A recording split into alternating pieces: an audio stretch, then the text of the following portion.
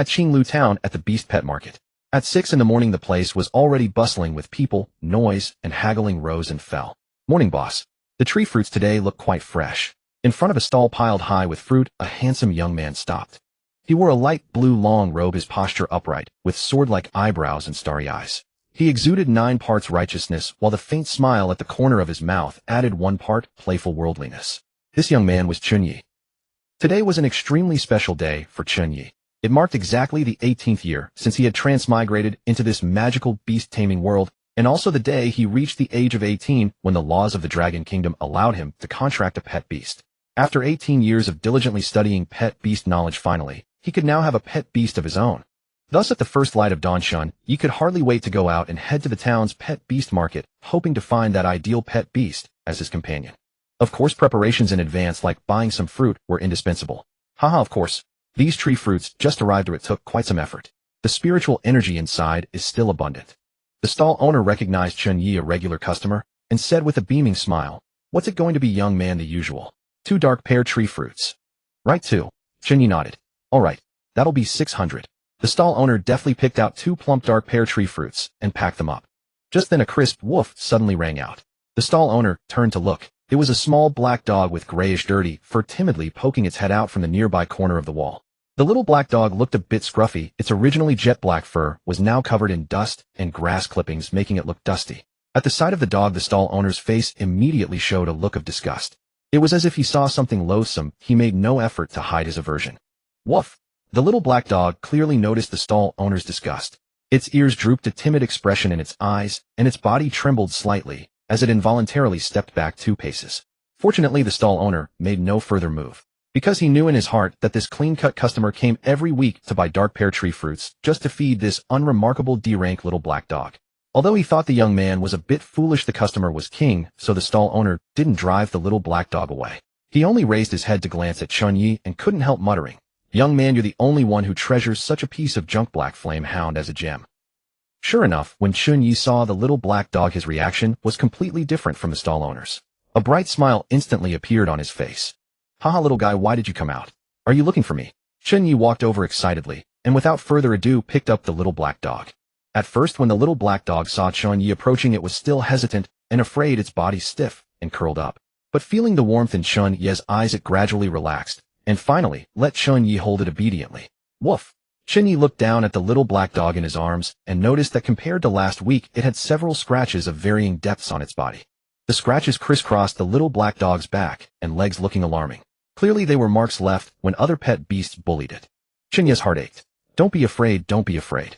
With me here, no one will bully you anymore. Here, have something delicious." As he spoke, Chen Ye gently patted the little black dog's head, then took out the dark pear tree fruit he had just bought from his bag and offered it to the dog. Watching the little black dog sniff lightly and then take small bites, Chen Ye smiled. Yes, this little black dog was the contract partner Chen Ye had been eyeing for a long time. Ordinary people only knew that the little black dog was a D-rank black flame hound with extremely low growth potential.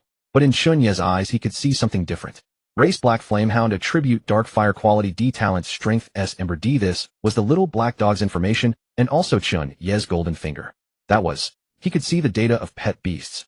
However, after repeated verification, Chen Ye discovered that this golden finger had a flaw. He could only see data for canine type and wolf type pet beasts, and it didn't work on other types. But even so, it was enough. Chen Ye named his golden finger Wolf Lord, which signified that he would choose wolf or dog-type pet beasts to contract in the future, maximizing the power of his golden finger. A pet beast with an S-rank talent was considered top tier in this world. At that thought, Chen Ye's eyes burned with determination as he looked at the quiet little black dog in his arms, a strong desire surging in his heart. He asked without hesitation, "Little guy, we've known each other for 2 months now. Are you willing to become my pet beast?" But the stall owner was stunned, his mouth agape. "Why, young man, are you serious? In this beast-taming world, D-rank pet beasts were the weakest and lowest ranked among all contract beasts. Contracting with a beast of this rank offered almost negligible enhancement to a beastmaster's own abilities. Normally, those with some skill or foresight would save up money and purchase a C-rank or higher pet beast to be their companion. After all, only higher-level pet beasts could provide sufficiently powerful help to a beastmaster in battle and growth. Woof! Even the little black dog looked incredulous, its drooping ears perking up instantly, its eyes quickly brightening, but then dimming again as it whined a few times. It was telling Chen Ye that it was a very weak pet beast, not worth contracting. But Chen Ye's gaze was firm as the soul power in his body quickly stirred. He gathered the soul power with full concentration, focusing it into one place. Gradually, a ball of white light condensed into shape in his hand. The light slowly transformed into a crystal-clear blank soul card. The soul card was humanity's only innate talent. As the name implied, a soul card could be used to contract with wild pet beasts. Upon successful contract, one would become a glorious beastmaster, commanding pet beasts and mastering their powerful abilities. As a beastmaster's level increased, the number of soul cards they could condense would also increase. However, Chen Ye had just graduated from high school, so the only soul card he could condense was this one. He placed the soul card on the center of the little black dog's broad forehead. In an instant, a dazzling light burst forth, enveloping the little black dog. "Woof! Good human, I'll follow you." Seeing this, the little black dog felt no panic or resistance at all. Instead, it closed its eyes, feeling the power brought by the soul card, as if it had returned to the warm embrace of its mother dog in childhood, its body and mind unprecedentedly peaceful and comfortable. As the light grew stronger, the outline of the little black dog began to appear on the blank soul card. At first it was blurry, then it became gradually clear. Every strand of fur, every detail, vividly presented on the card. Similar to a Yu-Gi-Oh card. Finally, when the light slowly receded, the little black dog's image had fully appeared on the soul card, meaning the contract was officially established. "Great." Chen Ye's face immediately lit up with joy, and he said loudly, "From today on, you are my pet beast. Please guide me in the future." "Woof woof." The little black dog barked excitedly, its round eyes sparkling with excitement, blinking constantly. Its tail wagged like a motor whipping through the air in a blur. Only the stall owner quietly shook his head and sighed. Sigh. What a good young man. Wasted, completely wasted. After successfully contracting the black flame hound, Chen Ye brought it home. Chen Ye knew that although the little black flame hound possessed an S-rank powerful physique, talent, years of stray life had left it underfed, sleep-deprived, and bullied by wild pets year after year, so none of its potential had ever been realized. The first priority now was to nurse it back to health. Chen Ye's home was at the edge of Qinglu town in a remote mountain village. It was not prosperous, but it had its own small courtyard. His parents made a living growing spiritual rice. The family was poor, but the home was warm. Back in the courtyard, Chen Ye saw his father combing the fur of his pet booming fire boar with a large comb, while his mother plucked plump grains from the spiritual rice stalks and fed them handful by handful to her pet gentle water buffalo. So the rascal is back. Found a suitable beast companion. Seeing Chen Ye return, his father asked, "Huh, it's this one." Chen Ye laughed proudly and held up the black flame hound for his parents to see. He kept the hound's S-rank talent to himself for now, planning to spring a surprise later. Of course, even though the black flame hound appeared to be a D-rank pet, Chen Ye knew his parents would never scorn it for its origins. That was a lesson they had taught him since childhood. Besides, his parents' booming fire boar and gentle water buffalo were only C-rank pets. A young black flame hound. I can see it trusts you." Sure enough, Chen's father recognized the black flame hound's breed at a glance. Surprise flickered in his eyes for an instant, then he nodded approvingly. "Oh dear, why is this little one so badly hurt?" Chen's mother came over too. Heartbroken by the black flame hound's battered state, she patted the horn of the gentle water buffalo beside her and asked it to heal the hound. Gentle water buffalo, heal its wounds. Use recovery art. Moo. The gentle water buffalo answered, lowered its head to greet the black flame hound, then released a faint blue glow from its horns onto the hound's wounds. In a short while, all the hound's injuries were visibly healed. The effect was immediate. Woof woof. Feeling cool and comforted and cared for at last, the black flame hound was overjoyed. Tongue lolling, it jumped down from Chen Ye's arms, ran to the feet of Chen's mother and the gentle water buffalo, and circled them happily, as if memorizing their scent. What a cute little thing. Chen's mother smiled and picked up the black flame hound. Chen's father watched the scene cheerfully, but something seemed to cross his mind, and a flicker of worry passed through his eyes. But Chen Ye did not notice that. He looked up at his mother. "Mom, what are we having for lunch?" Just then, however, a harsh car horn blared from the gate. Frowning, Chen Ye looked over and saw a luxurious sedan slowly coming to a stop. Who is it? Chen Ye was baffled. He did not know any relative who owned a luxury car. Behind him, Chen's father and mother's faces instantly darkened. Even the booming fire boar, which had been sound asleep, opened its eyes. Soon a man in a suit stepped out of a luxury car. "You're Chen Ye, I take it. Unfortunately, your parents cannot have lunch with you." Before Chen Ye could ask, the man brazenly surveyed the courtyard, then let out a sneer, his arrogance plain to see. When he spotted the black flame hound at Chen Ye's feet, his expression grew even more contemptuous. "Oh, what is this? Am I seeing things? A D-rank black flame hound. TSK. Poor nephew Chen Ye, your father has really dragged you down." The father contracts a C-rank booming fire boar, while the son, even more remarkable, contracts a D-rank useless black flame hound. Ha ha ha. The harsh laughter rang out. Chen Ye was furious. He understood now the man before him was most likely Chen Hung, the younger brother his father had once mentioned. But even so, that was no excuse for insulting his family to his face. Chen Ye stepped forward, his eyes icy. Who is your nephew? Whoever you are, it's wrong to make trouble here. How I and my pet live is none of your business. Get out. At the same time, sensing its master's anger, the black flame hound jumped in front of Chen Ye, bared its teeth at the man with a low growl, and 2 wisps of black flame rose from its body. Having survived all this time by scavenging around the beast market, it had long learned that bullying must be fought back against. Chen Hung gave a contemptuous snort and pushed up his gold-rimmed glasses. A reckless little brat who doesn't know his place. I came with the family's orders. Today I'm taking your parents away. Let's see whether they choose to go with you or with me. Family? What family? Chen Ye was shocked. He turned to his parents only to see deep guilt on their faces. But just as they were about to speak, Chen Hung cut them off. Brother, words are pointless. You know the family rules better than I do. Let's go. Chen Hung sneered. An orange soul card condensed in his hand. Light flashed, and a bone-chilling aura flooded the courtyard. A piercing cry rang out as a colossal bird-type pet appeared. Its spread wings spanned more than 10 meters. It was an A-rank frigid winter bird. Before the frigid winter bird, the black flame hound's small body was like a speck of dust. Without another word, Chen Hung flicked a white letter toward Chen Ye. Chen Ye, if you want to see your parents again, go to the address above and pass all the candidate trials. Only then will you have the right to decide your parents' freedom. This is the family tradition. Chen Ye clutched the letter tightly, but his mind was a stampede of confusion. But just as he tried to rush forward, the frigid winter bird cried out. It beat its wings once, and the world seemed to change color. A terrifying white storm burst from the clear sky. Boom. Before Chen Ye and the black flame hound could react, the overwhelming force flung them to the ground, leaving them dizzy and dazed. When he finally came to, the once clean courtyard lay in ruins. At the same time, his parents, along with the booming fire boar and the gentle water buffalo, had disappeared without a trace. Ugh, that hurts. Chen Ye struggled to prop himself up against the wall, 2 wounds on his body, bleeding steadily. The black flame hound, true to its S-rank powerful physique talent, recovered astonishingly fast. Seeing Chen Ye injured, it whimpered and ran over, carefully licking the wounds on his leg. I'm fine, black flame. Cough, cough. Chen Ye patted the black flame hound's head, took a deep breath, and said fiercely, Damn it, Chen Hung, is it? I've remembered you. Woof, woof. The black flame hound nodded just as fiercely. Black flames flared up from its body again, as if to say it too remembered that hateful giant bird. Chen Ye lowered his head. Printed in bold letters on the letter in his hand were the words Super Evolution Beastmaster University, Admission Invitation. Attention passengers. Flight G-1278 to the Super Evolution Beastmaster University is about to take off. Please fasten your seatbelts. That evening, Chen Ye boarded the plane bound for the Super Evolution Beastmaster University. The 1500 yuan plane ticket dealt another heavy blow to Chen Ye's already meager savings. Unfortunately, the luxury car Chen Hung had parked in front of his house turned out to be rented, and the driver slipped away the moment things looked bad. Otherwise, Chen Ye had planned to sell the car directly to recover some money. The little black flame hound had not gone back into its soul card and was sleeping on Chen Ye's lap. After just half a day away from life at the pet beast market, the black flame hound's condition had changed drastically. Not only had its fur become sleek and jet black, but its body had also grown somewhat larger.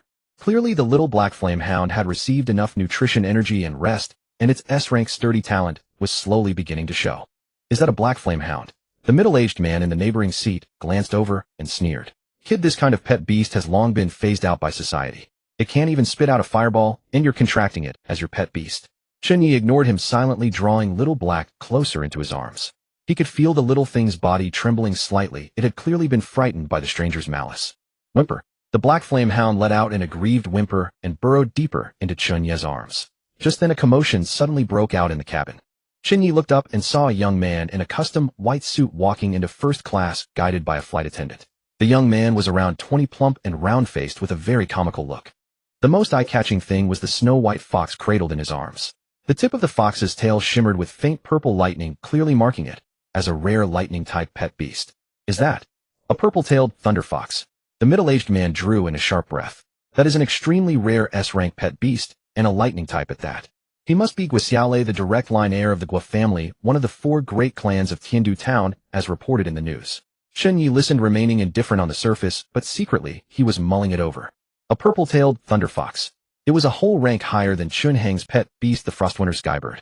Since Guixiale was a direct line descendant of a major clan, by that logic Chun Heng's status couldn't be too shabby either. Damn it, what else had his deadbeat father been hiding from him? Could it be that he was actually a hidden rich second-generation heir? Chen Ye let his mind wander as the plane took off smoothly. Half an hour later, just as he was about to close his eyes and rest, he suddenly felt a violent jolt. At the same time, the cabin lights flickered, oxygen masks dropped down one after another, and the passengers immediately cried out in alarm. "Attention passengers, we have encountered severe turbulence." The flight attendant's voice came to an abrupt halt, replaced by a piercing alarm. Chen Ye quickly hugged Little Black, feeling the little one trembling violently. Just then, outside the plane's window, a blinding flash of lightning split the sky, illuminating the entire cabin. Chen Ye could clearly see dozens of enormous flying-type pet beasts shuttling through the clouds. With every beat of their wings, they stirred up violent air currents. "It's an A-rank storm giant eagle flock," someone shouted in terror. "How could they appear here?" At once, the cabin became even more chaotic. Chen Ye noticed that Guixiaolei in first class had already stood up. The purple-tailed thunder fox in his arms was radiating a deep violet lightning glow, clearly activating a skill to fight against the storm giant eagle flock. But just then, Chen Ye suddenly noticed the black flame in his arms twitch its nose. The little one then opened its eyes, warily staring fixedly at a certain corner at the back of the cabin. Chen Ye followed its gaze and saw an inconspicuous gray rodent pet beast furtively crawling toward the cockpit. "That is..." Chen Ye was taken aback. An electromagnetic mouse. He had a bad feeling about this. The electromagnetic mouse was a D-rank pet beast capable of releasing electromagnetic pulses and feeding on metal, a mechanical pest extremely destructive to electronic devices. And it was common knowledge that mechanical pests were forbidden on airplanes. Although he had no idea how this electromagnetic mouse had snuck aboard, it was undoubtedly a huge safety hazard now. Chen Ye gently patted Black Flame. He knew that Black Flame had lived alone in the pet beast market for a long time, often surviving by catching D-rank rodent pet beasts like this. Its skills had been honed to the max, so sending it to catch the electromagnetic mouse was definitely not a reckless move. Soon little Black Flame took the hint. While everyone else was still panicking, it quietly slipped down from the seat and chased after the electromagnetic mouse. At the same time, Guixiaolei had already directed the purple-tailed thunder fox to unleash a lightning shield, attempting to block the storm giant eagle's attacks. Unfortunately, there were too many storm giant eagles. The lightning shield swayed dangerously in the violent gale, clearly unable to last much longer. "Damn it." Sweat beaded on Guixiaolei's forehead. "I have to hold on just a little longer." Right then, the plane gave another incredibly violent shudder, and then miraculously it returned to steady flight. The cabin lights came back on, and the captain's delighted voice came over the loudspeaker. "Attention passengers, the engine failure has been resolved. We are now leaving the storm area." Guixiaolei was stunned. So it had been an engine failure, not the storm giant eagles causing trouble. No wonder the purple-tailed thunder fox had held out for so long. The storm giant eagle flock had simply been passing through and hadn't paid him any attention. Just then, the Black Flame hound jumped back into Chen Ye's arms. The little one looked somewhat tired, but its eyes gleamed with pride. Guixiaolei noticed that the Black Flame hound's front paws were stained with a few metal shavings. "Hey buddy," Guixiaolei leaned over your little black dog just now. "Was it? Its name is Black Flame." Chen Ye said calmly. "It found an electromagnetic mouse just now and stopped it from destroying the engine." "Holy crap." Guixiaolei's eyes widened. "Seriously? It's that impressive?" Chen Ye smiled and didn't answer. After all, as long as they were safe again, that was what mattered. But Guixiaolei, acting with easy familiarity, got the man beside Chen Ye to move away and then sat down in the seat next to him. Seeing how unfazed Chen Ye was, he couldn't help but develop a strong interest in him. "Listen buddy, your Black Flame is really something. I thought it was just a decoration, but I never expected it to be so clever." Chen Ye nodded and gently rubbed Black Flame's head. "Oh right, I'm Guixiaolei, a new student heading to Super Evolution University to register." Guixiaolei extended his hand.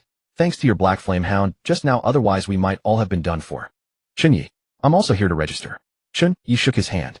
"Hey Chen Ye, let me tell you," Guixiaolei lowered his voice and said mysteriously, "I heard that among this year's new students at Super Evolution University, there's an incredibly powerful person who contracted an S-rank eternal deer."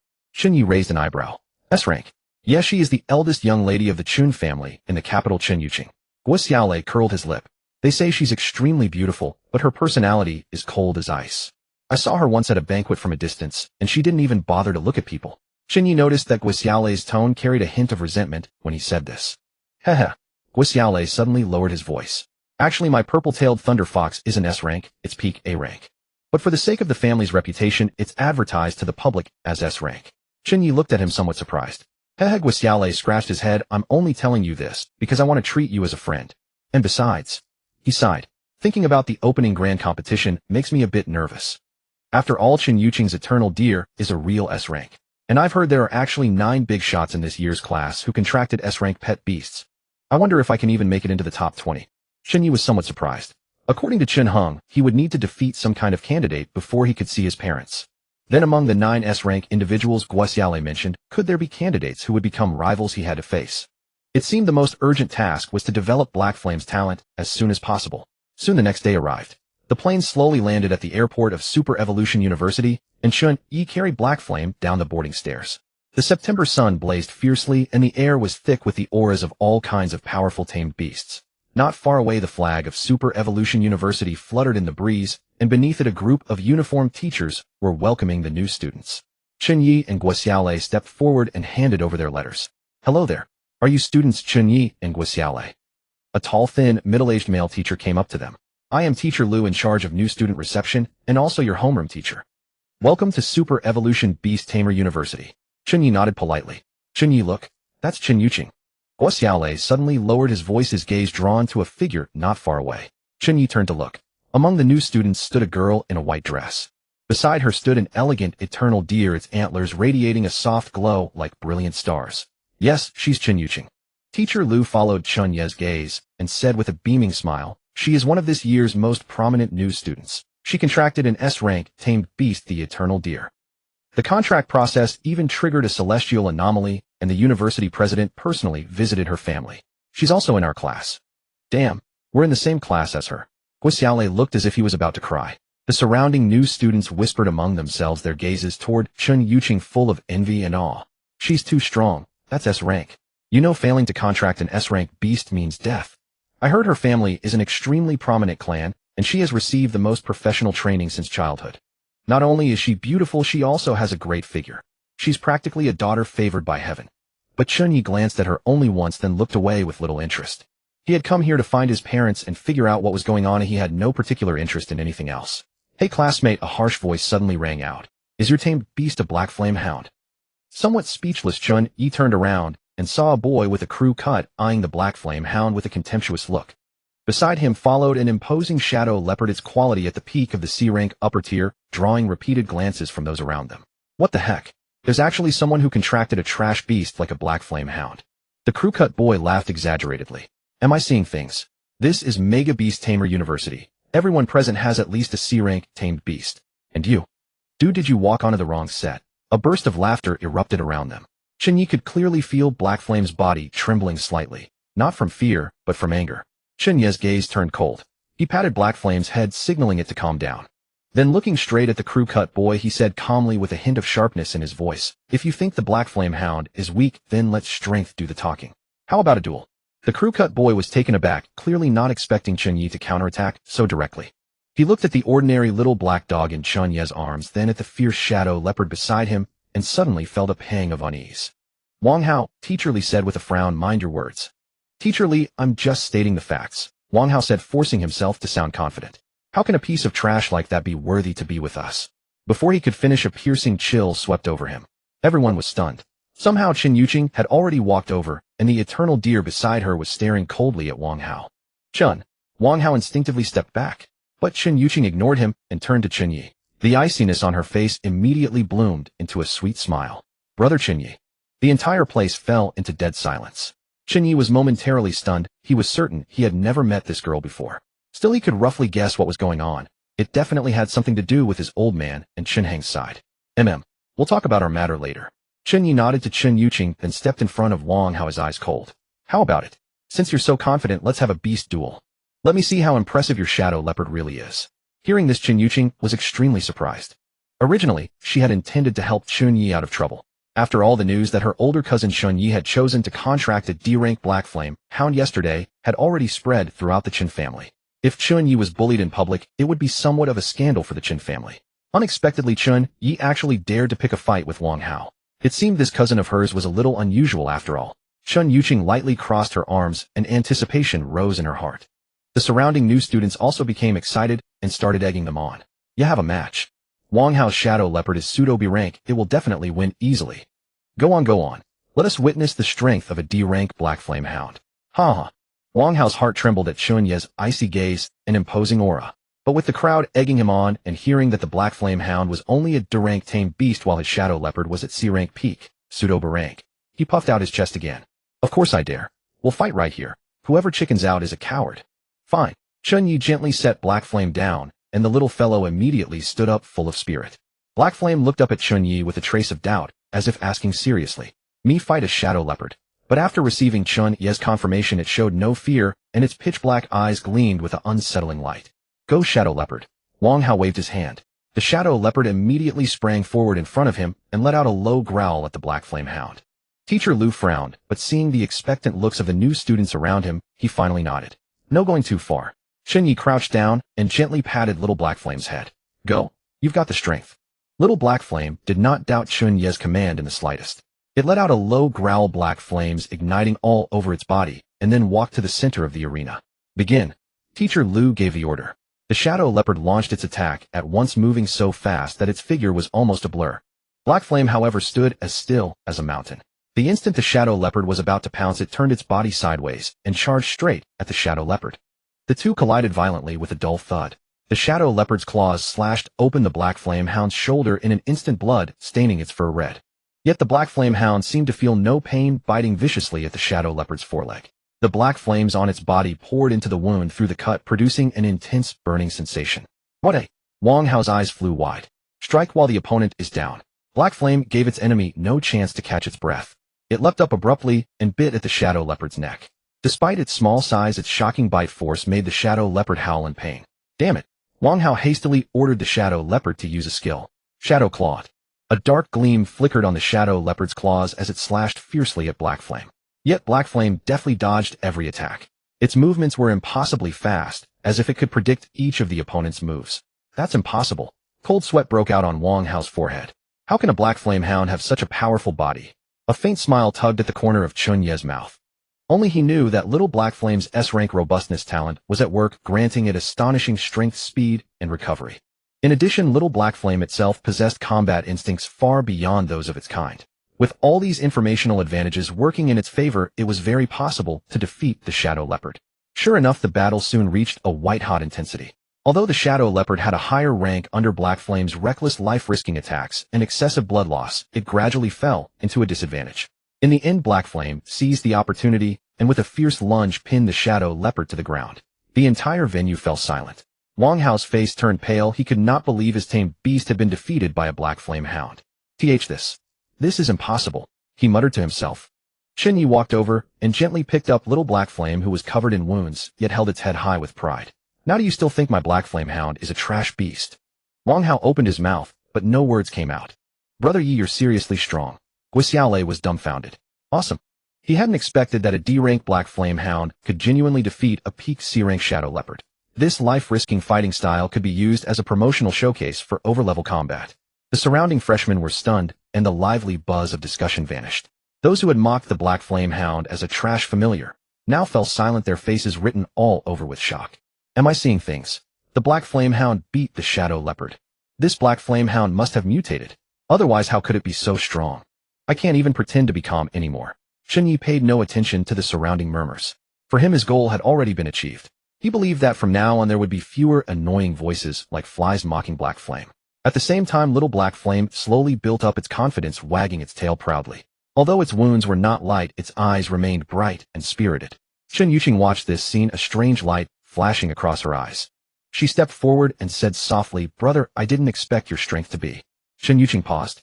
"There's something I want to talk to you about. Regarding your parents." Chen Ye's gaze instantly turned sharp. He stared at Chen Yuqing silent for a moment, then finally nodded.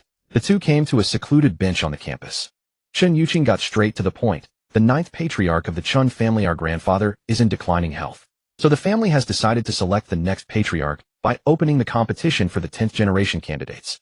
And only the one who defeats all the candidates has the right to determine the fate of the rest of the family, including your parents." Chen Ye clenched his fists. It was more or less what he had expected.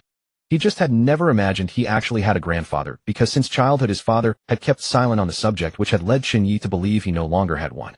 "So if I take part in this competition and win, I can free my parents."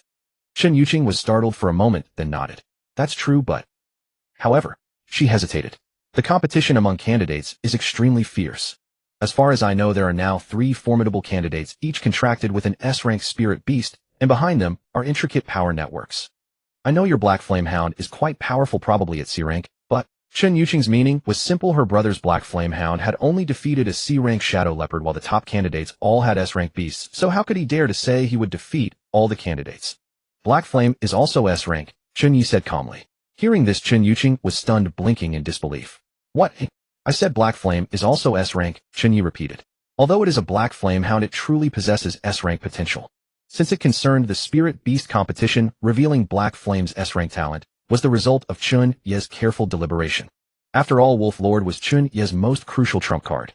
Although he could currently only view information on Wolf-type spirit beasts, Chen Ye firmly believed that Wolf Lord's abilities were far more than that. As expected, Chen Yuqing was startled by Chen Ye's words, looking at the Black Flame hound with shock in her beautiful eyes.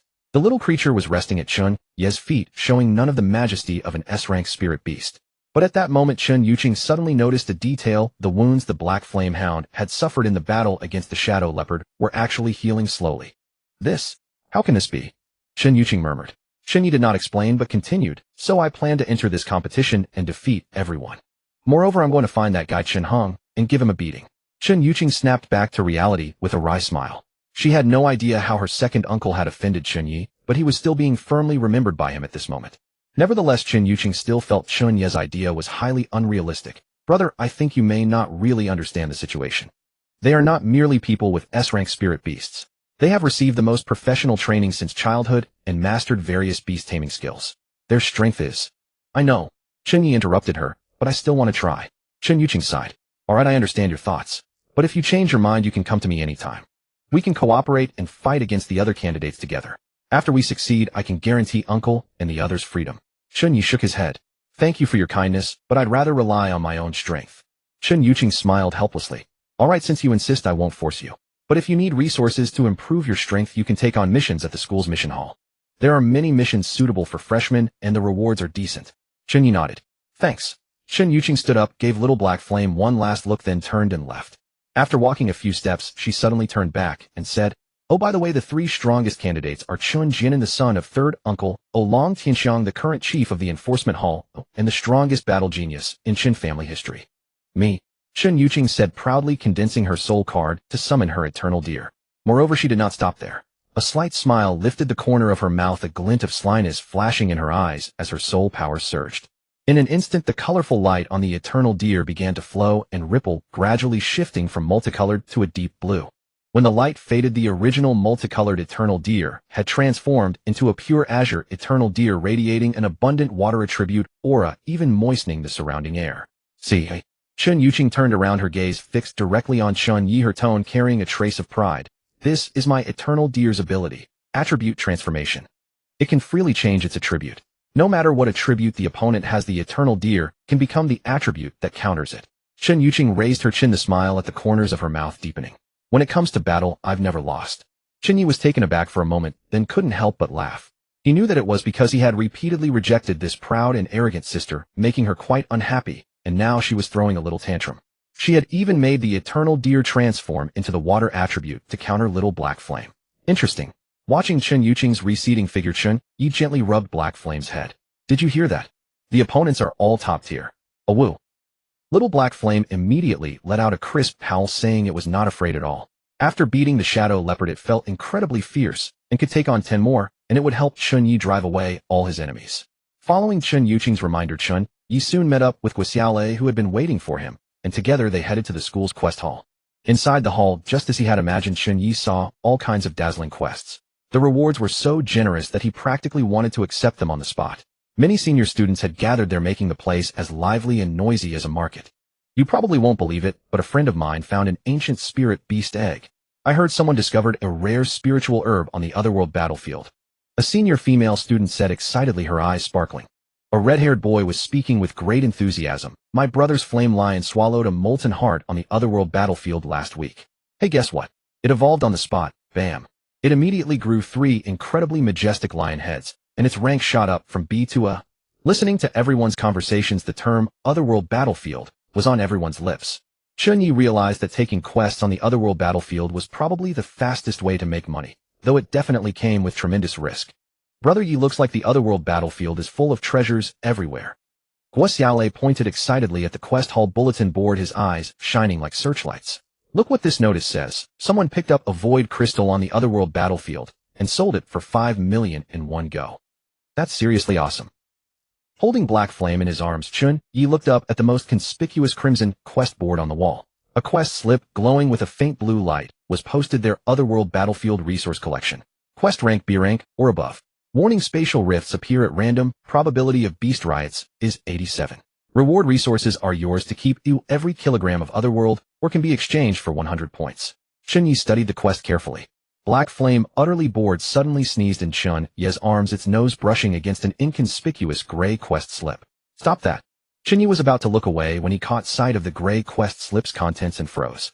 Clean up the abandoned training ground. Quest rank D rank. Requirement: eliminate 10 mutated marmots. Reward: 5 C rank tree fruits of a specified attribute. Seeing Chen Ye staring blankly, Guo curiously leaned in for a look and nearly burst out laughing. Brother Ye, you're not actually thinking of taking this quest, are you? This reward wouldn't even buy a bag of food for my purple-tailed thunder fox. However, Chen Ye paid no heed to what Guo said. He thought it over seriously. Joining the Otherworld battlefield at this stage was unrealistic. Recalling how Little Black Flame had hunted electromagnetic rats on the plane, it was obvious that catching rats was what Little Black Flame excelled at. Catching rats? Then this one it is. Chen Ye tore off the quest slip and walked toward the registration desk under Black Flame's expectant gaze. Guo was left behind, dumbfounded. Are you sure? The senior female student at the registration desk pushed up her glasses. Last week a sophomore from the mechanical engineering department took this quest. His C-rank rock crab got half its rear end bitten off by mutated marmots and is still recovering at the Spirit Beast Hospital. We're actually considering raising this quest rank, and yours is only a Black Flame hound. Little Black Flame immediately took offense. It suddenly stood up, placed its front paws on the counter, and let out a low growl from its throat. Haha, my little pup is angry. Chen Ye chuckled and scratched Little Black under the chin. Please register it for me. The abandoned training ground was roughly 20 kilometers from Mega University. The place was desolate and seldom visited. The air was thick with a strong, pungent smell of rust that was almost nauseating. The once flat concrete ground was now unrecognizable, riddled with dense honeycomb-like holes. Clearly something had made this place its playground. Chen Ye had not expected that the moment he and Little Black Flame reached the edge of the abandoned training ground, they would immediately be attacked by mutated marmots. Crack! Several earth-colored figures burst violently out of the ground. Chen Ye took a closer look and saw that they were indeed a group of extraordinarily large marmots, each standing as tall as his knee. They bared their teeth in fierce snarls, revealing sharp crimson fangs. Their claws gleamed coldly, making them look utterly savage and terrifying. Black Flame, watch out. Chen Ye immediately tensed up, ready to retreat at any moment. Seeing them, Little Black Flame grew incredibly excited. Black flames burst from its entire body, and without hesitation it unleashed its full power and charged the enemy, turning into a streak of black lightning. It did not dodge or avoid. It lunged straight at the foremost marmot. Unexpectedly, the battle turned out to be completely one-sided. Relying on its powerful bite and speed, Black Flame cleverly used a hit-and-run tactic, biting once, and then darting away, grinding the mutated marmots down until they were finished. The remaining marmots, sensing danger, dived into their burrows, which cost him quite a bit more time to complete the quest. 2 hours later, Chen Ye returned to the quest hall, carrying a burlap sack. When he poured out 10 mutated marmot beast cores gleaming with dark golden patterns, the senior at the registration desk was stunned. The quest was completed by a Black Flame hound. At 2 in the afternoon, Chen Ye arrived at the classroom on time, with Little Black in his arms. The room was already full of unfamiliar faces. Chen Yuqing, by contrast, was sitting in the front row, surrounded by a group of classmates. Her eternal deer lay gracefully beside her, a soft multicolored light flowing across its body. Soon the tall, thin teacher Lu, who had handled freshman reception that morning, walked into the classroom. Clearly he was to be Chen Ye's homeroom teacher. Hello everyone. I'm very glad to be your homeroom teacher. Teacher Lu pushed up his glasses. This year we will be studying Mega Evolution. It is a newly discovered type of evolution. The powerful bond between a beast tamer and their spirit beast, combined with a mysterious Mega Evolution stone, can temporarily transform a spirit beast during battle and greatly increase its combat power. Gasps of wonder filled the classroom. Chen Yuqing, Teacher Lu suddenly said with a smile, calling on her. Could you demonstrate Mega Evolution for everyone? Chen Yuqing rose gracefully and said with a smile, of course. She walked to the center of the classroom, holding a Mega Evolution stone in her hand. The eternal deer stood up, and the multicolored light on its body gradually grew dazzling. Mega Evolve, Chen Yuqing called out in a soft, commanding voice. In an instant, a white light of evolution burst forth from the tiny stone. The eternal deer's form rapidly changed. Its antlers became sharp, forward-thrusting spikes, its body grew even taller, and the rainbow-colored light across it gradually faded inward, turning into a pure white glow. Within a few seconds, the eternal deer's form and aura had become far more powerful. Wow! Waves of astonishment swept through the classroom. Incredible! So this is Mega Evolution. An S-rank spirit beast can actually become even stronger. Chen Ye shot a proud glance at Chen Ye only to find him utterly indifferent. Her chest ached, and she felt a flash of irritation. Teacher Lu nodded in satisfaction. Very good, Chen Ye. This is the effect of mega evolution, and it is also the direction of our studies this year. But don't be impatient. Next, go to the course selection system and choose your elective courses. Remember to choose based on your spirit beast traits, and preferably no more than 2. You should understand the principle of not biting off more than you can chew. Chen Ye opened the course selection system and carefully browsed the list. The courses were dazzling and varied. There were even over a dozen S-rank courses, such as Elemental Mastery, Mind Shield, Particle Beam, and so on. After thinking it over, Chen Ye already had an idea. Fireball Technique, C-rank, low difficulty, suited for fire attribute spirit beasts. Dark Hidden Claw, C-rank, low difficulty, suited for dark attribute spirit beasts. Without any hesitation, Chen Ye selected both courses for Little Black. The difficulty was low, which was just right for Little Black Flame's current training. Brother Ye Guisiale leaned over. Why aren't you picking some advanced courses? With Little Black Flame's ability, a B-rank course shouldn't be a problem, right? Chen Ye shook his head. There's no rush. Black Flame needs to build a solid foundation first. Although Black Flame was only a few months old, its foundation was far too poor. Compared to advanced techniques, Chen Ye felt it was better to let it learn some basic skills first and progress steadily. After selecting their courses, they rested for half an hour. Teacher Lu continued the lesson, leading everyone to a mine on the northern side of the school. The mine was brightly lit with glowing ores embedded in the walls and a dense wave of energy rippling through the air. Everyone, Teacher Lu said, standing before the group and pushing up his glasses. This is the Mega Evolution Stone Mine, where you can collect Mega Evolution Stones. It is also the vital resource our school depends on for survival. Normally, teachers and students have to pay a heavy fee to enter, but during class you can experience it for free. Everyone was overjoyed to hear that. Chen Ye stood beside Teacher Lu with a faint smile on her face. Clearly, she had already become his little assistant. A Mega Evolution Stone is a miraculous energy, or Teacher Lu continued. It can resonate with both beast tamers and their beasts, and it is the key medium for Mega Evolution. Your final task today is to find a Mega Evolution Stone that produces a strong reaction in both you and your beast companion. He pointed at Chen Ye. Chen Ye has already gained a preliminary grasp of Mega Evolution, and she will assist everyone from the side. Chen Ye gave a slight nod. Her gaze swept across the crowd, lingered on Chen Ye for a moment, then shifted away. Chen Ye ignored her gaze. When old Lu announced that they were free to split up and search, he brought Haiyan to a secluded corner. This is the spot, Chen Ye said in a low voice, then took a miner's pickaxe from the bucket. These tools were provided by the school, not particularly sharp, but more than enough for ordinary Mega Evolution or digging. He took a deep breath, gripped the pickaxe handle with both hands, and swung it down hard. The pickaxe struck the mine wall with a dull clang, jarring his palm until it went numb.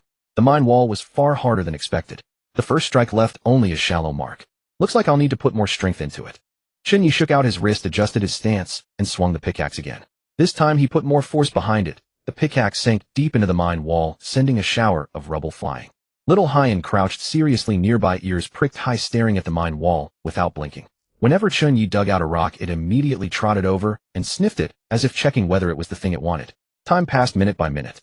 Sweat began to bead on Chen Ye's forehead. His arms were growing sore, but he did not stop. The hole in the mine wall grew deeper and deeper, and the loose rocks piled into a sizable heap. Clang! Another strike. This time the pickaxe seemed to hit something hard. Chen Ye's eyes lit up. He quickly crouched down and brushed away the rubble with his hands. Sure enough, a fist-sized golden stone was revealed. Found it. Chen Ye's heart leaped with joy. He reached out and picked up the Mega Evolution Stone. Golden light rippled across the surface of the ore, dazzling to the eye. He eagerly handed the golden Mega Evolution Stone to Haiyan. Here, give it a try. Little Haiyan leaned over and gently touched the Mega Stone with its nose.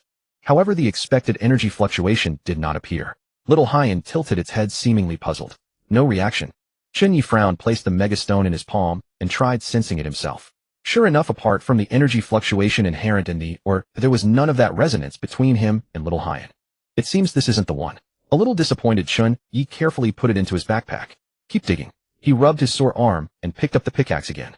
Woof, woof. Just then Little Haiyan's nose twitched. It turned and ran deeper into the mine in another direction. Chen Ye hurried after it and found Little Haiyan frantically digging at a section of the rock wall. Little one, what did you find? Woof, woof. Haiyan answered eagerly, Master, dig here. It smells nice here. Chen Ye immediately crouched down and began digging. This time he dug even more carefully. Time slipped by unnoticed, and the light in the mine seemed to grow a little dimmer. Chen Ye's clothes were soaked with sweat, and the muscles in his arms began to tremble slightly. But he did not stop. Gritting his teeth, he continued to swing the pickaxe. Clang! Another dull ring. The pickaxe seemed to have struck something hard. Chen Ye's heart tightened. He crouched down and brushed away the rubble with his hands. This time what he saw was not golden light, but a dark red gleam. This is... Chen Ye's heartbeat suddenly quickened. He carefully dug away the surrounding rubble, and a fist-sized dark red stone gradually emerged. The moment his fingers touched the stone, a violent surge of energy flooded through Chen Ye's entire body. The sensation was wonderful, like a warm current spreading from his fingertips through his whole body, invigorating him entirely. Haiyan, Chen Ye called out. Little Haiyan immediately came over and gently touched the Mega Evolution Stone with its nose. The next second its body began to tremble slightly, its eyes flashing with excitement.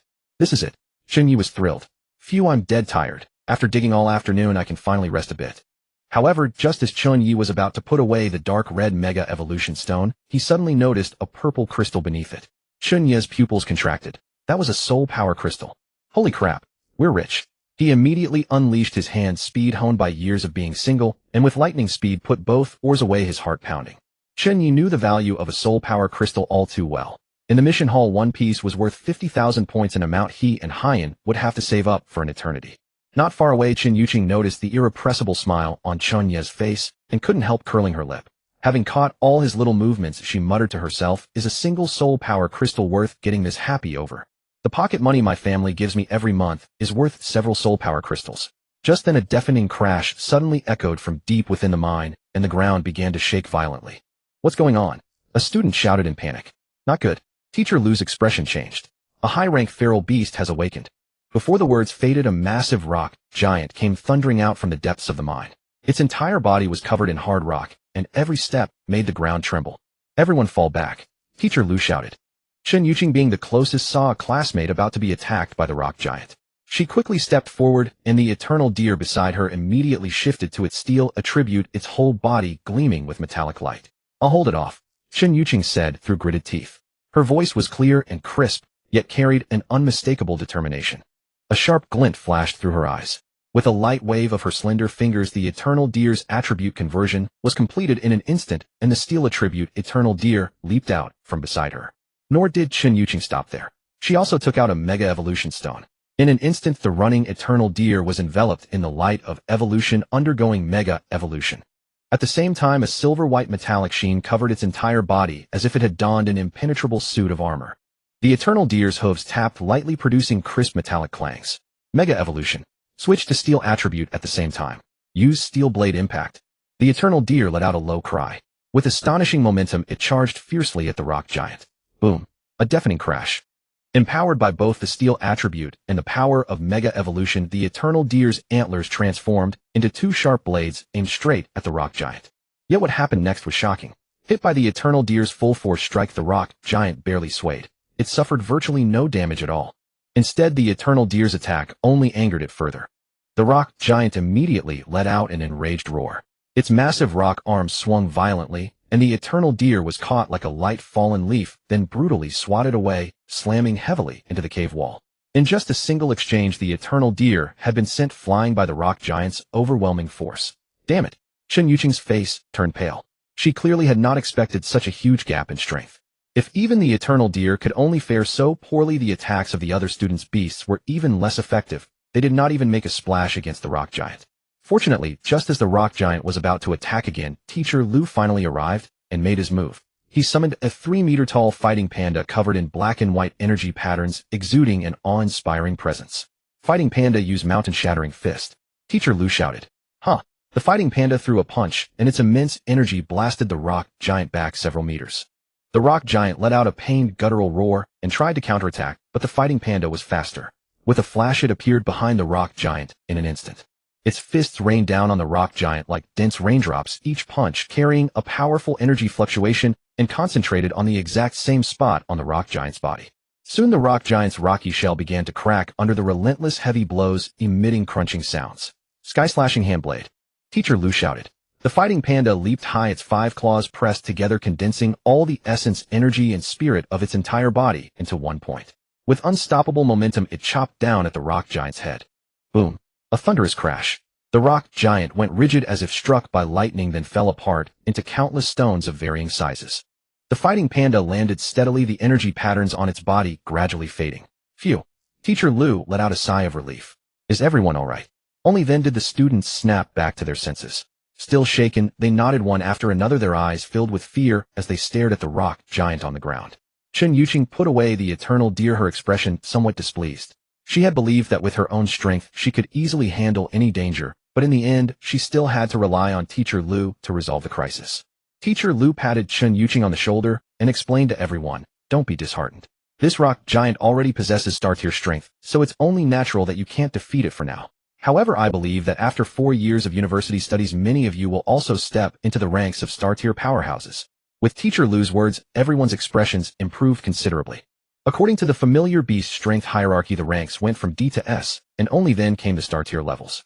Most of them were in a situation similar to Chen Ye's, having just reached the legal contracting age and only recently formed a bond with their familiar beasts. Thus they still had tremendous room for growth in the future. In the evening after classes ended, Chen Ye and Guo arrived at the cafeteria and sat down in a corner to eat. Guo, while wolfing down braised pork, casually remarked, "Yi, there are only 7 days left until the freshman grand competition." Chen Ye picked up a piece of green vegetable and asked casually, "Oh, any special news?" "Of course there is." Guo put down his chopsticks and lowered his voice. "This competition has a high threshold. You need at least a B-rank familiar beast or the strength of a second-tier beast tamer to participate. But even so, I heard that 200 to 300 people from our year qualify." Chen Ye's chopsticks paused slightly and his brows furrowed. B-rank familiar beasts or above, or a second-tier beast tamer. It seemed his strength was insufficient because Chen Ye had not received any information about this. "Right," Guo nodded. "There are plenty of rewards. The first place not only gets an S-rank Mega Evolution Stone that can fuse with the body, but also a chance to enter the ancient ruins. Mega Evolution consumes the energy contained within the Mega Evolution Stone, making it a high-grade consumable item. An S-rank Mega Evolution Stone could definitely be used for a very long time." The ancient ruins were also extremely famous. They were special zones formed after the conclusion of the otherworldly battlefield. The dangers within were far lower than those of the ongoing otherworldly battlefield, yet one could find a great many valuable treasures there. Chen Ye's heart sank. These rewards were indeed tempting, but he also knew that with his current strength, he was still far from enough. Although Black Flame possessed enormous potential, it had only begun to nourish its body for a few days, and still needed considerable time to fully mature. As for himself, he was only a first-tier beast tamer. "It seems I need to speed things up," Chen Ye muttered softly. "Within 7 days I must strive to break through to second-tier beast tamer." "What a..." Guo almost spat out his rice. "Yi, are you kidding? Breaking through to second tier in 7 days? That's impossible." Chen Ye did not reply. He simply ate in silence. He knew this was indeed an almost impossible task. But for the sake of the freshman grand competition, it was worth trying. At that moment, Chen Ye carried her tray over to Chen Ye, sat down across from him, and shot him a disapproving glare. She had clearly overheard what Chen Ye had just said. "You want to break through to second tier within 7 days? Chen Ye raised his head, his expression calm. "Yes." Chen Ye could hardly believe it. She suspected her brother had lost his mind. "Brother, do you even know what being a second-tier beast tamer truly means? It requires gradual accumulation over time, not brute force, to break through." "I know," Chen Ye set down his chopsticks. "But I can try." Chen Ye shook her head. "Why are you so stubborn? Join me, and I can provide you with resources so you can raise your strength in the shortest possible time." Chen Ye looked straight into her eyes. "No need.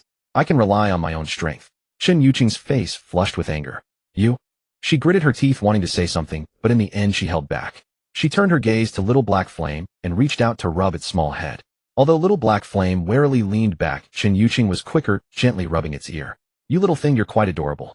Chen Ye's tone carried a hint of delight, but soon she let out a dissatisfied snort. "Too bad you have such a stubborn master." Little Black Flame let out a dissatisfied whimper, but did not dodge away. Chen Ye, however, ignored her. After finishing his meal, he stood up and left. Back in his single dormitory, Chen Ye immediately took out the soul power crystal. He knew that if he wanted to break through to second tier in 7 days, the only way was to absorb the energy of the soul power crystal. "Black Flame, I'm beginning." Chen Ye sat cross-legged, holding the soul power crystal in his hand. Black Flame obediently crouched nearby, yet a rare look of worry appeared in its eyes. Clearly it too knew what its master intended to do. Chen Ye closed his eyes and began guiding the energy within the soul power crystal into his body. But in an instant, an immensely violent surge of energy flooded into him, as if countless daggers were ravaging his meridians. "Up!" Chen Ye could not help but let out a low growl. Veins bulged on his forehead, his body trembled violently, and sweat instantly soaked through his clothes.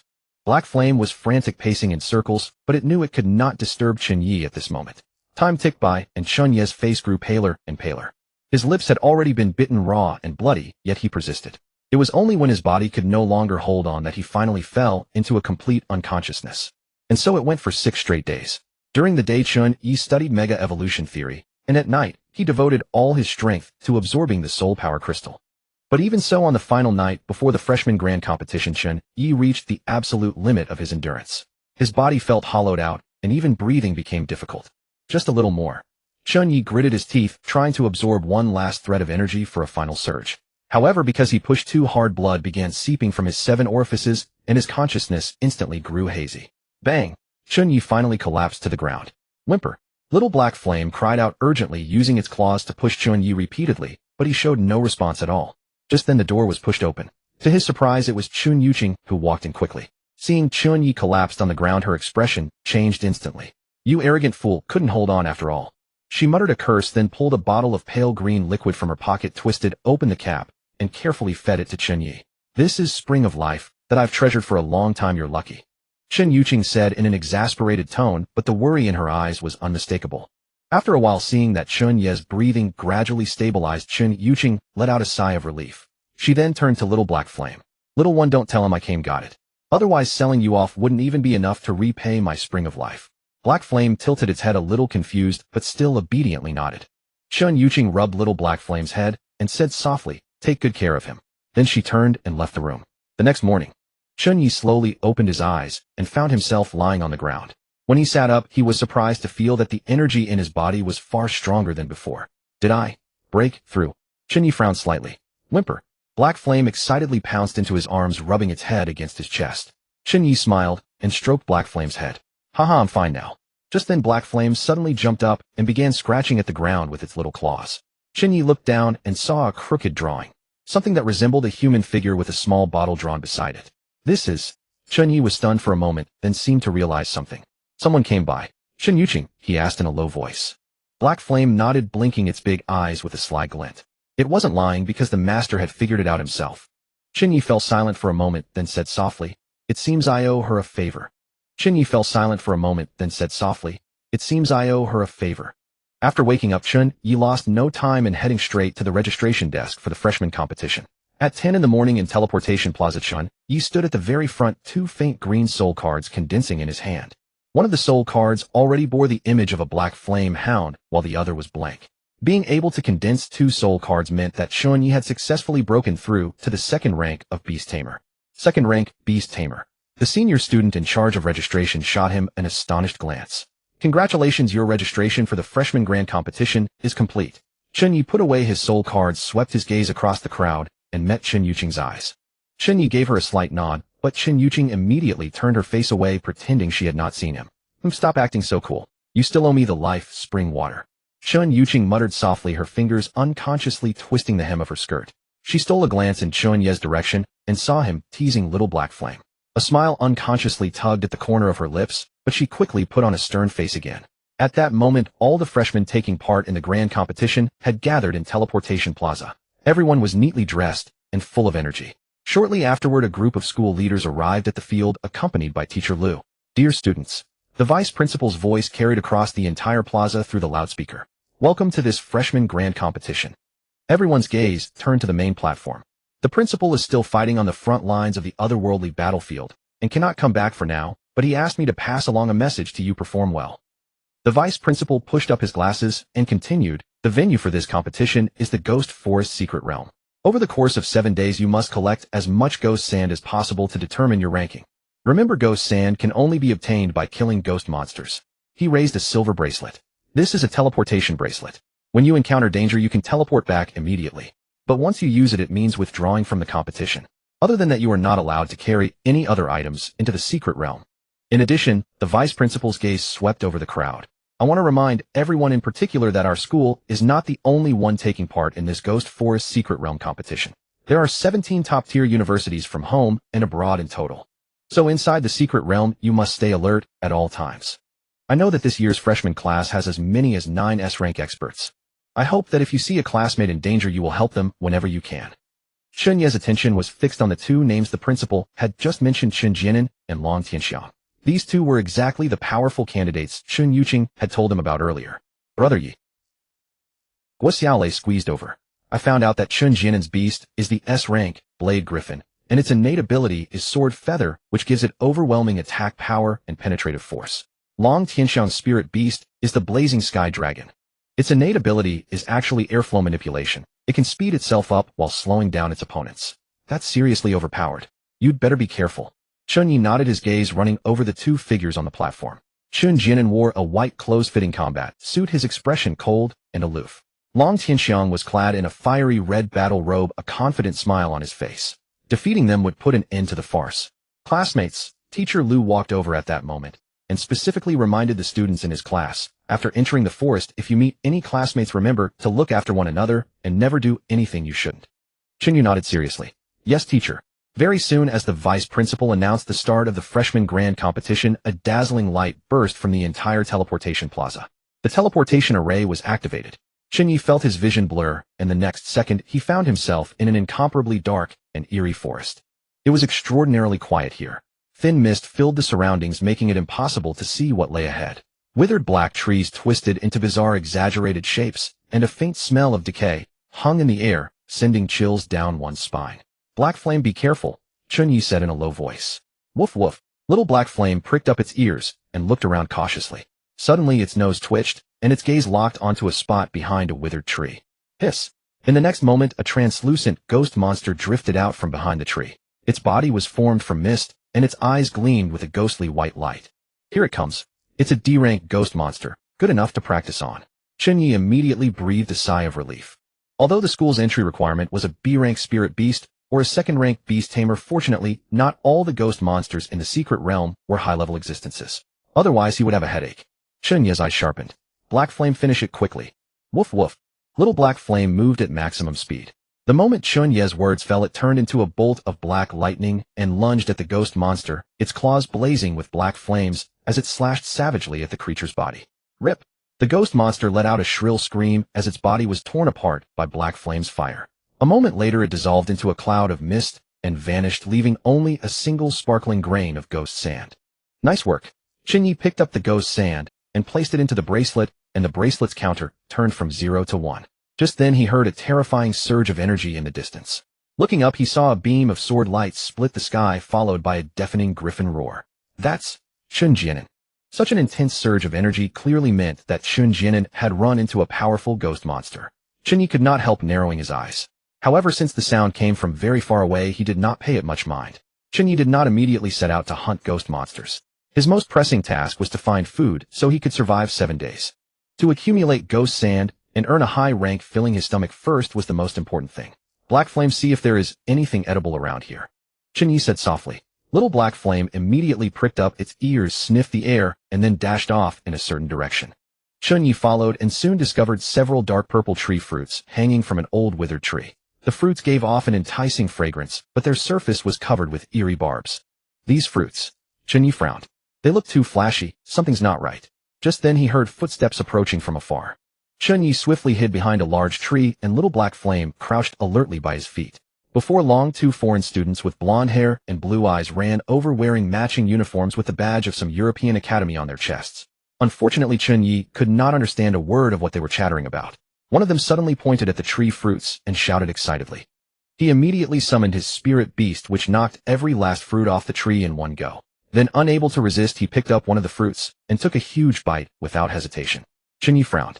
This tree had not produced many fruits, only 5 or 6, and by now all of them had been knocked down by that man. But since Chen Ye had no idea how strong the 2 of them were, he did not rashly step out to stop them. The student's expression suddenly contorted. He clutched his throat and let out pained groans. Blood trickled from the corner of his mouth, and he dropped to his knees, coughing and vomiting violently. Damn, man.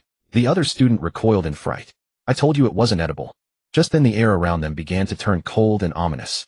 Chen Ye suddenly sensed a number of eerie presences pressing in on their location from all directions. He immediately held his breath, and even Little Black Flame was too tense to move. Hiss! Sure enough, several ghost monsters emerged from the mist.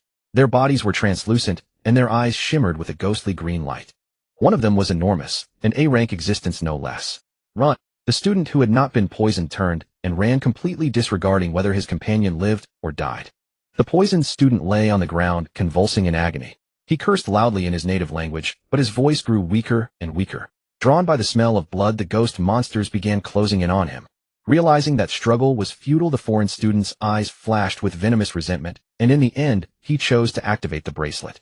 As a flash of light swept over him, his figure vanished from the spot, and he was teleported out of the ghost forest's secret realm. He had not expected that right after the competition had barely begun, someone would already drop out. The ghost monsters vanished into the mist while chasing the fleeing foreigner. Chen Ye waited another 5 minutes until he was sure that everything around him had fallen completely quiet, then stepped out of his hiding place with little black flame. He crouched down and carefully examined the poison tree fruits scattered on the ground. The strange markings on their skins gleamed with a metallic sheen in the sunlight, giving off a cloyingly sweet fragrance. They're poisonous, but they might come in handy. Chen Ye hesitated for a moment, then picked up 2 and carefully put them away. Little black flames suddenly pricked up its ears, sniffed the air, and then dashed excitedly in one direction. Chen Ye followed and soon spotted several clusters of purplish-red berries in a thicket. What are these? His eyes lit up. Amethyst berries. They're only ordinary tree fruits, but they're enough to replenish my strength. He picked one and tasted it. The sweet tart juice burst across his tongue. Little black flame eagerly snatched one, as well, its tail wagging like a propeller. Chen Ye gathered the rest and stored them away. After following the stream for about half an hour, a colossal ancient tree loomed before him. The trunk was covered in moss, and the dense canopy of leaves was perfect shelter from wind and rain. This is the spot. Chen Ye patted the trunk. A rustling sound came from inside the hollow, and soon 2 ghost monsters flew out, though both were relatively weak existences. Woof! Black flame immediately pounced. The black flames blazing on its body traced an arc through the air. Relying on its superior physique and enduring the attacks, it disposed of those native inhabitants in just a few moves. Chen Ye collected the ghost sand. The number on his wristband changed to 3. Then he climbed into the tree hollow and found it unexpectedly spacious. Chen Ye thought it over and decided to make a fire to boil water. After all, in the wilderness, clean and sanitary water was undoubtedly extremely important. But just then he suddenly heard footsteps outside. Who is it? He cautiously stuck his head out. Unexpectedly, the person he saw was Chen Ye leaning against the tree trunk with a pale face. Behind her followed the eternal deer, the colored light radiating from its body noticeably dimmer. It was likely that she had been through more than one battle. You. Chen Ye was taken aback. How did you get so ragged? Chen Ye turned her face away, the tips of her ears flushing slightly. Remembering that she had actually been frightened by monsters, she found the words hard to say. None of your business. Chen Ye sighed, took out 2 amethyst berries from the tree hollow, and handed them to her. Here. Chen Ye hesitated for a moment, but still accepted them. Let's cooperate, Chen Ye said, for the idea had struck him the moment he saw her. Although Chen Ye claimed she had never lost a fight, which Chen Ye did not believe, he had to admit that the eternal deer was formidable. You handle the fighting, I'll take care of finding daily food and being the bait. Chen Ye looked up, a flicker of surprise in her eyes.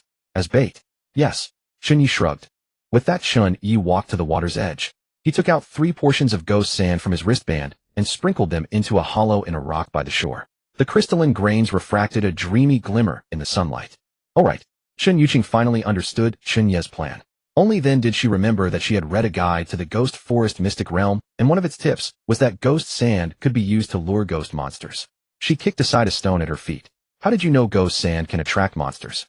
Without looking up, Chen Ye, busy laying dry vines around the ghost sand, replied, ghost sand is their core. What do you think? Sure enough, within less than 5 minutes, the eternal deer became restless and began eagerly pawing the ground with its front hooves.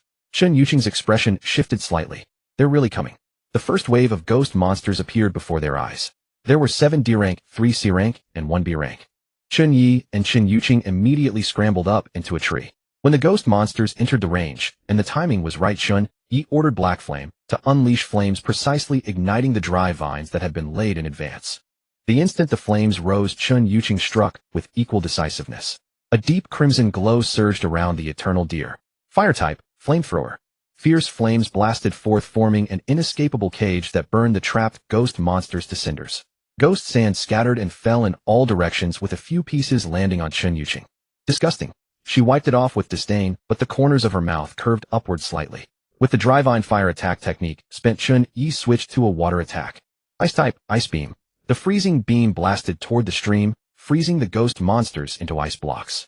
At the same time, Black Flame spat flames that erupted across the icy surface, sending the monsters into violent convulsions as they were trapped between ice and fire. The efficiency of the harvest was almost absurdly high. 300 meters southeast. Chen Ye suddenly pointed to a place where the mist churned. Black Flame says there's a big one over there. The two of them lay flat behind a pile of rotten wood watching a ghost colossus nearly 20 meters tall greedily chewing on the severed limbs of other ghost monsters.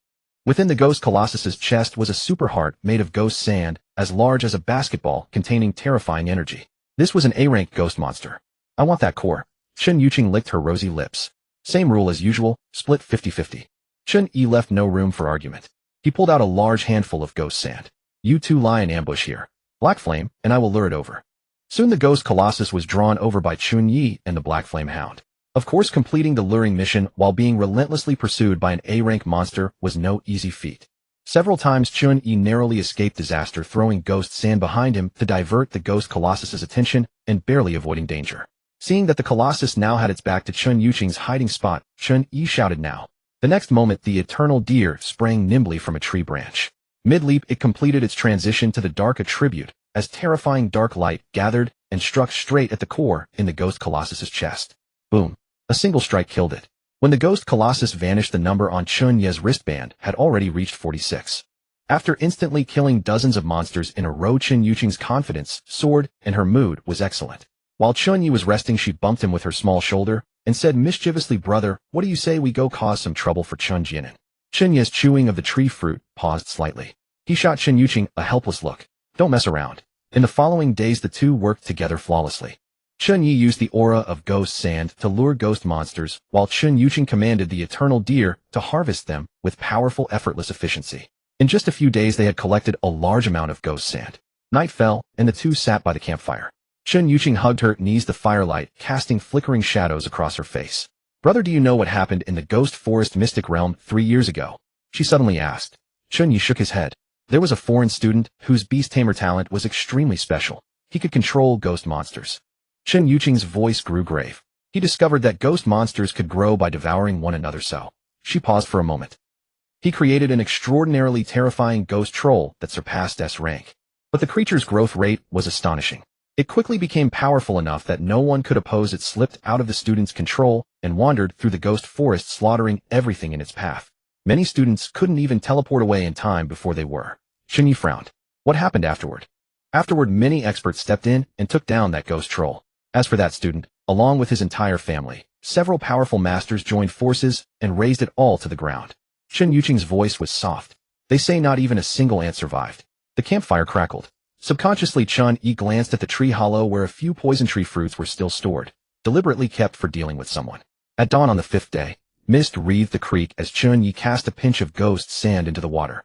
The ghost sand sank slowly, refracting an elusive purple glow. Black Flame sprawled at the water's edge, its tail slapping the surface in idle intermittent beats and sending up fine spray. Splash! Suddenly, a silver-scaled fish burst from the stream. Quick as lightning, Black Flame pounced and clamped the wriggling fish firmly in its jaws. Nice catch. Chen Ye took the still struggling fish and with practiced skill scraped off its scales and gutted it with a stone. He deliberately chose a sheltered cluster of rocks and rigged up a simple grill from dead branches. The aroma of grilled fish soon drifted through the air. Chen Yuqing rubbed her eyes and crawled out of a tree hollow. Her hair was disheveled, her collar askew, a far cry from her usual aloof and lofty demeanor. Smells delicious. She blurted out instinctively, then realizing she had let her guard down, immediately put on a stern face. Brother, has Uncle only ever taught you life skills? With strength this weak, how are you supposed to stand a chance against the other candidates? Chen Ye flipped the fish over, utterly unconcerned. Black Flame has only grown to the peak of C rank. When it reaches S rank, you'll understand. Chen Yuqing curled her lips. She didn't believe for a second that Black Flame was actually S rank material. After observing Black Flame for the past few days, Chen Yuqing had to admit that its strength surpassed an ordinary D rank Black Flame hound, probably around C rank. But S rank, that was still a world apart. Taking the grilled fish, Chen Yuqing nibbled at it as she analyzed. It's the 5th day now, and only 2 days are left. I currently have 203 units of ghost sand. No idea how much Chen Jianan and Long Tianxiang have managed to gather. If worst comes to worst, I could just buy your ghost sand later, dear brother. Chen Ye was speechless and didn't want to entertain her. After breakfast, the two continued hunting ghost monsters. At noon, when they returned to their rest spot, Chen Ye noticed something off. Half of the leftover fish bones from the morning were gone. Odd. He crouched down for a closer look and found that the broken ends of the bones were clean and even as if snapped by something razor sharp. On the muddy grass were a few shallow paw prints shaped like plum blossoms. Chen Ye frowned slightly, but said nothing. He tidied up with a casual air, all the while secretly keeping watch on his surroundings. When night fell, Chen Ye made a point of grilling several extra fish at dinner. He quietly sprinkled a few grains of ghost sand onto one of the fish, then pretended to be asleep while observing in the dark. The moon was bright and the stars sparse. Chen Ye kept his eyes closed, but his ears were pricked high. Black flame lay at his feet, its ears twitching faintly too. Rustle, rustle. Soft footsteps sounded. Chen Ye narrowed his eyes, and by the moonlight saw a small white figure sneak into the camp. It was a snow-white wolf pup, its eyes like two sapphires shining with an intelligent gleam in the darkness. Even more shocking to Chen Ye was that he could actually see the white wolf pup's attributes. Race, ghost white wolf. Element, ghost psychic. Quality C. Talent, spirit body, S. Invisibility C. Chen Ye's heart pounded wildly. He was utterly shaken. It possessed an S-rank talent, just like Black Flame. He absolutely had to contract it. Little did the white wolf pup know that a sinister plotter had already set his sights on it. It approached the grilled fish with extreme caution, its nose twitching gently. After shooting a wary glance toward the direction where Chen Ye and company lay resting, it confirmed the coast was clear, hurriedly snatched up a fish and trotted away. Before leaving, it cast one lingering, reluctant look at the bracelet on Chen Ye's wrist, then shook its head and departed. A wild white wolf pup with intellect this high. Was it a native of the ghost forest? In these woods teeming with mindless ghost monsters, the existence of this pup was exceedingly rare. Chen Ye did not act rashly to alarm it. He already had a plan in mind. The second night, Chen Ye meticulously grilled a fish, lacing it with even more ghost sand. Sure enough, the white wolf pup came again, and this time it was thoroughly drawn in by the aroma and the appeal of the ghost sand, eating its fill right there on the spot. Now, Chen Ye gave a low shout. From the darkness, the long-hidden eternal deer and Black Flame sprang into action simultaneously, driving the panic-stricken pup into a corner. Once Chen Yuqing got a clear look at it, she said in immediate disappointment, "This is it. A C-rank little wild wolf." Chen Yuqing shook her head. "Brother, don't bother contracting it. After the grand competition, I'll ask the clan to arrange an A-rank companion beast for you. A C-rank companion is simply too shabby. Better yet, just aim to raise a proper one from the start." Chen Ye completely ignored Chen Yuqing's words. He crouched down, gently studying the white wolf pup in silence, then placed a pinch of ghost sand in his palm and slowly reached it out toward the pup. He wanted to win the pup over with love and sincerity. Yet the pup's eyes were laden with suspicion. It immediately took 2 wary steps back, a low, threatening growl rumbling from its throat. "Don't be afraid," Chen Ye said softly. "These are all yours." He inched his hand forward, but the pup suddenly lunged, sharp claws slicing across his wrist. Blood dripped onto the moss. Chen Ye pulled his hand back in pain. "Woof! Woof!" Seeing this, Black Flame flew into a rage, throwing itself onto the pup, pinning it down and striking it with a claw while letting out an aggressive growl. But the pup thrashed even more intensely. Black Flame let it go. At the sight, Chen Ye felt a twinge of resignation. Tomorrow was the last day in the ghost forest. Encountering a wolf beast with an S-rank talent was truly no easy feat, yet the pup's fierce resistance taught Chen Ye that a melon plucked by force is never sweet, and so he refrained from forcing it to stay. "Brother." Chen Yuqing rushed over. "It scratched you." Chen Ye shook his head and still set the ghost sand in his palm before the pup. "It's all right. Go on." With that, the pup took the ghost sand in its mouth and vanished into the night without a backward glance. Chen Yuqing stamped her foot in fury. This is just a waste of effort. The next morning, it was the final window of time. At 10 o'clock sharp, everyone would be teleported out of the ghost forest. So Chen Ye and Chen Yuqing rose early to eliminate as many ghost monsters as possible while time still allowed. They had just finished off a ghost monster when they heard a commotion in the distance. "Look, this little thing can even play dead. Huh, give it a kick." Chen Ye frowned. 5 foreigners strolled out of the depths of the ghost forest laughing and chatting while the white wolf pup that had appeared last night was bound with vines and being kicked back and forth, its body a patchwork of wounds. This was destiny. "Stop." Chen Ye sprinted over. "Let that white wolf pup go." The leader of the group raised an eyebrow and said with amusement, "Oh, and why would I?" He nudged the pup with his foot. "You want it? Then trade all your ghost sand for it. What a favorable deal." Chen Ye, upon hearing this, unhesitatingly took off his bracelet and poured out every bit of his ghost sand onto the ground. Chen Yuqing wanted to stop him, but he held her back. "You've lost your mind." She was so angry that words failed her. Seeing this, the group of foreigners hastily gathered up the ghost sand, as if worried Chen Ye might come to his senses, then hurried away, beaming with delight. The white wolf pup, once again free, stood not far off. It tilted its head and stared at Chen Ye for a while, a flicker of intricate emotion passing through its eyes. "Now scram." Chen Yuqing had a quick temper. She picked up a stone and hurled it at the pup. "Oh, whoa." The pup immediately bolted and vanished into the dense trees. "Brother, you just..." Chen Yuqing stamped her feet in fury. "For that useless little wild wolf you gave away all of your ghost sand. Are you an idiot?" Chen Ye looked toward the direction where the pup had vanished and said softly, It was worth it. This is what they call letting go to keep hold. Think back. Black Flame came to me in exactly this way back in the day. Don't worry. I still kept a portion of the ghost sand. I only used part of it, and in exchange, I've won the White Wolf pup's heart through a ruse of self-sacrifice. That's not a loss at all. Black Flame. Fine then, so you're this kind of master. Dizzying. Chen Ye rolled her eyes, saying she was so infuriated her chest ached. But even so, as Chen Ye watched the little White Wolf's retreating figure, a faint unease lingered in his heart. That group of foreigners seemed far too sinister, like venomous serpents lurking in the shadows. What's more, their behavior was highly abnormal. With the freshman grand competition almost over, they were still wandering the ghost forest in packs. No matter how he looked at it, something was deeply wrong. Let's go. Chen Ye patted his shoulder. We need to hurry up and collect the ghost sand. However, less than an hour later, Chen Ye and the others encountered that group of foreigners once again. When the foreigners reappeared, Chen Ye noticed that there was an extra metal device engraved with eerie runes hanging at their waists. Hello there. We found an incredibly powerful ghost monster. Its strength is likely at the peak of A rank, perhaps even reaching S rank. The leading golden-haired young man gave Chen Ye a friendly smile. If we kill that monster, we should be able to get over 1,000 units of ghost sand. But our strength isn't enough. We'd like to ask Miss Chen to lend us your aid. Sure enough, Chen Ye's eyes lit up at the foreigner's words. Where is it? Wait. Chen Ye grabbed her. Don't you think this is too much of a coincidence? What's there to be afraid of? Chen Ye shook off his hand. With my eternal deer here, even if we encounter some ghost monster, we can still put up a fight. If it comes down to it, we can just teleport away. Chen Ye still wanted to dissuade her, but Chen Ye had already gone off with the group. All he could do was follow helplessly, silently telling little Black Flame to remain vigilant. When they arrived at an abandoned altar, Chen Ye's heartbeat suddenly quickened. Why was there an abandoned altar here? Even the runes on the altar were identical to the ones on the metal device hanging at that foreigner's waist. This is the place. The golden-haired man suddenly bared a savage grin. Do it. As soon as the words left his mouth, the runes on the altar blazed to life. In an instant, a terrifying ghost troll materialized out of the void, looming over them and gazing down with menace.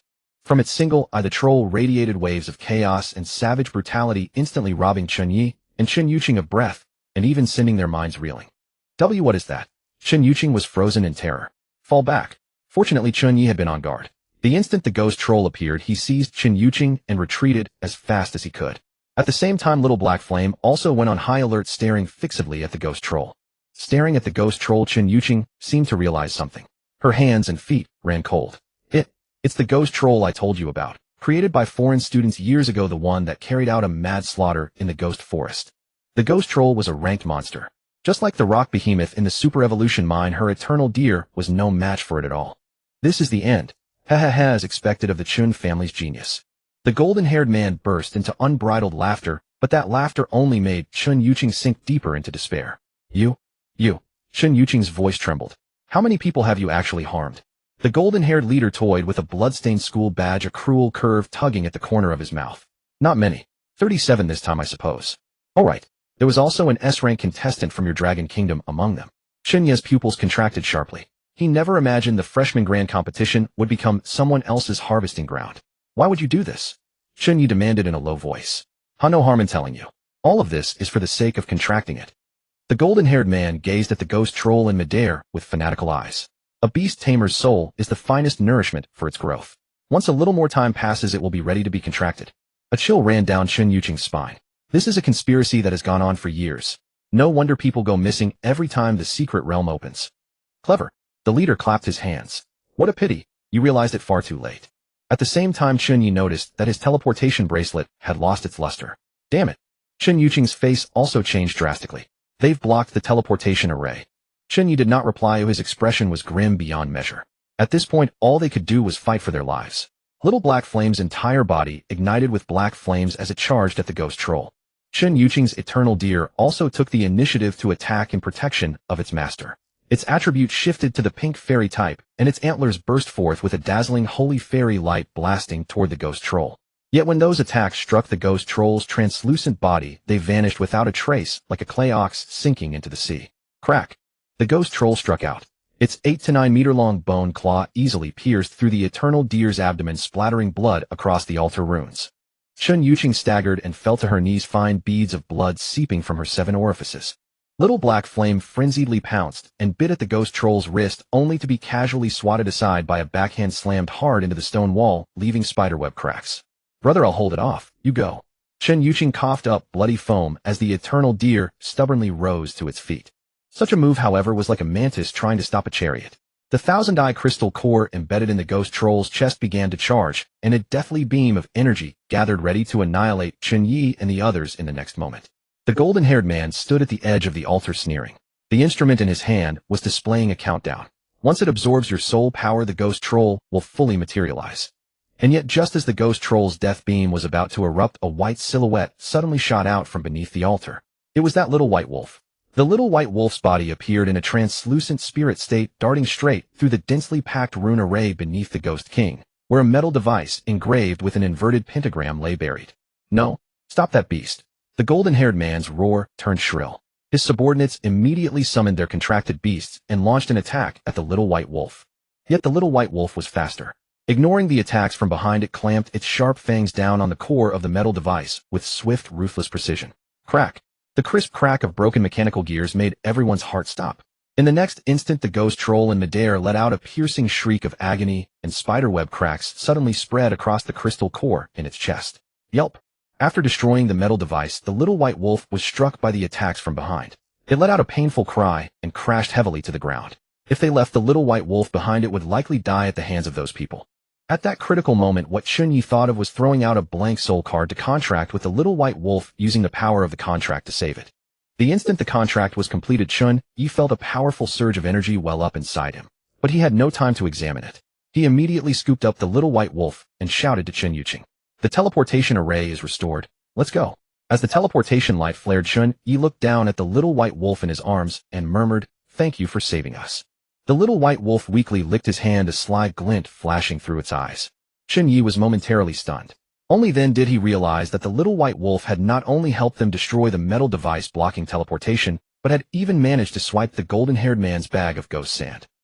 Meanwhile, at the teleportation plaza, on the main platform, a group of school leaders all wore grim expressions. The vice principal stared at the holographic projection, fine beads of cold sweat forming on his forehead. 10 minutes had passed since the secret realm ended. By all rights, all students should have been forcibly teleported out, but Instructor Liu reported that the S-rank student Chen Ye still had not appeared. What exactly is going on? How many students haven't come out of the secret realm yet? He asked in a low voice. Hearing this, the technician quickly pulled up the data, his expression growing grave. Vice Principal, abnormal energy fluctuations have been detected in the ghost forest. It seems someone is forcibly interfering with the teleportation array. Chen Ye's life fluctuations are extremely unstable. There are 7 other students too. 6 of them have already lost their fluctuation signatures. Before he could finish, an alarm suddenly blared. The technician's pupils contracted. On the screen, the fluctuation data representing Chen Ye suddenly began to flatten out. Immediately activate the emergency contingency plan. The vice principal shot to his feet. Notify all star rank mentors immediately and have them stand by at the teleportation plaza. His heart sank to the very bottom. He knew all too well what this meant. The ghost troll incident a few years ago had begun precisely with the teleportation array being disrupted. Keep the news under wraps, the vice principal said in a low voice. Issue the notice, prepare to force open the ghost forest, and all ranked teachers should be ready to force their way in.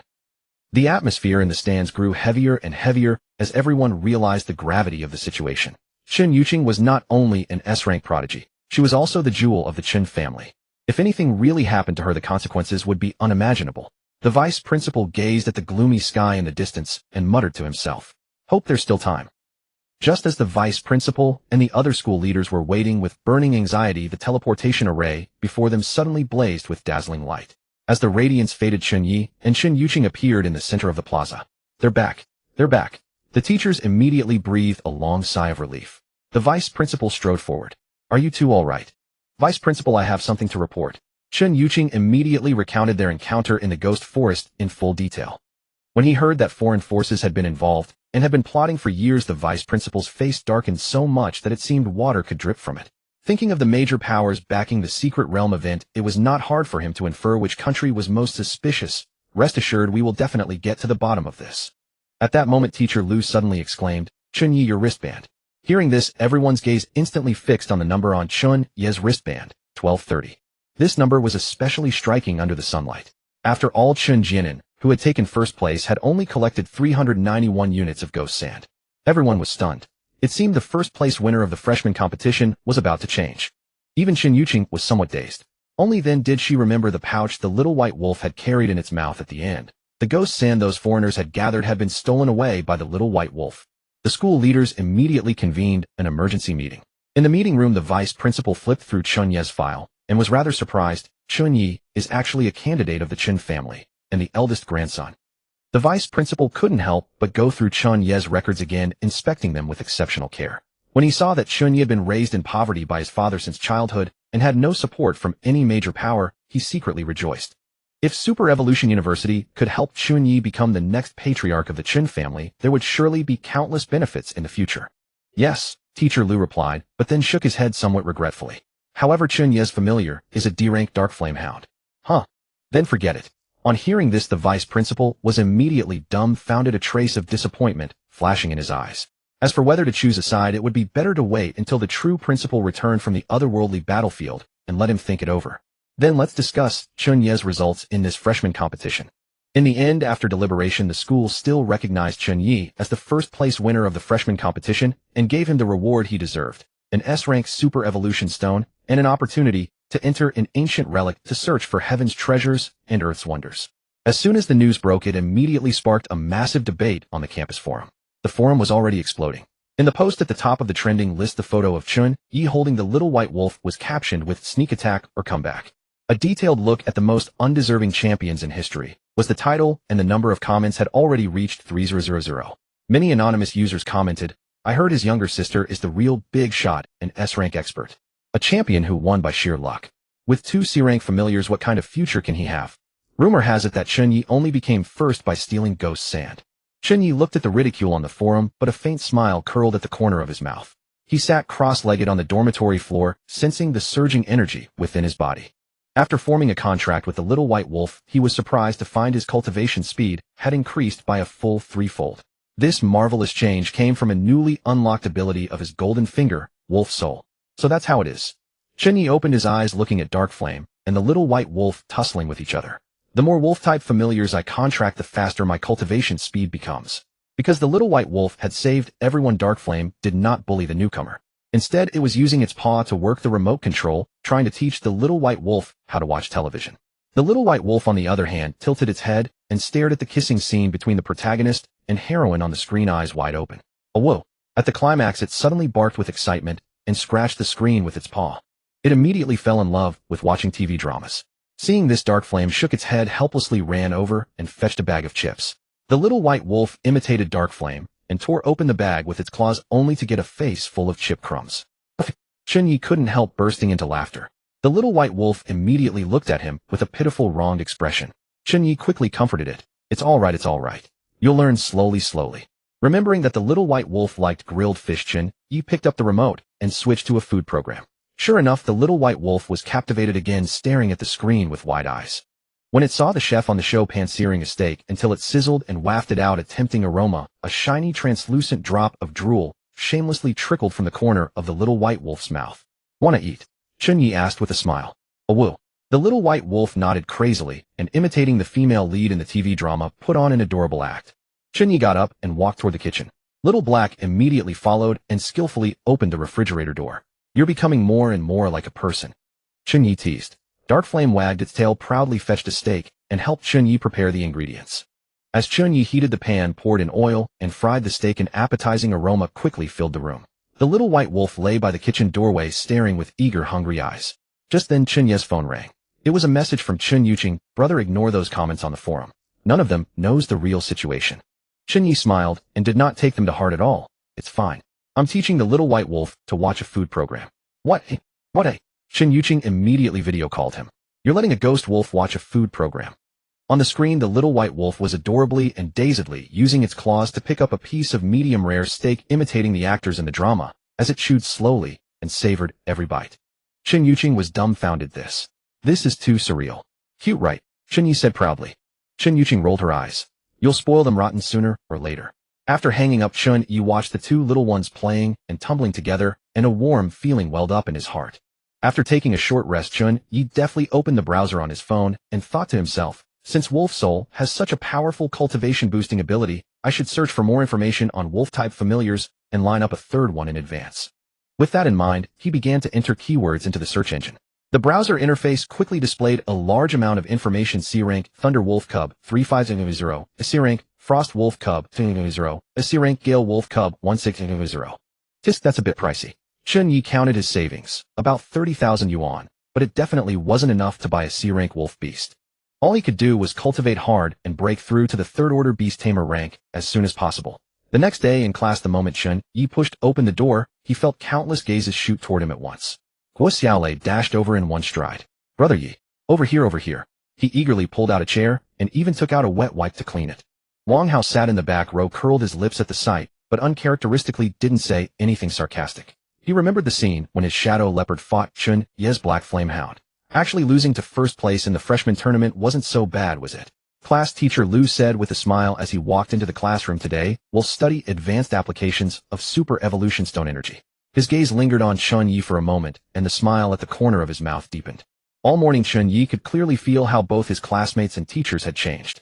During the lunch break, Chen Ye, Chen Yuqing, and Guo Xiaolei sat in a corner of the cafeteria. Black Flame and Little White Wolf sprawled on the chairs with a specially prepared steak set meal in front of them. Little White Wolf clumsily grabbed a steak with its paw while multitasking, watching a romance drama on the phone. "Brother." Chen Yuqing stirred her juice. "There's something I want to tell you. I want to trade for your spot in the ancient ruins." Chen Ye paused. He had never thought of exchanging the reward for first place in the tournament for resources, but right now he was exactly short of resources, and Chen Yuqing's words had opened a new line of thought. He swallowed the food in his mouth. "Fine, but I want double the resources. All in soul power crystals. Deal." Chen Yuqing's eyes lit up. "I'll deliver the resources to you tonight." Seeing this, Guo Xiaolei stirred the food on his plate, seeming to want to say something. Chen Ye glanced at him. "If you have something to say, say it." "Brother Ye." Guo Xiaolei's face flushed red. "That S-rank super evolution stone." He stammered out his request to trade. As it happened, Guo Xiaolei still hadn't found a super evolution stone suitable for his violet-tailed thunder fox. Chen Ye put down his chopsticks. "Fine, but I only want resources for dark-type and ghost-type pet beasts. Same as before, double the amount." "Really?" Guo Xiaolei was so excited he almost knocked over his tray. "I'll go right now and have my dad prepare the resources." He pulled out his phone and madly started typing, afraid Chen Ye might change his mind. After finishing its steak, Little White Wolf licked its little tongue, still wanting more. Suddenly, it reached a paw toward Guo Xiaolei's tray. Guo Xiaolei immediately understood. Here. It's all yours." Chen Yuqing rolled her eyes. "If you spoil it like this, you're really going to spoil it rotten." Soon the afternoon classes ended. The agreed resources were to be delivered in the evening, so Chen Ye didn't waste his free time and went to the mission hall to accept the quest. Whispers rose around him. "Look, isn't that the fluke champion?" "That's right, I heard he only managed it by stealing someone else's ghost sand." Chen Ye turned a deaf ear, accepted a daily fishing quest, and focused on filling out the quest form. Quest: Mud Catfish Whisker Collection. Quest rank D. Requirement: collect 10 mud catfish whiskers. Reward: 5 C rank tree fruits of the designated attribute. Suddenly a shadow loomed over him. Could it be that a candidate's ambition is simply to be a fisherman? Chun Jinan looked down at Chen Ye from above, while the sword feather griffin behind him radiated a powerful S-rank aura. "That's right, earn a little more money. When your parents are assigned by me to guard the mine, it'll be more convenient for you to take a taxi there every day to visit them." Chen Ye frowned. He hadn't expected his first meeting with Chun Jinan to be like this. Chen Jinan was Chun Heng's son. By rights, he should have called Chun Ye Big Brother, just like Chen Yuqing did. Grr. A low growl rumbled from Black Flame's throat. It sensed hostility. Chen Ye pressed down on its restless head. But no one noticed that under the chair the tip of Little White Wolf's tail suddenly turned translucent, and then its body gradually turned invisible and disappeared. "I heard you're collecting resources." Chen Jinan suddenly lowered his voice. "You're not really a toad hoping to taste swan meat, are you? Thinking you can rely on that D-rank trash pet beast to compete for that seat?" The provocation in Chun Jian's words was extremely strong. Clearly Chun Ye's unexpected first place in the freshman tournament had been a considerable blow to him. "You there?" At that moment the duty teacher sitting at the front desk set his teacup down heavily, adjusted his glasses, and looked at Chun Jianan with stern eyes. "Provoking others is forbidden in the mission hall." Chun Jianan snorted coldly, contemptuously flicked his collar, and turned to leave, completely unaware that the button at his waist had loosened by half an inch. Chen Ye watched him leave with cold eyes, and said nothing. 10 minutes later, Chen Ye brought the two little ones to the shore of Emerald Lake to do the fishing quest. Emerald Lake was east of Super Evolution University, its surface as smooth as a mirror and reflecting the rolling hills beyond. Dusk mist drifted over the water, and every now and then a few large waterbirds swept by, stirring rings of ripples. Little White Wolf bounced along, holding in its mouth an amber engraved with thunder patterns within which a drop of golden red liquid was sealed. "You little." Chen Ye pinched the amber and examined it against the light, faintly sensing the surging bloodline power inside. You stole this from Chen Ye, didn't you? A woo-woo. Little White Wolf tilted its head, then jumped high, utterly pleased with itself. Chen Ye couldn't bear to scold the clever, mischievous little thing, so he smiled and rubbed its head, then put the amber in his pocket. Following the bluestone path to the lakeside, he felt the moist air thick around him. In the reeds along the bank, a few foraging large waterbirds were startled by little black flame and rose with crisp cries. In the center of the lake stood an ancient stone tower, its surface covered in moss. This place is really nice. Chen Ye took a deep breath. The air here invigorated him. Black Flame ran excitedly to the water's edge and lightly slapped the surface with its paw, startling a school of small fish. Little White Wolf, meanwhile, curiously sniffed the unfamiliar wildflowers on the bank and sneezed now and then. Chen Ye chose a flat rock and sat down, taking out his fishing gear from his backpack. Young man, new here. An old voice came from beside him. Chen Ye looked up and saw a white-haired elder sitting under a willow tree not far away. Next to him was an empty bamboo basket. He was presumably also a fisherman. Yes, old Sir, Chen Ye greeted with a smile. Are you here to fish too? The old man narrowed his eyes and pointed at the center of the lake. Do you see that stone tower in the middle of the lake? Legend says a 1,000-year-old catfish king lives beneath the stone tower. But this old man has fished for 30 years and never caught it. Chen Ye followed his finger. The water toward the center of the lake was noticeably darker and deeper than elsewhere. Occasionally, enormous dark shadows swept past, throwing up splashes. Someone with thalassophobia might have gone weak in the legs at the sight. Haha, I'm just here to catch mud catfish. Chen Ye didn't pay it any mind, pulling bait out of his backpack. Emerald Lake was right next to the school, and the fishing quest was also issued by the mission hall. The old man was just being alarmist. Clearly there was no real danger here. But after fishing for a long while, Chen Ye didn't get a single bite. Old Sir Chen Ye leaned over. You said you fished here for years.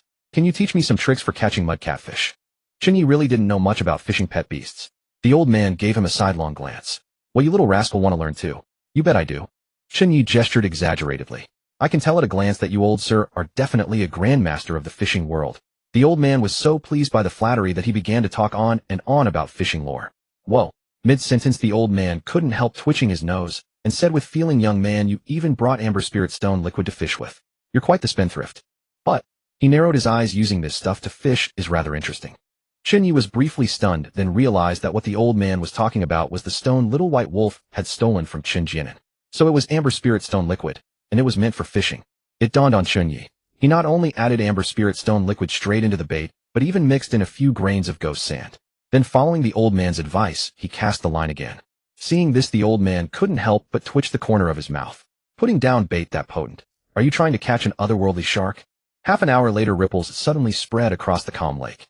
Chen Ye's face lit up with joy. He quickly and sharply yanked the rod, the fishing line drawing a graceful arc through the air, and in the next moment a golden catfish, a full half-meter long, was flung onto the bank, thrashing violently on the ground, full of life. Black Flame and Little White Wolf curiously poked at the fish's whiskers with their paws. The old man's hand, clutching his specially made fishing rod, was trembling slightly. Damn it. 2 weeks.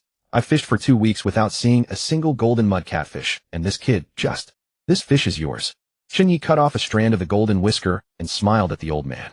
I only need the catfish whiskers. You. Old Manly hesitated. You remind me of someone. Chen Ye turned around in curiosity. Who? He was a student of mine. The old man looked toward the pitch-black center of the lake. He also liked to fish with all sorts of strange things. Chen Ye didn't fully understand, but was duly impressed, so he kept casting. As the moon climbed high overhead, Chen Ye finally completed the quest of collecting 10 mud catfish whiskers. Let's call it a day. Old sir, don't stay too late. Then Chen Ye packed up his fishing gear and left with the 2 little ones, who were growing more spirited by the moment. Watching Chen Ye's retreating figure, a complicated look flickered through the old man's eyes, as if he had remembered something. He murmured to himself, so alike. Truly alike. He looks exactly like his father did when he was young. The old man said softly, then turned and vanished into the night. Night fell. After finishing his fishing task, Chen Ye returned to his dorm room and was greeted by a small mountain of resource crates. These were the resources Chun Yuqing had told him at noon would be used to exchange for the qualification to the ancient ruins. 11 full crates, all soul power crystals. Beside them sat several more crates containing Guixiaolei's dark attribute and nether attribute resources. When he thought of what Chun Yuqing had said, that after exchanging for the ancient ruins qualification, he would not be able to see his proud younger sister for some time, Chen Ye suddenly felt a faint trace of loss. Then let's begin. Chen Ye sat down cross-legged, the power of the wolf soul flowing through his body. Since contracting the Little White Wolf, his cultivation speed had become 3 times faster than before. Chen Ye picked up a soul power crystal, and a familiar fluctuation of soul power energy came through his palm. Unlike the agonizing pain in his meridians when he had first absorbed one, this time, He only felt warm all over, as if soaking in a warm spring. And even that was not enough. For hours later the crystal turned to fine powder. The power of the wolf soul was clearly formidable. Chen Ye opened his eyes, sharp light flashing within them. Time to take off. At this rate I'll break through to the 3rd rank in 2 months. Black Flame carried a shadow stone in its mouth, and held it close, its eyes full of anticipation. The little white wolf was also eagerly bringing things over, except what it brought was a tablet. It had found a good drama, and was watching it with great enjoyment, occasionally letting out in a whoa. You two need to work hard too.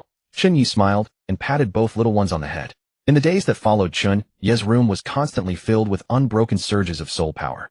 Black Flame's figure grew increasingly stout, standing half a meter tall. A casual swipe of its shadow claw could leave deep marks in the wall. The little white wolf had also grown a bit, but instead of cultivating seriously, it had learned how to subscribe to a video streaming membership.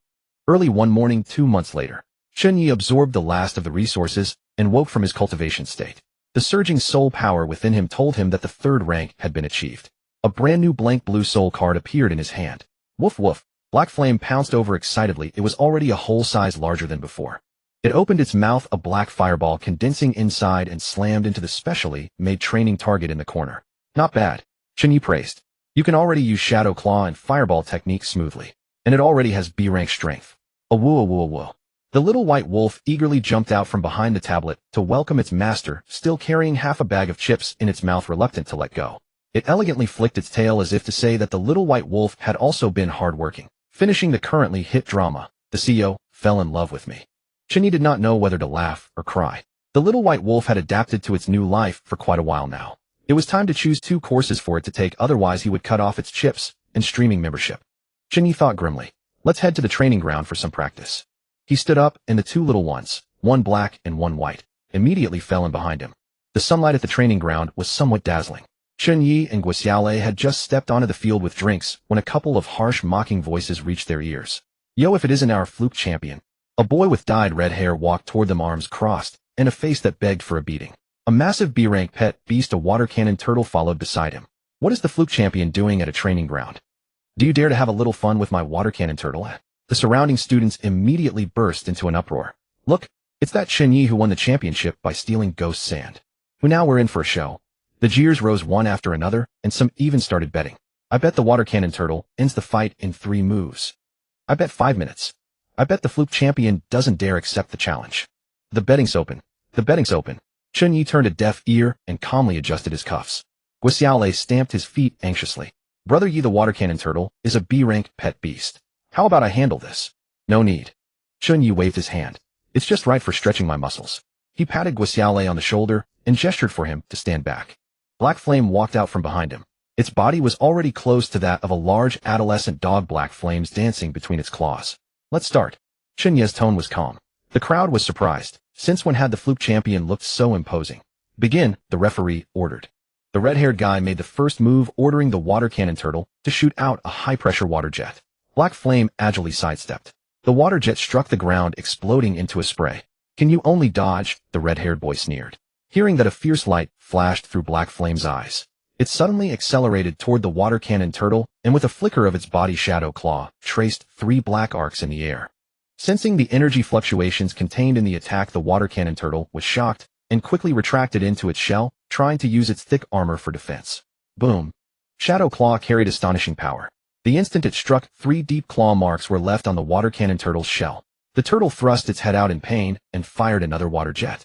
This time Black Flame did not dodge. Instead, it opened its mouth and spat out a fireball to meet the attack. Boom. Water and fire clashed, erupting into a mass of steam. Black Flame slipped through the steam and slammed a shadow claw onto the water cannon turtle's back. The water cannon turtle was instantly sent tumbling, crashing against the edge of the field. Impossible, the red-haired guy cried. Your dark flame hound is clearly at an attribute disadvantage. Chen Ye smiled faintly. During those 2 months, Black Flame had taken elective courses every day to learn new skills, and had spent its nights devouring energy to strengthen its body. The current Black Flame could no longer be compared to an ordinary B-rank pet beast. The red-haired boy's face flushed crimson. Water cannon turtle used water cannon barrage. The water cannon turtle struggled to its feet, blue blood oozing from the wounds on its shell. Upon hearing its master's command, it angrily unleashed a water cannon barrage. Dense water jets rained down like a storm. Woof woof. Black Flame, however, moved as though dancing a waltz, weaving agilely through the assault. Chen Ye even took out his phone and started scrolling through short videos on Douyin. Black Flame, he said without looking up. Stop playing around. The watching students erupted. He's really showing off. I saw it. That guy was actually watching videos of pretty girls dancing. Whoa, I give that move full marks. A fierce light flashed in Black Flame's eyes and Shadow Claw traced 3 black arcs through the air. The water cannon turtle hurriedly retracted into its shell again, but Black Flame's Shadow Claw struck precisely at the old wound and pierced straight through the shell. Crack! A fissure split open in the shell. The water cannon turtle poked its head out in pain, still wanting to spray water in retaliation, but Black Flame had already pounced forward. Black energy gathered between its claws and formed Shadow Claw once more. Wait! The red-haired boy panicked. I surrender. Black Flame flicked its tail and returned to Chen Ye's side. Chen Ye finally put away his phone and took the drink from Guixialei's hand. The watching students were dumbfounded. The training ground fell into deathly silence.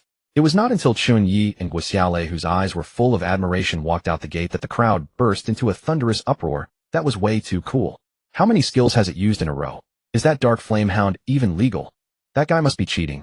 At 9 in the morning, after leaving the training ground, Chen Ye went to the teaching building for class. Teacher Lu stood at the podium and adjusted his glasses. As of now, 37 students in the entire school have already broken through to the 2nd rank and 75 have mastered Super Evolution. The school has decided to hold the first school-wide assessment at the end of this month. The content will be clearing the trial tower. Please make preparations in advance. Chen Ye spun his pen and listened intently. He knew that with his 3rd rank strength it shouldn't be difficult for him to make the list. But somehow, even though Chen Ye took careful notes in class, he still could not master Super Evolution. He always felt one final step short, which was incredibly frustrating. Was this the legendary if you can't, you just can't?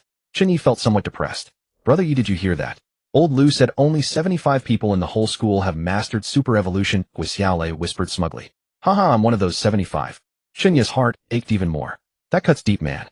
At noon, since his cultivation resources were used up, pure hard training would only be twice the effort for half the result, which wasn't worth it.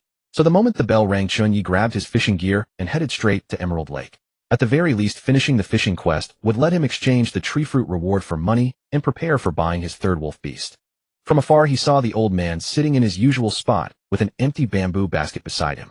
Old man caught nothing again. Chen Ye greeted with a smile. The old man cast an annoyed glare at him. Don't get cocky, boy.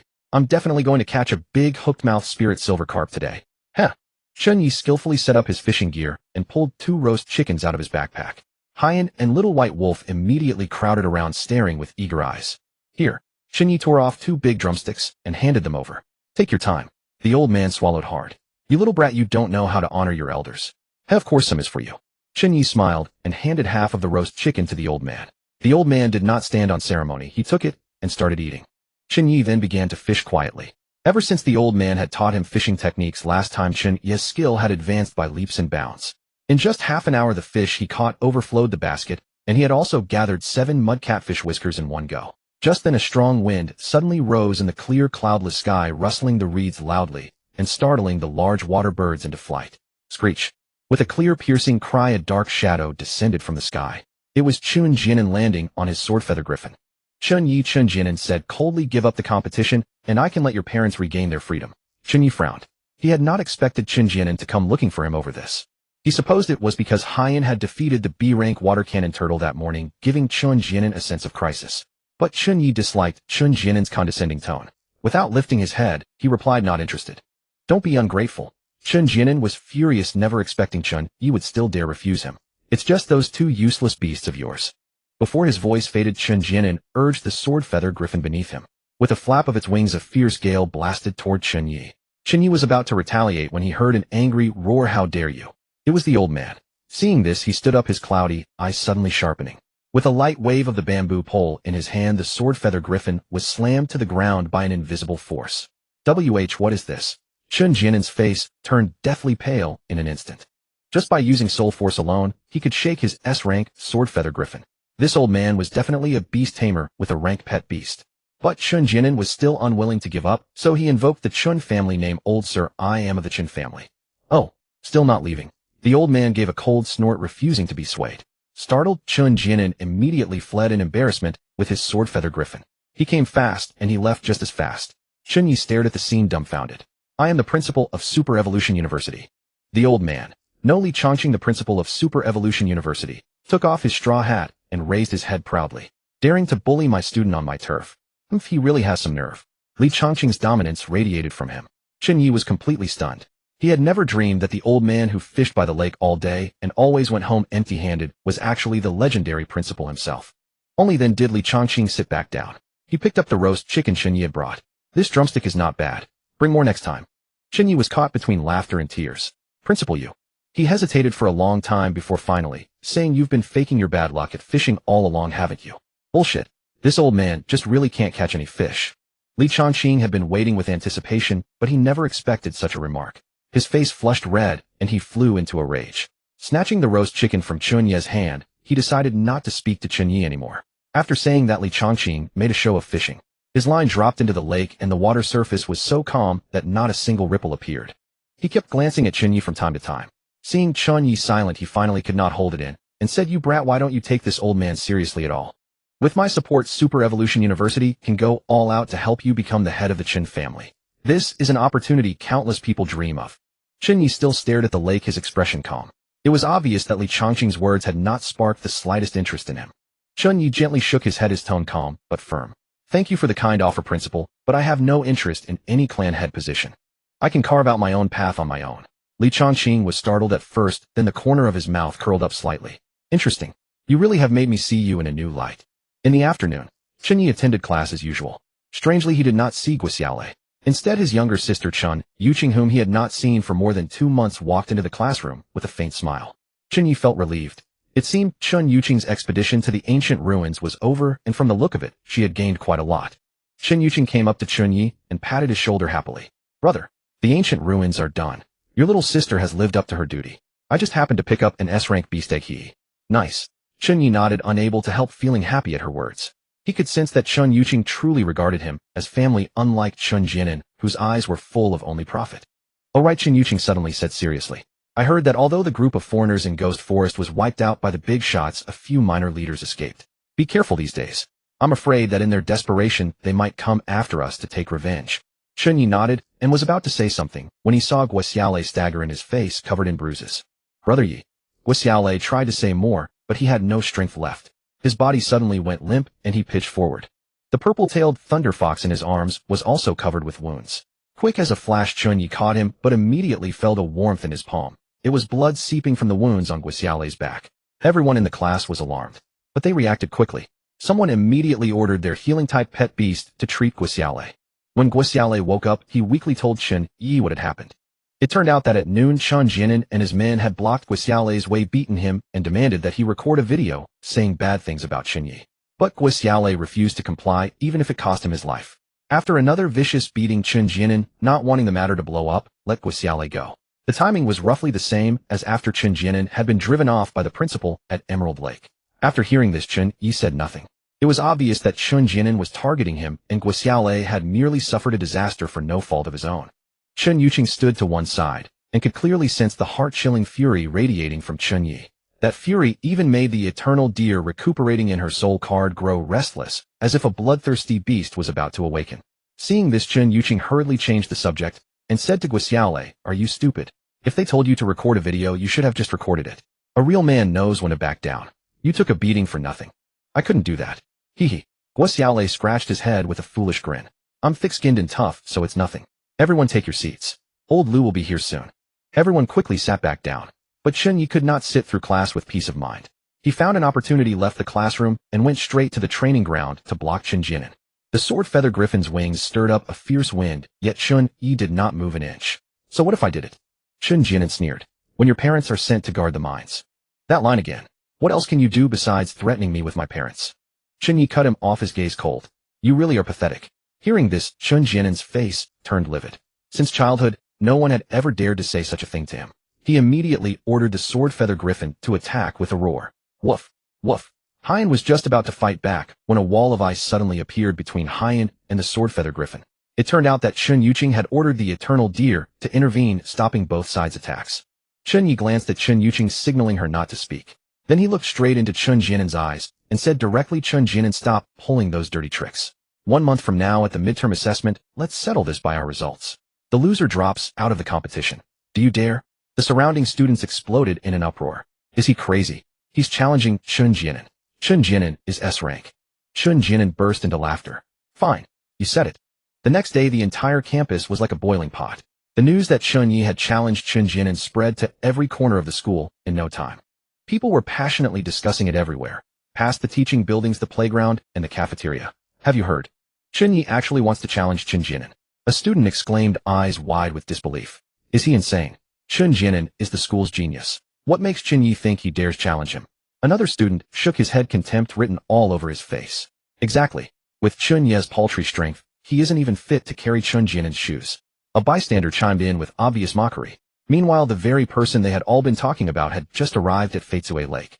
From a distance, Chen Ye spotted the old principal sitting by the lake, holding a fishing rod, staring intently at the water. Naturally, the principal's fish basket was still completely empty. Principal, how's the catch today? Chen Ye walked over with a smile, a hint of teasing in his voice. Li Chongqing raised his head, gave a cold snort, and shot Chen Ye a displeased glance. I don't know what's gotten into the fish today. They simply won't take the bait. Chen Ye chuckled inwardly, but kept his expression unchanged. Casually sitting down beside Li Chongqing, he took 2 prepared chickens out of his backpack, planning to roast chicken and fish on the spot. Principal, how about we eat something first? Chen Ye said while roasting the chicken. Li Chongqing sniffed the aroma, and his eyes immediately lit up. Not bad, not bad. Chen Ye deliberately took out the amber spirit stone liquid that little white wolf had stolen from Chen Jian and spread it over the roast chicken. The principal took a bite, a satisfied smile spreading across his face. This tastes absolutely incredible. Seeing Li Chongqing's satisfied expression, Chen Ye quietly breathed a sigh of relief. He knew the moment had come. Principal, I have a request. Chen Ye put down the roast chicken, his tone turning serious. Oh, what is it? Li Chongqing looked up at Chen Ye with a beaming smile. In truth, Li Chongqing already knew what had happened yesterday. Young people occasionally have disputes. That's only natural. He assumed Chen Ye had come to ask him to act as a gold medal mediator. Seeing the old principal like this, Chen Ye spoke up. Principal, I have an idea. I want to enter the 3rd-year secret realm. What? Do you have a death wish? Hearing this, the principal looked as if he had been struck by lightning, so startled that he nearly sprayed out the food in his mouth. He had never expected that this was the idea Chen Ye was pursuing. After all, the 3rd-year student's secret realm was no simple matter. The 1st-year secret realm at least had D-rank monsters you could fight, but in the 3rd-year secret realm, even the weakest monsters were B-rank. In a place like that, sending Chen Ye's Black Flame Hound in was basically no different from sending it to its death. It probably wouldn't even fill a monster's teeth. But when the principal took a closer look, what he saw was astonishing. The Black Flame Hound was faintly radiating an aura that even he found startling. The principal's eyes nearly bulged out of his head as he muttered repeatedly, damn, these days really are bizarre. How did this dog suddenly become B-rank? The principal was extremely conflicted. On one hand, he thought Chen Ye was surely indulging in wishful thinking. On the other hand, he was too curious about what was going on with that dog. Seeing the old principal still hesitating, Chen Ye grew anxious. He quickly set his silver tongue in motion, assuring the principal again and again that he would be careful and would not go barging around recklessly and so on. Li Chongqing, however, did not take in a single word. Instead, he muttered to himself, how did this kid pull it off? Does he have some kind of secret? In the end, Li Chongqing sighed and nodded. Fine, I'll allow you to try. But you must be careful. Don't be reckless. Chen Ye's heart leapt with joy, and he nodded hastily. Thank you, principal. I'll definitely be careful. Li Chongqing watched Chen Ye's retreating figure, but had little faith in him. He shook his head and muttered to himself, that kid will probably come slinking out in disgrace within the hour. The next day, Chen Ye successfully blended in with the 3rd-year students and arrived at the teleportation plaza. Wearing the wristband the old principal had given him, he deliberately pulled his cap low, trying his best to remain inconspicuous. The plaza was crowded with people. The vice principal stood on a high platform and began to speak. Students, the Eviline Nest is your first major trial after entering the 3rd year. Hold out for 3 days, and you will pass the assessment. This place is full of danger, but it also holds tremendous resources and opportunities. Remember, teamwork is the key to survival. Don't be reckless. If you encounter a situation you cannot handle, evacuate immediately using your wristband. Your lives are always the most important thing. Apparently aware that 3rd-year students disliked leaders giving pointless speeches, the vice principal kept his remarks brief and then announced the start. As the teleportation array's light blazed up, Chen Ye vanished into the curtain of light in an instant. But he had no sooner left than Chen Yuqing arrived on the scene. When Chen Yuqing saw the teleportation array's light gradually fade, she knew Chen Ye had already gone in. She stamped her foot in frustration. That foolish brother of mine, honestly. Even the 3rd-year senior students after 2 years of growth were mostly 2nd rank or even 3rd rank beast tamers. Only after mastering super evolution were they qualified to challenge the Eviline Nest. Chen Ye didn't even know super evolution, so how could he challenge a 3rd-year dungeon ahead of schedule? It was simply suicidal. Chen Yuqing knew very well that the danger of the Eviline Nest was far beyond imagination. The monsters inside were all dark type and poison type. Dark-type attacks damaged the spirit while poison-type attacks dealt continuous damage to the body. Even with a wristband that could teleport them away, it was still extremely dangerous. Meanwhile, Chen Ye had already entered the Evil Eye Nest. The light inside the Evil Eye Nest was dim beyond measure, so dark that one could hardly see a hand in front of one's face. The air was thick with a nauseating, filthy stench of decay oppressive enough to make it hard to breathe. Moreover, abruptly leaving a sunny, youthful, free campus for this dead, silent nest was truly hard to adjust to. Chen Ye took a deep breath and tried to calm himself down. The two little wolves stayed close at his side. Black Flame led the way, sniffing the air, its eyes gleaming with vigilance. Little White Wolf, on the other hand, seemed restless, its ears twitching slightly, clearly disliking the environment. The sound of dripping water came from ahead. Oh, perhaps there was a water source. So Chen Ye carefully groped his way forward in the dark. Unfortunately for Chen Ye, his luck was poor. He had barely turned a corner in the dim, confined passage when he encountered the first monster of the Evil Eye Nest, a B-rank, dark attribute, Evil Eye Tree Mother.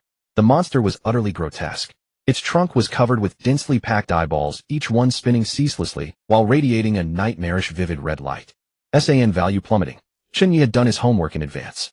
The Evil Eye Tree Mother moved very slowly, but possessed tremendous strength. Moreover, every vertical eye on its body could emit red beams, chaos rays that would throw creatures into confusion. Once struck, a creature would become unable to tell friend from foe. Everyone be careful. Before Chen Ye could finish, he saw a little white wolf try to use its invisibility to ambush the Evil Eye Tree Mother. But before it could get close, it was struck by chaos rays sweeping wildly in every direction. A red beam grazed little white wolf's tail, and it instantly became dazed and unsteady, as if drunk. It even began baring its teeth at Black Flame, waving its little paws and letting out low, whining growls. Damn it, Little White is under the confusion status. Chen Ye's heart sank. Without hesitation, he recalled Little White Wolf back into its soul card. The next moment, the Evil Eye Tree Mother's tree whip slammed viciously into the spot where Little White Wolf had been striking with such force that it left a deep crater. Chen Ye, still shaken, inwardly thanked his lucky stars for reacting quickly enough. Otherwise, the consequences would have been unthinkable. Woof, woof. Seeing this, the Black Flame Hound let out a low growl and immediately spat a scorching fireball in retaliation, striking the Evil Eye Tree Mother's trunk dead on. The Evil Eye Tree Mother was slow, so the fireball hit easily, exploding against its trunk and scorching a large patch of eyeballs with crackling sounds. Screaming in pain, the Evil Eye Tree Mother flailed its tentacles wildly. Black Flame was not intimidated and pressed its advantage. It nimbly dodged the tentacles, then slashed a vicious shadow claw across the trunk. With a crack, the Evil Eye Tree Mother was gravely wounded. In the end, relying on its agility, Black Flame wounded the Evil Eye Tree Mother over a dozen times before finally wearing it down to death. The Evil Eye Tree Mother let out a shrill, mournful wail, then its massive body crashed to the ground and dissolved into a pool of reeking, putrid slime. Chen Ye stepped forward and found a faintly glowing Evil Eye core amid the remains. Woof woof. Seeing the core, the Black Flame Hound wagged its tail excitedly and looked at Chen Ye. Chen Ye looked at little Black Flame, understood what it meant, gently patted its head, and asked in a low voice, Black Flame, are you sure you want to swallow it? It might be dangerous. Black Flame nodded excitedly, tongue hanging out, eyes full of desire. Chen Ye took a deep breath. All right then, let's try it. After receiving Chen Ye's confirmation, Black Flame swallowed the Evil Eye core in one gulp. With a soft gulp, the core slid down its throat.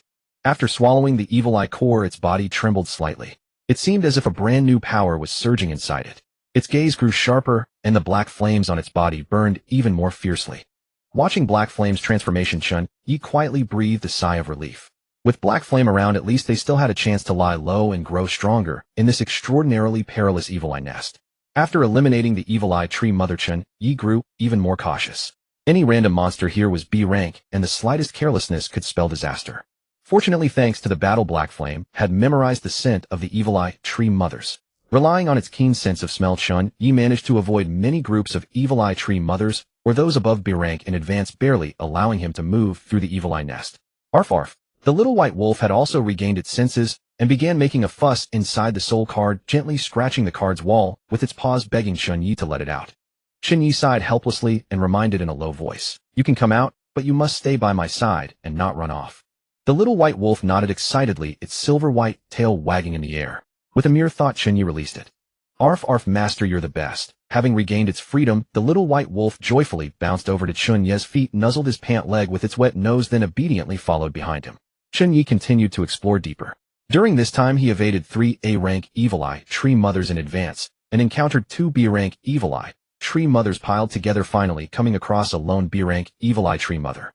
Moreover, this evil eye tree mother was asleep, its evil eye on the tree tumor, slightly closed vine tentacles swaying slowly in the air. Still sleeping at noon, Chen Ye immediately decided to ambush it. So the little white wolf nodded obediently, then nimbly concealed its figure stealthily circling around behind the evil eye tree mother. It deliberately stepped on a dead branch, producing a faint crack sound, successfully drawing the evil eye tree mother's attention. The evil eye tree mother was startled awake, its evil eye opening wide as it turned its head to glare fiercely. At that moment, Black Flame, which had been charging up for a long time, decisively rushed out from the shadowy corner. 2 fireball spells were hurled first, followed by sharp claws aiming directly at the tree mother's core. The battle ended within 2 minutes. Black Flame swallowed another evil eye core the size of a walnut, its body growing somewhat larger, and the fur on its forehead faintly turned golden. Chen Ye conservatively estimated that after eating a dozen more evil eye cores, Black Flame might break through to A rank. Soon noon arrived, and Chen Ye's stamina began to decline, hunger surging in like a tide. If he couldn't find food or a water source, soon he might not last much longer. Just then Black Flame suddenly pricked up its ears and said to Chen Ye in a low voice, "Woof woof. Master, I sense the scent of humans and a water source ahead." Chen Ye's spirits lifted, and he immediately moved cautiously in that direction. As the distance shortened, sounds of a fight came from ahead. Chen Ye held his breath, moving slowly along the cave wall until he stopped at a corner. He carefully poked his head out to look, and the scene before him caused his pupils to slightly contract. By the pitch-black pool, a girl with a high ponytail was holding a long sword, fiercely battling an A-rank evil eye octopus. In the air there was also a B-rank great sword, its wings glinting with metallic luster, stinger sharp as a blade. It kept attacking the evil eye octopus, clearly the girl's familiar. The surface of the pool was covered with a strange, oily film refracting colorful light. The evil eye octopus's tentacles thrashed violently in the water, each movement splashing up stinking foam. The 2 sides were locked in a stalemate. Then Chen Ye saw that as the high ponytail girl suddenly let out a sharp cry, the great sword immediately responded, its insect body transforming into a slender longsword. This is phantom weapon art. Chen Ye was shocked, immediately deducing that this girl was likely a student of Phantom Martial University, which was equally prestigious as Super Evolution University. Because students of Phantom Martial University learn the ability to weaponize their familiars, greatly enhancing their combat power in a short time. Sure enough, after the phantom transformation, the girl wielded the sword with both hands, her combat power instantly surging from B rank to A rank. With 2 swift thrusts, she cleanly severed the 2 tentacles the evil eye octopus had smashed over. The evil eye octopus, racked with pain, let out a piercing shriek. The severed limbs twitched on the ground, and from the cuts spurted a sticky black gel-like liquid 10 times more foul than the pool water. The girl did not pause, continuing her fierce assault. However, just as she was about to deliver a fatal blow to the evil eye octopus, a hidden tentacle suddenly burst out from the pitch-black pool behind her. The tentacle was covered in bony spikes and embedded with a scarlet eyeball at its tip. It suddenly struck the girl's back, sending her flying heavily. With high offense but low defense, the girl slammed into the wall, blood mixed with fragments of internal organs spurting from her mouth. Her face instantly turned pale as paper, and she lost her combat ability all at once. The great sword also failed to maintain its sword form, reverting to its original shape and crashing to the ground. The evil eye octopus let out a piercing shriek, its remaining tentacles flailing madly, clearly not intending to let go of this severely wounded prey. Damn, I was careless. The high ponytail girl gritted her teeth, using the sword as support, struggling to raise her upper body and stand. Blood at the corner of her mouth dripped down her chin. She raised her head, looking at the evil eye octopus that had already approached, a trace of unwillingness flashing in her sharp gaze. Just then the high ponytail girl spotted Chen Ye not far away, and her eyes lit up. Suppressing the pain, her voice was clear but anxious. "I am Lin Miyin from Phantom Martial University. Fellow student, could you please help me?" Her eyes were filled with hope, clearly placing her expectations on Chen Ye's intervention. However, Chen Ye did not respond immediately. He was waiting for the moment when the evil eye octopus's body fully emerged from the water. That was the perfect opportunity to strike. Seeing Chen Ye make no move, Lin Miyin couldn't help but bite her lip, a flicker of disappointment in her eyes. She lowered her head to glance at the teleportation bracelet on her wrist, ready to teleport away. Just as she was about to activate the bracelet, Chen Ye suddenly moved. His gaze sharpened, and he shouted in a low voice, "Black Flame attack." Black Flame suddenly spat out a blazing fireball. The fireball tore through the air, heading straight for the evil eye octopus. At the same time, Black Flame lunged at the evil eye octopus like a bolt of black lightning. The evil eye octopus was taken aback, already severely wounded by Lin Miyin. Black Flame's sudden assault caught it off guard. Panicking, the countless evil eyes on the evil eye octopus instinctively released chaotic crimson rays in an attempt to counterattack. But the next moment, a large swath of those evil eyes were scorched black by the incoming fireball. Seizing the opportunity, Black Flame launched a frenzied assault. Its body blazed with fierce black flames, claws and fangs tearing at the evil eye octopus's body, with all its might searing the creature's fragile nerves. In the end, the evil eye octopus let out a feeble roar, its massive body collapsing completely. The battle was over. Woof woof. Black Flame was thrilled, swallowing the A-rank evil eye octopus's core in one gulp. Its energy surged and a dark red glow radiated from its body. Arf arf. The little white wolf trotted over, happily seeking praise from Chen Ye. Unexpectedly, the chaotic rays the evil eye octopus had frantically released moments ago had struck Lin Min. Her body suddenly stiffened, her pupils sharply contracted, and a bizarre purple gleam flashed in her eyes. Her movements became sluggish as if bound by some invisible force. Damn, Lin Min murmured in a low voice, her tone carrying a slight whimper and tremor.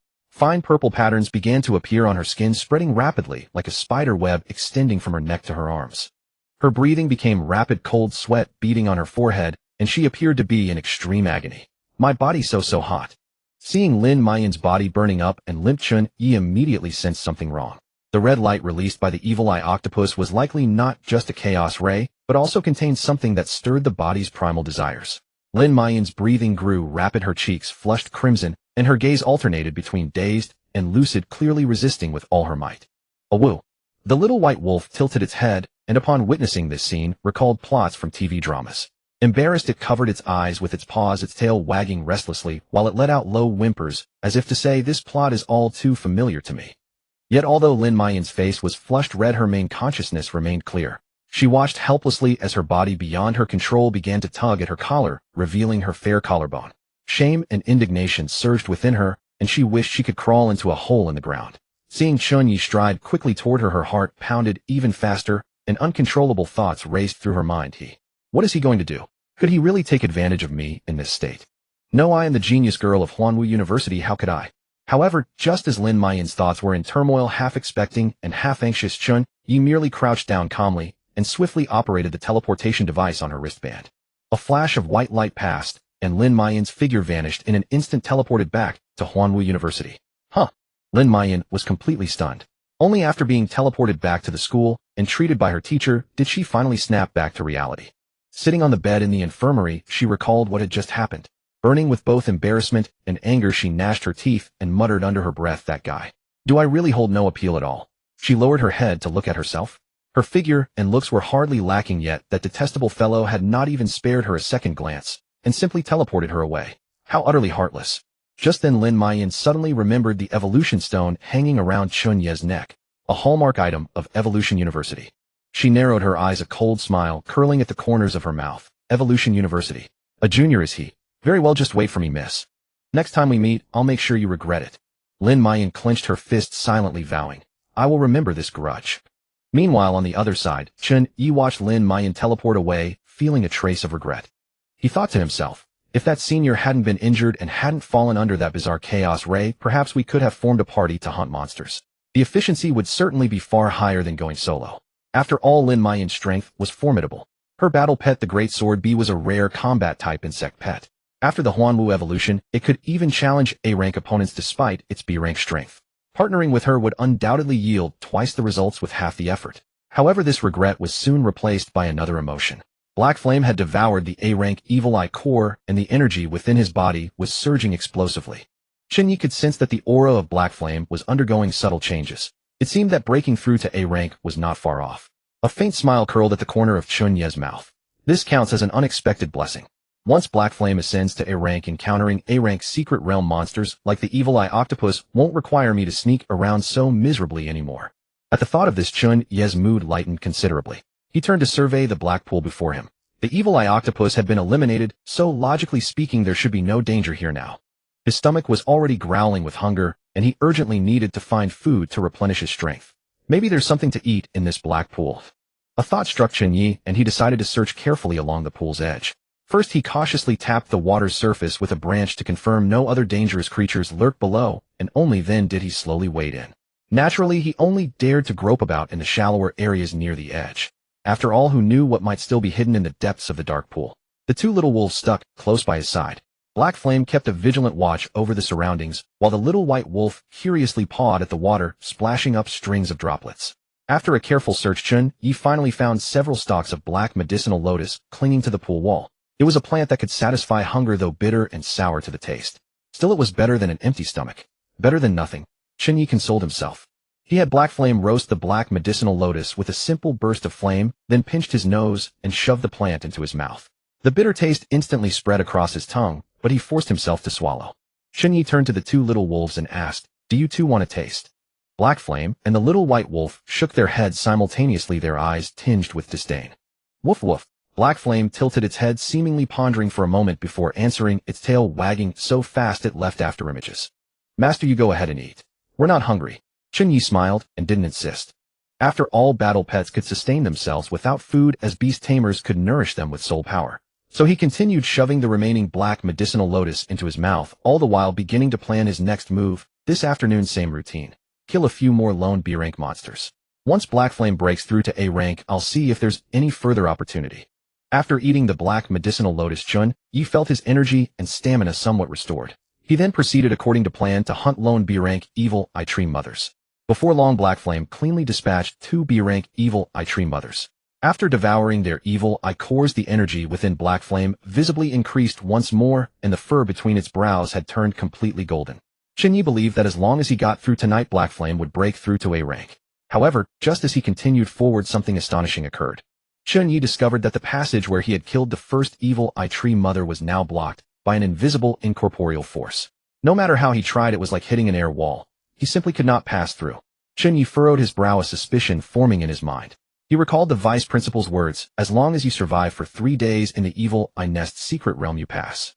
At the time, he hadn't thought much of it, but now it seemed those words carried a deeper meaning. Could it be that the battlefield of this secret realm is gradually shrinking?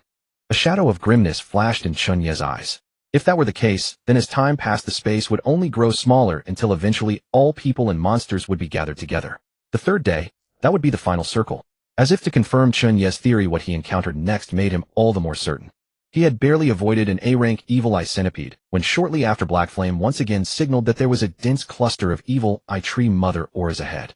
Chen Ye had no choice but to change his route, but no matter which direction he took, the frequency of monster encounters only increased, as if the entire secret realm was compressing, driving everything toward the central area. So it really is just as I thought. Chen Ye frowned. Now he could only race against time. Just as Chen Ye had expected, starting from the afternoon, the density of monsters in the evil eye nest grew higher and higher, as if every place was shrouded by their shadows. Chen Ye was practically walking on the edge of a blade. A single misstep would plunge him into an abyss of utter ruin. Throughout the afternoon, Chen Ye and Haiyan encountered only 3 lone B-rank evil eye tree mothers. Every battle was fraught with anxiety, their nerves stretched taut as they dreaded the arrival of other monsters. One battle in particular was extremely perilous. As Haiyan lunged at the evil eye tree mother, it was struck by a chaotic light beam. Its eyes instantly went vacant, and its movements slowed. The evil eye tree mother seized the opportunity, swinging its thick vines viciously at Haiyan. The vines sliced through the air with a shrill, piercing whistle, and in the next moment, they seemed about to shred Haiyan into pieces. At that moment, Chen Ye's heart nearly leaped into his throat. In the nick of time, without a second thought, he instinctively and swiftly withdrew Haiyan and the little white wolf back into his soul card, then turned on his heels and ran. Seeing its prey flee, the evil eye tree mother let out a low guttural roar. Countless vines on its body writhed in the air like venomous snakes, and then it moved its massive frame in hot pursuit. He fled but chased. Chen Ye ran with all his might, but it seemed he would soon be caught by the evil eye tree mother. In a burst of desperation, he hardened his heart and leaped straight into the black pool he had seen earlier. The water in the black pool was bone-piercingly cold, as if it could freeze one's soul, yet its foul aura perfectly masked Chen Ye's scent. The evil eye tree mother lingered at the pool's edge for a while, then finally left with unwillingness. After a long while, Chen Ye climbed out of the black pool, drenched and shivering with cold, his face pale, but his heart was greatly relieved. Taking such risks, Haiyan ultimately succeeded in killing the 3 B-rank evil eye tree mothers and obtained 3 precious evil eye cores. After Haiyan devoured the final evil eye core, its body underwent earth-shaking changes. Its frame rapidly expanded until its shoulder height reached 1 meter, its muscle contours became more defined, its fur grew darker, and was covered with a faint layer of black flames. A low growl rumbled from Haiyan. Its eyes shone with unprecedented brightness and confidence. The deep roar was filled with power and intimidation. The little white wolf stood by, watching, its eyes filled with envy. Although the little white wolf would also grow stronger, it lacked Haiyan's S-rank robust talent. It could not grow rapidly by merely absorbing energy, so its pace of improvement could not match Haiyan's. Chen Ye stroked the little white wolf's head and said softly, Don't worry, you will become strong too. However, Chen Ye did not have much time to bask in the joy of Haiyan's breakthrough. Soon as night fell, the environment inside the evil eye nest became even more hostile. The already dim space was now plunged into complete darkness where one could not see one's own hand. Worse still, the monsters in the nest seemed to be stimulated by something and began to riot wildly. Their low growls rose and fell continuously as if heralding the beginning of a slaughter. At the same time, the nest was gradually shrinking. The once spacious corridors were narrowing and the walls were slowly pressing inward, as if intent on trapping them here forever. Chen Ye knew that apart from teleporting away, there was no retreat now. He could only be driven to explore deeper into the nest. It was 10 o'clock at night. The darkness inside the evil eye nest grew ever thicker, as if it could devour everything. Chen Ye's mind was already somewhat fatigued. If he had not just advanced to a third-rank beast tamer with both physical constitution and mental strength greatly enhanced, he would have collapsed from sheer exhaustion by now. Just hold on a little longer. I have to find somewhere with people. Chen Ye silently encouraged himself. Because when the secret realm began to shrink and monsters appeared with increasing frequency, it also meant that his odds of encountering other participants in the evil eye nest secret realm were gradually rising. Now if he wanted to survive in this secret realm, he had no choice but to band together with others. Haiyan and the little white wolf stayed close to Chen Ye, highly vigilant, their wolf eyes constantly watching the surroundings. Just then Haiyan let out a sudden low growl, conveying a message to Chen Ye. There was movement ahead, people and monsters. Chen Ye's heart tightened. He slowed his steps and cautiously approached. As the distance closed, a terrifying screech rang out, so shrill and piercing that it seemed to penetrate one's very soul. Chen Ye instantly felt his hair stand on end from sheer dread. Such horrifying aura could only be S-rank. I remember the guide said that the evil eye nest has only one type of S-rank monster, the evil eye venom spider. But that's not something we can handle now. Let's wait until our junior year to come back for it. Chen Ye's internal alarm bells rang wildly. He was about to turn and leave. However, just as he prepared to slip away, he heard a human voice. Someone is fighting an S-rank monster. Chen Ye was stunned for a moment, then stopped in his tracks, his heart filled with doubt and shock. He cautiously poked his head out, and by the red glow of the battle discerned the scene ahead. There were 3 people, 2 men and 1 woman. Judging by their attire and the super evolution stones they carried, Chen Ye guessed that they were likely senior apprentices, junior year students from the Super Evolution University. There were 6 beast companions, 2 C-rank wind wolves, 2 B-rank mud cicadas, 1 B-rank flame bird, and 1 B-rank ice bird. What was astonishing was that although most of the seniors' beast companions were B-rank and C-rank, their highly proficient super evolution and their mutual coordination allowed them to actually trade blows with that S-rank evil eye venom spider for a time. Flame bird aim at its eyes and use a 3-shot great fireball. Wind wolf super evolution. Mud cicada use earth wall to block the evil eye venom spider's chaotic light. Hiss, bang, bang. The scene was utter chaos. The evil eye venom spider was enormous. Its 10-meter-tall body occupied most of the space, and its 8 eyes gleamed with crimson light, each eye capable of unleashing waves upon waves of chaotic light. Moreover, unlike other evil eye monsters that moved slowly, the evil eye venom spider was swift and ferocious in its movements. Each pounce was like a violent gale carrying the force of destruction. Although the senior apprentices had already achieved seamless coordination, they still struggled somewhat under the suppression of the evil eye venom spider. Hiding in the shadows, Chen Ye carefully observed the battle. He noticed that, bolstered by super evolution, the seniors' beast companions had seen a cross-dire surge in strength. Yet they still could not inflict effective damage on the evil eye venom spider. On the contrary, every counterattack from the evil eye venom spider plunged them into danger. At this rate, they won't last much longer, Chen Ye thought. Chen Ye felt a moment of hesitation, wondering whether he should step in to help. After all, apart from the fact that the S-rank evil eye venom spider itself posed an immense threat, he was also unfamiliar with the seniors' coordination.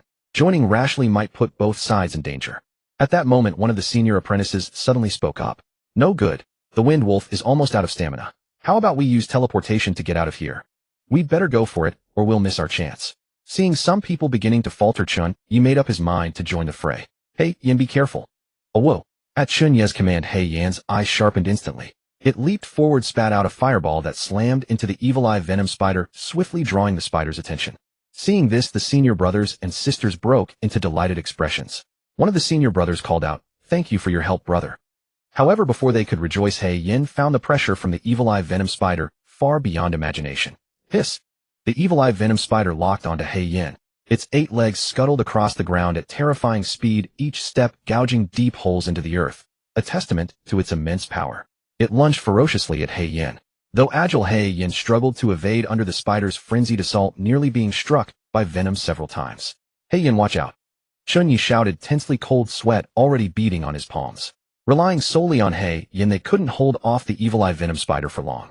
At that moment, the senior brothers and sisters quickly snapped into action.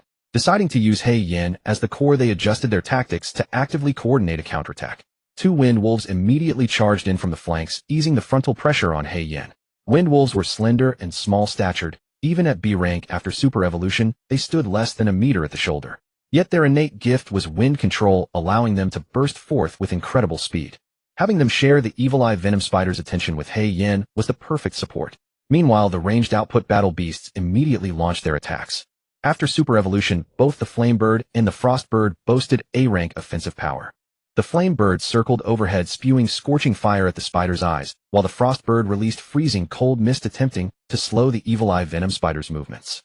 Although these attacks couldn't deal fatal damage to the evil eye venom spider, they at least prevented it from focusing its attacks on He Yin. Hiss! The evil eye venom spider was enraged. Its 8 eyes gleamed with an eerie green light as it gathered a thick, massive glob of venom in its mouth and spat it viciously toward He Yin. However, just as the venom was about to strike He Yin, a thick earthen wall suddenly rose from the ground, shielding He Yin. The venom slammed into the earthen wall with a sizzling, corrosive hiss, easily dissolving it completely. But thanks to the wall's blockage, the venom didn't harm He Yin in the slightest. "Well done, Ni Chan Chan," an excited senior sister shouted. Ni Chan Chan was a relatively petite earth-type battle beast with the ability to manipulate soil, forming defensive or offensive earthen walls. The earthen wall that blocked the venom was Ni Chan Chan's handiwork. In fact, this senior sister's 2 Ni Chan Chan beasts were the key to why everyone had been able to hold out so long against the evil eye venom spider. Ni Chan Chan's earthen wall ability was exceptionally effective against the evil eye venom spider. At this moment, they served as saviors. Whenever the spider launched an attack, Ni Chan Chan provided earthen wall support. Whoa. Having narrowly escaped, He Yin let out a low growl toward Ni Chan Chan in gratitude. Then He Yin counterattacked fiercely, spitting 2 blazing black fireballs straight at the evil eye venom spider. The black fireballs streaked across the air like twin lines of fire, striking the evil eye venom spider precisely and erupting into fierce flames. Hiss! Scorched by the flames, the evil eye venom spider let out a pained hiss, twisting violently as it tried to extinguish the fire on its body. A perfect opportunity. A sharp glint flashed across Chen Ye's eyes as he immediately commanded, "He Yin, keep up the pressure. Everyone else concentrate fire on its leftmost eye." Alright. The senior brothers and sisters quickly responded, commanding their respective battle beasts to unleash all-out attacks. The flame bird's fire, the frost bird's ice storm, the wind wolf's wind blades, and Ni Chan Chan's mud spit. All attacks converged on the evil eye venom spider's eyes. Boom. A violent explosion rang out. Among the evil eye venom spider's eyes, the leftmost one had lost its glow and green blood trickled down its head. Hiss! However, the evil eye venom spider did not fall, instead it was enraged. Its remaining 7 eyes suddenly released a chaotic red light, and the entire cavern was instantly bathed in crimson. The red light not only disrupted vision, but also carried a powerful spiritual attack, causing both humans and battle beasts to feel dizzy. "Watch out! It's the Chaos Ray," a senior brother shouted in warning. Ni Chan Chan quickly used the earthen wall. Seeing this, the senior sister, despite the intense dizziness in her mind, immediately ordered Ni Chan Chan to release earthen walls, erecting a barrier for everyone to take cover behind. Ni. The 2 Ni Chan Chans responded, earth energy surging forth instantly. In a flash, earthen walls rose from the ground one after another. He Yin and the other battle beasts quickly took cover behind the thick earthen walls, avoiding direct exposure to the Chaos Ray. However, one wind wolf, being too far away and without an earthen wall to hide behind, was swept by the crimson light released by the evil eye venom spider. It immediately fell into a confused state and began attacking anything nearby indiscriminately. Its owner immediately recalled it upon seeing this. "Steady, don't panic," Chen Ye commanded calmly. Ni Chan Chan, keep maintaining the earthen walls. Everyone else this time attacked the evil eye venom spider's rightmost eye. Although one wind wolf had temporarily lost combat effectiveness, the overall situation was still under control. The senior brothers and sisters quickly issued orders to their battle beasts, continuing their fierce assault on the evil eye venom spider. Boom. Another deafening crash rang out. The spider's second eye was damaged, blood gushing forth. Clearly sensing danger, the evil eye venom spider began attempting to flee. Its 8 long legs skittered swiftly across the ground as it fled toward the depths of the cave. "Don't let it escape," everyone shouted, commanding their battle beasts to pursue. He Yin reacted first, giving chase immediately and firing several fireballs in quick succession to seal off the spider's escape route. The wind wolves also flanked from the sides, pinning the evil eye venom spider down. With everyone working together, the evil eye venom spider's escape plan was utterly thwarted. "Keep your distance. Wait for it to weaken from blood loss," Chen Ye shouted. Chen Ye's suggestion made everyone's eyes light up. One by one, they ordered their battle beasts to keep their distance from the spider, maintaining a range where they could effectively pin it down with attacks. And so after about 20 minutes under Chen Ye's strategy of surrounding without attacking, the spider's wounds gradually widened, and it bled profusely. At last, unable to hold on, it let out an unwilling, furious hiss before its body collapsed and lost all life. Finally, we did it. The senior brothers and sisters finally breathed sighs of relief, excited joy written across their faces. They walked up to Chen Ye one after another to express their gratitude. Brother, thanks to you and your Yen, we would have been teleported back otherwise. A senior brother patted Chen Ye on the shoulder and said excitedly, we're students from Super Evolution University. Which school are you from, brother? Come join us for a meal sometime. Yeah. Chen Ye chuckled. It was our combined effort that allowed us to defeat this evil eye venom spider. It's not just my achievement. As for the fact that he himself was also a freshman at Super Evolution University, Chen Ye thought about it and decided not to mention it. After all, he had entered using the bracelet given by the principal, which smacked of pulling strings. Woof woof. Having returned to his dog form, Yen wagged his tail, walked over to Ni Chan, and gently nuzzled her with his forehead, expressing his friendliness and gratitude for what she had just done. Ni Chan shyly turned her head away, then used her earth ability to condense a small round ball of soil and handed it to Yen as if saying it was a gift for him. Seeing this scene, everyone couldn't help but laugh. Afterward, as the battle came to an end, fatigue surged over them all at once, and everyone collapsed limply onto the ground to rest. At this moment, the uneven ground was littered with the remains of the evil eye venom spiders and countless shattered rocks. The air was thick with a scorched, acrid stench tinged with a faint trace of blood. Of course, the most important thing was that right at the center of the evil eye venom spiders remains an S-rank evil eye core lay quietly on the ground, the sole and most valuable trophy of this battle.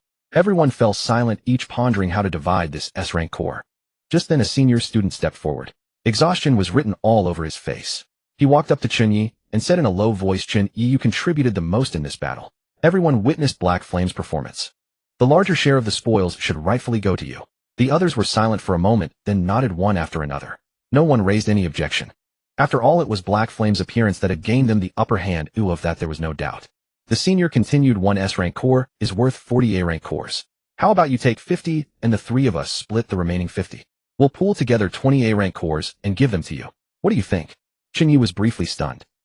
The senior's proposed split exceeded Chen Ye's expectations. Originally, he had thought 40 would already be a great deal. But before Chen Ye could respond, the senior students pulled out all their A-rank evil eye cores from their backpacks, along with some B-rank cores of varying sizes, and handed them to Chen Ye. Dozens of evil eye cores shimmered faintly in the darkness, a sight both eerie and striking.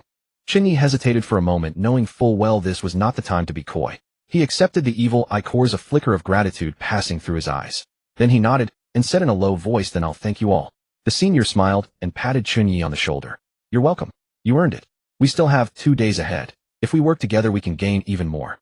That's right. Seeing this, the others voiced their agreement. At that moment, Black Flame's ears twitched slightly, as if catching some sound.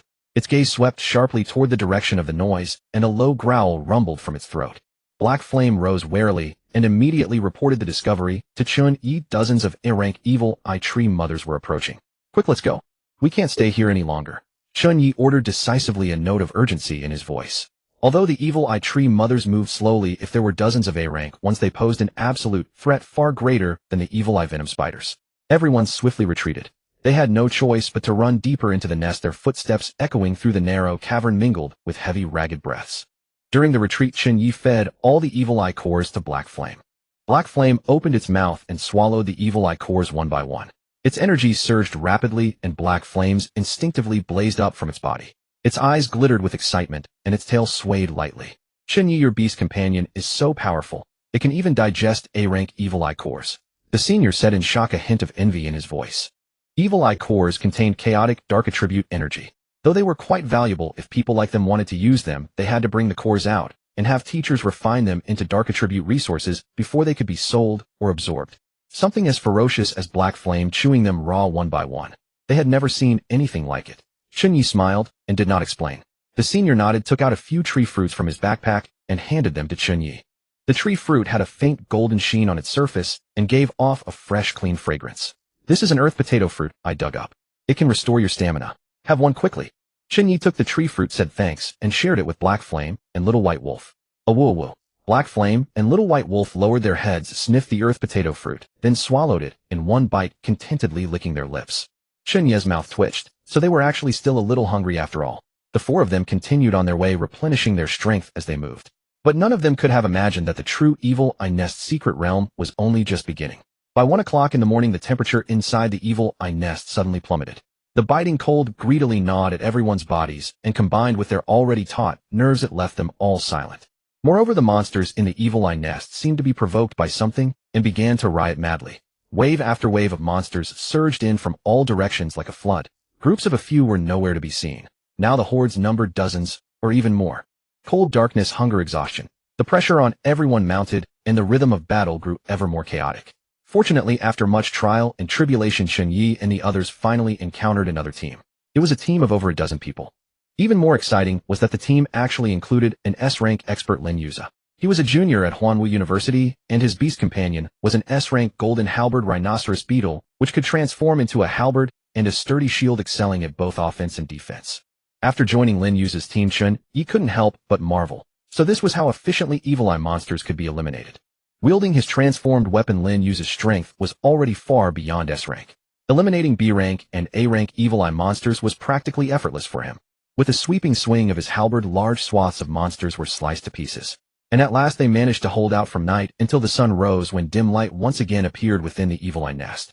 However, good times did not last long. Just after everyone had joined forces to eliminate more than a dozen A-rank Evil Eye monsters and were resting in the lull, Lin Yuze's true nature gradually began to show. He abruptly made a demand: all Evil Eye cores must first be handed over to me, and I alone will divide them. This demand immediately stirred discontent among many in the team. After all, everyone had fought tooth and nail, and yet all the spoils were to be handed over to one person for distribution. That was obviously unreasonable. One senior stepped forward first, his tone full of open doubt. Lin Yuze, we're all comrades fighting side by side. I can understand you taking a bigger share given your strength, but why should everyone's spoils be at your sole discretion? Lin Yuze let out a cold laugh, a sinister glint flashing through his eyes. He slowly walked over to the senior, looking down at him from a height. By what right? By the right that I'm S-rank while you're all just a bunch of trash.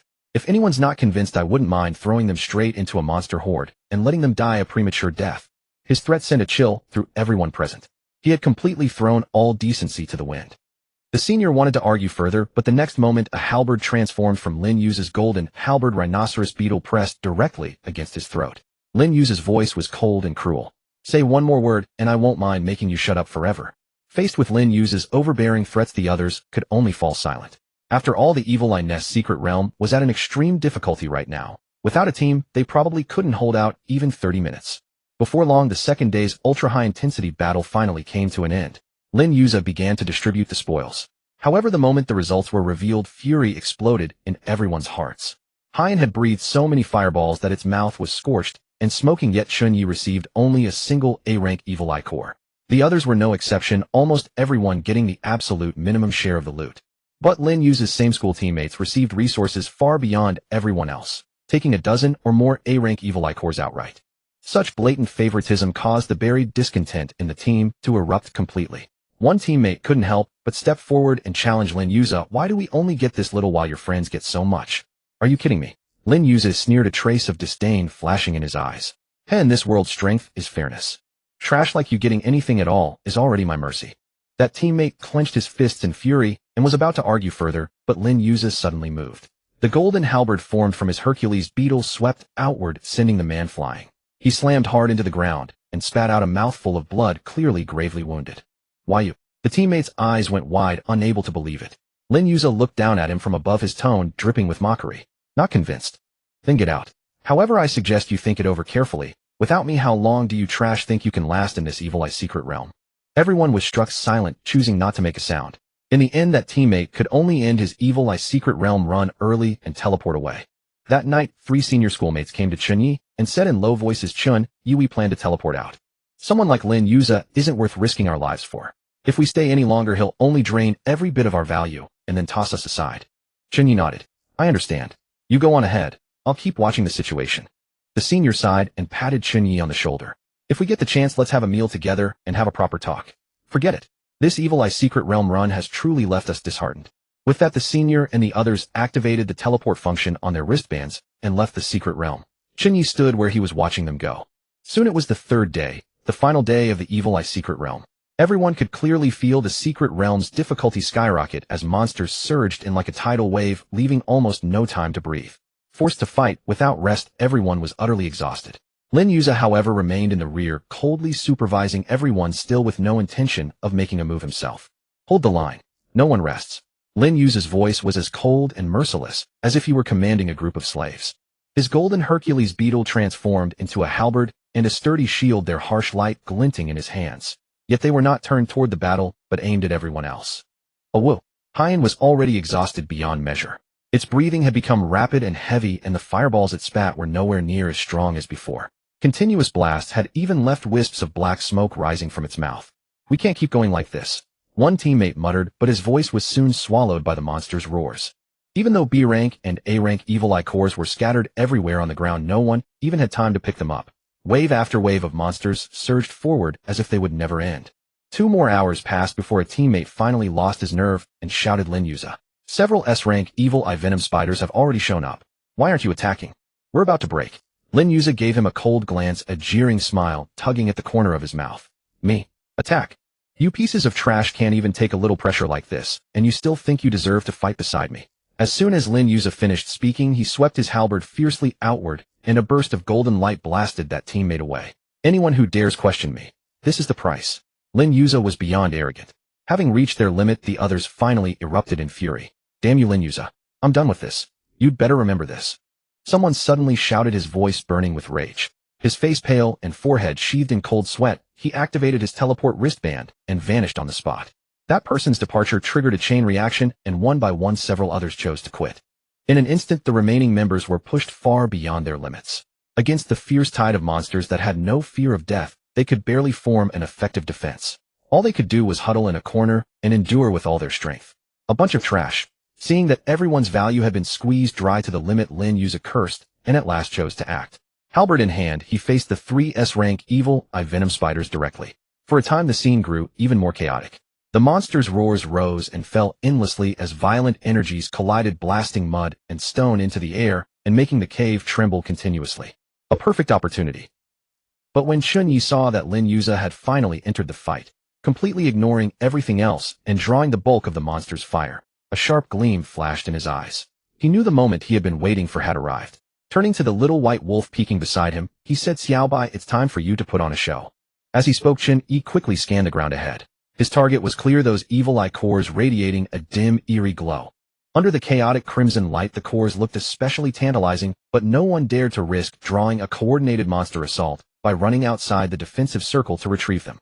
However, Xiaobai, with an S-rank spiritual body and a C-rank stealth talent, had that chance. Xiaobai's ears twitched, instantly understanding Chen Ye's intent. A glint of sly cunning flashed in those big, nimble eyes. A master knows me so well, this is right up my alley. Whoa! It nodded, its figure quickly blurring until it merged with the surroundings and vanished without a trace. Once the stealth ability was activated, Xiaobai was like an invisible shadow silently prowling behind the monster's lines. Using collapsed earthen walls and scattered rocks as cover, it drew closer and closer to the evil eye cores on the ground. An A-rank core sat not far away, radiating a faint glow. Xiaobai crept up swiftly, then lowered its head and gently picked the core up in its mouth. One core secured. Xiaobai didn't stop at all. It turned around and headed for the next target. Soon it found 2 more A-rank evil eye cores, one nestled in a rock crevice, the other pinned beneath a fallen monster's corpse. Xiaobai gently pushed the rock aside with a paw, scooped up the core, and then carefully pulled the other core out from under the monster's body. 20 seconds. 3 A-rank cores picked up for free. That's enough, Xiaobai. Chen Ye's voice sounded again, a hint of nervousness creeping into his tone. The little white wolf nodded, turned quickly, and bolted back toward Chen Ye. Its body remained hidden, but as it neared Chen Ye, its outline gradually materialized. When the little white wolf dropped the 3 evil eye cores into Chen Ye's hand, it hopped around joyfully, its eyes full of pride. Aren't I amazing, master? Beautifully done. You're the real hero. Chen Ye praised in a low voice, unable to stop a smile from spreading across his face. Woo. Of course I am. When we get back, you have to open 10 video streaming memberships for me. The little white wolf flicked its tail lightly, looking especially pleased with itself. It rubbed its head against Chen Ye's hand, as if asking for credit. Chen Ye stroked its head, then decisively tossed the core to Hyen. Hyen, catch. Whoa. Hyen swallowed the core in one gulp. Feeling the energy surging wildly inside its body, its spirits soared. Flames blazed across its body, and an excited light glimmered in its eyes. The little white wolf looked up at Hyen's transformation and a trace of pride flashed through its big eyes. Hehe, it's Xiaobai was pretty awesome too, not some delicate queen from a TV show. Keep going, Xiaobai. We need more. You can shadow Lin Yuza. Whenever he takes down an evil eye venom spider, find a chance to snatch its core back. Oh woo. Don't worry, master. Watch me. The little white wolf nodded, and its form silently slipped back into the battlefield. Thus a strange atmosphere crept into the chaotic battlefield. Chen Ye and his few remaining teammates held their ground tenaciously in a corner of the passage, using the terrain to contend with the endless tide of evil eye monsters.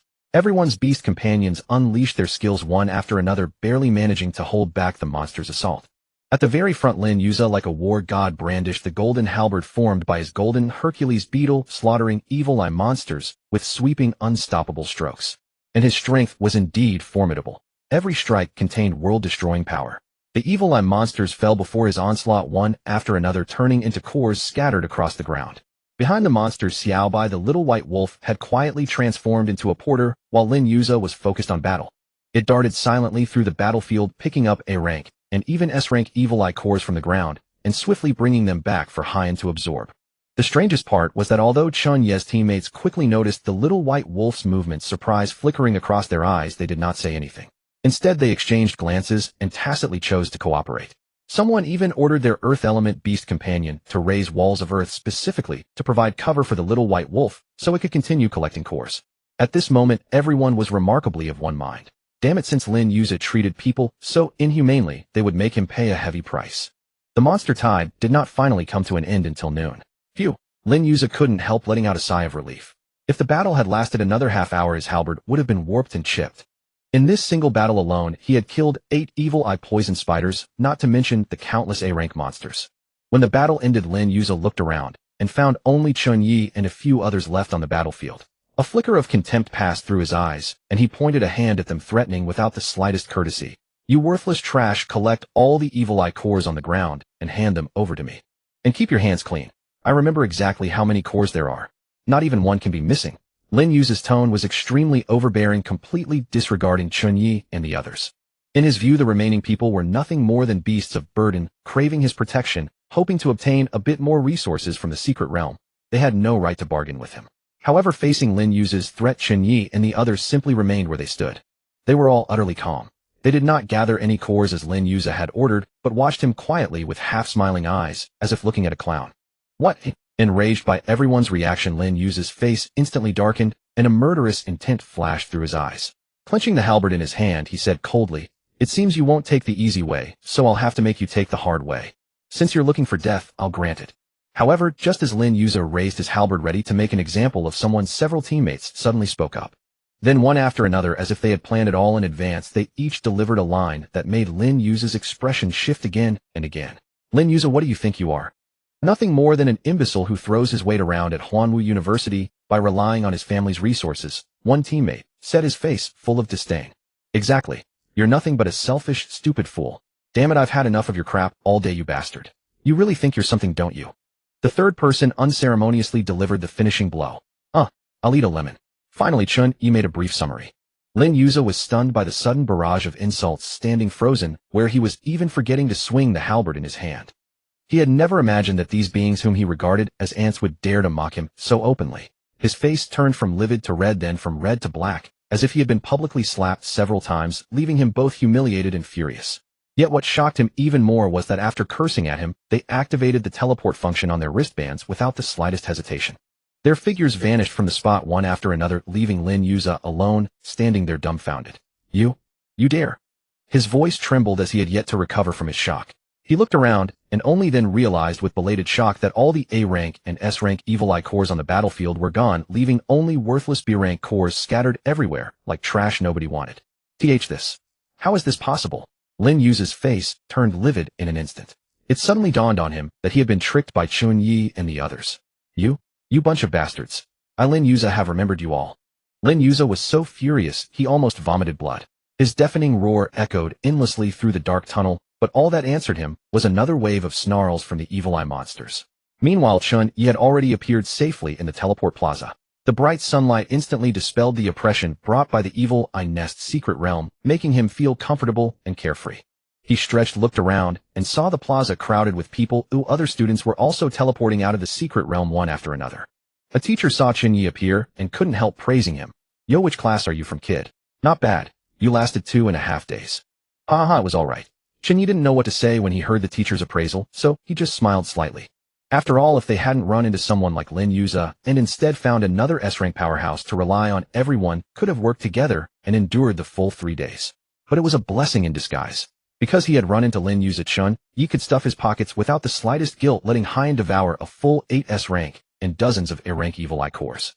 In fact, the absorbed energy was so excessive that even Haiyan's S-rank innate talent could barely withstand it, so it went into the soul card space to focus on digesting. Chen Ye stood in the plaza for a while. He noticed that even with teachers around, the senior students who had come out of the secret realm didn't need to do anything and could simply go back to rest. So he left the teleport plaza and returned to his room, holding Xiaobai the little white wolf. After returning to his room, Chen Ye let out a sigh. He looked at the little white wolf in his arms, stroked its head affectionately, and murmured, "This time all thanks to you, little one. Otherwise we wouldn't have gotten such a rich harvest." Oh whoa! Xiaobai was overjoyed to hear that. It stretched out its head and gave Chen Ye a kiss, then proudly wagged its little tail, reminding Chen Ye not to forget to activate its video membership. Haha, I didn't forget. Chen Ye smiled and activated a 1-year video membership for Xiaobai. Now all that remained was to wait for Haiyan to digest the energy. As Chen Ye thought this, he watched Xiaobai eagerly carry the remote over and turn on the TV. His eyelids grew heavier and heavier, and before he knew it, he slumped onto the sofa and fell asleep. The next morning, Chen Ye slowly woke from his deep slumber. Sunlight streamed through the window, filling the room with a pleasant warmth. Sitting up, Chen Ye stretched. Although his body still felt somewhat tired, his mental state had recovered considerably. He looked up and saw a little white curled up by the sofa, clutching a bag of potato chips. Her little paws moved deftly as she grabbed chips and sent them in her mouth, while her big watery eyes stared unblinkingly at the TV screen, clearly hooked. "You little rascal, how long have you been watching?" Chen Ye gave a helpless smile, walked over to the little white wolf, and ruffled its fluffy head. The little white wolf raised her head and looked at Chen Ye with tearful, watery eyes, her nose running. Clearly she had been moved to tears by the drama. Still chewing on a potato chip, she let out a muffled "woo" as if to tell Chen Ye that she had already reached episode 23. Chen Ye was at once amused and exasperated. He went into the kitchen, boiled a pot of water, and poured himself a cup. As he drank it slowly, a warm stream traveled from his throat down to his stomach, and his whole body felt much better. Then with a thought, he summoned Black Flame from the soul card. The moment Black Flame appeared, Chen Ye felt a powerful aura rushing toward him. Its body was a full size larger than before, with an astonishing shoulder height of 1.5 meters. Its fur was pitch black, dense, and fine, shimmering with a metallic luster under the sunlight. Race Black Flame Hound, Attribute Dark Fire, Level S, Talents Sturdy S, Fireball D. Black Flame, you've reached S rank. Overjoyed, Chen Ye walked up and reached out to stroke Black Flame's head. Woof, woof. Black Flame nodded excitedly, nuzzling Chen Ye's palm with its head, its tongue lolling in excitement. Its powerful tail wagged so vigorously that it produced a whipping sound in the air. Chen Ye patted Black Flame's broad, sturdy shoulder and realized that it was now tall and solid enough to serve as a mount. He then tried swinging a leg over Black Flame's back. Black Flame stood up steadily with Chen Ye on its back, its steps firm and powerful, as if it could break into a full-speed sprint at any moment. Awu, seeing this, little white immediately bounced off the sofa, scampered over to Black Flame's feet, and looked up, yapping excitedly, as if to say, "I want to ride too, I want to ride too." Chen Ye laughed heartily, bent down, scooped up little white, and placed her on Black Flame's back. The little wolf immediately grabbed Black Flame's fur with her paws, her face brimming with admiration and excitement. After playing for a while, Chen Ye jumped off Black Flame's back. Alright, there are things to do today. He then had a simple breakfast, packed up his fishing gear, and got ready to go out. It was the weekend, and he planned to go to Fearsome Lake to thank the principal and return the wristband to him. Soon Chen Ye brought Black Flame and Little White to Fearsome Lake, where he spotted the old principal from afar, sitting on a large rock by the lake, holding a fishing rod and fishing leisurely. The fish basket was completely empty. As expected, he was skunked again today. Principal Li Changqing, however, was squinting slightly, seemingly lost in thought. No one knew what he was pondering. "Good morning, Principal." Chen Ye walked over and greeted him. Li Changqing instinctively turned his head. Seeing Chen Ye approaching, his eyes instantly flew wide open as if he had seen a ghost, and he nearly dropped his fishing rod into the lake. Chen Ye, you're still alive." Li Changqing abruptly stood up, rubbed his eyes, and pinched his thigh hard to confirm he wasn't dreaming. "Didn't you enter the secret realm? That place's difficulty can make it into the school's top 10. You were gone so long that I thought you'd already kicked the bucket." The principal stopped mid-sentence, his gaze suddenly falling on Black Flame, and he froze again. "Wait, something's wrong with this dog. How did it become S rank?" Li Changqing's voice rose another octave, and his mouth opened wide enough to fit an egg. The expression on his face shifted from shock to doubt, then to bewilderment, and finally to numbness. A truly spectacular sight. Impossible. I remember it was only B rank just 2 or 3 days ago. Li Changqing nearly began to doubt himself. Was it he who had a problem, or was it the world? How could this dog after just 2 or 3 days have gone from B rank to S rank? Chen Ye was a little speechless, so the old principal had really thought little of him. He smiled and patiently explained, Principal, I'm still alive. Black Flame's rapid breakthrough is because it has S-rank talent from the start, and because we worked hard to obtain many evil I-core resources in the secret realm, it was able to grow to this level in such a short time. However, it has reached its limit now, and it will be hard to make another breakthrough in the short term. Li Changqing suddenly understood. Oh, so that's how it is. The shock on his face gradually receded, replaced by the carefree demeanor of a fisherman. He stroked his chin, a glint of sharp light flashing in his eyes, as if calculating something. I see. So it seems I underestimated you before. As expected of the eldest grandson of the Chen family, you must have secretly obtained quite a lot of resource support. Li Changqing said with a meaningful tone. Then he sat back down on the rock, sizing up Chen Ye for a moment. A thought of investing in Chen Ye sprouted in his mind. But when he caught a glimpse of Little White playing joyfully by the lake, his brow furrowed slightly. Sigh, what a pity. That Little White Wolf is an out-and-out C-rank pet. It's so playful and looks so dull. What a waste of a beast-taming slot, dragging down the overall potential score. Forget it. Without enough value, Super Evolution University can't casually take sides. Chen Ye had no idea that Li Changqing's mind had already turned several times. He walked aside, deftly set up his fishing spot and barbecue station, and then under Li Changqing's incredulous gaze caught a 2-gene spirit fish in a flash. While grilling the fish, he chatted with the utterly dumbfounded Li Changqing. As they chatted, Chen Ye suddenly sighed, a hint of helplessness in his voice. Principal, I've run into a difficult problem recently. It's that my super evolution hasn't made any progress. The bet with Chun Jianan at the end of the month is a trial tower challenge. If I can't master super evolution, I'm afraid it will be very difficult to beat him. Hearing this, Li Changqing finally snapped out of his absent-mindedness. As the principal of Super Evolution University, Li Changqing naturally knew about the bet between Chun Ye and Chen Jianan. Originally, he had been very pessimistic about Chen Ye, but now that the Black Flame Hound had transformed into S-rank, maybe Chen Ye actually had a chance. Li Changqing raised an eyebrow slightly. Super evolution doesn't require much knowledge. It actually depends a lot on luck. Some people get it in a week, while others never get it even after graduating from university. It can't be forced. How is your progress now? Chen Ye shook his head and handed the grilled spirit fish to Li Changqing, saying with a wry smile, I have no clue. I've already grasped the knowledge and principles, but I just can't find a breakthrough. Li Changqing took the grilled fish and took a bite, his eyes lighting up immediately. After a moment of contemplation, he decided to point this hard-working young man in a direction, so he said slowly, perhaps you can go see Professor Li Changqing at the Academy of Research. She studies super evolution energy and might be able to help you. Professor Li Changqing. Okay. Chen Ye nodded, his eyes brightening. With the old principal's guidance, at least he wouldn't have to run around like a headless fly, blundering from door to door in futile attempts. In the afternoon, Chen Ye brought the 2 little ones to the research building on campus. His gaze swept across the lobby and came to rest on the front desk. Hello, could you tell me where Professor Li Changqing's office is? Chen Ye walked up to the front desk and asked politely. The front desk worker glanced at Chen Ye, then at the Black Flame Hound beside him, and the Little White Wolf peering around curiously, and was briefly stunned before answering. Professor Li is in room 502. You can take the elevator straight up. Thank you. Soon Chen Ye took the elevator and found room 502 along the corridor. He stood at the door, took a deep breath, and raised his hand to knock. Come in, a crisp female voice called from inside. Chen Ye pushed open the door, and a spacious, bright office came into view. Several landscape paintings of willows hung on the wall, and the bookshelves were filled with thick academic books and journals.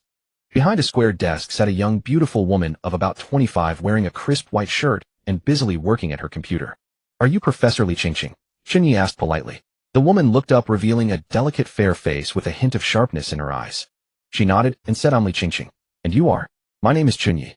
Principal Li Changqing recommended me to you. Chen Ye said, showing the emblem on his wristband. The principal.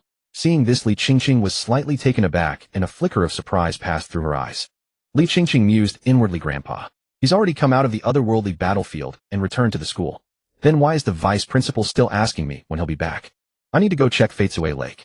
However, Li Changqing's face betrayed none of this. She quickly composed her expression, stood up, and said, please have a seat. Tell me what problem you've encountered.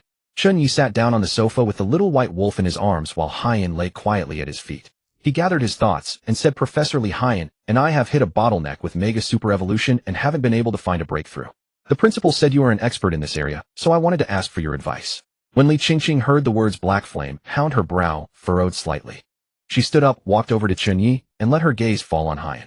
Although Haiyan was several times larger than an ordinary Black Flame Hound, Li Changqing was widely experienced and had seen many oversized pet beasts, so she wasn't surprised. But still she didn't hold out much hope for it. After all, the Black Flame Hound was only D-grade. No matter how large it grew, it could hardly change its nature. Black Flame Hound. Li Qingqing murmured softly, a hint of helplessness in her tone. She looked at Chen Ye and said, although your Black Flame Hound is somewhat large, the grade of the pet beast itself is limited. Super evolution isn't complicated, but it does place certain demands on the pet beast itself, and the Black Flame Hound has no advantage in that regard. In other words, failing super evolution is actually a normal occurrence. Chen Ye had already expected Li Qingqing to say this. He said firmly, Professor Li, I understand what you've said, but my Haiyan is not an ordinary Black Flame Hound. Its grade has reached S grade. You can test it. Li Qingqing looked at the conviction in Chen Ye's eyes, but remained unimpressed. An S-grade Black Flame Hound. Was that possible? She had seen too many blindly arrogant beast tamers who firmly believed their pet beasts were different from everyone else, and that emotion could create miracles. But without exception, every one of them had been utterly crushed by harsh reality. Still, Li Qingqing nodded, and said calmly, all right, since you're so confident, let's first test its data, and see if we can find some kind of breakthrough. With that, Li Qingqing led Chen Ye and Haiyan before a huge machine in the research building. This machine was specially designed to test all kinds of pet beast data, including grade, potential talent, and so on. Li Qingqing skillfully operated the machine and gestured for Chen Ye to bring Haiyan onto the testing platform. Haiyan stood on the circular testing platform, watching Li Qingqing attach transparent energy tubes one by one to his dog's head and body, but showed no reaction. He was perfectly calm. Chen Ye patted Haiyan and said, it's just a test. It'll be over soon. Then Li Qingqing stood at the console and quickly typed on the keyboard. The machine began to start up, emitting a high-tech hum. A ring of blue light at the top of the machine lit up and slowly shimmered like flowing water, illuminating the entire testing area. Beep, beep, beep. All kinds of data indicators began to appear on the large screen in front of Chen Ye. The moment the data came out, Li Qingqing naturally looked at the screen. The next second, her pupils dilated slightly, and an unmistakable shock spread across her face. Then her fingers flew across the keyboard, repeatedly checking the values displayed on the screen, as if she couldn't believe what she was seeing. How can this be? Li Qingqing's mouth fell open in astonishment, her tone full of disbelief. Talent S grade, S energy S. Talent. Approaching the peak of S grade. Li Qingqing's voice trembled slightly. She turned to look at Chen Ye and saw him smiling without saying a word. Mixed emotions immediately filled her eyes, and her face turned pink. She knew Chen Ye hadn't been exaggerating. She had misjudged him. Chen Ye, your Haiyan. It's no ordinary beast. Li Qingqing took a deep breath. Haiyan's potential far exceeds my expectations. Its talent and potential are fully capable of supporting super evolution, and it may even go further. Since Haiyan's potential is so tremendous, we can't waste this opportunity. Follow me. I'll take you somewhere. With that, she led Chen Ye, Haiyan, and the little white wolf through the corridors of the research building to an even more secluded laboratory. In the center of the laboratory stood a colossal machine over 10 meters tall, its surface covered with complex circuits and energy conduits, giving it an overall look filled with technology and mystery. Chen Ye looked up at the gigantic machine, his face full of awe. This is... Li Qingqing smiled, slight pride in her voice. This is the super evolution simulator our school has recently developed.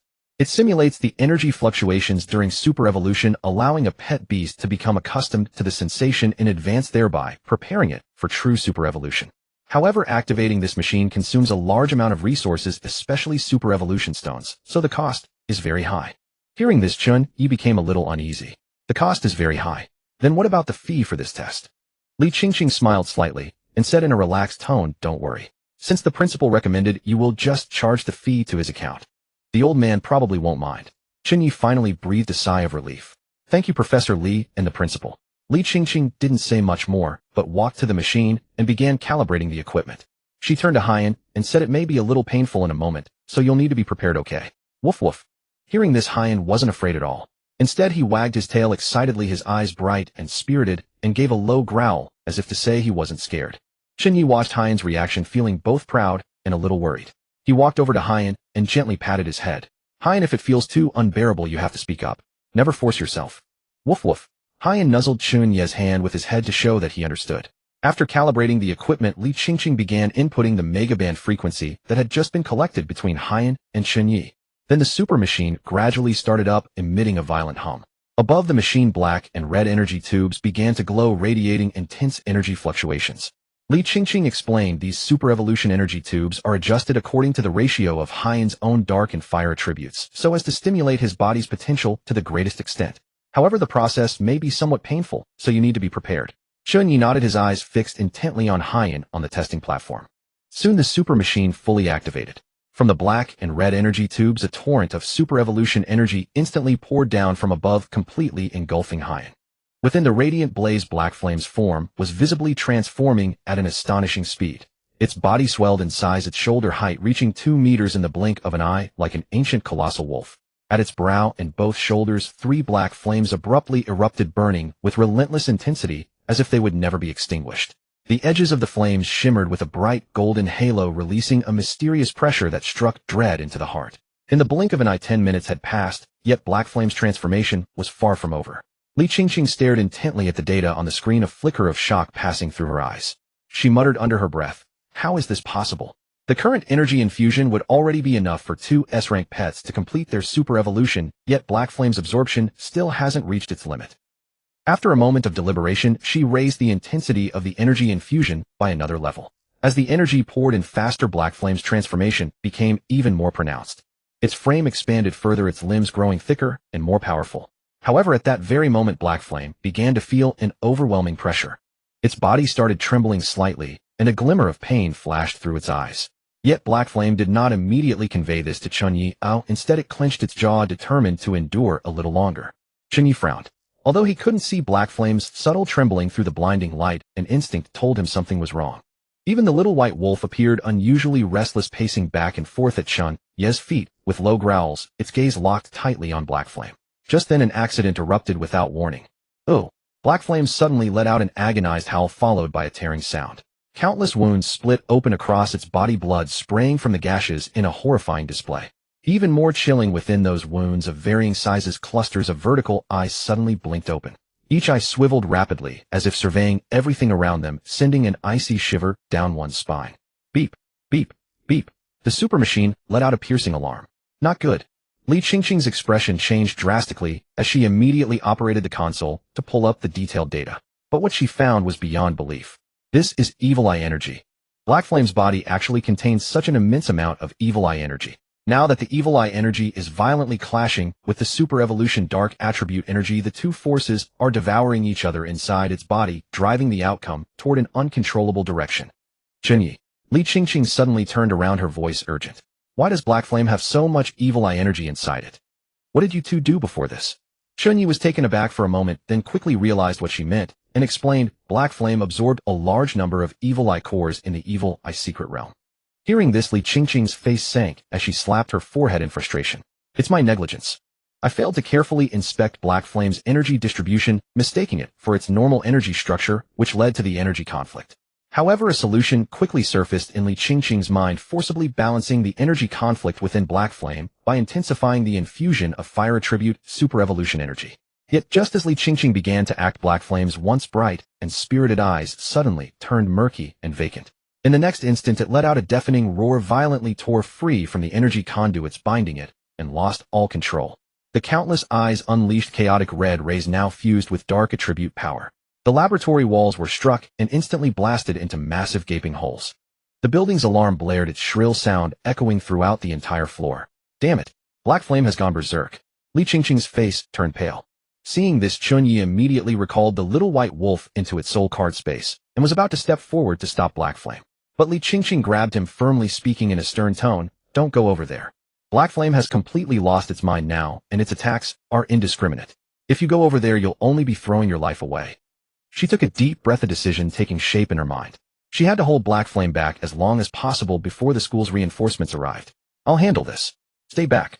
She rapidly gathered her soul cards and summoned her own pet, an A-rank Crown King tree. The moment it was summoned under Li Qingqing's command, the Crown King tree completed its super evolution. Its body expanded to 3 meters tall, its trunk growing gnarled and powerful, radiating an intense aura of life. "Super Crown King tree, stop Black Flame," Li Qingqing commanded. The Super Crown King tree immediately extended dozens of thick branches, pressing down toward Black Flame. However, Black Flame's power far exceeded Li Qingqing's expectations. Without even moving, it effortlessly deflected all of the Crown King tree's attacks, while the rays fired from the countless evil eyes on its body pierced straight through and scorched every branch. Li Qingqing's face turned grim. Feeling the Crown King tree's pain, feedback shock surged through her heart. How is this possible? Black Flame's defense is actually this powerful. The Super Crown King tree already possessed S-rank strength, yet it still couldn't deal even the slightest damage to Black Flame. Before long, the Super Crown King tree was forced back step by step under Black Flame's indiscriminate assault and was finally struck down, with a single heavy blow reverting to its original form. Li Qingqing shook her head weakly, a hint of despair creeping into her voice. No. Black Flame is too strong. I'm simply no match for it. Just then Black Flame's hollow gaze locked onto Li Qingqing, and Chen Ye slowly closing in on them. Its eyes held no emotion whatsoever, only pure destructive desire. Watching Black Flame draw nearer, despair flooded Li Qingqing's eyes. She never imagined that one mistake could trigger such dire consequences. Black Flame's power had already surpassed S rank, and they had no chance of escape. At that moment, a flash of resolve crossed Chen Ye's eyes. Taking the initiative, he shielded Li Qingqing behind him, his gaze firm and unyielding as he stared at Black Flame. Black Flame, if you want to destroy, then you'll have to step over me first. I won't give up on you, and I won't let you hurt anyone. Black Flame paused for a brief moment, the red light in its eyes flickering. But soon it reverted to its frenzied state and pressed forward. I believe you won't hurt me, Chen Ye said steadfastly. As if hearing Chen Ye's words, Black Flame's body began to tremble uncontrollably. The chaotic red light in its eyes flickered erratically, and its movements halted, clearly struggling against itself in a fierce internal battle. Seeing this, a glimmer of hope ignited within Chen Ye's heart. Then, before Li Qingqing's incredulous, even disbelieving gaze, Chen Ye walked toward Black Flame of his own accord, spread his arms wide, and allowed the chaotic rays to pierce through his body. Enduring the searing pain, he gently pulled the trembling Black Flame into his embrace. It's okay, everything's okay. Awoo. Black Flame let out a whimper, and 2 streams of tears slowly slid down from the corners of its hollow eyes. Its body shook violently, and one by one the countless eyes began to slowly close while the frenzied energy surging within it gradually subsided. At last it let out a low guttural roar. The red light in its eyes faded entirely, and its body slowly collapsed to the ground. This is really too insane. Li Qingqing stood by, watching Chen Ye charge without hesitation toward the rampaging Haiyan, shock surging through her heart like towering waves. Her pupils shrank slightly, and her slender brows furrowed involuntarily. Chen Ye, what kind of person are you to still recklessly approach a rampaging tame beast in a situation like this? Fortunately, Haiyan did not betray Chen Ye's trust and emerged from its berserk state. Otherwise, the consequences would have been unimaginable. Li Qingqing snapped back to her senses and hurried over to check on Chen Ye and Haiyan. Haiyan had fallen into unconsciousness, but its breathing was still steady, and its energy fluctuations had stabilized. Its condition was not too dire. Chen Ye's condition, however, was far from reassuring. His body had been viciously pierced by the chaotic rays released by Haiyan, leaving 3 holes in which the flesh was charred black. Blood ceaselessly seeped out, staining his clothes red. Li Qingqing's heart jolted violently, and she carefully examined Chen Ye's wounds. Then she was astonished to discover that although Chen Ye was severely injured, one hole was so close to his heart that a mere fraction more would have cost him his life. Blue soul power was seeping out from within his body, nourishing his wounds. Blue soul power. Chen Ye turned out to be a 3rd-rank beast tamer. No wonder. No wonder you could resist the disorienting effects of those chaotic rays. Li Qingqing looked at Chen Ye's unconscious, tightly furrowed face, a complex emotion flashing through her eyes. The more she learned, the more astonished Li Qingqing became. It was as if this ordinary-looking young man had countless secrets, making her unable to suppress her curiosity and desire to uncover the truth. Professor Li, are you all right? At that moment, the security team rushed over. I'm fine. The experiment had an accident. Take him and Haiyan to the infirmary quickly. Li Qingqing quickly explained the situation, her eyes filled with worry, and immediately sent Chen Ye and Haiyan to the school infirmary for emergency treatment together with the security team. Soon in the infirmary, 3 A-rank life flower healers performed emergency treatment on Chen Ye. First, they used purification to eliminate the chaotic factors still ravaging Chen Ye's body, then began using advanced healing arts to mend his wounds. In the hollow cavities, new flesh visibly grew across, connecting to the other side. Finally, once the wounds were filled with newly regenerated flesh, the life flower healers cast awakening to revive Chen Ye. The entire process was unbearably itchy, but fortunately Chen Ye was in a deep coma, so he did not let out a single scream. 2 hours later, he was brought out of the treatment room by the life flower healers. Li Qingqing had been waiting anxiously outside the treatment room the entire time. Seeing Chen Ye come out, she immediately stood up and hurried over. How are you? Are you feeling all right? Li Qingqing asked with concern, a hint of nervousness in her voice that she herself had not noticed. Chen Ye smiled slightly. I'm fine. It's just a minor wound. A few days of rest will be enough. Whimper. Haiyan let out 2 low cries and slowly walked up to Chen Ye like a child who had done something wrong, its head lowered, not daring to look at him. Haiyan's recovery ability was astonishing. It had been brought into the treatment room 2 hours earlier, and then in what felt like the next moment, it woke up on its own thanks to its formidable regenerative power, leaving even the life flower healers stunned. Afterward it stayed outside with Li Qingqing the whole time, waiting for Chen Ye. Seeing this, Chen Ye reached out and gently patted Haiyan's head. It's alright, Haiyan. That was an unexpected situation, it wasn't your intention. You were simply affected by that evil eye energy. Of course it would be even better if next time we can master the evil eye energy and not be influenced by it. Woof woof. Hearing this, Haiyan's big eyes immediately regained their sparkle. It nodded hastily, saying that it would definitely master that strange energy in its body and not cause trouble for its master. Li Qingqing watched this scene and could not help but breathe a sigh of relief. She walked over to Chen Ye and said in a serious tone, Chen Ye, given Haiyan's current condition, the best thing is to let it rest quietly for a few months. Only after the energy distribution inside its body has fully returned to a natural state will it be most suitable to undergo super evolution. Otherwise, forcing an evolution will likely trigger another loss of control. Chen Ye was taken aback, fell silent for a moment, and then nodded. Alright, then we'll rest for a while. Chen Ye thought it over. Although his bet with Chen Jianan was due at the end of the month and time was running short for Haiyan Sake, it was fine to settle down and rest for a few months. And if he lost the bet, at worst he could simply refuse to acknowledge it. What was face worth anyway? Would he really honor the bet and give up the qualification only to let his parents be transferred by that Chen Jianan to guard a mine? That would truly be absolutely unacceptable. Seeing Chen Ye's silence, Li Qingqing couldn't help but fall silent too, a flicker of hesitation passing through her eyes. Just moments ago she had learned from Li Chongqing that Chen Ye was the eldest grandson of the Chen family in the imperial capital, as well as about his bet with Chen Jianan. But after all, Haiyan's condition was not reassuring. If Chen Ye rushed the super evolution, it would only harm Haiyan. That was why, after thinking it over again and again, she had wanted to persuade Chen Ye to give up the bet. But when she saw the dejected look on his face as he agreed to rest, her heart suddenly clenched painfully. Li Qingqing looked at Chen Ye, ripples stirring in her heart. Actually, it's not as though there is no way at all. If Haiyan can absorb a large amount of fire attribute energy and accelerate its energy circulation through battle, perhaps it can reach a natural state in a short time. Hearing that there was still a chance, Chen Ye's eyes lit up. He immediately raised his head to look at Li Qingqing. Without questioning her professional ability, he directly began thinking about how to put it into practice. Large amounts of fire attribute energy. Time is tight. Let me first check which secret realms the school has recently opened. Just as he was carefully searching through the information, Li Qingqing gave a soft cough, breaking the silence. Her gaze flickered as if she were making up her mind, and then she slowly spoke. The most suitable source of fire attribute energy is the Hellfire Seed. Hellfire Seed. Chen Ye was puzzled, then frowned as if a thought had struck him. He had heard of the Hellfire Seed, an S-rank fire attribute heavenly treasure that could raise the strength of a fire attribute tamed beast by 1 rank. However, the Hellfire Seed was extremely valuable and could only be obtained in the otherworld battlefield. With his current strength and resources, it would be very difficult to acquire one within a short period of time. Seeing the disappointment on Chen Ye's face, a sudden impulse surged in Li Qingqing's heart. She bit her lower lip and, as if possessed, said, "Actually, I have a Hellfire Seed here." "What?"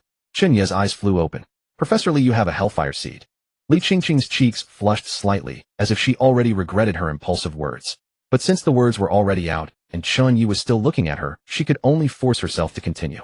"This is something my grandfather, the principal, obtained in the otherworld battlefield. If you need it, I can ask him for it." "The principal? He is actually Professor Li's grandfather." Chen Ye was too shocked to speak. Only after a moment of daze did he recover, saying in a somewhat uncertain tone, "Professor Li, this is too precious. How could I possibly accept something so precious?" Li Qingqing lowered her head, her face red, her jade-like fingers unconsciously twisting together. Her voice had also become softer. "Actually, I do have a condition. If you accept the Hellfire Seed, then you must promise me to keep detailed records of Haiyan's condition at all times and come to me regularly to log them. I'm very interested in your Haiyan and would like to use this opportunity to conduct research." After saying this, she raised her head and looked at Chen Ye a little nervously. Chen Ye could not help but fall silent for a moment. He truly had no reason to refuse her words. But Chen Ye couldn't figure out why Li Qingqing wanted to do this. After thinking it over, the most reasonable explanation was that Haiyan's S-rank talent had caught her attention and she wanted to conduct research. "Professor Li, thank you. I promise I will keep detailed records of Haiyan's changes and come to you regularly to report them." Hearing Chen Ye's solemn reply, Li Qingqing broke into a happy smile, her cheeks still flushed with a faint blush. "Then it's settled. I'll give you the Hellfire Seed tomorrow. Of course, I must also be present when Haiyan uses the Hellfire Seed," Li Qingqing said softly, stroking Haiyan's fur. "Isn't that right, Haiyan?" "Woof woof." Haiyan nodded excitedly, clearly very fond of Li Qingqing as well. Chen Ye naturally had even less reason to refuse. Soon, knowing that Chen Ye had only recently been injured and had just healed, and that he now needed rest, Li Qingqing did not chat with him for long in the infirmary. She urged him to go back and rest. Watching Chen Ye leave, Li Qingqing called her grandfather Li Chongqing. A vigorous voice came through the phone. "Qingqing, why are you calling me again? Did you get into trouble again?" "No." Hearing her grandfather Li Changqing's words, Li Qingqing's heart tightened, her cheeks flushed slightly, and her tone turned a little hesitant. Grandfather, there is something I want to tell you. Li Changqing immediately grew alert. Oh, what is it? Don't tell me that super evolution simulator in the lab has run into trouble again. Grandpa just received a repair bill with a terrifyingly huge amount. Hearing that, Li Qingqing's fair face flushed deep red. The super evolution simulator did have a little accident. The machine was accidentally burned out, but I've already contacted the maintenance staff and they will repair it as soon as possible. Of course it was charged to Grandpa's account. Li Changqing sighed on the other end of the line, feeling both helpless and doting. A child, you are always so rash in everything you do. That machine is the school's treasure. You need to be more careful or Grandpa's salary won't survive many more incidents like this. Li Qingqing immediately acted coquettishly. Okay, Grandpa, I'll be extremely careful from now on. Li Changqing nodded in satisfaction and then said, alright, enough of that. Wow, I've hooked a spirit fish with a turned-up mouth. Qingqing, if there is nothing else, I need to hang up first. Suddenly the taut whirring of a fishing line being pulled tight came through the phone along with the clatter of a hasty scramble. But soon with a splash the line went silent again. Li Changqing's voice returned. Cough, cough. It's all right now, Qingqing. Li Qingqing was a bit baffled and guessed that her grandfather had probably been skunked again. After all, she had never seen him bring a single caught fish home over the years. She quickly shifted back to the important matter. Grandfather, I really do have something I need to tell you. Li Changqing was puzzled. What is it, eh? Li Qingqing bit her lower lip. Didn't you bring back a hellfire seed from the otherworldly battlefield a few years ago? Where did you put it? I might need it for my experiments. Hearing this question, Li Changqing immediately became wary. Hearing his granddaughter ask this, he already felt as if he was about to lose the hellfire seed he had treasured for so long. You need to use the hellfire seed. Li Qingqing's heart tightened at once. With guilt and certainty in her voice, she answered, Yes, grandfather.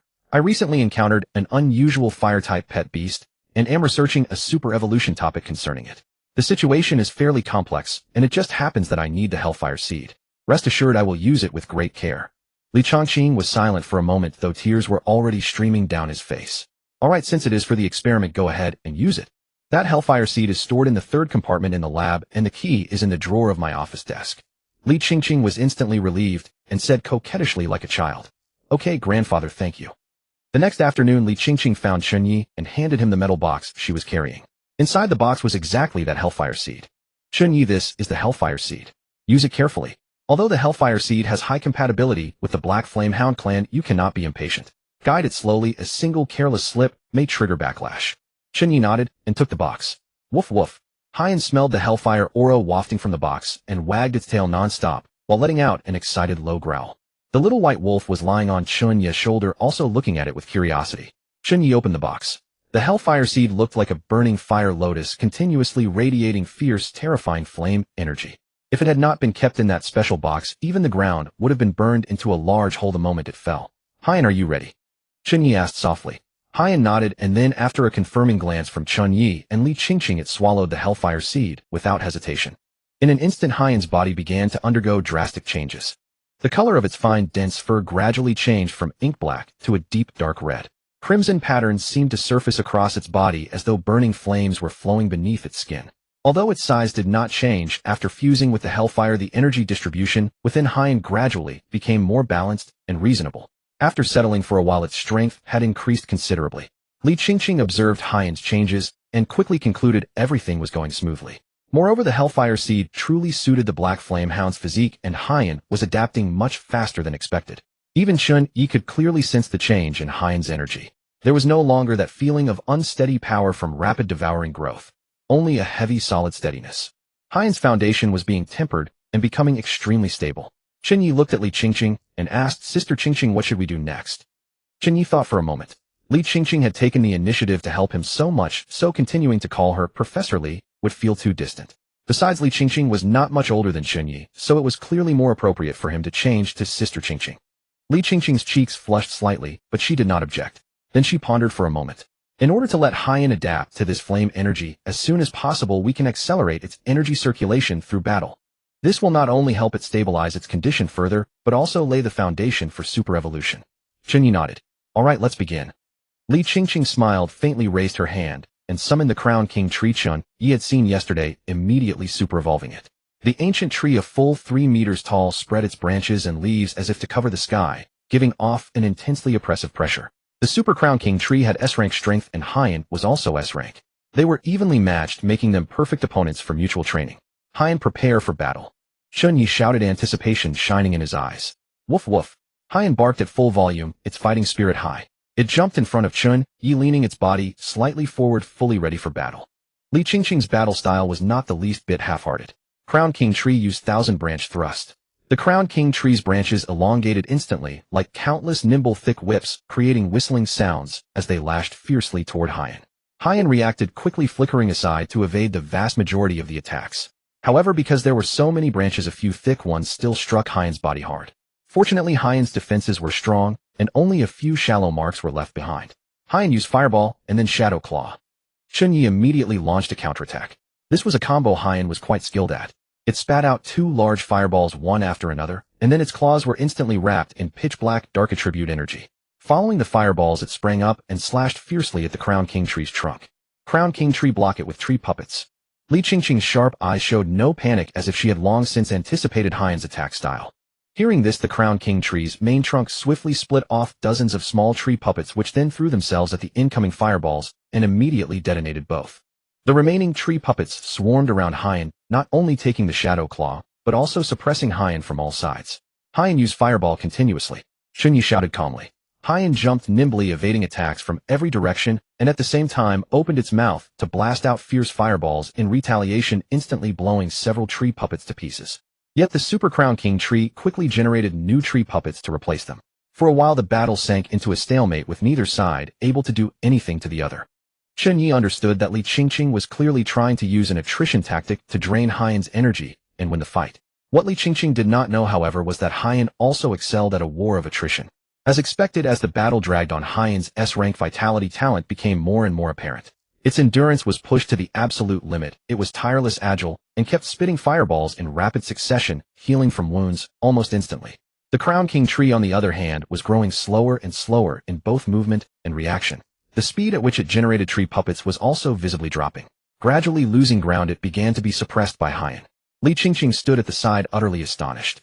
She hadn't expected Hien's sustained combat ability to be even stronger than that of the grass-type Crown King Tree. So to defeat Hien, one had to rely on extremely explosive burst power. The longer the battle dragged on, the greater Hien's advantage would become. Her strategy had been wrong from the very start. This is pointless if we keep going. Li Qingqing made her decision and raised her hand decisively. Stop. Let's end this duel here. I concede. The battle came to an abrupt halt. Chen Ye smiled and patted Hien. You did wonderfully. Woof woof. Excited by Chen Ye's praise, Hien barked happily, panting slightly and wagging its tail back and forth. Li Qingqing withdrew the Crown King Tree back into her soul card, then walked over to Chen Ye with a complicated gaze. It seems I still underestimated Hien's potential. Its combat talent is truly astonishing. Chen Ye laughed heartily and took out a bottle of water, handing it to Li Qingqing. Sister Qingqing, you've worked hard. Have some water. Don't take winning or losing too seriously. We're partners now, so losing to me isn't embarrassing. Li Qingqing took the water, and at Chen Ye's words couldn't help bursting into laughter. A slight blush crept across her delicate fair face. You really know how to praise yourself. Be honest. How many girls have you tricked with your smooth talk? No, I haven't. Chen Ye loudly protested his innocence. Just then a crisp voice came over. Brother. So you're here? Chen Ye turned his head and saw his younger sister Chen Yuqing walking over from not far away, her big eyes looking at him, and Li Qingqing with curiosity. Chen Yuqing's gaze swept back and forth between Chen Ye and Li Qingqing, finally landing on Li Qingqing. She asked in a startling manner, brother, is this my sister-in-law? She's so pretty. Li Qingqing immediately blushed at that. She nervously waved her hands and explained, no. I'm Li Qingqing, Chen Ye's teacher. Don't misunderstand. Oh really? But I feel like the atmosphere between you two is a bit off. Chen Yuqing raised an eyebrow and looked at Chen Ye with a suspicious expression. Brother, confess now. Have you been secretly stealing glances at sister-in-law's figure and long legs? Chen Ye rolled his eyes speechlessly and couldn't be bothered to explain. Seeing the sly smile at the corner of Chen Yuqing's mouth, he knew that this clever, mischievous sister was teasing him and Li Qingqing. But now that she mentioned it, only then did Chen Ye notice that Li Qingqing's figure was actually curvaceous and her legs were long and fair. It was just that she usually hid them beneath her white lab coat, so they had never been on display. Sister Qingqing really does have some strengths. But Li Qingqing was embarrassed by Chen Yuqing's words. Feeling Chen Ye's gaze on her, she turned crimson in an instant, shot him a sharp glare, and quickly made an excuse. I still have things to do, so I'll be going now. Chen Ye, let's continue training next time. After saying that, Li Qingqing left quickly. Watching her retreating figure, Chen Yuqing couldn't help laughing. Brother, see, you scared her away. Chen Ye shook his head helplessly. Don't say nonsense, you little girl. Sister Qingqing is a research professor at our school. We're only normal friends. Chen Yuqing curled her lips, clearly not believing him. However, she then turned serious and said, "Brother, I wanted to tell you that just 2 days ago Chen Jianan already mastered the super evolution of his sword-feather griffin. Using that, he broke through to a second-rank beast tamer and newly contracted an A-rank hurricane eagle. His strength is rising very quickly. You'd better just give up and come with me." Hearing this, Chen Ye's expression turned somewhat grave. Originally, if Haiyan reached S-rank and then worked hard to master super evolution, he would have a chance to compete with Chen Jianan. But now Chen Jianan had an additional A-rank spirit beast as support, and the gap between them had widened even further. What's more, Haiyan still hadn't mastered super evolution. "It is indeed troublesome," Chen Ye said in a low voice. "But my bet with him is on the trial tower scores in the midterm assessment, not a direct battle, so it's not necessarily hopeless." Chen Yuqing watched Chen Ye's determined expression and couldn't help pressing her forehead. She felt like there was something wrong with his brain. "Brother, why are you so inexplicably confident? The trial tower isn't that easy to clear. It's even harder than an ordinary secret realm, and Chen Jianan's spirit beasts all have high speed and high offense. I don't understand where your confidence comes from." "Honestly, confidence definitely comes from strength." Chen Ye smiled but didn't answer. Instead, he directly waved his hand and called Haiyan back from wandering in the distance. Come to think of it, Chen Yuqing, this girl was always questioning and mocking him. It was time to give her a little Haiyan shock. Woof woof. Haiyan and Xiaobai immediately ran over. Seeing Chen Yuqing, Haiyan rubbed against her shoulder as a greeting. "This." Chen Yuqing raised her head and stared blankly at the towering Haiyan before her, momentarily unable to say a word. Haiyan, now firmly at S-rank, had grown to a full 2 meters in shoulder height. It exuded the aura of a powerful spirit beast, with its black fur gleaming with a dark gold luster under the sunlight. Its movements were gentle, but they made Chen Yuqing feel an invisible pressure. This is little Haiyan." She suddenly became tongue-tied, disbelief filling her eyes. "How has it gotten so big? I remember that not long ago it was only this small. What the hell? Is this thing 8 years old?" Chen Ye was very satisfied with Chen Yuqing's expression. Smiling, he explained, "In the secret realm, Haiyan consumed some evil eye resources and advanced to S-rank. It's no longer a little guy now." "S-rank?"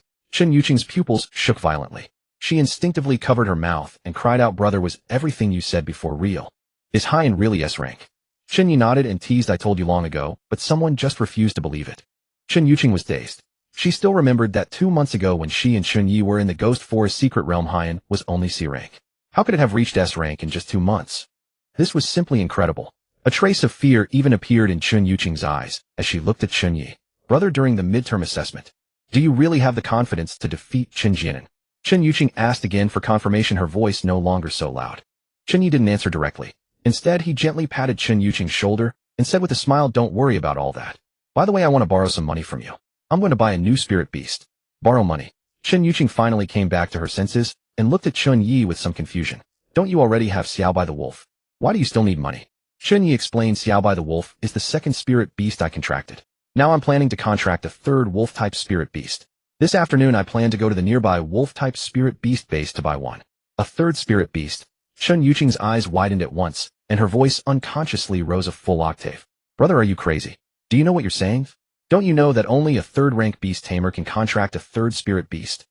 Chen Ye didn't say much. He simply reached out, and a soul card slowly condensed in the center of his palm. The soul card shimmered with a faint blue light, representing the status of a third-rank beast tamer. Seeing this, Chen Yuqing was completely petrified. She stared blankly at the blue soul card in Chen Ye's hand, her mind empty. A third-rank beast tamer. This meant Chen Ye had left his fellow freshman far behind by a whole major tier, jumping straight to the level of a junior-year university student. "Brother, you..." Chen Yuqing's eyes were complicated. She opened her mouth, stammering, not knowing what to say. In the end, 1,000 words were condensed into one sentence. "Sister-in-law is truly amazing. She really has good taste." So in the afternoon, Chen Yuqing brought Chen Ye to the city's top-tier spirit beast cultivation base, intending to purchase a spirit beast for him. At the main entrance of the base, a manager had already been waiting for some time. Upon seeing Chen Yuqing, a warm smile immediately spread across his face. Based on the reservation information, he knew that Chen Yuqing was a young lady from the imperial capital, so he dared not neglect her. "Miss Chen, welcome. I am the manager of this spirit beast cultivation base. Allow me to provide you with exclusive introduction services. Please follow me," the manager said with a smile, his gaze sweeping over Chen Ye as he inwardly speculated about Chen Ye's identity. Chen Yuqing nodded. "Please take us to the wolf-type spirit beast area. My brother would like to have a look." "Certainly, this way please." The manager hurriedly led the way, though confusion stirred in his heart. Chen Yuqing called this young man brother. Could this young man be the eldest young master of the Chen family, Chen Jianan? However, the little white wolf beside this young man was clearly only C rank, hardly resembling the rumored spirit beast of Chen Ye. As these thoughts ran through his mind, the manager led Chen Ye and the others to the wolf-type spirit beast area and immediately began introducing the beasts with professional expertise. Mr. Chen, this is our base's A-rank wolf-type spirit beast area. We adopt an open-style cultivation environment to grant the spirit beasts maximum freedom, ensuring their physical and mental well-being. A total of 5 species and 21 A-rank wolf-type spirit beasts are raised here, each one carefully selected. Look, the one resting over there is the peak A-rank Eternal Night Wolf. Its attribute is darkness, and it excels at shadow-type skills. It can greatly enhance its attributes at night, earning it the title Shadow Hunter.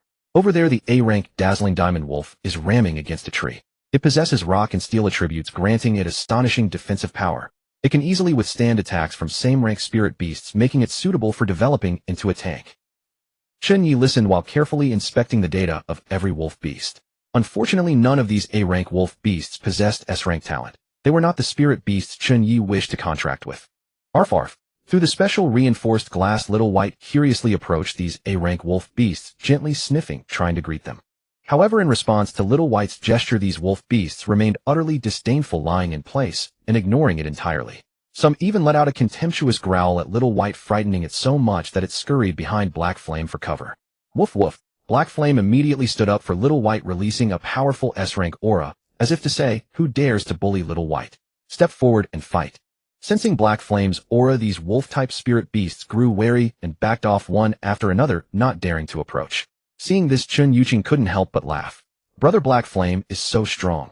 Even those A-rank wolf beasts dare not come near it. Chen Ye remained unconcerned.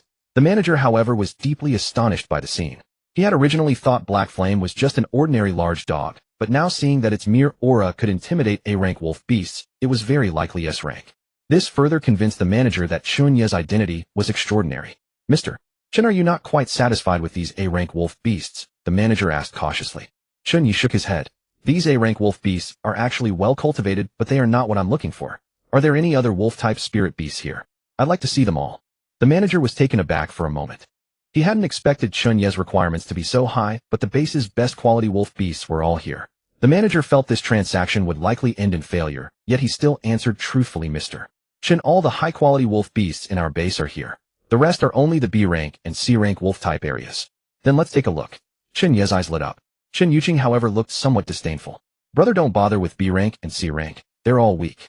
Why not check out other A-rank spirit beasts first? After all, you don't have to contract with wolf types exclusively. Chen Ye suspected Chen Ye had an obsession, as all his contracted spirit beasts were wolf type. If it were before, when Chen Ye said he wanted to contract B-rank or C-rank beasts, she wouldn't have spoken so gently. But now that Chen Ye possessed S-rank Black Flame, Chen Ye spoke to him in a kind, patient tone. Chen Ye wanted to say more, but seeing Chen Ye's calm expression and knowing how stubborn he could be, she reluctantly gave in. She let out an annoyed huff, then turned to the manager and said, sorry for the trouble. Please take us to the BC area. Afterward, under the manager's guidance, Chen Ye walked through the sprawling B-rank and C-rank wolf beast areas, seeing hundreds of wolf-type spirit beasts of all sizes. 2 hours passed, and Chen Ye's brows furrowed slightly. He hadn't expected that among hundreds of wolf beasts, not a single one possessed S-rank talent. The odds of hitting the jackpot were simply too low. Chen Ye, holding Little White and lazily seated on Black Flame's back, said with some helplessness, Brother, your standards are too high. Actually, that peak A-rank Eternal Night Wolf from earlier was quite good and very suitable for you. Its talent value is extremely high. Of course, the price is extremely high too, 30 million. If Chen Ye were determined to buy that one, Chen Ye's personal savings definitely wouldn't be able to cover it, and she'd have to apply to the family first. Not interested. Chen Ye shook his head. The wolf's sovereign ability was his greatest trump card. He had to make full use of this advantage and find the most suitable wolf-type spirit beast. Hearing this, the manager couldn't help muttering inwardly, this Mr. Chen is too picky, isn't he? There were literally hundreds of wolf-type spirit beasts in the base, yet none could catch his eye. However, constrained by Chen Ye's status, he dared not show his true feelings. He suppressed his emotions and kept a professional fake smile on his face. Mr. Chen, have you not found any suitable wolf-type spirit beast? The manager probed. Chen Ye nodded without feeling embarrassed toward the manager. Right? Do you have any other wolf beasts here? The manager frowned, thought carefully for a moment, then suddenly recalled something and said, oh right. There are a few wolf pups at the back of our base. They were captured not long ago. Their wild nature has not yet been tamed, and they are extremely aggressive, so they are still being cultivated. If you are interested, I can take you to have a look.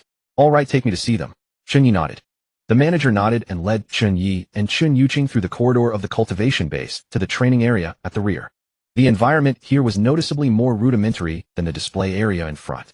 The air was thick with a wild, restless energy, and low growls of spirit beasts could be heard at any moment. Oh whoa!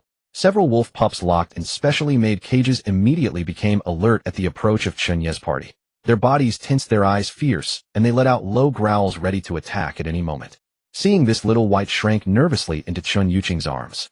The manager pointed at the wolf pups and explained, these wolf pups were recently captured from Thunderstorm Plains. They still possess strong wildness and high aggression, so we haven't placed them in the display area for the time being. Only after systematic cultivation and learning basic knowledge can they become contract spirit beasts. Chen Ye nodded, then slowly swept his gaze over the wolf pups.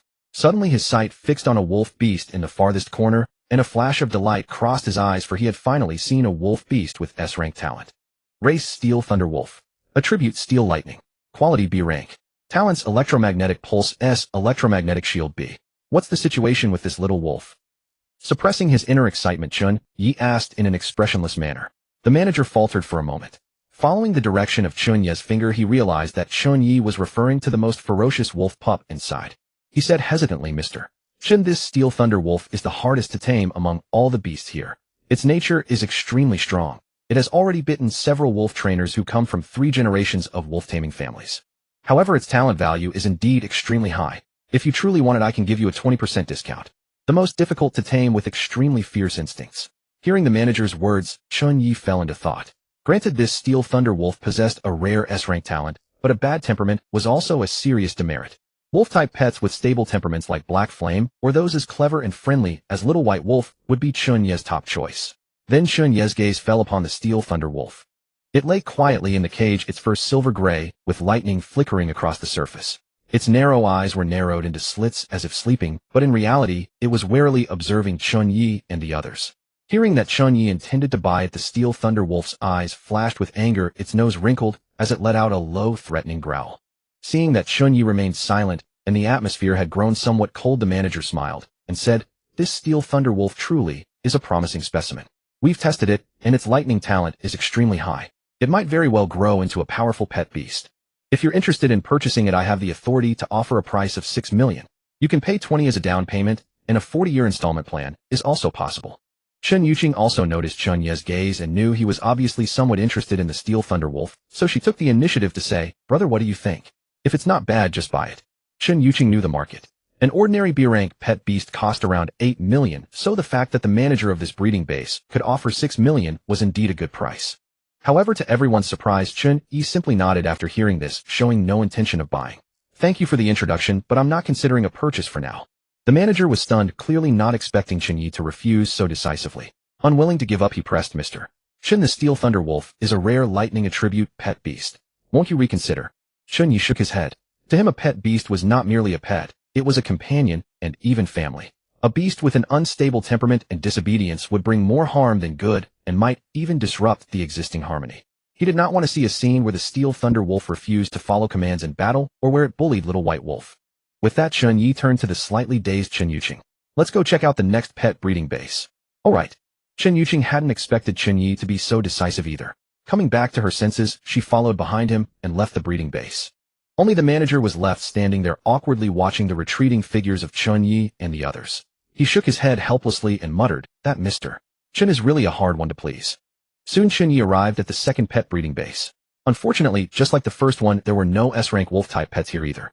So while it was still light, they hurried to a third one. On the way, Chen Yuqing rolled her eyes and said helplessly, brother, this is the last one.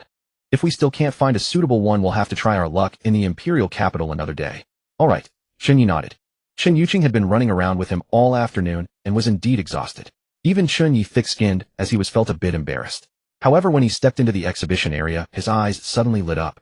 Before him, a little green wolf lay incredibly leisurely among the plants, wagging its little tail. Its emerald fur gleamed with a soft luster in the sunlight, and it was using its small paws to groom its fur like an elegant noble lady. Seeing Chen Ye approach, the little green wolf merely glanced at him, curiously blinking its big eyes. It then had its attention drawn by a passing butterfly, its emotions perfectly stable. Chen Ye's heart stirred. He immediately activated his talent detection skill to view this little wolf's information. Race green vine wolf, attribute grass quality, a talents tree gods advent s healing green light, a herbivore bee. Chen Ye's eyes widened instantly. Happiness had come too suddenly. He had just entered the exhibition area and already spotted this little wolf with S-rank talent. Moreover, even from simple observation, Chen Ye could tell that this little wolf had an excellent temperament. At that moment, a young receptionist walked over and introduced with a smile, "Hello, both of you. This little wolf is a rare breed from our base, an A-rank green vine wolf. It possesses powerful grass attribute talent and healing abilities, and it has a gentle temperament, making it very suitable for raising. Of course, its price is a bit high. It costs 27 million. Chen Yuqing nodded. She had heard such introductions hundreds of times this afternoon. She was already numb to it. Chen Yuqing thought Chen Ye would, as before, move on to the next one after hearing the introduction. Unexpectedly this time, he turned to her and asked, "Yuqing, do you have enough money on you for the down payment?" Chen Yuqing was slightly stunned. Turning to look at Chen Ye, she saw the determination in his eyes and realized he truly wanted to buy this little green vine wolf. Tears nearly streamed down her face. "Brother, you finally found a pet beast you want. Buy it. We must buy it." Though somewhat surprised, Chen Yuqing immediately took out her phone to check her account. After counting, she had about 8 million, enough for the down payment, but she didn't want to pay only the down payment. After all, the ancient ruin qualification Chen Ye had traded to her last time allowed her to obtain an S-rank pet egg of immense value. Therefore, she was unwilling to be stingy when it came to Chen Ye buying a pet beast. Without hesitation, Chen Yuqing directly called her father. "Hey Dad, brother Chen Ye has his eye on an A-rank pet beast. He's still short 20 million. Could you transfer it to me first? When brother Chen Ye gives it to me later, I'll selectively pay you back." Chen Yuqing spoke quickly with a hint of coaxing in her tone. On the other end of the phone, her father chuckled indulgently. "You little girl, you're helping your brother Chen Ye buy a pet beast now, eh? Alright, I'll transfer it right away. By the way, when he's free, invite Chen Ye over for a meal. Come to think of it, I've only met him twice since he was a child." Okay. 2 minutes later, an additional 20 million appeared in Chen Yuqing's account. She excitedly said to Chen Ye, "Brother, the 20 million is in place." Chen Ye nodded and said to the manager, "Hello, we'll take this little green vine wolf. Please handle the paperwork." The receptionist was instantly stunned. She hadn't expected that after merely coming over and saying a few words, these two guests would be so decisive. Without even bargaining, they directly paid for this little green vine wolf worth 27 million. What extravagance. Utter extravagance. Okay. Please follow me. The receptionist hurriedly, in a fluster, helped Chen Ye go through the purchase procedures. Her colleagues who witnessed the scene cast looks of immense envy. The formalities were handled with remarkable speed. Within 5 minutes, the utterly bewildered little green vine wolf was brought by a staff member to Chen Ye. How did I end up out here? The little green vine wolf was dazed. It blinked its big limpid eyes, tilted its head to look at Chen Ye, then looked around the unfamiliar surroundings, its gaze full of confusion and innocence. "Woo." It turned around and crawled toward the staff member behind it. "Didn't you say we were going to have dinner?" Seeing this, the staff member took half a step back and explained with a smile, "Mr. Chen, the little green vine wolf has just left its breeding environment, so it may still be a little unsettled. But as long as you interact with it more, it will soon become familiar with you. Also, the little green vine wolf loves plants very much. If you have the means, you could set up a small garden for it at home. Grow some long willow and summerbloom, and it will be very happy." With that, the staff member ignored the somewhat irritated little green vine wolf, hummed a tune, and turned away with light, brisk steps. As the wolf's keeper, a successful sale meant she would also receive a handsome bonus. "Woo." The little green vine wolf chased after her, scratching at the door in frustration. At 4 months old, it may have already realized that it now had a master. Just like the wolf's siblings it had known in the exhibit area, it had been taken away. But it could not accept this yet, and wanted to return to the exhibit area and go back to the life it knew. Chen Ye watched quietly. He knew the little green vine wolf needed time to adapt and settle down. This was the perfect moment for little white and black flame to step in. "Whoa." Little white volunteered for the task, leaping out of the soul card space, poking its head out, and warmly greeting the little green vine wolf. "Woof." Black flame gave a bark as well. Its big eyes gleamed brightly, and its tail wagged wildly as it greeted the little green vine wolf with excitement. Startled by little white's and black flame's sudden outburst, the little green vine wolf shrank back, but soon looked at them curiously. Its eyes opened wide, carrying a hint of bewilderment and curiosity, and it asked cautiously, "Woo, who are you?" Why were they so eager? And so what followed became a friendly exchange among the three little wolves. "Woo, woof, woo, woo." Chen Ye watched expectantly. Before long, little white came bouncing over to Chen Ye and declared proudly that it had already completed the task. Sure enough, when Chen Ye looked up, he saw the little green vine wolf looking at him hesitantly.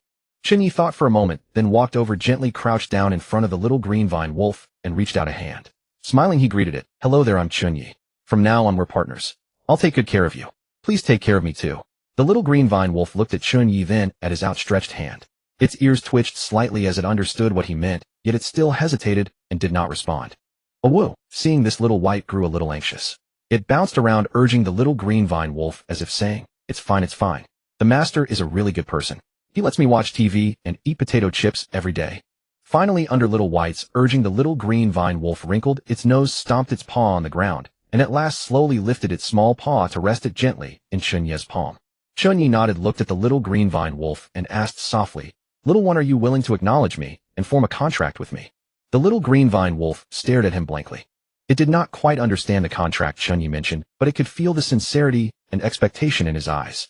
So it nodded gently and let out a soft sound in response. Woo! Having gained the little green vine wolf's approval, Chen Ye was filled with excitement. Holding its paw, he condensed a blank soul card in his palm, which turned into a gentle light that enveloped the little green vine wolf. Within the light, the little green vine wolf felt a warm force flow into its body. It did not resist, and immediately sensed an invisible connection forming between itself and Chen Ye. It also understood that Chen Ye was its master. Woo! So this is the contract. It's so warm. Soon the light faded. The blue soul card in Chen Ye's hand now bore the image of the little green vine wolf, signifying that the spirit beast contract had been formally completed. The little green vine wolf had become his partner. Whoa! Woof! Seeing the contract complete, Black Flame and Little White immediately rushed over excitedly and circled the little green vine wolf with joy. Infected by their enthusiasm, the little green vine wolf also came to enjoy the lively, bustling feeling. Gradually it relaxed, nodded earnestly, and revealed a somewhat shy smile. Chen Ye, watching from the side, also smiled. She stepped forward, patted Chen Ye on the shoulder, and said with a smile, "Brother, congratulations." At 10 o'clock in the evening, Chen Ye finally brought the curious-eyed little green vine wolf home. The hour was late, but he did not idle. Chen Ye remembered what the staff member had said about the little green vine wolf loving plants. So on the way back, he had made a special trip to order several plants. Now that they had arrived, he busily filled the balcony from wall to wall, transforming it into a miniature garden in an instant. The little green vine wolf was immensely excited.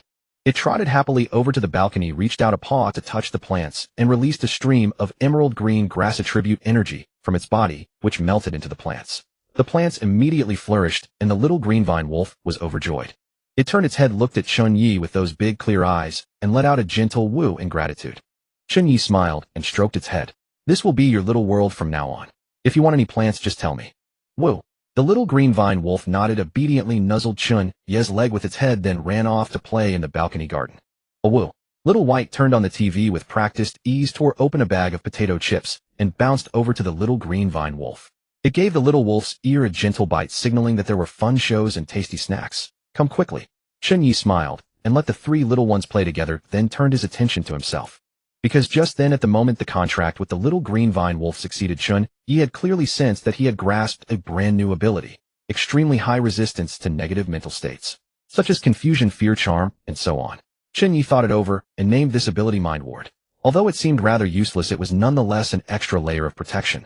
Thus he had mastered 3 abilities, seeing the data of wolf-type spirit beast Wolf Soul, which multiplied his cultivation speed, and Mind Ward, which resisted negative mental states. Time flew by. Over the next 10-odd days, apart from attending his regular classes, Chen Ye spent every spare moment in special training with Li Qingqing. As a research professor, Li Qingqing had unique insights into raising pet beasts. While guiding Chen Ye on how to better unleash Black Flame's potential, she also helped him analyze the key to mega evolution. "Black Flame's condition is getting better and better," Li Qingqing remarked, her voice soft yet approving. "The energy within its body has already settled into a perfectly natural state, and the power of its flames has improved immensely. At this rate, you two have already met the requirements for mega evolution." Chen Ye nodded. He too felt that he was drawing closer and closer to super evolution, as if only a thin membrane stood between him and a complete breakthrough. "By the way, Chen Ye," Li Qingqing suddenly spoke, her tone carrying a hint of playfulness. "I know you have a bet with Chen Jianan. Do you want me to help by telling you the contents of this trial tower in advance?" Chen Ye was caught off guard for a moment, then decisively shook his head. "No need. I believe we can defeat Chen Jianan.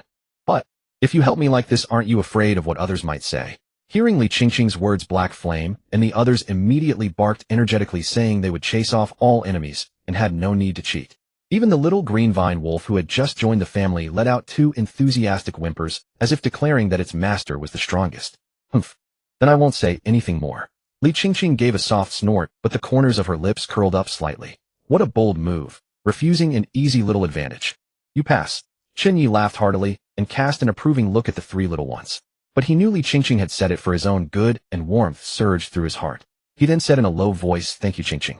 When Li Qingqing heard him call her name, her cheeks instantly flushed crimson, but she soon regained her composure. She turned, patted Black Flame on the head, and said in a light tone, "All right, that's it for today's training. Tomorrow is the assessment. Perform well, and don't let me down. I'm heading back to work now." With that, Li Qingqing closed her notebook, stood up, cast Chen Ye an encouraging glance, and then left the training ground. Chen Ye watched her retreating figure, an inexplicable feeling rising in his heart. He wasn't oblivious. He could sense some of Li Qingqing's feelings. But for the current Chen Ye women would only slow down the speed at which he frantically drew his blade. He shook his head, pulled his mind back to reality, and began preparing for the assessment. During the afternoon class, old Lu stood at the front of the classroom and explained the rules of tomorrow's trial tower to everyone.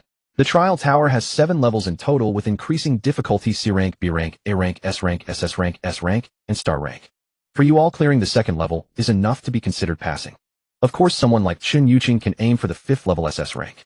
As for the freshman record at Super Evolution University, the highest one went all the way to the 6th level S rank. Chen Ye couldn't tell if it was his imagination, but he felt that when old Lu reached this point, he gave him a rather meaningful look, leaving Chen Ye completely baffled. And this year, after the school's deliberation, it has been decided that anyone who clears the 4th level S rank will receive an extremely generous reward. Old Lu raised his voice. The reward includes 1 heavenly treasure of any attribute and 1 chance at a spirit liquid cleansing. As soon as he said this, the previously quiet classroom erupted. Students' eyes went wide and shock was written all over their faces. Spirit liquid cleansing. Did I hear that right? Is that the spirit liquid cleansing that can optimize a pet beast's genes and increase its chances of evolution? Oh my god, now I have no choice but to go all out. Whoa, this assessment is way too awesome. I'm in bros. Chen Ye was pleasantly surprised too.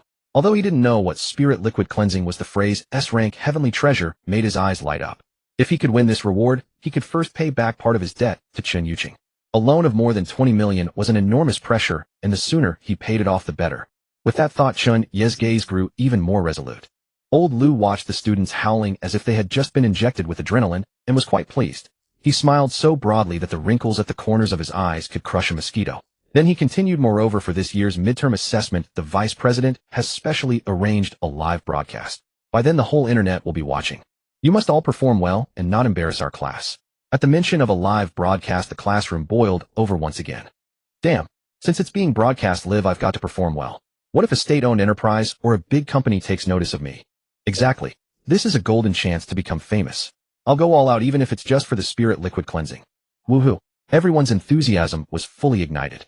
Even Chen Ye, who was usually low-key, was caught up in the classroom's fighting spirit. His heart surged, and he even felt like charging into a big battle.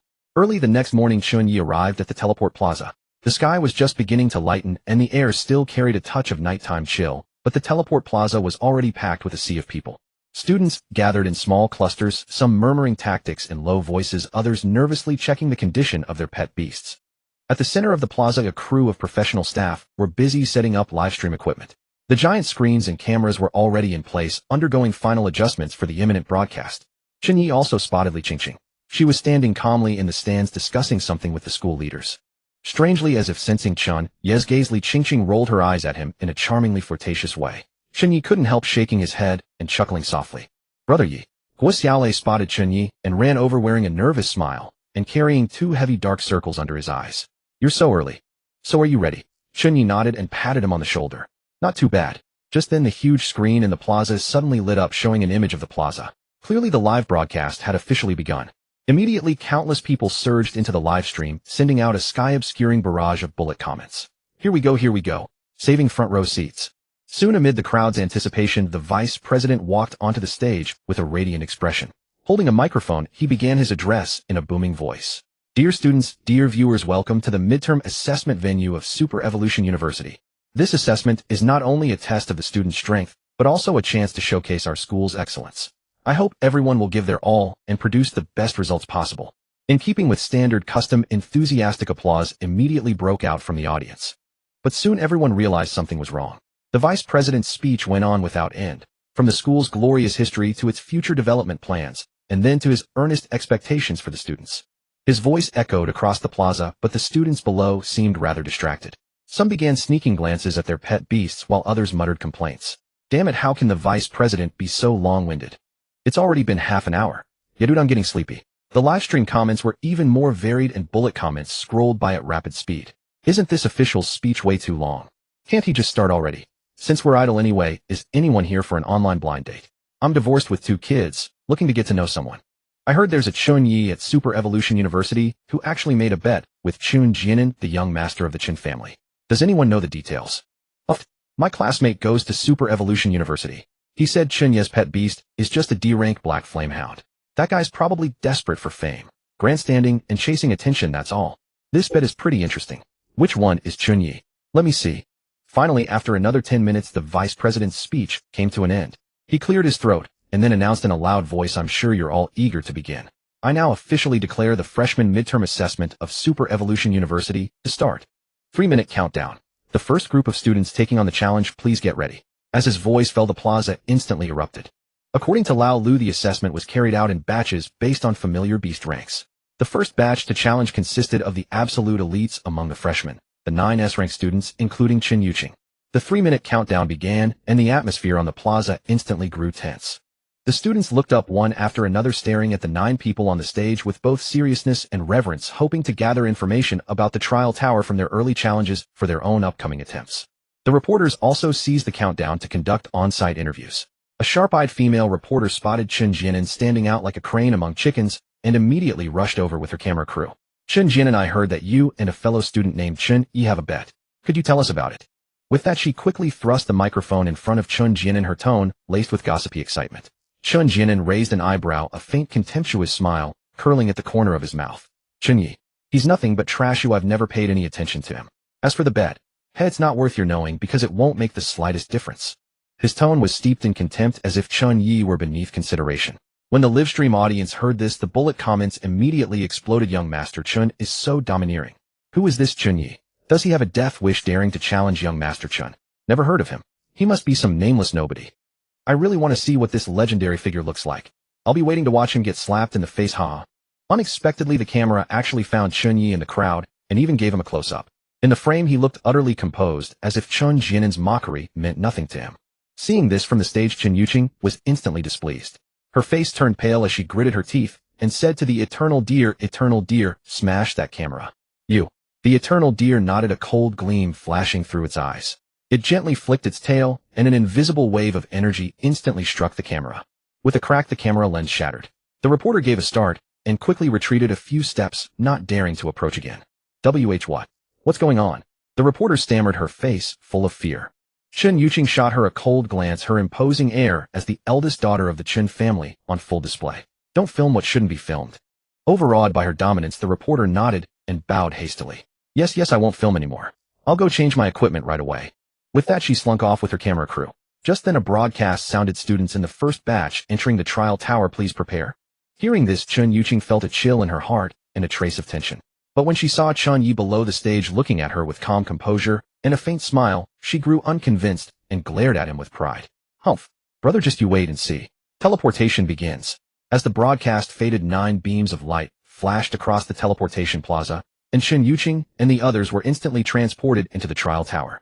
At the same time, a colossal screen rose on the plaza and split into 9 panels, each playing content simultaneously. It was a live broadcast of Chen Yuqing and the others' challenges. According to Lao Lu, because the first batch to enter the trial tower were all top-tier freshmen, they correspondingly started from the 4th stage. Of course, this also meant that every opponent they faced was without exception an S-rank attribute-less mechanical puppet beast. Mechanical puppet beasts were attribute-less non-living entities with astonishing strength and defense, ranking at the upper middle level even among S-rank beings. Moreover, they possessed the overwhelming advantages of never tiring and never feeling fear. Their attribute-less nature also meant they could not be countered by attribute matchups, making them an insurmountable obstacle for many gifted students. Chen Ye's gaze first fell on the panel streaming Chen Yuqing.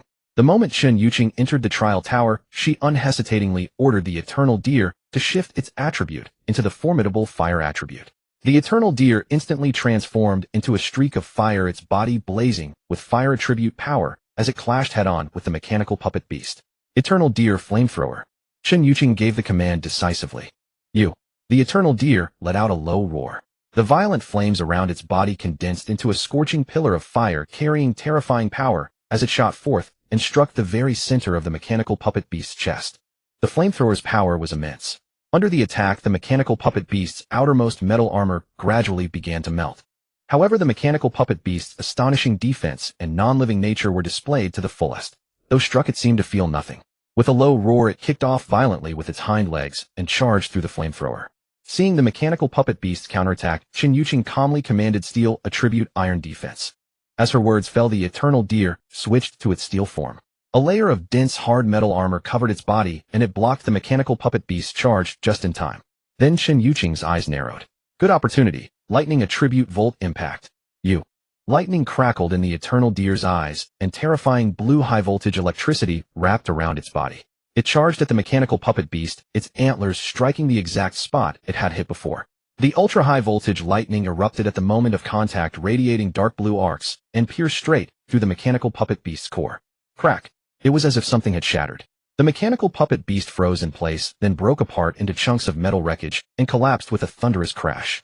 The livestream audience was instantly drawn to Chen Ye's sharp and decisive fighting style, and countless bullet comments flew across the screen, filling it entirely. Wow. Goddess Yuqing is so strong. The eternal deer's alternating fire and lightning attacks are simply invincible. The first strike broke open the chest defense, and the second one smashed the mechanical puppet beast to pieces. The eternal deer's attribute shifting is amazing. This fighting style is so domineering, truly worthy of an S-rank student. Chen Ye couldn't help but smile. But just then Guo suddenly tugged at Chen Ye's sleeve and whispered, "Brother, ye quick look at Chen Jianen's screen." Hearing this, Chen Ye immediately turned his gaze to Chen Jianen's panel. However, when he saw the replay being shown on the screen, his face instantly turned grim.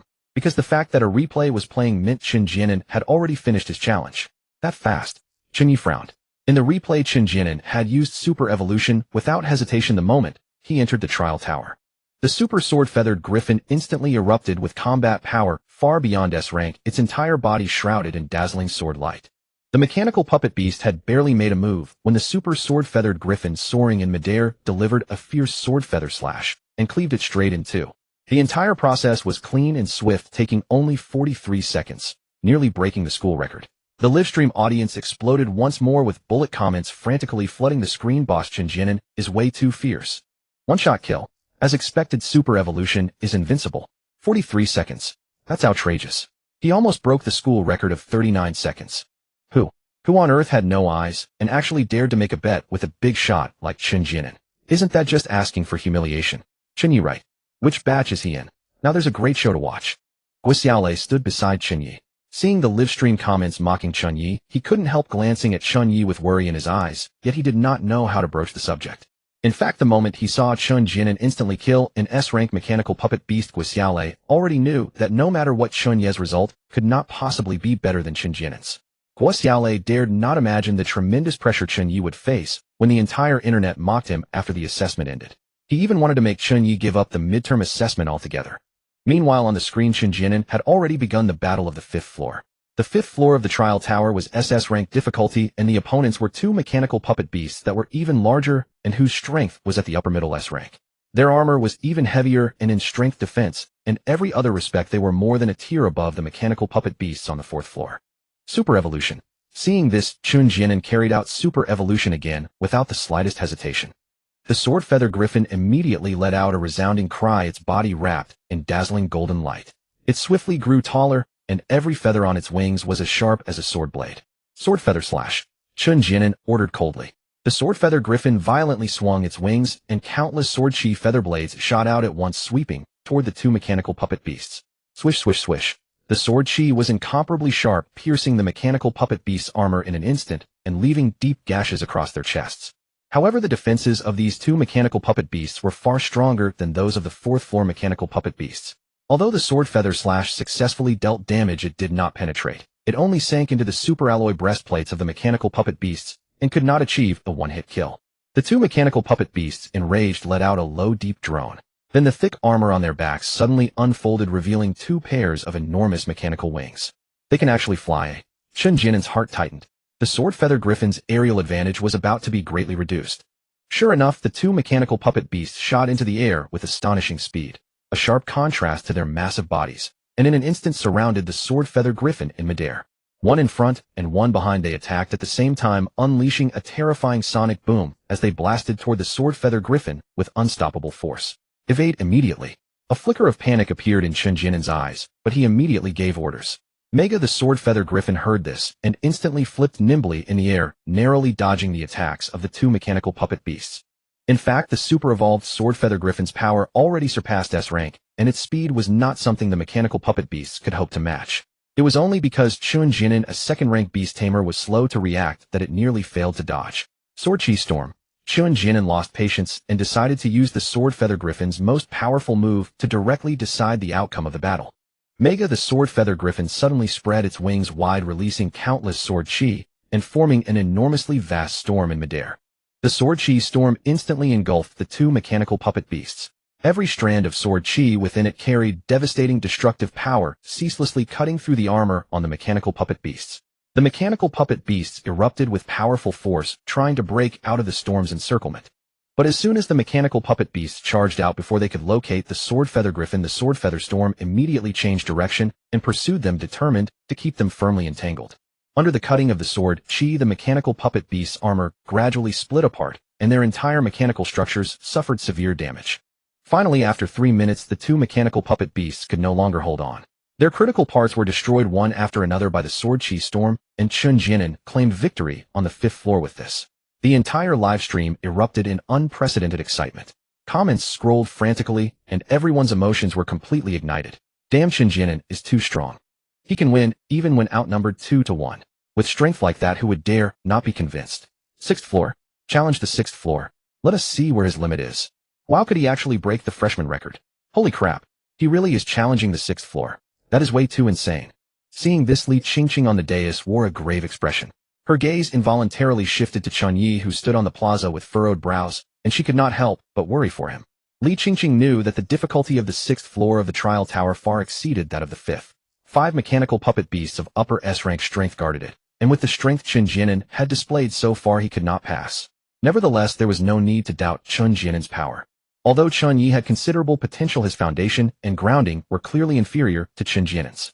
Under such overwhelming pressure from Chen Ye, whether Chen Ye could hold up remained an unknown. Chen Ye, can you do it? Li Qingqing murmured to herself in worry. The battle of the 6th floor soon began. 5 mechanical puppet beasts, each a full 20 meters tall, with overall strength at the peak of S rank, appeared before Chen Ye, radiating a suffocating, terrifying pressure. Chen Ye suppressed the tension in his heart and ordered the sword feather griffin to complete its super evolution. To his surprise, the 5 mechanical puppet beasts attacked immediately, sending a tide of attacks crashing down one after another. They came in wave after wave, as if governed by precisely computed code, coordinating with absolute tacit understanding. The sword feather griffin had barely dodged one attack when, before it could react, attacks from the left and right arrived. The sword feather griffin was fast, but under such a siege it soon showed signs of exhaustion. The super sword feather griffin's high-intensity, evasive maneuvers lasted less than 30 seconds before, due to the enormous consumption of stamina and mental energy, and Chen Ye's inability to react quickly enough to issue effective commands, it failed to dodge in time. A mechanical puppet beast that ambushed it from the side struck it viciously, and its wing was considerably injured. In the end, the super sword feather griffin was hit repeatedly and slammed heavily into the ground. The sword chi around its body gradually faded, and it returned to its base form. Floor 6 challenge failed. A broadcast echoed inside the trial tower announcing that Chen Ye's battle was over. Chen Ye stood where he was, a shadow of gloom and unwillingness flashing through his eyes. That morning, his father Chen Heng had told him that if he could pass the 6th floor of the trial tower today, Chen Heng would be able to stir everyone at the family assembly into persuading grandfather to end the candidate competition early and confirm him as the sole heir. Unfortunately, the 6th floor was too difficult, and he lost this opportunity. Otherwise, he could have done exactly as he pleased and fulfilled every desire that had been suppressed in his heart for years. And among them was Chen Yuqing, the daughter of his third uncle. At the thought of Chen Yuqing, a lecherous glint could not help but appear in Chen Ye's eyes. No hurry. Everything is mine. Thinking this, Chen Ye rubbed his face, soon resuming a handsome and elegant appearance, and then teleported out of the trial tower.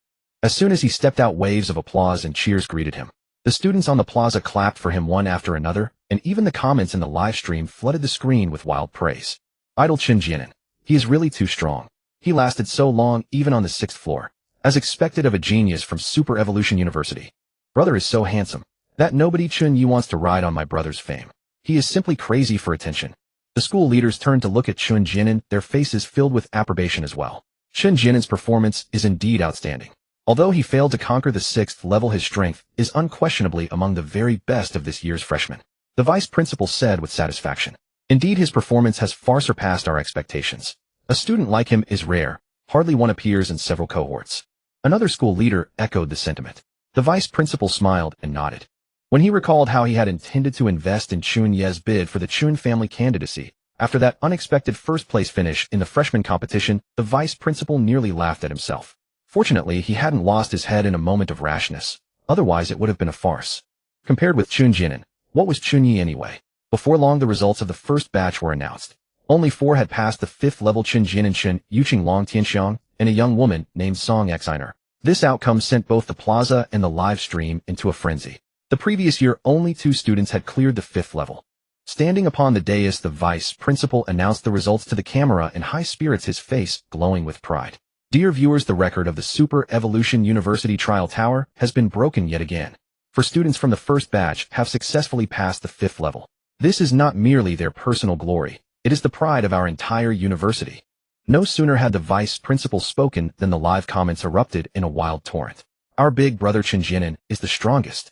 He finished the 5th level quickest and lasted the longest in the 6th. Who else could measure up? Chen Yuqing and Long Tianxiang are nothing to scoff at either. Super Evolution University truly lives up to its name among the 4 great academies. Its geniuses are second to none. With this level of strength, they stand atop the entire nation.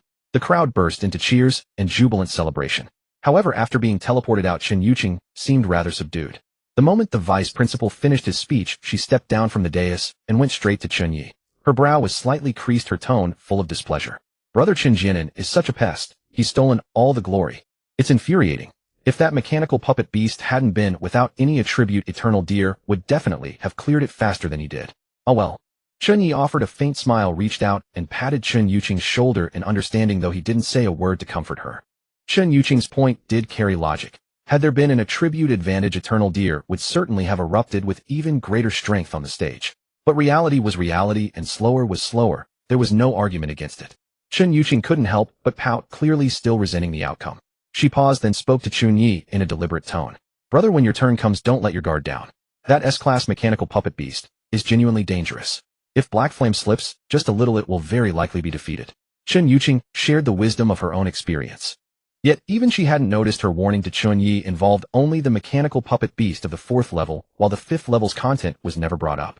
Clearly deep in Chen Yuqing's subconscious, she had never believed that Chen Ye could pass the 5th level. At that moment, a broadcast rang out reminding the second batch of examinees to prepare themselves. This batch comprised over 300 students, each with an A-class spirit beast. Though their strength was visibly inferior to the first batches, they were the backbone of Super Evolution University. Guoxiaolei's purple-tailed Thunderfox was A-class, so he too belonged to the second batch. Chen Ye walked up to him and nudged his shoulder with his own, saying nothing, only raising an eyebrow to urge Guoxiaolei on. Guoxiaolei drew a deep breath and offered a nervous smile. Brother Ye, I'll give it my all. The words had barely left his mouth when his figure was teleported into the trial tower. Standing by, Chen Yuqing cared little for Guoxiaolei's performance. Idly scrolling through the live comments, she spotted something odd on the entire screen. Almost no one was concerned with the second batch's performance. They were all asking the same question. Hey, has the second batch assessment begun? Any know-it-all around to tell us whether Chen Ye is in this batch? Has he taken the exam? Is Chen Ye in the second batch? Didn't he say he was challenging the trial tower? Where's Chen Ye anyway? Don't tell me he's gone chicken-hearted. Still hasn't shown up. These netizens weren't watching the live stream. They were here for the drama. Could someone be manufacturing hype? Chen Yuqing frowned and instantly thought of her second uncle Chen Hong. She turned her head to glance at Chen Ye and saw him staring at Guoxiaolei's split-screen feed, evidently oblivious to the comments. After thinking it over, she chose not to bring it up.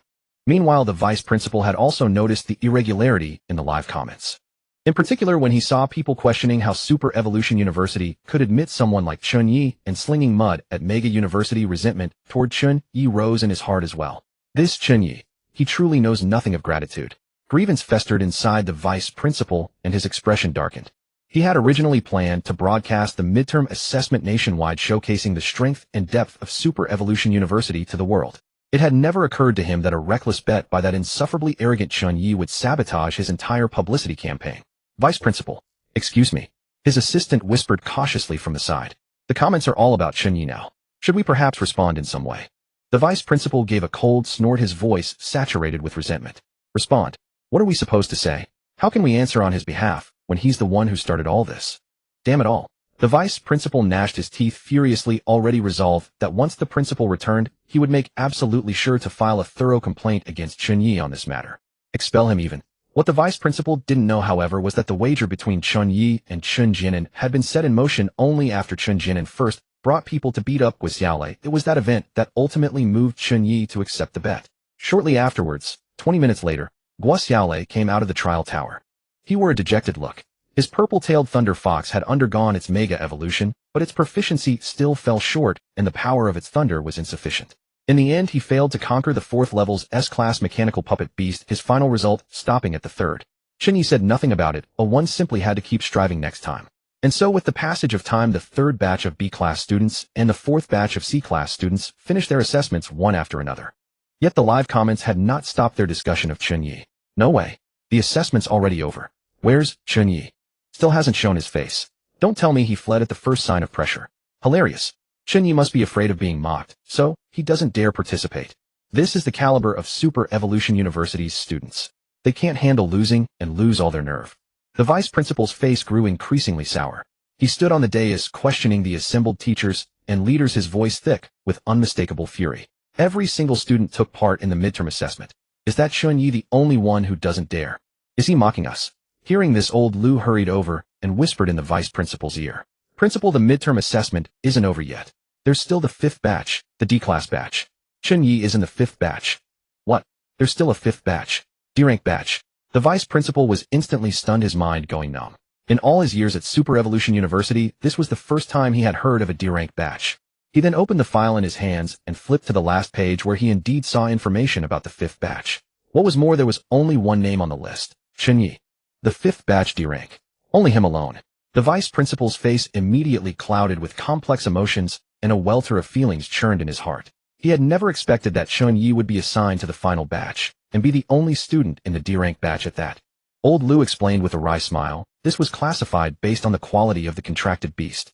Chen Ye's beast is a D-rank Black Flame Hound, so he was placed in the last batch. As I remember, this arrangement was signed by you. At this, the vice principal shot old Lu a look and fell silent. Damn it. Even heaven wanted Super Evolution University to lose face in this live stream.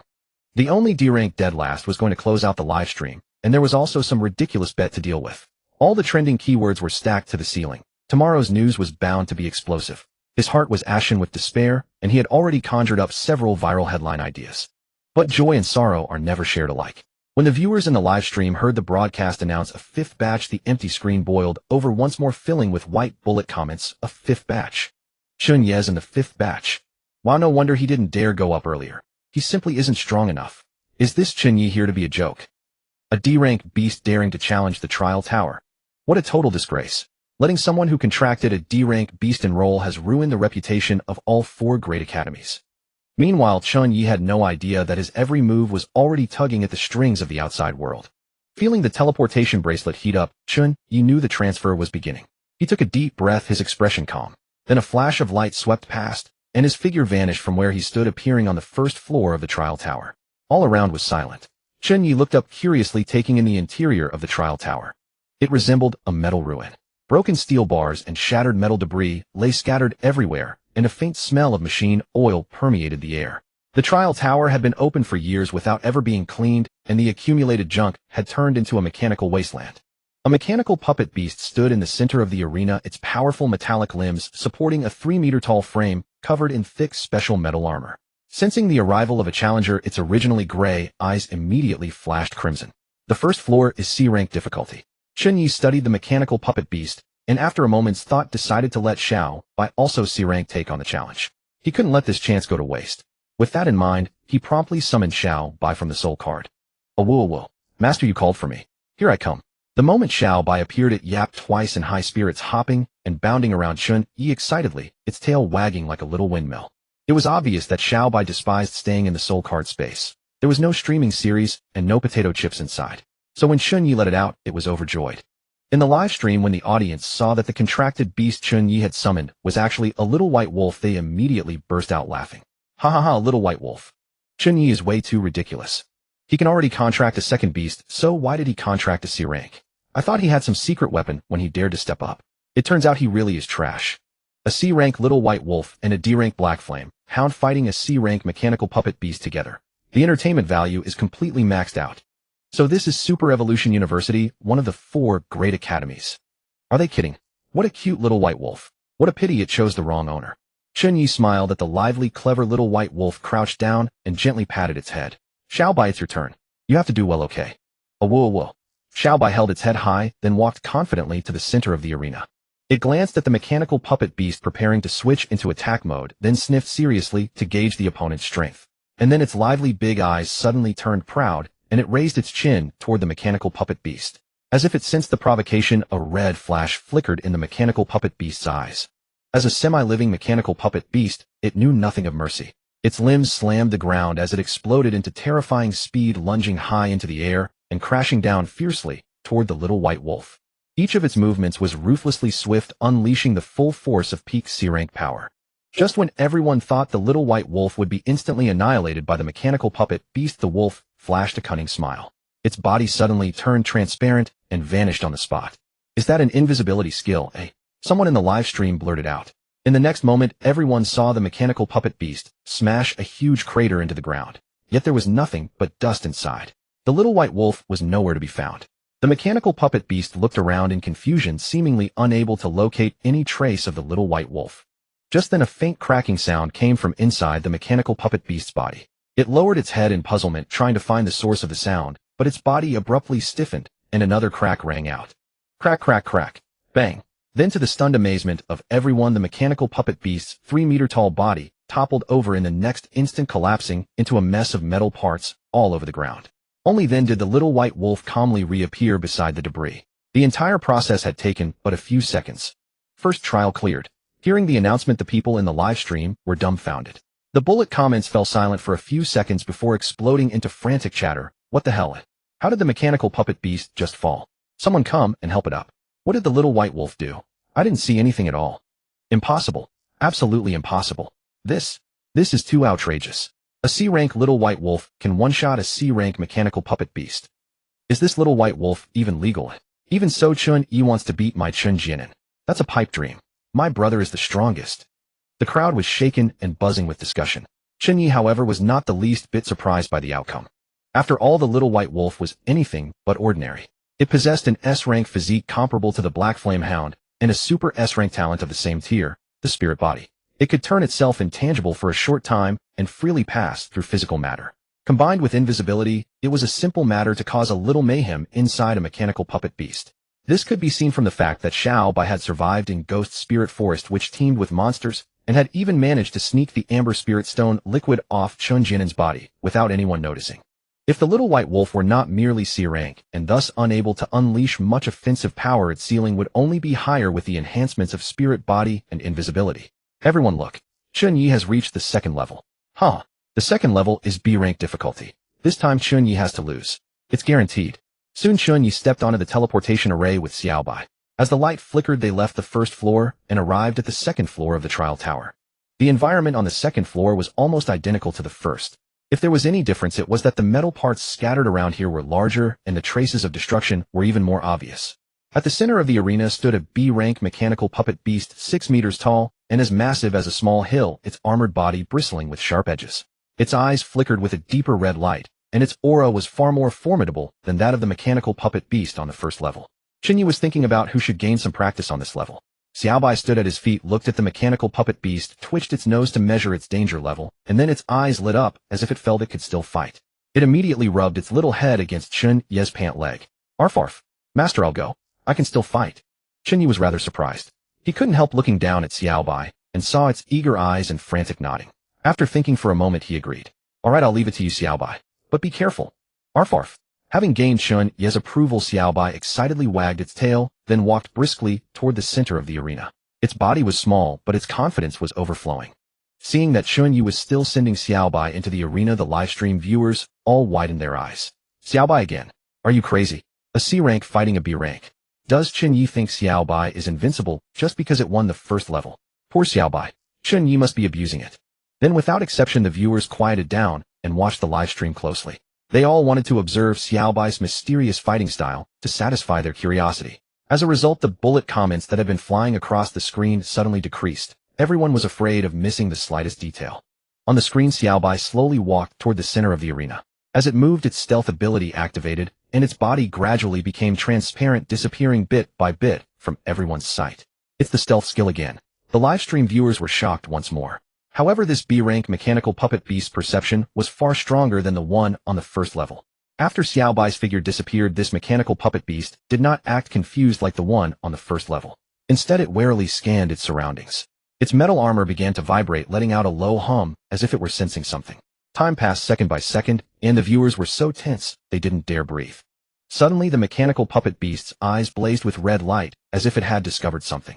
Its massive body moved, concentrating power into its powerful forelimbs and smashed violently toward a spot beside it. Chen Ye's eyes narrowed. Not good. The spot the mechanical puppet beast attacked was exactly where Xiao Bai had been moving while invisible. He instinctively wanted to summon Black Flame to save the day. But thinking of the confident look in Xiao Bai's eyes from the start, he hesitated for a moment and decided to trust Xiao Bai. The next moment, the mechanical puppet beast's fists crashed unstoppably into that empty spot. The force was so great that it carved out a huge crater, sending mud and stones flying with a thunderous rumble. At the most critical moment, Xiao Bai instantly activated its spirit form ability. By phasing through matter, it dodged the mechanical puppet beast's attack, and even took the chance to enter directly inside the puppet, revealing its small claws and wreaking havoc. Crack, crack, crack, crack, crack, crack. Under the attack, the mechanical puppet beast's body began to tremble violently. But the mechanical puppet beast also realized that Xiao Bai was probably causing destruction inside it. It forcibly twisted its body joints, producing loud clanging sounds as it engaged in a fierce struggle with Xiao Bai. Thanks to its physical constitution, the mechanical puppet beast's resistance lasted for 40 seconds. Sensing something was wrong, Chen Ye began to condense Black Flame's soul card between his two fingers. He knew that, limited by its C-rank constitution, Xiao Bai's spirit form ability could only last for at most 50 seconds. So if the mechanical puppet beast did not fall within the next 10 seconds, Xiao Bai, once it lost its spirit form, would likely be crushed into severe injury by the powerful internal pressure of the mechanical puppet beast. Fortunately, just as Chen Ye was about to make his move, the mechanical puppet beast suddenly went stiff. With a series of loud cracking noises, its massive body crashed to the ground, shattered into parts, scattered all over, and lost its combat ability. Chen Ye immediately let out a sigh of relief. It really was a close call, right down to the limit. Second level challenge cleared. When the broadcast announcement came, the livestream viewers fell into dead silence again. The comments on the screen went blank for a moment, and then an even fiercer barrage burst out. Damn, this has totally stumped me. How did Xiao Bai actually win? This is too insane, isn't it? It was a C rank fighting a B rank, like a monkey fighting a gorilla, and the mechanical puppet beast just fell? What exactly did Xiao Bai do? I really want to know. It's rigged. There has to be a conspiracy. Even the school leaders on the elevated platform were dumbfounded. A teacher couldn't help but quietly ask the vice principal, do you know what happened? How did that little white wolf actually do it? The vice principal was equally at a loss. If they asked him, who was he supposed to ask? But mindful of his position, he couldn't just say he didn't know. So he stammered this. Well, perhaps Xiao Bai's stealth is special enough to evade the mechanical puppet beast's perception and launch continuous attacks against it. However, his explanation obviously failed to convince everyone. After all, a B-rank mechanical puppet beast's defense and perception were far superior to his C ranks. During the battle, it had clearly sensed something before attacking, yet Chen Ye's Xiao Bai still handled it with ease. It was simply unbelievable. While everyone was still in shock, a know-it-all in the livestream began to analyze rationally. Don't rush. Let me analyze this. Xiao Bai's stealth skill is indeed very strong, but a B-rank mechanical puppet beast's perception is not weak either. So this time Xiao Bai must have exploited the mechanical puppet beast's weakness, such as its energy core or control system. It won by abusing a bug. However, the next third level has an A-rank mechanical puppet beast. Both its defense and its perception are far above those of a B-rank, so Xiao Bai's method won't be as effective. So I'm sure this clown Chen Ye will only get this far. As soon as this analysis came out, the livestream viewers felt it made perfect sense, and the tide of comments reversed again. Exactly right. No matter how many cheap tricks Chen Ye uses to win, he can't hide the gap in strength. The third level is A-rank difficulty. There's no way he can pass it. Haha, hearing that makes me feel relieved. Does someone like Chen Ye really think he can pick a fight with my idol? On the third level, he'll just be waiting to be instantly destroyed. Hurry up and end it. Don't waste any more time. Soon as the light of the teleportation array flashed, Chen Ye and Little White Wolf left the second level and arrived at the third level of the trial tower. The scene on the third level was richer than the first two. The ground was paved with a metal that emitted a faint fluorescent glow, and all around stood mechanical pillars dozens of meters tall, engraved with patterns, giving the place the feeling of an ancient metallic ruin. In the center of the arena, a mechanical puppet beast stood silently. It was fully 10 meters tall. Even when Chen Ye looked up, he could not take in its whole form. Its heavy metal limbs pressed dense directly into the floor, and its mechanical eyes flickered with deep blue light, releasing a pressure that nearly felt solid. This was a brand new A-rank mechanical puppet beast. Yip yip. Little White Wolf took 2 light steps forward, studied the mechanical puppet beast, cautiously twitched its small nose, and seriously sniffed its aura. Then with a jolt it hurriedly retreated, looked up at Chen Ye, scratched his pant leg with its little paw, and let out an embarrassed yelp. Yip yip. Master, I can't beat this big fellow. You'll have to switch in another companion. Chen Ye looked down at Little White Wolf, and was amused by how adorable it looked. Remembering how Little White had just risked serious injury to fight above its rank, and narrowly won against that B-rank mechanical puppet beast, Chen Ye felt moved. He decided that when he returned, he would buy Little White the drama it had been longing to watch, beast-pet romance, a mistaken love for a lifetime. Even though it was an ethically complicated romance between a beast tamer and a contracted beast, Little White had kept pestering him to watch it. So Chen Ye patted Little White's head and said in a gentle voice, "It's all right. You did very well. Leave the rest to Little Green Vine." After saying that, a soul card engraved with the likeness of Little Green Vine Wolf condensed at the tip of Chen Ye's finger. An emerald green light flew out of the soul card and took shape before him as a tiny emerald green wolf cub. Whimper. Master, were you calling me? Little Green Vine Wolf landed nimbly and flicked its tail with a graceful air. Meanwhile, in the live broadcast room, the audience was stunned the moment they saw Little Green Vine Wolf appear.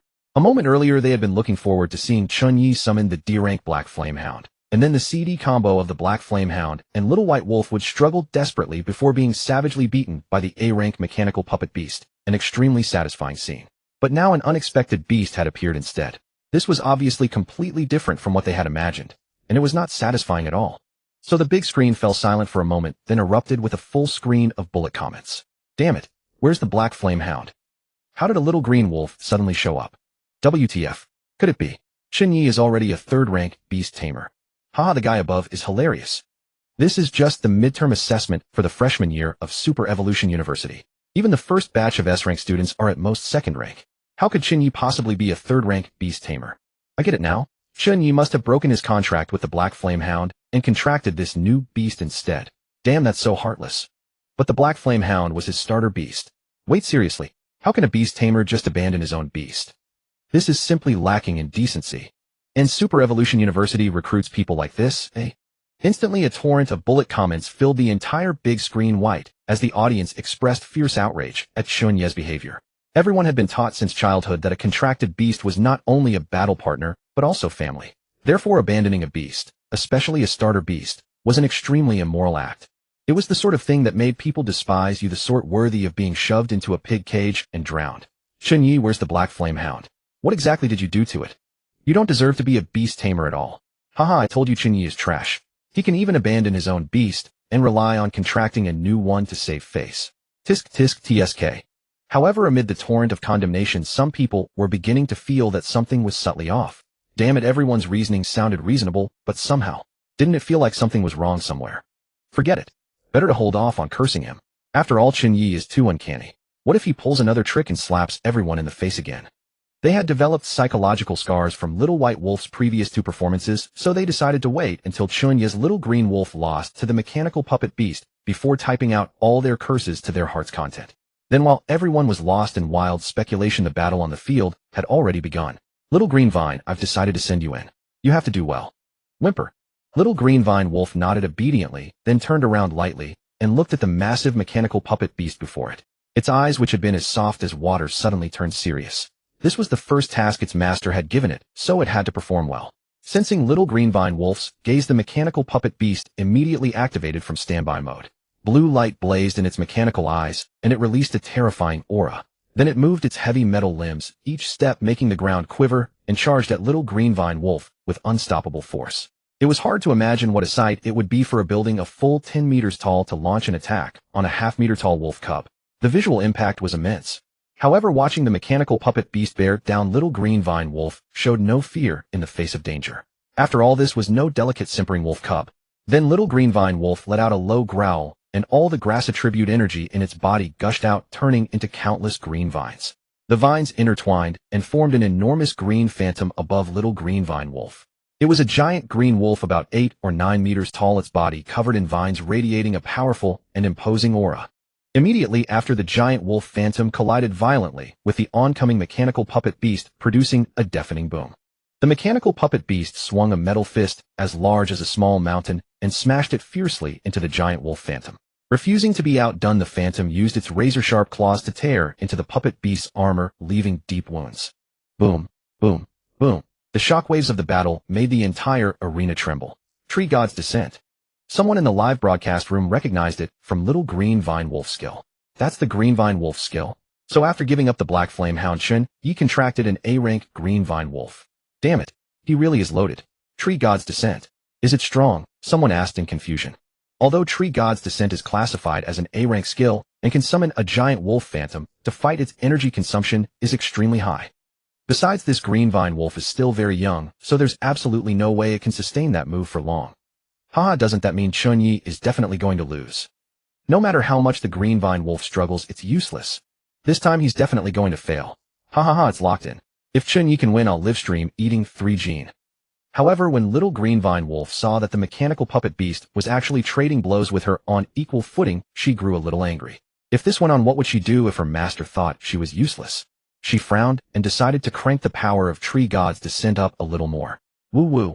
In an instant, with a thunderous boom, the giant wolf phantom enveloping Little Green Vine Wolf suddenly expanded, swelling from 8 or 9 meters tall to 16 meters, radiating a terrifying pressure that struck fear into every heart.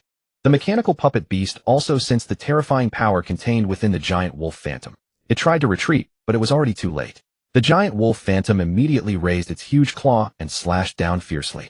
At that moment, the air was torn apart and crushed by the overwhelming force, producing a piercing sonic boom. Then the claws slammed heavily into the mechanical puppet beast with a deafening roar. Boom. The instant they made contact, the mechanical puppet beast's metal armor was ripped open like paper.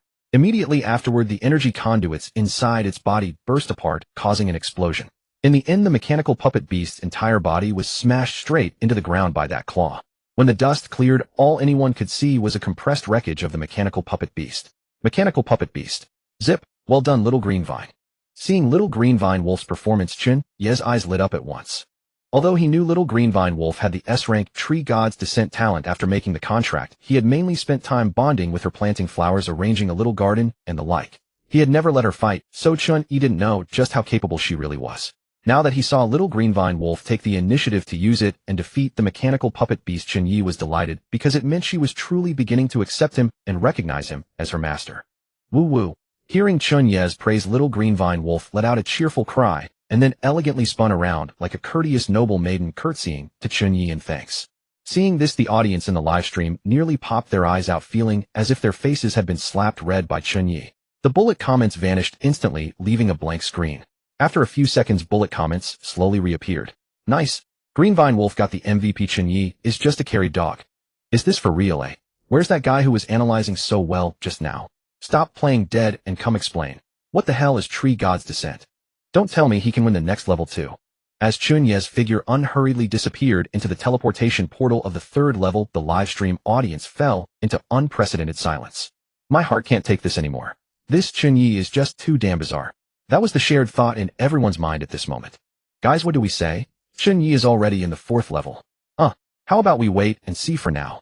Right, let's wait and see how things go. That Chen Ye is just too absurd. Who knows what other trump cards he can pull out? I said it from the very beginning. Who would be stupid enough to challenge a genius like Chen Jianan unless he actually had the strength? Sure enough, Chen Ye is a contestant with real skill. Don't be ridiculous. You're the one who posted the bullet comment saying you'd eat 3 gene on stream if Chen Ye won. Don't think I didn't know. Just as the livestream audience was becoming cautious, the teleportation array of the 4th level flickered, and Chen Ye appeared with the 2 little ones on the 4th level of the trial tower. The 4th level was S-rank difficulty. Chen Ye remembered old Lu's saying that as long as he cleared the 4th level of the trial tower, the school would reward him with an S-rank heavenly treasure and a chance for a spirit liquid cleansing. So he was determined to take this level. Chen Ye looked up. In the center of the arena, an S-rank mechanical puppet beast of suffocating size slowly emerged. It was a full 15 meters tall, its body covered in several meters of metal armor that even artillery shells couldn't blast through. Every step made the ground tremble violently, and it weighed who knew how many hundreds of tons. Even the air trembled under its oppressive aura. Whoa! Little White Wolf raised its head and stared at this super mechanical puppet beast in shock, unable to help swallowing. If it had to attack in its spiritual form, it would probably exhaust itself to death and still not manage to leave a scratch. Woo-woo. Little Green Vine Wolf's eyes also held a trace of fear, but she still bravely asked Chen Ye if she needed to fight. No need. You two rest well. Let Black Flame take it from here. Chen Ye was calm and was not intimidated by the behemoth before him. After all, he and Black Flame had already fought an S-rank evil eye venomous spider in the evil eye nest. So without any hesitation, Chen Ye raised his hand and waved. A black flame ignited beside him. Woof woof. Master, I'm here. Who do I fight? With a spirited roar, Black Flame rushed out impatiently. Its body was covered in black flames, clearly ready for battle, its eyes bright and intense like a spirited hound from hell. At the sight of the 2-meter-tall Black Flame, the livestream audience once again went numb and their vision went dark. They ground their teeth and furiously typed bullet comments to flood the screen. Damn it. Chen Ye actually calls it Black Flame. So this dog is a D-rank Black Flame hound. What the hell do those two have to do with each other? Scam, total scam. Is this still a damn D-rank Black Flame hound? I know. It must have eaten too much protein powder. How the hell is this 8 years old? Am I seeing things? Chen Ye's Black Flame hound actually looks excited when it sees an S-rank mechanical puppet beast. Even old Lu in the stands widened his eyes, his face full of shock. My god. Is this still the Chen Ye who sat in the back row of our class? How did his Black Flame hound get this big? While the live stream was still debating heatedly, the battle had already begun. Black Flame, go. Chen Ye gave the order immediately. Woof. Hearing this, Black Flame locked its excited gaze onto the mechanical puppet beast. Then with a low growl, black flames erupted across its body and it charged at the mechanical puppet beast without hesitation. The mechanical puppet beast attacked immediately. One of its fists, as large as a bus, abruptly gathered force and blasted out, descending from the sky like a meteor with terrifying might. Boom. The next moment, Black Flame transformed into blazing flames, collided with the mechanical puppet beast's fist, erupting in a deafening boom. Shockingly, Black Flame's strength was inferior to the mechanical puppet beast's. The instant they collided, it was blasted hundreds of meters away, carving a deep trench in the ground and kicking up clouds of sand and stones. Unexpectedly, in the first exchange, Black Flame was actually at a disadvantage. In the live stream, the audience was instantly dumbfounded by the scene. Happiness had come too suddenly. They could hardly believe it. The same thought rose in everyone's minds at once. Could it be that bastard Chen Ye was finally going to lose? At the same time, an extra-long bullet comment flew out again in the live stream. Everyone, don't be frightened by the look of Chen Ye's Black Flame hound. Even if this Black Flame hound mutated and grew taller, it can't change the fact that it is lowborn. Also, don't forget, S-rank mechanical puppet beasts can fly. Think about it, how can a tiny Black Flame hound possibly fight an opponent that can fly? As soon as the know-it-all guy's super long analysis appeared, the livestream audience's eyes lit up. They felt the suffocating frustration in their chests instantly dissolve, sighed in relief, and chimed in one after another. Right. Why didn't I think of that? S-rank mechanical puppet beasts can fly. No matter how strong a Black Flame hound is, it can't grow wings and fly up to fight the mechanical puppet beast, right? Ha, what gambler loses forever? I told you Chen Ye couldn't keep winning. If he can still win, I'll freaking eat 5 gene. It's already over. Sure enough, before the billowing dust from the exchange had even begun to clear, the colossal body of the mechanical puppet beast stirred once more. Its metallic wings snapped open with a piercing screech of grinding metal, and its massive mountain-like frame rose into the air, then hurtled toward Black Flame's location with savage momentum. The livestream audience was thrilled. Woohoo, liftoff. Ha, Chen Ye is finally going down this time. Get the champagne ready, bros. Everyone was beaming with joy, spamming the chat furiously and craning their necks to stare at the screen, afraid of missing the pivotal moment. It was as if they could already see the pitiful scene of Chen Ye's defeat. However, just as everyone was waiting with bated breath, Chen Ye remained utterly indifferent on the field, as if the mechanical puppet beast attack meant nothing to him. He calmly looked toward Black Flame in the dust and said lightly, Black Flame, stop fooling around. Use Hellfire Ball. These words were like a bucket of ice water, chilling everyone to the bone in an instant. Oh no. The bullet screen instantly froze and all of them sensed that something terrible was coming. Sure enough, in the next moment, a low roar exploded from within the dust. Then black light began to converge within the dust, and a terrifying aura brewed. In the next breath, a deep pitch black and monstrously huge fireball shot out as if from the depths of hell, carrying a destructive pressure and smashing into the oncoming mechanical puppet beast. Boom. A thunderclap sounded as the super black fireball struck the mechanical puppet beast's head with pinpoint accuracy. The immense shockwave sent its several hundred-ton body completely flying. Its metallic body tumbled several times in the air before crashing to the ground with a sound like an avalanche. With just one strike, the S-rank mechanical puppet beast was gravely wounded. The livestream audience was dumbfounded, though everyone numbly typed out question marks.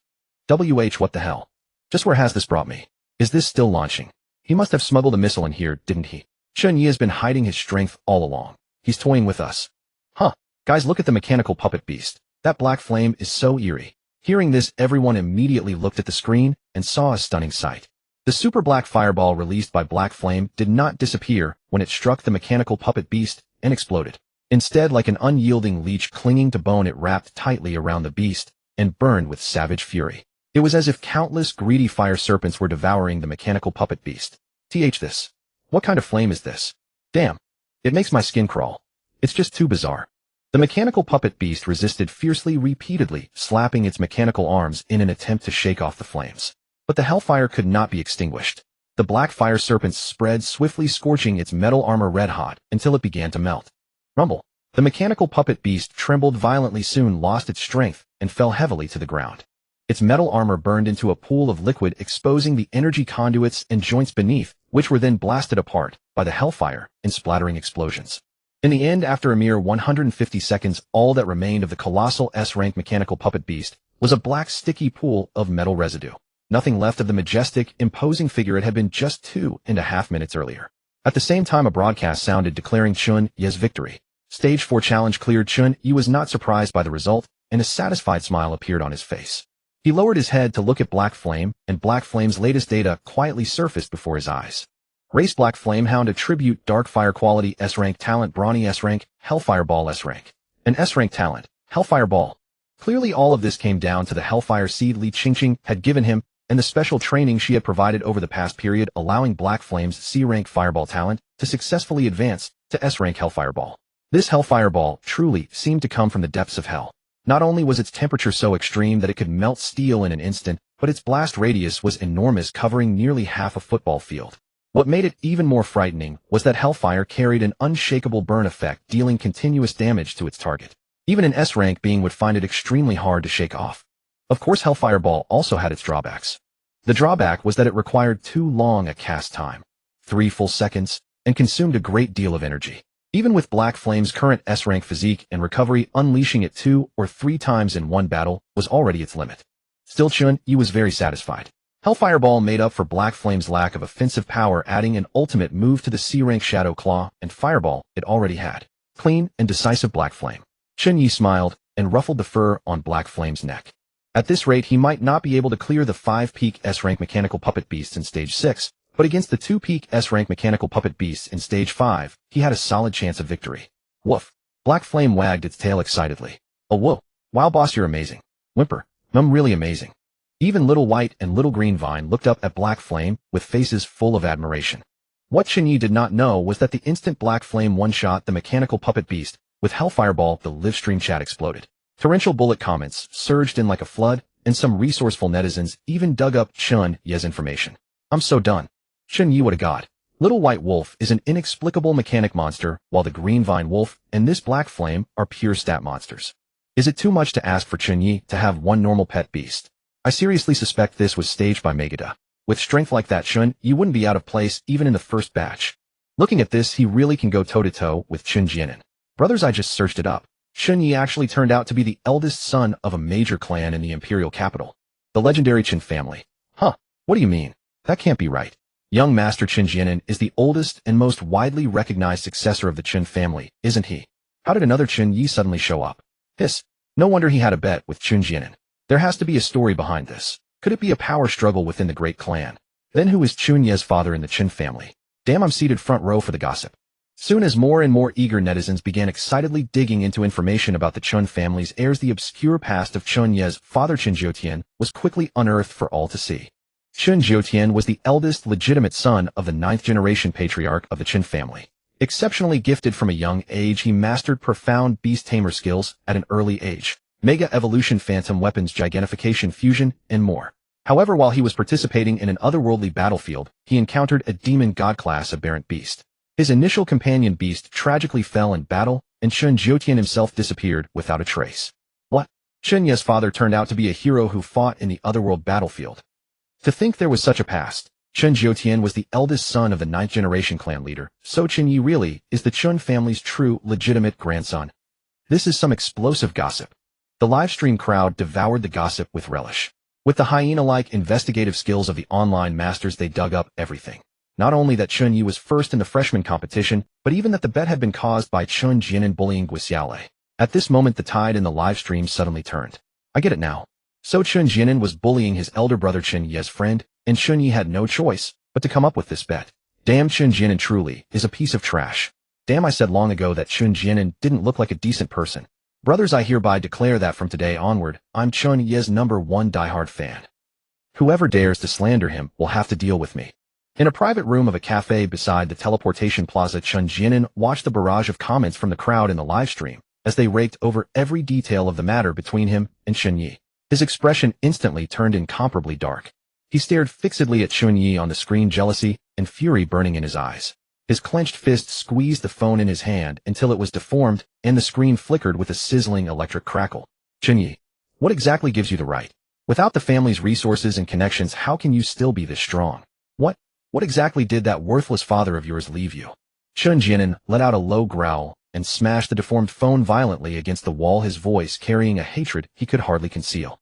If not for Chen Ye's appearance, if not for Chen Ye's sudden surge in strength, Chen Jianan would have been the strongest 10th-generation candidate of the family. He would soon have sat in that position, commanding countless resources and authority, holding everything in his hands. Chen Jianan hated Chen Ye profoundly and wished Chen Ye would die right now. He immediately took out his phone and called his father Chen Hong. The call was connected quickly. Suppressing the jealousy and anger burning in his heart, Chen Jianan said in a low, hurried voice, "Father, you saw Chen Ye's performance too, didn't you? He has to die. Otherwise we will never get our chance to rise." On the other end of the line, Chen Hong fell silent for a moment before replying. "I saw it. I've already made arrangements. As soon as Chen Ye begins the challenge on the 5th floor, he'll die in a sudden accident. No one will be able to find anything. And as for the online public opinion afterward, you don't have to worry. It's all under control." After receiving his father Chen Hong's reply, Chen Jianan finally let out a sigh of relief and set his mind at ease. A cold smile curled at the corner of his mouth, and the anger in his eyes was gradually replaced by a cold, sinister glint.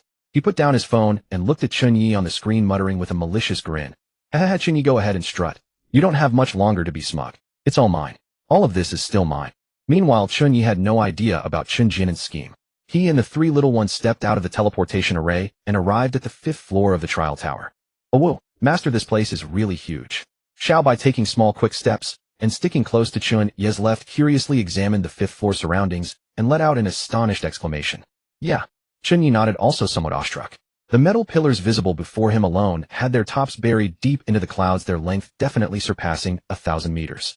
It was said that the trial tower was a structure from the otherworld battlefield, though he had no idea what those metal pillars had been built for.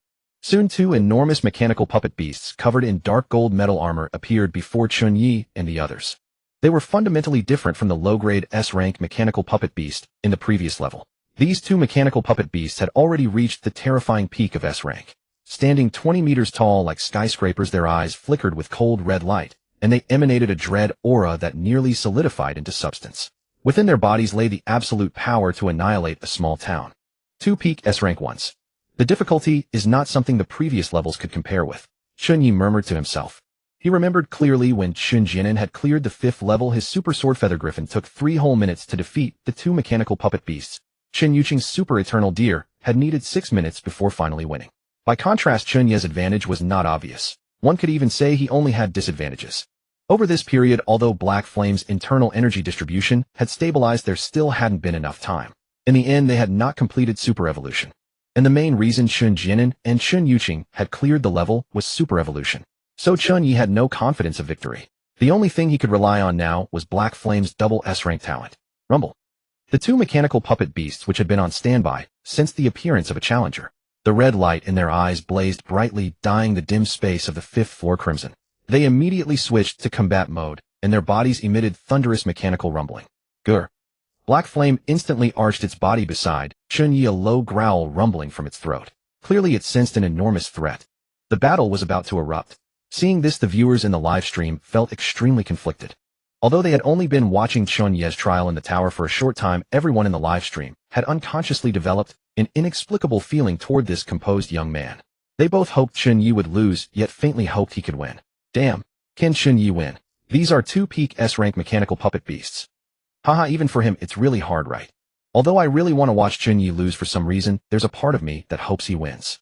I'm seriously losing it. Can he win? Very unlikely. If he has super evolution, he's solid. If not, he's doomed. In the stands, Li Qingqing watched the live stream closely, her expression somewhat solemn. After this period of special training, she knew even better than Chen Ye exactly where Black Flame's limits were.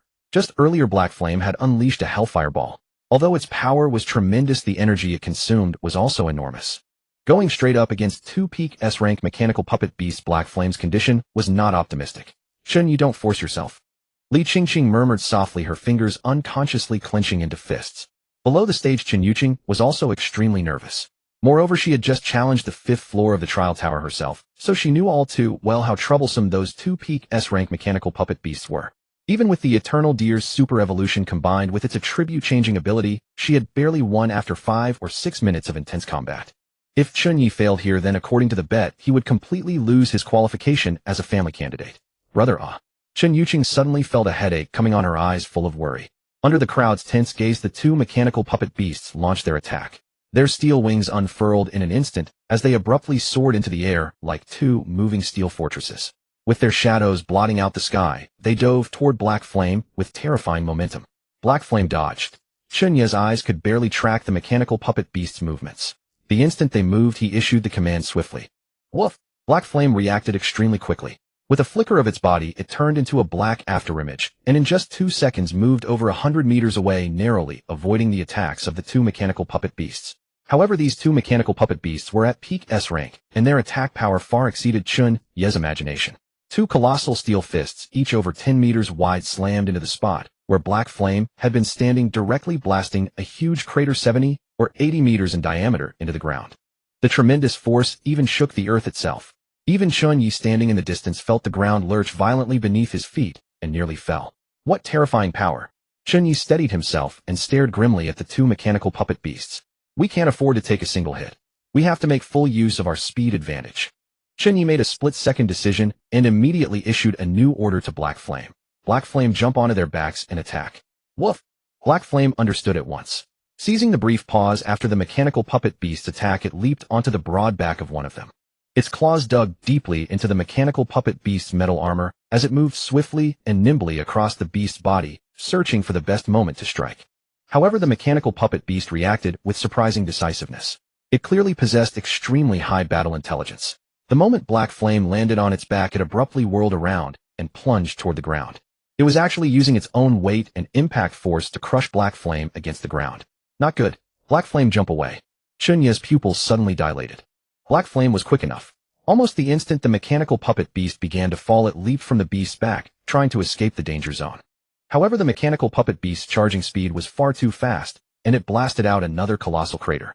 Although Black Flame narrowly avoided a direct hit, it was still hurled into the air by the violent shockwave and tumbled several times across the ground before barely coming to a stop. At the same time, before Black Flame could even steady itself, the other mechanical puppet beast's attack arrived on its heels. Its giant steel claws, tearing through the air with a piercing howl, slammed down heavily toward Black Flame. Black Flame barely dodged by twisting to the side, but it was still blown away by the blast wave and left in a miserable state. In just a single exchange, Black Flame had already been put at a disadvantage. Seeing this, Chen Ye frowned deeply, unable to suppress a growing sense of anxiety. He knew that if this continued, Black Flame would eventually be overwhelmed by the two mechanical puppet beasts. Before that happened, he had to find a way to break the deadlock. Otherwise, they would have no chance of victory. Chen Ye's hand instinctively closed around the Mega Evolution Stone hanging from his neck. It was the first solution that came to his mind. If he could trigger Mega Evolution, Black Flame's strength would increase dramatically, and there was a good chance they could turn the tide. However, when Chen Ye tried to channel Mega Evolution energy using the method from his textbook and trigger Mega Evolution, he received no response whatsoever, as if the Mega Evolution Stone in his hand were just a common worthless rock. Chen Ye's heart sank. In the livestream room, everyone who saw this knew that Chen Ye could not Mega Evolve, and bullet comments surged out like a flood. It's over, it's over. He can't Mega Evolve. There's really no hope this time.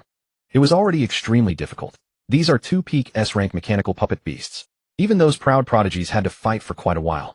For someone like Chen Ye, who relied on his mutated Black Flame Hound to survive until now, he's already done quite well. This is an impossible situation.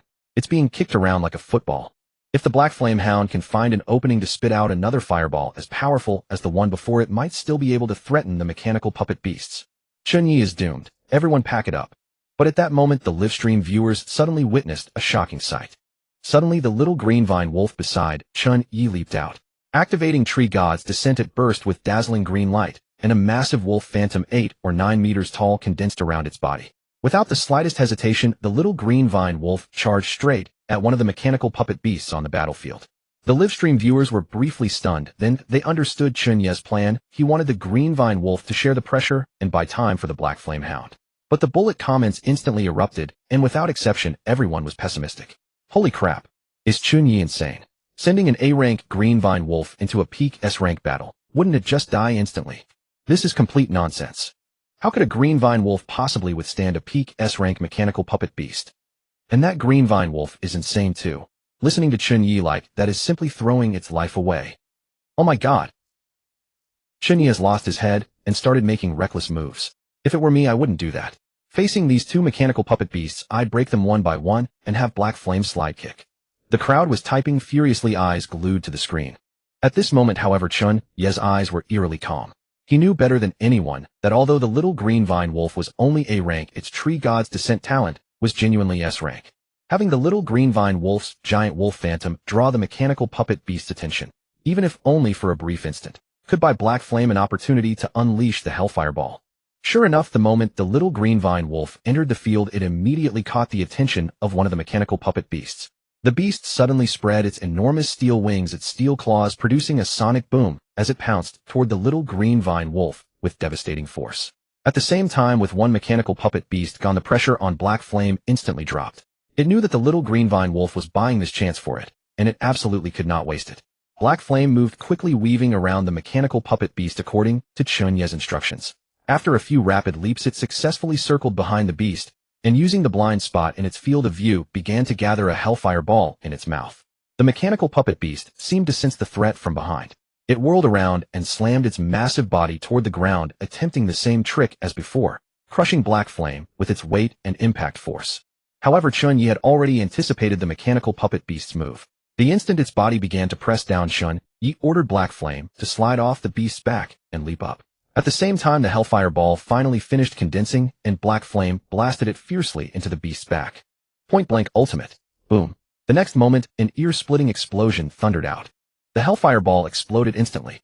The terrifying heat and energy contained within it melted and blasted a massive hole in the mechanical puppet beast's back, exposing the energy core inside. Clearly, this attack had severely wounded the mechanical puppet beast. However, Black Flame was also hurled away by the violent shockwave and vanished into the dust and smoke. On the other side, the little Green Vine Wolf situation had suddenly become extremely dangerous. After being targeted by the mechanical puppet beast, it had barely dodged one attack with its giant wolf phantom, but the phantom was dispersed by the terrifying force. By the time the little Green Vine Wolf stubbornly stood up and condensed the giant wolf phantom, once more the mechanical puppet beast's shadow had already completely enveloped it. The next moment, a steel claw more than 10 meters long stabbed down in an instant. At the critical moment, Chen Ye abruptly raised his hand, and the soul card between his fingers flashed with light. Return. The next second, the little Green Vine Wolf vanished from the spot, successfully recalled by the soul card. The mechanical puppet beast's steel claws struck only empty air, smashing a 100-meter-deep pit directly into the ground. The livestream viewers saw this, their eyes widening in excitement. Holy crap, he actually managed to pull that off. Is this guy playing a game? Right, the soul card recall trick. Why didn't I think of that? I was wondering why the Green Vine Wolf didn't run farther away. It was deliberately controlling the distance. That was extremely close. Tisk, this advantage was earned by risking everything. Brilliant. I'd give that move a perfect score. It completely turned the tables. Barring any accidents, this match is already in the bag. Chen Ye heaved a sigh of relief. The battlefield shifted from one moment to the next, and carrying out such a high-risk maneuver on the spot demanded enormous psychological pressure. Fortunately, one of the mechanical beast puppets had already taken a Hellfire Orb from He Yin and was severely wounded, its threat level plummeting. Now they only had to deal with the remaining mechanical beast puppet. The difficulty had suddenly dropped considerably. But at that very moment, Chen Ye suddenly felt a chill shoot from the base of his spine to the crown of his head, as if every hair on his body was standing on end. He snapped his head up and saw that the remaining mechanical beast puppet, the one that had been attacking the little Green Vine Wolf, had abruptly frozen in place, standing motionless where it was, either because it had lost its target or for some other reason. But in the next instant, the crimson light in the mechanical beast puppet's eyes suddenly deepened, gradually transforming into an eerie black radiance, and its massive frame began to convulse. What the hell is going on? Alarm bells blared wildly in Chen Ye's mind, and an intense wave of dread surged through his heart. Sure enough, the mechanical beast puppet's steel head slowly turned, and its icy electronic gaze locked directly onto Chen Ye himself. There was not the slightest hesitation in that gaze, only sheer killing intent. It abruptly spread its steel wings, let out a low mechanical rumble, and its colossal body like a moving mountain crushed straight toward Chen Ye. Boom. The mechanical beast puppet's enormous steel claws seemed to tear space itself apart as they slashed down toward Chen Ye's head. Its speed was absolutely terrifying. Within a mere dozen or so seconds it had already burst right in front of him. Chen Ye's pupils abruptly dilated and cold sweat broke out across his back in an instant. What was going on? Why would a mechanical beast puppet attack him, a beast tamer? It wants to kill me. Chen Ye could hardly believe it. On pure instinct he condensed his soul card and forcibly sent Xiao, by still dazed in his arms, into the soul card space. But he himself had no idea what to do. Run. Even if he could cover dozens of steps in a single second, he still couldn't escape the mechanical beast puppet shadow. Seeing this, the livestream audience exploded again. Holy shit, what's going on? Isn't this just an assessment? Why is the mechanical beast puppet suddenly attacking a beast tamer? Holy shit, this is insane. Does the Super Evolution University stream always have this much going on? Is this a bug? This is a huge problem. Do you all remember that a few years ago at Gigantification University, a mechanical beast puppet killed a beast tamer? That beast tamer was hammered straight into a meat patty. The impact was enormous. Damn, then Chen Ye is really done for this time.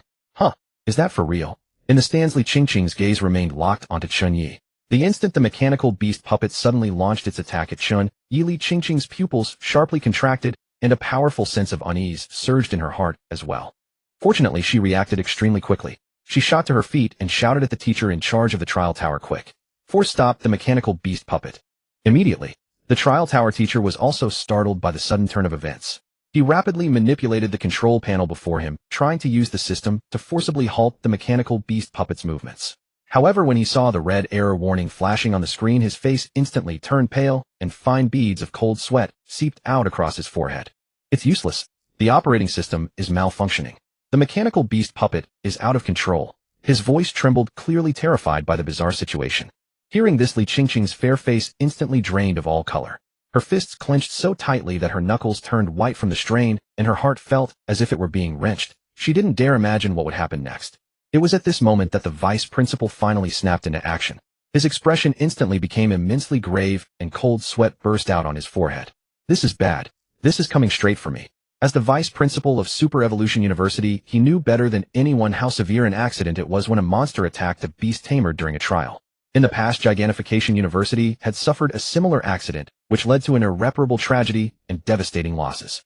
The vice principal of Gigantification University at that time was sent directly to the otherworld battlefield, and to this day, he still hasn't earned enough military merit to return. Activate the emergency protocol immediately. All teachers at star rank and above assemble at once. Focus all your energy to forcibly break open the space where the trial tower is located. We have to rescue Chen Ye as quickly as possible. At this moment, the majesty of the vice principal as a sixth-order powerhouse was on full display. As soon as his order was given, the teachers in the stands immediately moved into action. Everyone moved with incredible speed and perfect order. One powerful star rank and moon rank beast pet after another was summoned, instantly filling the entire stands. Break through the space barrier now, the vice principal commanded in a booming voice.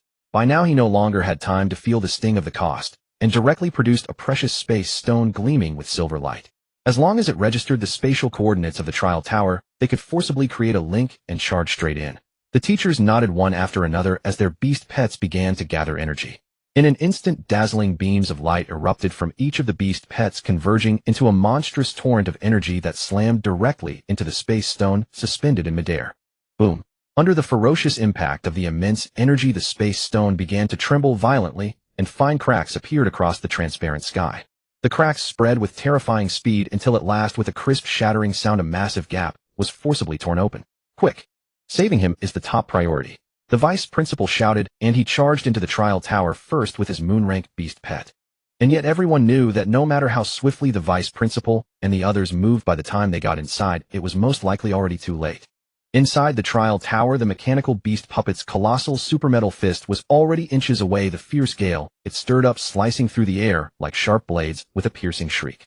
Chen Ye could even clearly feel the overwhelming pressure bearing down on him, as though the hand of death itself was slowly closing in. Every hair on his body stood on end, and his heart pounded like a war drum in his chest, the threat of death nearly suffocating him. Yet in that critical moment between life and death, Chen Ye was astonished to discover that he felt not a trace of fear. One thought came to him: the mechanical beast puppet absolutely could not have attacked him without reason. Someone had to be manipulating it from behind the scenes, and that person was most likely Chen Jianan.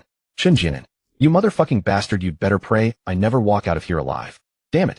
It was a pity that once he died, given the cunning and treacherous natures of Chun Hung and Chun Jin, and his father and mother really would be sent to the mines. A cold glint flashed through Chen Ye's eyes. He looked up and saw the mechanical beast puppet's fist already descending upon him, the violent gale carving thin lines of blood across his body. This was it. If that punch landed, he would likely be smashed into meat paste in an instant, without even leaving a complete corpse. That thought flashed through Chen Ye's mind.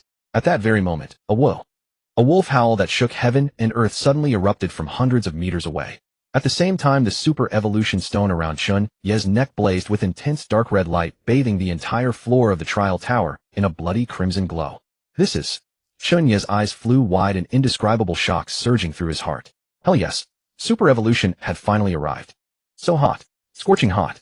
Chen Ye instantly felt the super evolution stone hanging around his neck erupt with terrifying energy. Like a volcanic eruption, the dark red energy transformed into a brilliant pillar of light, tore through the air, and shot straight at Haiyan hundreds of meters away. Ayo! The moment the super evolution energy touched Haiyan, its body began to transform dramatically. In the blink of an eye, its 2-meter-tall frame grew to a full 6 meters. When Haiyan was 2 meters tall, Chen Ye had to raise his hand to pat its head. Now with a shoulder height of 6 meters, Haiyan was no different from a bus, an absolutely stunning sight. Moreover, Haiyan's muscles looked as if they had been forged from tempered steel, dense and compact, brimming with terrifying power. Its tail grew thicker and stronger, as well, waving through the air like a giant python. Wherever it passed, the air was torn apart with a piercing whistle. Fierce black flames blazed across Haiyan's entire body as if born from the depths of hell, carrying an aura of destruction and death. Its jaws opened slightly, revealing sharp, white fangs glinting with cold light.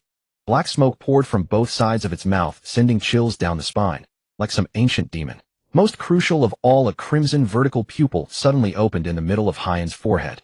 That vertical pupil, like a blood-colored gem, rotated rapidly as it surveyed everything around it, radiating an eerie light that seemed utterly sinister.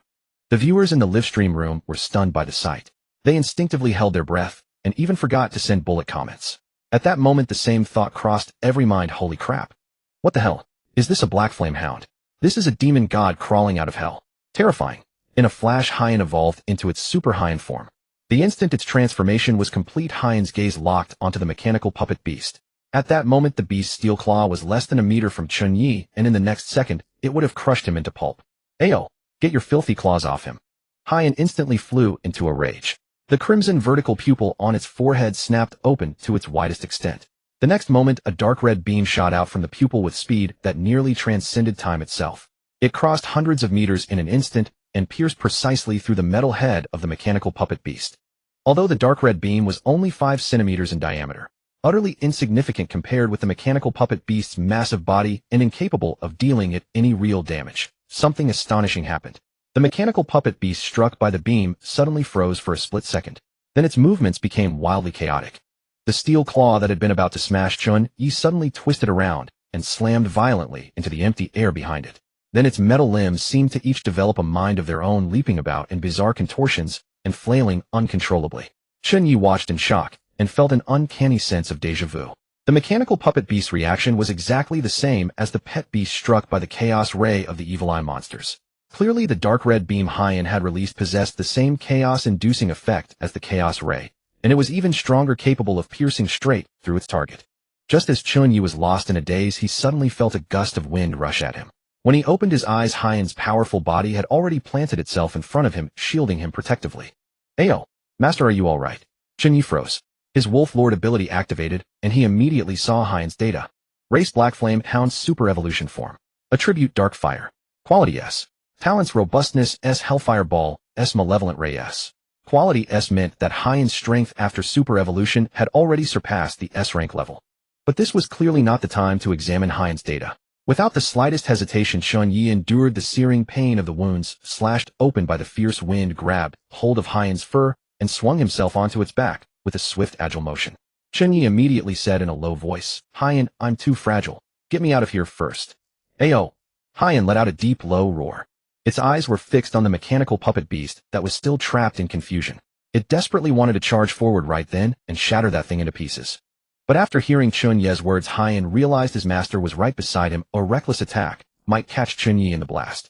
So with a sudden blur it shot off, carrying Chen Ye as it became a black afterimage and disappeared from the spot in an instant.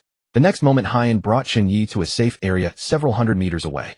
Its speed was in no way inferior to Chun Jianen's super swordfeather griffin.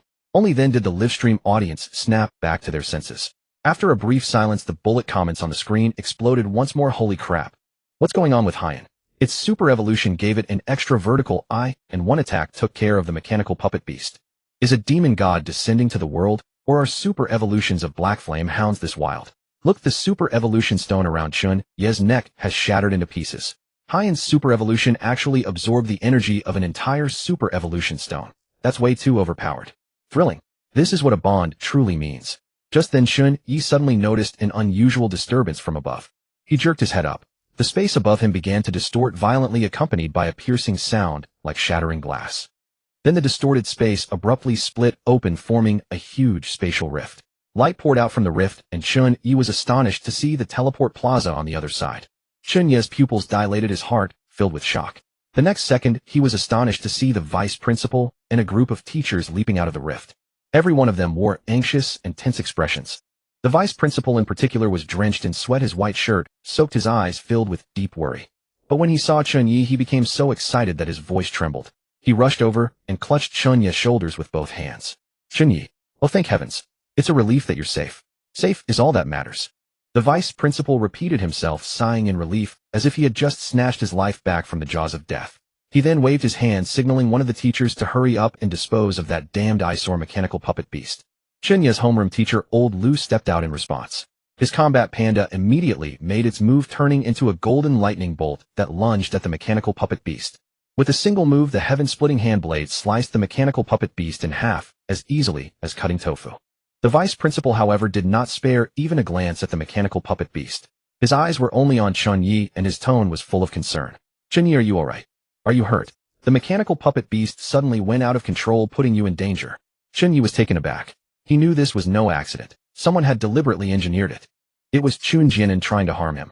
Seeing Chen Ye's pale face, the vice principal felt even more guilty and hastily reassured him, Chen Ye, don't worry. The school will definitely give you an explanation for this incident. We will investigate the cause of the mechanical puppet beast's loss of control, and we will never let something like this happen again. Hearing this, Chen Ye nodded. He did not reveal what he was actually thinking. Instead, he nodded weakly. Vice principal. Cough, cough, cough. My spirit has suffered a severe shock, and I'm afraid it will seriously affect my cultivation and studies in the future. But I believe the vice principal and the school will give me fair compensation. Ahem ahem. Why yes, that's right. A trace of embarrassment flickered across the vice principal's face. However, just as the vice principal was about to say something, Chen Ye's gaze happened to catch the spatial rift in midair rapidly shrinking. The thought that Chen Jianen might still be at the teleportation plaza immediately ignited a blaze of fury within him, and the more he thought about it, the angrier he became. Damn it. A true man never leaves a grudge unavenged. Since you've already tried to murder me, don't blame me for being merciless. Haiyan, let's go. Chen Ye barked in a low voice, his eyes full of sharp light. Haiyan let out a low growl, instantly understanding its master's intention.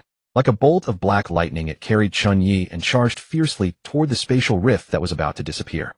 Only then did the vice principal and the teachers snap back to their senses and cry out, Chen Ye, where are you going? Come back. However, before their voices faded, Haiyan had already carried Chen Ye through the spatial rift. The rift closed up the moment Chen Ye passed through, sealing so tightly that it seemed as if it had never existed. The vice principal and the others frowned deeply, unable to chase after him even if they wanted to. The next second, Chen Ye and Haiyan appeared on the teleportation plaza. When the crowd on the plaza saw Chen Ye and Haiyan suddenly drop down from the sky, they were startled. Some looked at them in bewilderment, wondering where they had come from. Chen Ye.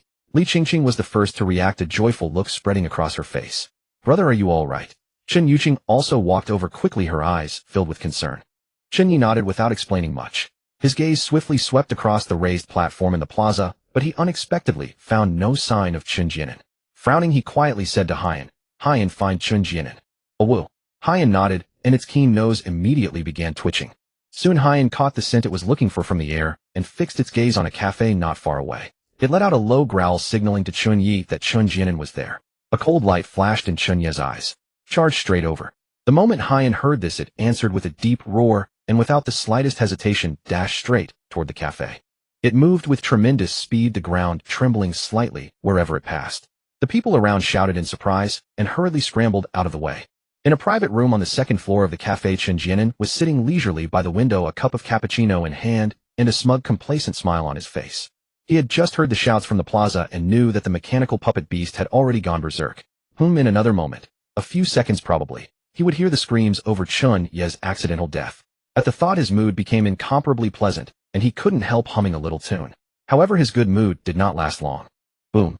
Suddenly the glass window in front of Chen Ye along with the white wall burst apart under a tremendous force.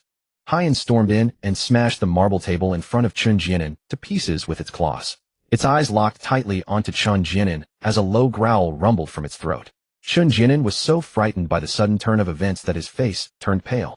The coffee cup in his hand fell to the ground with a crack and shattered into pieces. He shot to his feet, his voice trembling uncontrollably. Chen Ye, you, how are you here? Chen Ye leaped down from Hyan's back, his eyes as sharp as knives. If it had only been a guess before then, now seeing Chen Jian's immediate expression of panic, Chen Ye was 100% certain that the mechanical puppet beast's loss of control had everything to do with Chen Jian. Seeing that Chen Ye said nothing and just stared at him, Chen Jian gradually regained his confidence. His expression shifted from panic to shame and anger, and he barked, "You worthless piece of trash. Do you know what you're doing?" Chen Jian gritted his teeth. A soul card of the sword-feathered griffin condensed between his fingers, and he decided to show Chen Ye a thing or two. However, before he could finish his move, Chen Ye's gaze hardened slightly. Without any wasted words, he gave Hyan the order. "Hyan, break his leg for me." Woof! Hyan let out a low growl, instantly understanding its master's intent. A fierce glint flashed in its blood-red vertical pupils, and its powerful body lunged at Chen Jian like a bolt of black lightning. Crack! A clear sound of breaking bones rang out as Chen Jian's right leg was instantly snapped under Hyan's claw. The intense pain tore a heart-rending scream from Chen Jian, and he collapsed to the ground, his face as pale as paper. Having never experienced such excruciating pain in his life, Chen Jian couldn't help but look at Chen Ye with eyes full of fear. "Chen Ye, have you lost your mind?" Chen Jian's voice trembled violently, the words practically squeezed out through his teeth. Chen Ye looked at him coldly, a hint of mockery in his voice. "Lost my mind? Compared to your scheming to kill me, this is already considered light." The crowd on the teleportation plaza was completely stunned by the scene. The originally noisy teleportation plaza fell dead silent in an instant. Everyone's eyes widened, unable to believe what they had just witnessed. Holy crap! Chen Ye actually had Hyan crush Chen Jian's leg. What happened? Wasn't Chen Ye challenging the trial tower just a second ago? How did he suddenly come out and confront Chen Jian? What exactly did Chen Jian do to make Chen Ye this angry? The livestream viewers exploded as well, bullet comments rolling madly. Holy crap, that's so exciting. Chen Ye is ruthless, but I love it. While the crowd was still buzzing with discussion, the vice principal and the teachers finally made their way back to the teleportation plaza through the teleportation array. But when the vice principal, rushing over in a hurry, saw what was happening, his face changed drastically, and he nearly went weak in the knees and fainted. Quick, quick, quick. Turn it off, turn it off. Cut the live stream immediately. The vice principal shouted urgently. Quick-witted Lao Lu had the fighting panda smash several cameras. The vice principal took a deep breath, forcing down the shock in his heart, then hurriedly said to a female teacher beside him, "Teacher, quickly take Chen Ye away. Take him somewhere to cool off first." The teacher nodded and quickly walked over to Chen Ye. However, when she drew closer, Chen Ye realized that this teacher was none other than Li Qingqing. Li Qingqing shot Chen Ye a hard glare, and as if afraid he might run, she took his arm and held on tightly, speaking in a low voice. "Chen Ye, come with me quietly. Stop causing trouble here." Seeing Li Qingqing and feeling the soft touch on his arm, Chen Ye's anger subsided a little. He nodded, glanced at Chen Jian, and without another word turned and left the scene with Li Qingqing. Meanwhile, Chen Yuqing stood there in a daze, watching the teleportation plaza gradually descend into chaos. She couldn't help rolling her eyes, feeling utterly numb. "Brother," Chen Yuqing murmured, quietly, still puzzled over what had happened to make Chen Ye so angry. But at that very moment, the phone in her pocket suddenly rang. Chen Yuqing instinctively pulled out her phone, but when she saw the number on the screen, her eyes widened. It was a call from her grandfather, Chen Guodong. Chen Guodong, the 9th patriarch of the Chen family, and one of the few 7th-ranked powerhouses in the world today. "Grandfather." Chen Yuqing answered the phone cautiously. A deep, authoritative voice came from the other end of the line. With an unmistakable tone, Chen Guodong said, "Yuqing, tell Chen Ye to come to the family assembly 3 months from now." "All right," Chen Yuqing replied softly, yet her eyes held barely concealed shock. The family assembly was the most important meeting, open only to core members. Held once every 3 years, it determined all resource allocations and major plans of the Chen family. Even though she and Chen Jian had become candidates, they still had no qualification whatsoever to attend. But this time, grandfather had taken the initiative to call, demanding that Chen Ye attend. The signal this sent was far too intriguing.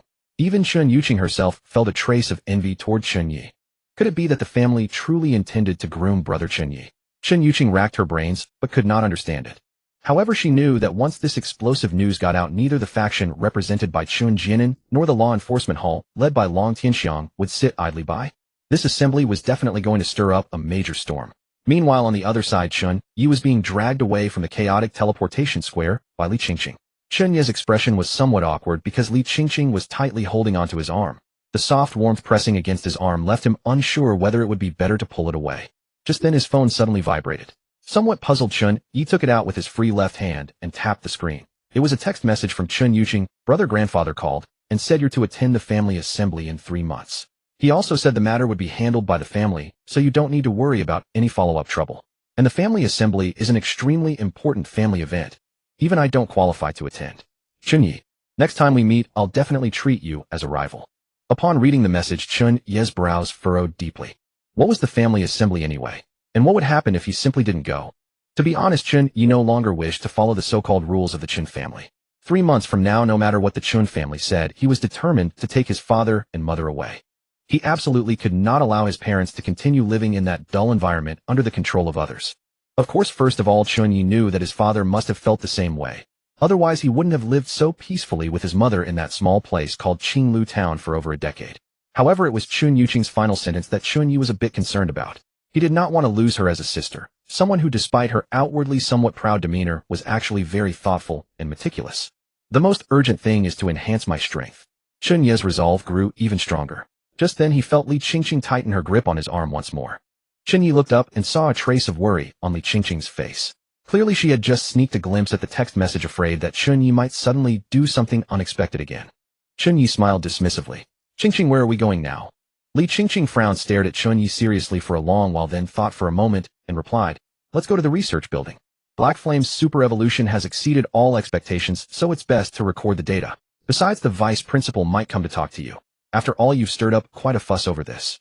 All right, then let's go to the research building. Chen Ye nodded. However, he knew that since the Chen family had already stepped in to handle the matter, the vice principal would probably not come looking for him. When they arrived at the research building, Li Qingqing deftly switched on the various machine switches on the console. Chen Ye summoned the 3 little ones, then guided Black Flame onto the huge testing machine they had used last time, beginning to measure and record Black Flame's various physical indicators. A woo, whimper, watching the enormous machine emit multicolored lights and rumble noisily. Little White and Little Green Vine were utterly astonished, crouching at the side, with wide eyes watching in fascination. Then the clever Little White trotted over to Li Qingqing in small quick steps, gently rubbed against her calf, yapped a few times, and pointed at the Little Green Vine Wolf grooming its fur nearby, telling Li Qingqing that it and Little Green Vine Wolf wanted to be tested as well. Li Qingqing was tickled by the Little White Wolf's antics, so she smiled and agreed. The testing went very smoothly. Li Qingqing stared at the data on the screen with some surprise, and said to Chen Ye, Chen Ye, Black Flame's super evolution is an evolution state with an extremely high degree of completion. The improvement in all attributes will be higher than that of an ordinary super evolution, and it will also master abilities its main body doesn't possess. For example, Black Flame's vertical eye and its ability to release light rays. However, the downside is also obvious. The consumption rate of super evolution stones will become extremely fast. Extremely fast. How fast exactly? Upon hearing this, Chen Ye lowered his head and looked at the super evolution stone hanging around his neck. Only then did he realize that the stone had already turned into hollow gray ash. When he lightly pressed it with 2 fingers, it crumbled into powder. Not a single drop of energy was left. Damn it! Chen Ye immediately widened his eyes. He casually picked up a water cup from the table, took a sip to calm himself, then said in disbelief, so that means every time Black Flame fights, it consumes 1 super evolution stone. Even the wealthiest Beastmaster wouldn't be able to sustain that consumption rate. Utterly terrifying. Li Qingqing shot Chen Ye a glare only, then realizing that the cup he was holding was hers. Her face instantly flushed red, and she chided in a low, shy voice, You, how can you use my cup? Chen Ye was briefly stunned before he snapped back to reality, a flicker of embarrassment crossing his face. He coughed lightly, pretending nothing had happened, took another sip, put the cup back on the table, and muttered softly, Sorry, I wasn't paying attention just now. Li Qingqing blushed and glared at Chen Ye with mild irritation. Then she said softly, Chen Ye, you don't need to worry about the super evolution stone issue for the time being. Have you forgotten? Passing the 4th floor of the trial tower rewards you with an S-grade material, which you can just use to exchange for super evolution stones. An S-grade super evolution stone contains abundant energy enough for Black Flame to undergo a dozen or more super evolutions. Alright. Chen Ye nodded, but he still thought super evolution was far too costly. At noon, after eating the two returned to the research building. Li Qingqing remembered her promise to the little white wolf from the morning, so she activated the instruments and ran data tests on the little white wolf and the little green vine wolf as well. Suddenly a surprised expression appeared on Li Qingqing's face. Chen Ye, the data for the little white wolf and the little green vine wolf is astonishing too. Their potential is actually far higher than that of other beasts of the same level and species, especially the little green vine wolf. Its energy fluctuations and life activity have both reached an extraordinarily high level. Chen Ye, however, was not surprised. Since Little White and Little Green Vine possessed S-grade talent, it was only natural that their physical qualities were extraordinary. Even without testing, Chen Ye could have guessed it. Still, seeing Li Qingqing so astonished did arouse Chen Ye's curiosity. Is there some special meaning behind it? Yes. Li Qingqing nodded, her large eyes turning serious.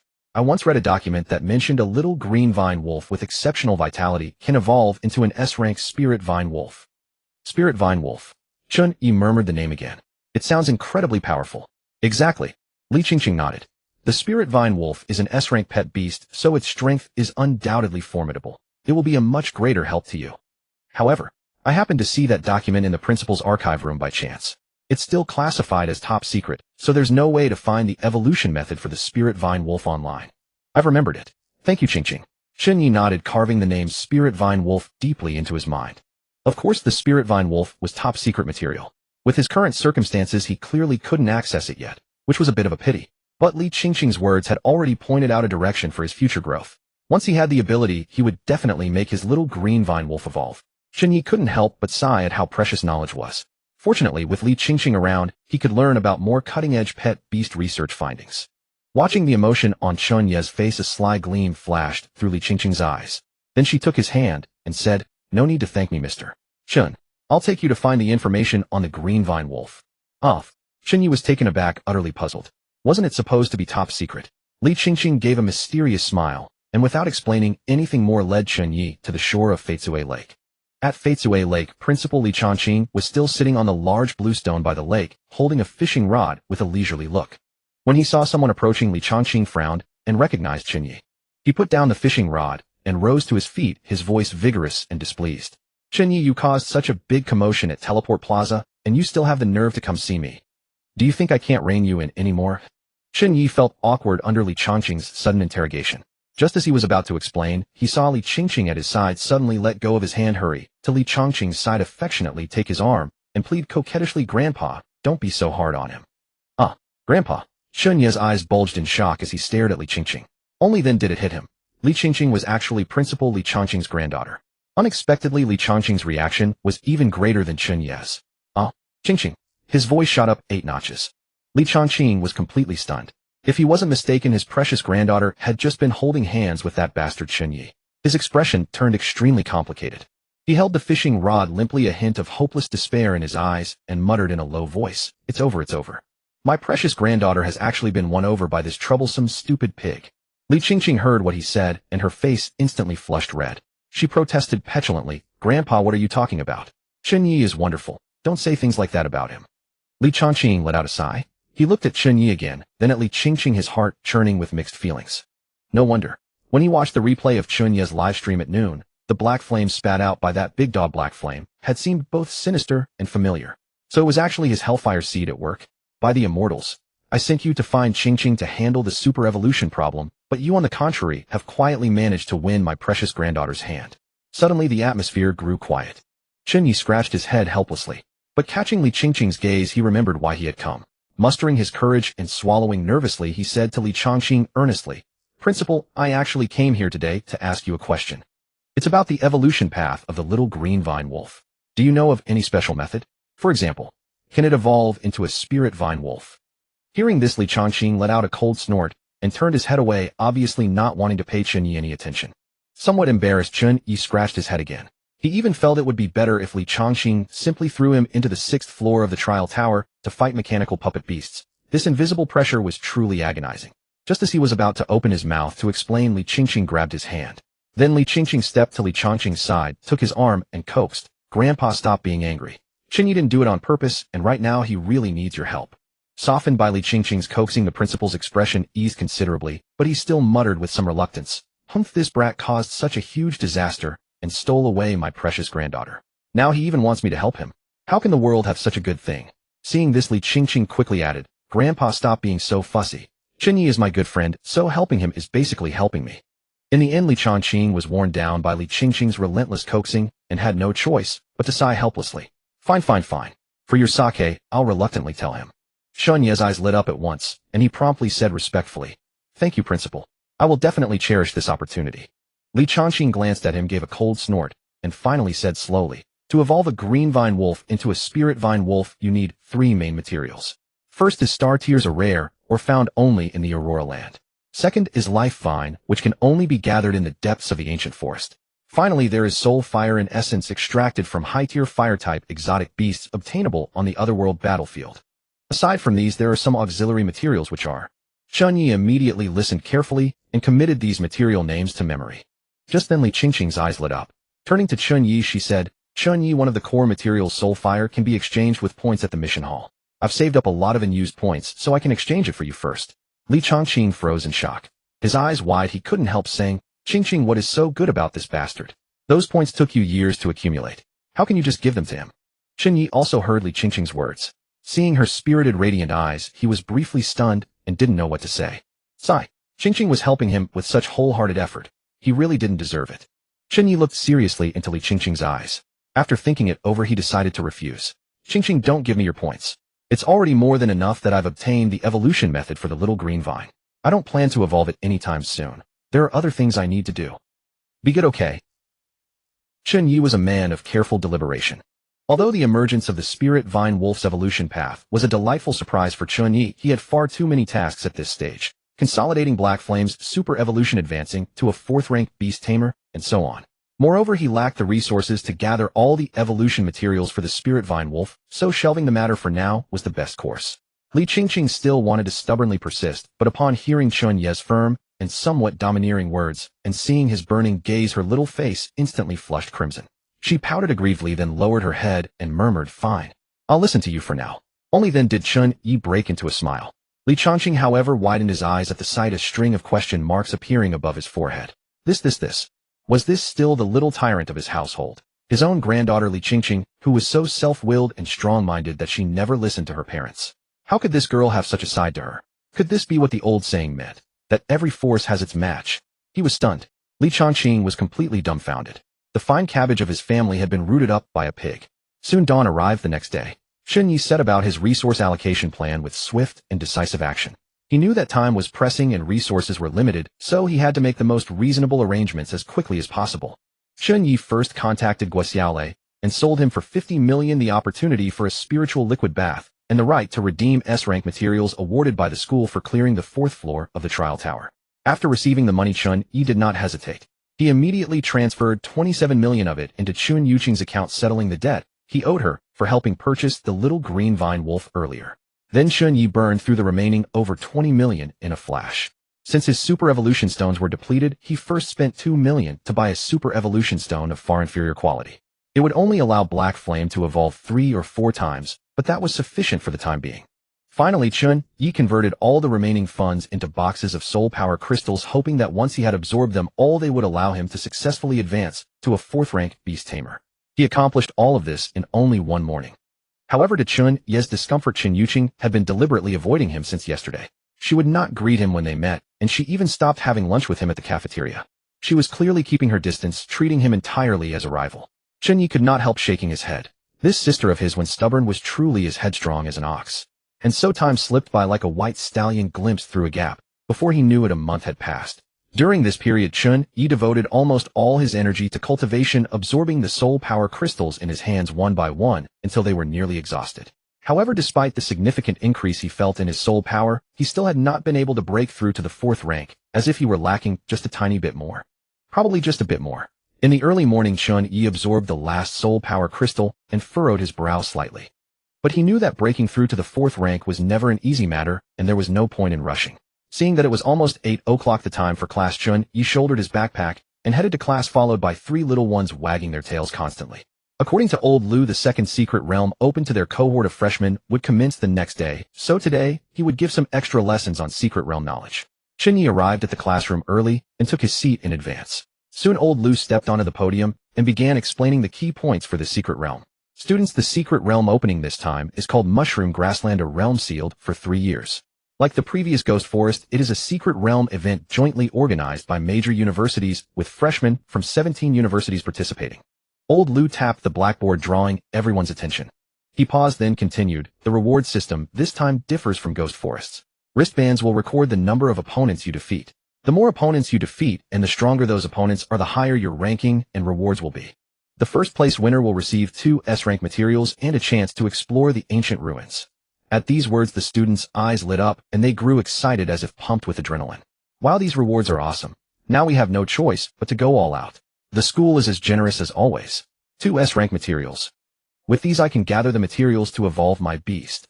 Chen Ye was also stirred by these words. If he could take first place, he would have the resources to advance to a 4th-rank beast tamer. But at this moment, old Lou poured a bucket of cold water on them all. Don't celebrate too early. This secret realm is not as simple as you think. The monsters in Mushroom Grassland are mushroom imps. Their strength is at least C rank and at most S rank. It may seem just as difficult as Ghost Forest, but the most troublesome part is that these mushroom imps release a hallucinatory fragrance that affects the mind. Those without strong willpower can easily fall into illusions, unable to distinguish reality from fantasy. Ha ha ha, old Lou cackled wickedly. And then who knows, they might publicly do things they wouldn't dare to do in reality. At old Lou's words, the clamorous classroom instantly fell silent. The students exchanged glances, their faces showing expressions of awkward discomfort. No way, teacher. Illusions. If someone did something strange, wouldn't they be socially dead on the spot? How are we supposed to deal with this? The secret realm doesn't allow us to bring anything inside, otherwise we could bring an air purifier or gas mask. Exactly, old Lou, do you have any tricks to counter it? Teach us a couple of moves. Old Lou listened to all these chaotic questions, shook his head speechlessly, and did not reveal any solution. Everyone's situation is different, and so are the methods to counter it. You will need to explore and adapt on your own. However, I can give you a hint. Every morning from 4 to 6 it rains in Mushroom Grassland. The fragrant dust of the mushroom imps will be washed to the ground by the rain, temporarily losing its effect. This period is the best time for you to adjust your condition and recover your spirits, so rest well. Hearing this, the students' eyes lit up, and they seemed lost in thought. And so time quickly arrived at the morning of the next day. Chen Ye arrived early at the teleportation plaza, only to find it already packed with a sea of people. The vice principal, dressed in a suit and tie, stood straight on the high platform ready to speak. His gaze swept over the eager students below, lingering briefly on Chen Ye. Then he cleared his throat and began, "Good morning, students. Today is the moment for you to enter the second secret realm, Mushroom Grassland." The vice principal said seriously, "I believe your homeroom teachers have already told you the specifics. However, what I want to say is that this secret realm of Mushroom Grassland was originally scheduled to open last year, but due to certain reasons its opening was delayed by 2 years. Therefore, this means that the number of monsters inside the secret realm may be larger than usual, and their strength may also be greater. You must be especially careful to avoid failure." While the vice principal was speaking on the stage, Guisiale lowered his voice and said to Chen Ye, "Brother Ye, the monsters in the secret realm not only release hallucinogenic dust, but they also self-destruct. You've got to be careful, don't let them catch you off guard." Chen Ye nodded seriously. After the vice principal's and Guisiale's warnings, it seemed that this secret realm would be considerably more difficult. Chen Ye then raised his head, his gaze inadvertently sweeping to Chen Yuqing ahead. She was standing alone to the side, listening attentively to the vice principal's speech. After a moment's thought, Chen Ye decided to walk over and greet her. After all, even though Chen Yuqing deliberately kept her distance, they weren't strangers to each other. "Yuqing," Chen Ye walked over to her side and said with a smile, "If we run into each other in the secret realm, should we team up? We can look out for each other." Unexpectedly, Chen Yuqing looked up with a proud expression. "No way. Brother, let me make this clear. Don't let me run into you in the secret realm. When that happens, I won't go easy on you, and neither will the eternal deer." Chen Ye was taken aback for a moment, then couldn't help but laugh. "All right, let's each rely on our own abilities." He nodded with a smile, his tone light. "But if you ever run into trouble, feel free to come find me, got it?" Chen Yuqing let out a light snort and turned her head away haughtily. "Humph, I don't need your help. You'd better worry more about yourself." Seeing her pouty, proud manner, Chen Ye couldn't help but laugh out loud. Chen Ye knew that although Chen Yuqing said such things with her mouth, deep down, she didn't actually reject him. It was the family meeting that had made her so tense. After all, when he had first broken through to become a second-rank beast tamer, he had been too eager for success. It was only thanks to the fountain of life that Chen Yuqing had given him that he managed to succeed. Chen Ye still remembered this clearly. This showed that she was not a bad person at heart. She was kind, just a little proud. That was also why Chen Ye could quickly accept her as his sister. "All right then, let's just wait and see," Chen Ye said with a smile, then turned and left. Chen Ye watched his retreating figure, a complex expression flashing through her eyes. She bit her lip and encouraged herself. I'll definitely prove to Grandpa that I'm the strongest. Soon the vice principal made his final announcement. Dear students, the Xianggu grassland will last for 1 week. The teleportation array is ready. Good luck. Now teleportation begins. As his voice faded, the teleportation array abruptly blazed with light. Chen Ye felt his vision blur, his body enveloped by a gentle force. When he opened his eyes again, he had already entered the Xianggu grassland, and the scenery before him left him momentarily dazed. The sun shone brightly here, and the sky was azure. A gentle breeze brushed by, and the air was filled with a faint fragrance of grass. All around were colorful flowers 1/2 meter tall and giant grass stalks 3 to 4 meters high. When the breeze passed, they rustled softly. Who would have thought this is a monster's secret realm? Chen Ye couldn't help marveling. Compared to the dim, oppressive Yuling forest and the eerie, terrifying Cheyenne nest he had experienced before, the Xianggu grassland was simply a paradise, making Chen Ye want to lie down on the grass and bask comfortably in the sun. Of course, the only drawback might be the pollen drifting in the air. When Chen Ye took a deep breath, the fine pollen would follow his breath and fly into his nose. Although the fragrance was somewhat pungent, it was tolerable. Chen Ye didn't pay it much heed. He merely rubbed his nose, then quickly adjusted his state and prepared to set off. Come on out, everyone. 3 soul cards condensed at Chen Ye's fingertips, and he immediately summoned the 3 little ones, Haiyan Xiaobai and Xiao Lumenlang. However, at that very moment, something unexpected happened. The 3 wolf beasts had just appeared when they caught the scent of the plant dust in the air, and immediately they became very strange. Woof woof. Haiyan shook his head vigorously, but before long his formerly composed gaze instantly turned sharp and fierce. Then, baring its white fangs, it let out a low growl at the ordinary flowers ahead. The black flames on its body blazed up in an instant, and it entered a combat state. Haiyan, what's wrong? Chen Ye frowned, reaching out to pat Haiyan's head, but Haiyan did not respond, still maintaining a high level of alertness, as if ready to pounce on some unseen enemy. Xiaobai's state was also strange. Although, unlike Haiyan, Xiaobai did not enter combat mode. On the contrary, it lay down directly on the grass beside them, giggling foolishly, its eyes staring blankly at the air ahead, as if it had seen something amusing. What was even more absurd was that its little paw kept pawing at the air, as if grabbing something, and then bringing it to its mouth.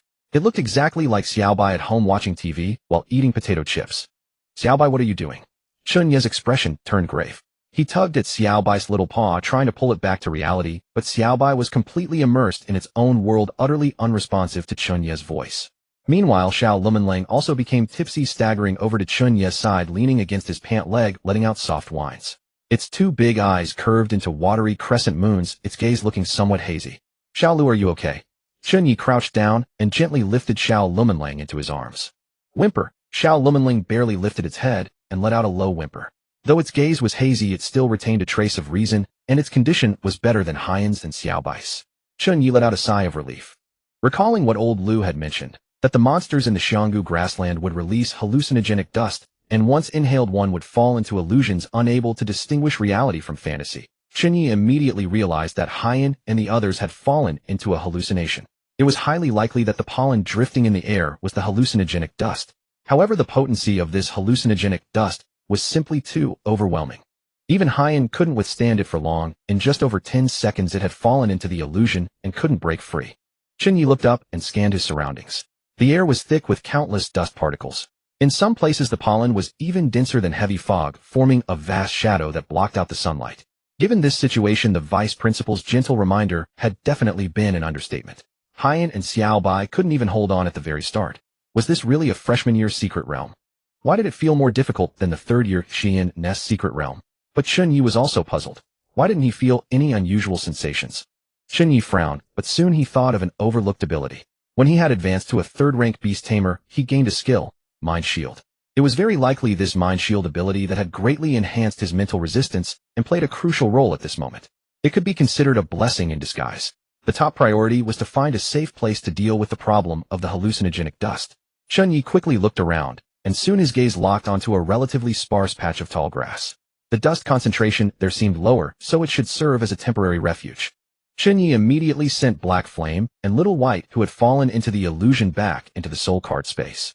Then together with Little Green Vine Wolf, he cautiously moved through the area, slowly advancing toward a place where the hallucinogenic dust was thinner. Unexpectedly, the path ahead was deathly silent. Not a single mushroom monster in sight. Strange.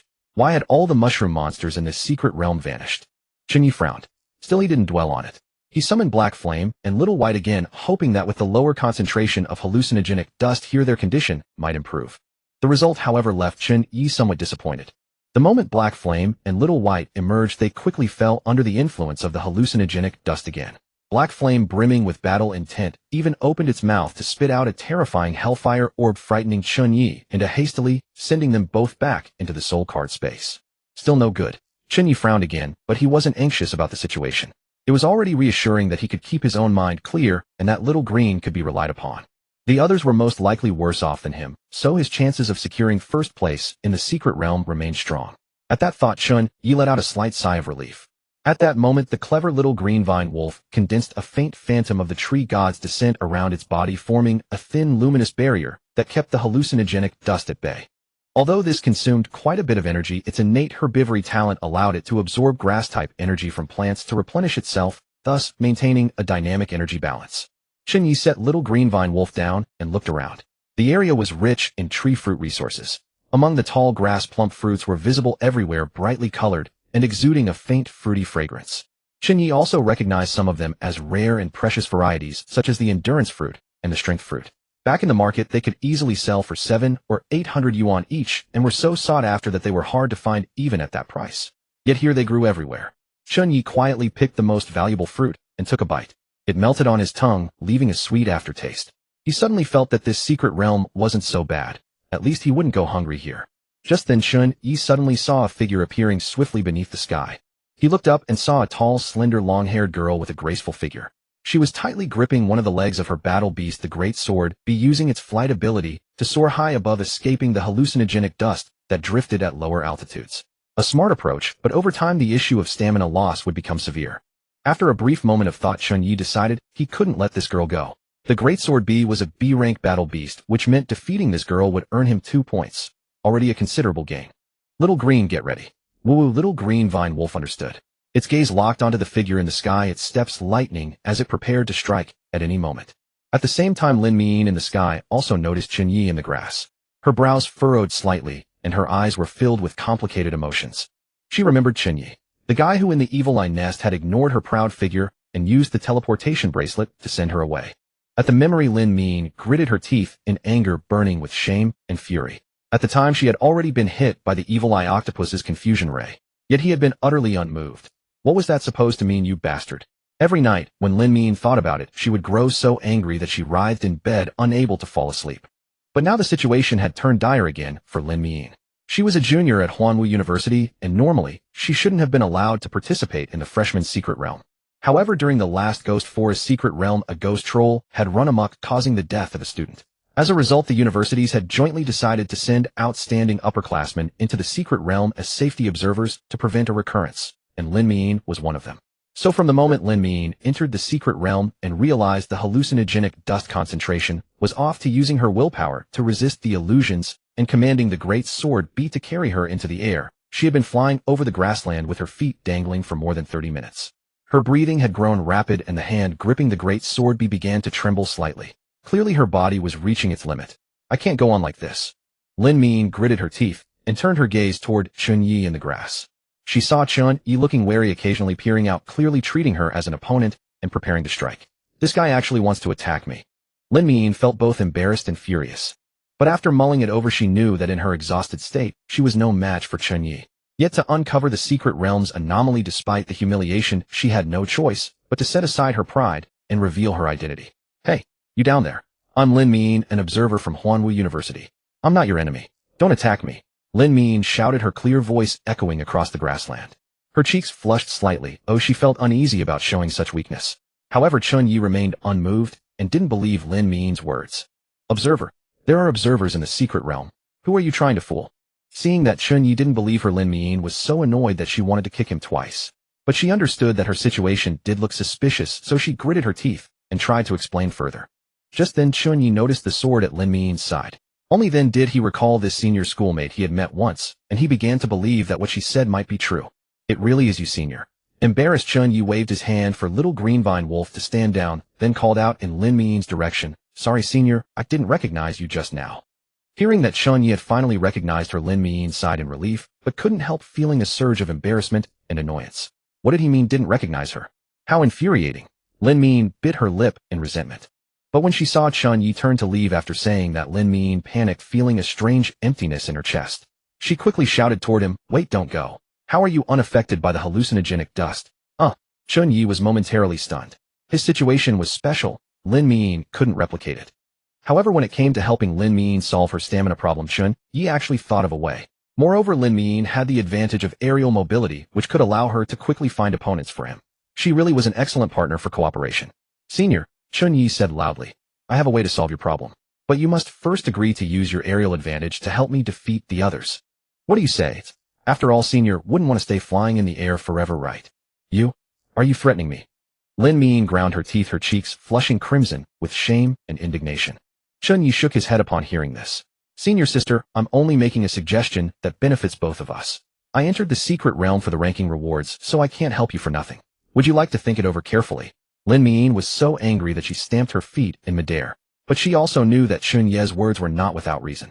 She took a deep breath and rapidly weighed the pros and cons in her mind. "Fine, I agree," Lin Min finally said through gritted teeth. And thus their cooperation began. Very soon Lin Min discovered a classmate trapped in an illusion. "Ji and I, Tamer. Oh baby." It was a male student. He stood on a patch of dense grass, hands on his hips, body rocking to some rhythm only he could hear as he performed the Iron Mountain lean, a confident smile still on his face. Clearly he had been completely overtaken by the hallucinogenic dust. "Found him." Lin Min shot Chen Ye an annoyed glare. Chen Ye nodded and quickly walked over to the male student. Without saying anything more, he reached out, grabbed the student's wrist, and forcibly activated the teleportation bracelet on it. The next second, a flash of light passed, and the male student was instantly teleported out of the secret realm. Ding! Chen Ye's bracelet gave a soft chime, and the count on it changed from 0 to 2. Clearly this was a student with a B-rank spirit beast. Unfortunately, the moment he was teleported into mushroom grassland, he inhaled the hallucinogenic dust and fell into an illusion before he even had time to summon his spirit beast. Lin Min watched the scene and her expression grew complicated. She remembered how back in the Evil Eye Nest Chen Ye had used the same method to teleport her out without the slightest hesitation. That feeling of being ignored and manipulated surged through her again, filling her heart with a strange shame and anger. "You're quite practiced at this." Lin Min raised her chin and said coldly, her sarcasm utterly undisguised. Chen Ye realized that Lin Min didn't seem very friendly toward him, but he said nothing and merely motioned for her to continue leading the way. Soon 20 minutes had passed. During that time, Chen Ye defeated 17 students with effortless ease, and the counter on his teleportation bracelet climbed to 36. However, Lin Min's stamina was nearly exhausted. Her breathing grew rapid, and even her spirit beast, the Great Sword Bee, was starting to give out, its flight altitude gradually dropping. She gritted her teeth and couldn't help saying, "Chen Ye, didn't you promise to help me solve my problem? If this keeps up, I'm not going to last." Chen Ye nodded solemnly. "Don't worry, I'll keep my word." The moment he said that, a dense surge of grass-type energy burst from Little Green Vine and took the form of a 16-meter-tall giant wolf phantom. As Lin Min cried out in shock, the phantom extended a claw, caught her, and then set her securely on top of its head, signaling for her to rest. What are you doing?" Lin Min was startled by the sudden change, her face turning pale in an instant. Chen Ye smiled, his tone relaxed. "This is how I help you recover your stamina. You have 10 minutes, so rest up while you can." Lin Min was dumbfounded. She had never imagined that Chen Ye's way of helping her recover her stamina would be like this. She gritted her teeth. Though a little dissatisfied, she knew she really did need the rest. In the end, Lin Min reluctantly sat down and wrapped her arms around her knees, making it clear she didn't want to talk to Chen Ye. But she hadn't kept it up for long before her stomach let out a loud rumbling growl. Lin Min's cheeks flushed bright red. But instead of trying to hide it, she lifted her chin and said to Chen Ye without the slightest courtesy, "Hey Chen Ye, I'm hungry. Give me some tree fruit quick." Chen Ye was momentarily stunned. It was the first time he had heard such a matter-of-fact ordering tone from anyone. He took out 2 tree fruits and tossed them to Lin Min. "Senior sister, you really don't stand on ceremony." Lin Min caught the tree fruits with a nimble motion, gave one to her Great Sword Bee, and then took a huge bite, as if venting the dissatisfaction in her heart. As she ate, she shot Chen Ye a resentful glare, her voice full of pride and provocation. "What? You got a problem with that?" Chen Ye shook his head and said nothing more. After the short rest, Lin Min had regained a fair amount of stamina. She stood up and was about to continue flying when Chen Ye spoke again. "Senior sister Lin, we still need you to keep going. It's almost been a whole morning, and we're only at 36. Lin Min was livid. "Jerk, I don't need you to remind me." She had clearly already rested and was ready to start working. "Okay." She clenched her small fists, her eyes burning with shame and anger. But strangely, being ordered around by Chen Ye stirred a strange feeling in her heart. Besides anger, it also brought her an inexplicable delight and pleasure.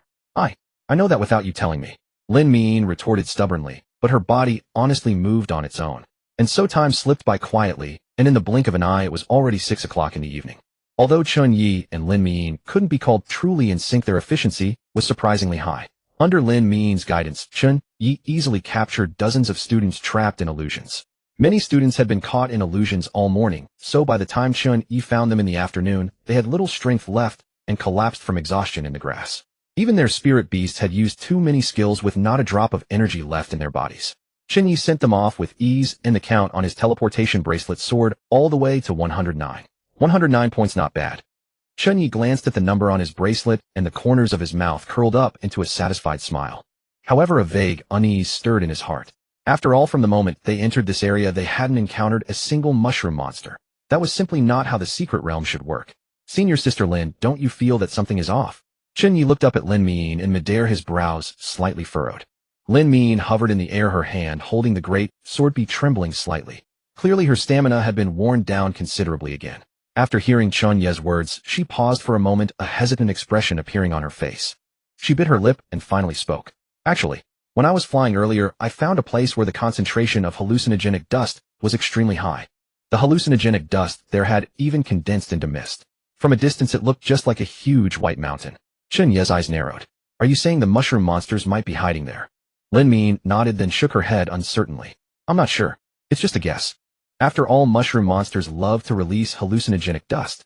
Usually a place with such a high concentration of hallucinogenic dust is very likely where they gather. But the concentration there is too high. We can't get anywhere near it. Getting close is definitely possible. Chen Ye looked up at Lin Min. I remember old Lu said it rains in this secret realm and the dust concentration will drop drastically. Once we reach that white mountain and investigate while the dust concentration is at its lowest, there's a chance. Lin Min's eyes lit up at once. That's right. They could use the rainy time to check out the white mountain. Why hadn't she thought of that? How foolish. Lin Min suddenly understood. She had originally been wary of the high concentration area near the white mountain, but Chen Ye's words made her realize this might be an opportunity. If she could successfully uncover the reason for the secret realm's anomaly, her grade score would definitely reach S. So Lin Min looked at Chen Ye expectantly. You're absolutely right, Chen Ye. So are we setting off now? However, what Lin Min received was Chen Ye's puzzled gaze and rejection. Set off? What's the point of going there? Only a fool would do something with no benefit and even danger. Senior, stop overthinking. Get some rest, and we'll continue soon. You. Lin Min's eyes widened. Realizing Chen Ye had tricked her, her delicate face flushed with shame and anger again. If there would be a chance. Lin Min fumed inwardly, but on the surface she obediently did as Chen Ye said. After packing up, she continued hunting for points under the cover of night. The secret realm at night was especially silent. A faint dust permeated the air. Moonlight filtered through the dust, sprinkling over the tall grass and creating a hazy, colorful glow.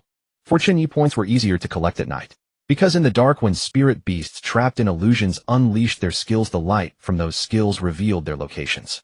Relying on this, Chen Ye easily found many students lost in illusions. Without hesitation, he struck and sent them off, and his bracelet points steadily increased. A merciless harvesting machine. Blah.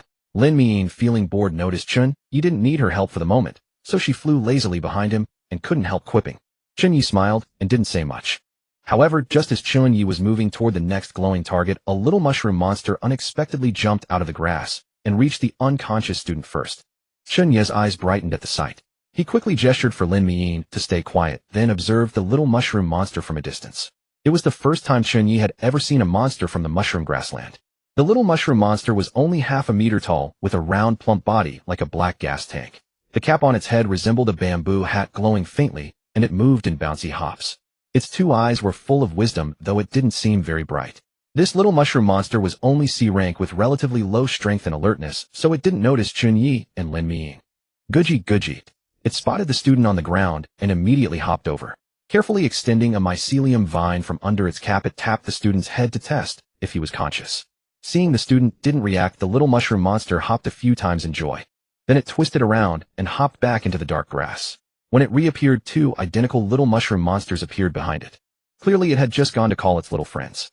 Gudgy, the three little mushroom monsters worked together, extending their mycelium vines to wrap the student into a mummy-like bundle. Then, like funeral pallbearers, they swaggered off, carrying him toward the white mountain. Then the grass returned to darkness and silence. Watching this, Chen Ye and Lin Min were utterly shocked. For the little mushroom monsters that had just appeared were not only agile in their movements, but also displayed unmistakable intelligence and racial habits. They were completely unlike those mindless, ferocious secret realm monsters. It didn't conform to common knowledge about secret realms. This. How is this possible? Lin Min murmured, her voice tinged with shock. Little mushroom monsters actually have intelligence. Aren't they supposed to be simple, mindless secret realm creatures? Chen Ye's gaze also turned, puzzled, his brow furrowing slightly.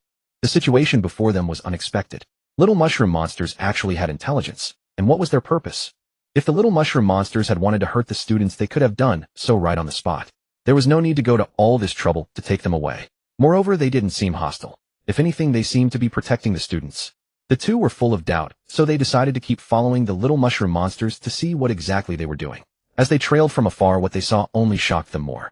They discovered that the closer they got to the White Mountain, the more little mushroom monsters there were. Some dragged unconscious students with mycelium, some carefully carried spirit beasts, and a few even took point ahead, occasionally stopping to look around and check that the way was safe. Lin Min saw at least 200 students wrapped up like mummies. Then Chen Ye and Lin Min exchanged a glance, a flash of determination in their eyes. They decided to catch one little mushroom monster to properly find out what was going on. After all, these little fellows didn't look dangerous. Instead, they had an innocent, adorable foolishness. Soon they locked onto a straggler little mushroom monster that looked rather dazed. Googie goo. This little mushroom monster had also been hopping along carrying a student when accidentally it tripped over a protruding stone and fell with a plop. It bravely kept the student safe from harm, and after getting up, its big eyes instantly turned watery. Fortune doesn't favor fools. Chen Ye and Little Green Vine crept closer, and seizing the right moment with lightning speed, had Little Green Vine whisk it away. Then they immediately fled in the opposite direction from the White Mountain.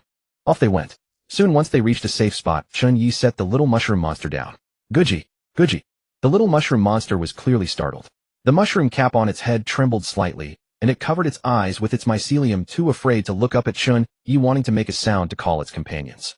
Seeing Chen Ye approach, the little mushroom monster instinctively took 2 steps back, retracting its mycelium, as if ready to flee at any moment. Don't be afraid. We won't hurt you. Lin Min's voice came from midair, trying to soothe the little mushroom monster. However, it remained somewhat wary. Woo! Just then, Little Green Vine Wolf, who was beside Chen Ye, walked over to the little mushroom monster, flicked its tail, and gently rubbed its nose against the monster's cap, as if greeting it. Unexpectedly, seeing Little Green Vine, the little mushroom monster relaxed considerably.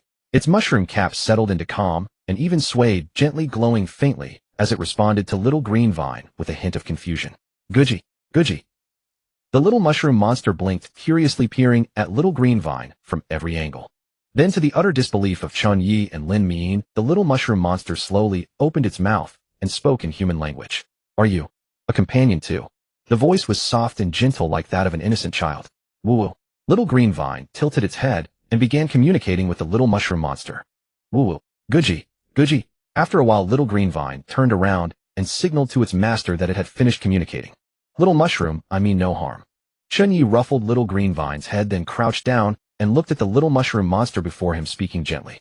I just want to ask, why did you take those students away? The little mushroom monster tilted its head and blinked its round, beady eyes, as if pondering whether to answer Chen Ye's question. After a moment, it spoke, its voice soft and sweet with a hint of childlike innocence. It was Brother White Mushroom's order. Brother White Mushroom. Chen Ye was taken aback and pressed on. Who is Brother White Mushroom? The little mushroom monster immediately swayed its cap, its voice filled with obvious admiration. Brother White Mushroom is our mightiest big brother. He has always protected us. We have lived here for a very, very long time, but every once in a while people like you come in and want to kill us. Brother White Mushroom led us to fight back, but after every battle, even stronger people came in. We are no match for them. Hearing this, Chen Ye and Lin Min's hearts sank. They had never imagined that these adorable little mushroom monsters had gone through such an ordeal.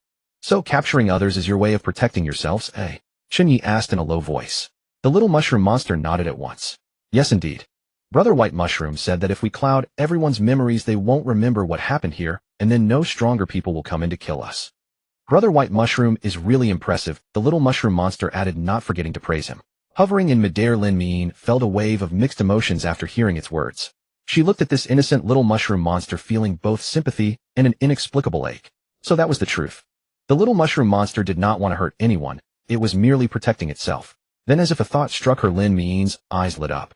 Chen Ye, we should report this to the school immediately. These little mushroom monsters are not mindless trial monsters at all. They have intelligence, they have emotions. If the school learns the truth, they won't be treated as prey anymore. Then they can live a normal life here and no longer have to live in constant fear. Lin Miyin's words grew faster and faster, as if she could already see a beautiful future. But Chen Ye shook his head outright, cutting off Lin Miyin's suggestion. Senior, think carefully about the tangled web of interests in the mushroom grassland. The major schools, the Beast Tamer Association, and even some underground organizations are all eyeing the resources here. Trials, beast pet capture, secret realm development. The chains of interest here are deeply intertwined, and I doubt anyone wants to overturn the status quo. If we say that there is a group of intelligent, emotional, talking little mushroom monsters here, who can guarantee that they will remain rational, rather than treating the little mushroom monsters as even rarer resources? Upon hearing this, Lin Miyin lowered her head and fell silent, offering no rebuttal. Clearly, Lin Miyin also realized that Chen Ye was right. In the face of enormous interest, human nature cannot withstand scrutiny. Seeing that the two were silent, the little mushroom monster swayed its cap again and asked cautiously, "Will you hurt us too?" Chen Ye smiled, his eyes sincere, and spoke as gently as possible. "Don't worry, little mushroom. I won't hurt you, but I'd like to meet your brother, White Mushroom. Is that all right?" The power of one person was clearly limited, at least for Chen Ye at the moment. So Chen Ye had no grand intention of changing the current situation of the mushroom monster race. He was simply very interested in this brother White Mushroom. The little mushroom monster hesitated for a moment, but after seeing the friendly eyes of little green Vine the wolf, it finally nodded and replied, "All right, I can take you to see brother White Mushroom. But you must promise me not to cause trouble at home." "We promise," Lin Miyin said with rare solemnity. And so, led by the little mushroom monster, Chen Ye and the others advanced toward the White Mountain. Along the way, they saw more and more busy little mushroom monsters. When the other little mushroom monsters noticed that Chen Ye and the others had not fallen into the illusion, they immediately came up and talked to the little mushroom monster. "Guji, hey little mushroom, why are you bringing humans back home?" Guji, they're good people. They said they want to see brother White Mushroom." Guji, oh, as long as they're good people, that's fine. And so Chen Ye and Lin Miyin traveled, without rest, finally reaching the outer area of the White Mountain on the evening of the second day. However, as they gradually drew closer, the concentration of hallucinogenic dust in the air rose sharply. The faint dust quickly turned thick, like a heavy layer of mist shrouding everything around them. Chen Ye felt nothing out of the ordinary, but Lin Miyin gradually grew more uncomfortable. Even with the greatsword be carrying her through the air, her breathing became rapid. Lin Miyin covered her mouth and nose with her hand, trying to slow her breathing and reduce the effect of the hallucinogenic dust, but it was no use. Her brows knitted tightly, and her voice carried obvious irritation. "The dust concentration here is extremely high. At this rate, I can't hold on much longer." Her mood had turned utterly foul. However, just as Lin Miyin could no longer hold on and began to fall from midair, the little mushroom monster leading the way suddenly jumped over, landed on her shoulder, and gently patted her cheek with its mycelial threads. "Don't worry." The little mushroom monster's voice was soft and sweet. "If you hide under my mushroom umbrella, it can ward off the hallucinogenic dust." Lin Miyin was taken aback. "Really?" The little mushroom monster nodded, the cap on its head swaying slightly, as if to reassure her. "Really? You can try it." Lin Miyin bent down half in doubt, letting the little mushroom monster's cap completely cover the top of her head. Sure enough, hidden beneath the cap, the dust concentration around her actually dropped. The suffocating hallucinatory sensation vanished in an instant, replaced by fresh, clean air. "It really works." Lin Miyin cried out in pleasant surprise, a joyful smile spreading across her face. "Chen Ye, look. I'm completely unaffected by the dust now." Chen Ye turned around and saw Lin Miyin's smug, odd appearance with the little mushroom monster perched on her head. He couldn't hold back a laugh. "Truly impressive. But are you sure you want to keep the little mushroom monster on your head?" Lin Miyin waved her hand dismissively. "What's the big deal, eh? It's so cute. I actually like having it on my head." As she spoke, she reached out and gently stroked the little mushroom monster's cap, saying with doting affection, "Thank you, little one." Guji. The little mushroom monster joyfully swayed the cap on its head. And so on the morning of the third day, led by the little mushroom monster, Chen Ye and the others smoothly entered the region of the White Mountain. However, unexpectedly, the atmosphere here was eerily wrong. Guji. As if he had stumbled onto a battlefield, Chen Ye could see little mushroom monsters carrying students hopping past in frantic haste and rushing urgently into the White Mountain, as if they desperately needed to help with something. Chen Ye frowned. Then he noticed that in another direction, many little mushroom monsters had suddenly been gravely wounded for some unknown reason. Their bodies were torn apart, spilling large amounts of white blood as their companions frantically carried them deep into the mountain for treatment. Then more little mushroom monsters ran toward the chaotic direction. Clearly, Chen Ye and the others had arrived at the very moment something bad was happening here. "Little one, what's going on?" Lin Miyin asked, somewhat puzzled, looking at the little mushroom monster perched on top of her head. Hearing those words, the little mushroom monster immediately became flustered and hurriedly said, "There are bad people. Bad people have come to kill us. The little mushroom monster cried out on the verge of tears. It immediately wanted to jump down from Lin Miyin's head to help at the front line, but when it remembered that if it jumped down Lin Miyin would fall into the illusion and become terribly uncomfortable, the little mushroom monster had no idea what to do. It waved its fungal filaments wildly in anxious helplessness. What? Let's go take a look. Lin Miyin had a fiery temper. Hearing that someone dared to bully the adorable little mushroom monsters, she immediately summoned her giant sword, drew the treasured sword she carried with her, and charged straight into the fray. They rushed to the front line. There they saw an enormous black, flying dragon diving down from the sky. The violent air currents swept up the little mushroom monsters one after another ruthlessly, hurling them high into the air, and then letting them fall helplessly. The little mushroom monsters crashed to the ground, their bodies torn open as they let out pained, gudgy cries. Chen Ye frowned. He recognized the flying dragon as the sky-rending flying dragon, a terrifying creature capable of controlling weather and air currents, and Long Tianxiang's S-rank pet beast. The next moment, sure enough, Chen Ye spotted Long Tianxiang seated cross-legged on the back of the sky-rending flying dragon, his expression cold and ruthless. As for the hallucinogenic dust that Lin Miyin was unable to overcome under the sky-rending flying dragon's control of air currents, it was cleanly filtered away, unable to get anywhere near the sky-rending flying dragon or Long Tianxiang. It could be said that the sky-rending flying dragon's ability was basically a cheat-level existence to the little mushroom monsters. Stop! Seeing this, Lin Miyin could no longer hold back. She immediately grabbed the giant sword bee's leg and used its strength to fly into the air, blocking Long Tianxiang's path. Her face was anxious as she tried to explain, "Hey classmate, you can't do this. These little mushroom monsters only captured students to protect themselves. They mean no harm." However, Long Tianxiang did not even glance at her, his gaze proud and cold. "Get lost. Roar." The next moment, the sky-rending flying dragon let out a low, deep dragon's roar. The air around it suddenly compressed, forming an extremely fierce air current that swept toward Lin Miyin. Lin Miyin was greatly alarmed and hurriedly swung her treasured sword, sending out sword chi to block the attack. Unfortunately, the gap in strength between the two sides was too vast. In a single exchange, she, along with the giant sword bee and the little mushroom monster, was instantly blasted away by the violent air current and slammed to the ground. Then Long Tianxiang ordered the sky-rending flying dragon to launch an indiscriminate attack on the little mushroom monsters. Just then, Chen Ye spotted a tall, large S-rank white mushroom monster joining the battlefield. Chen Ye's eyes lit up.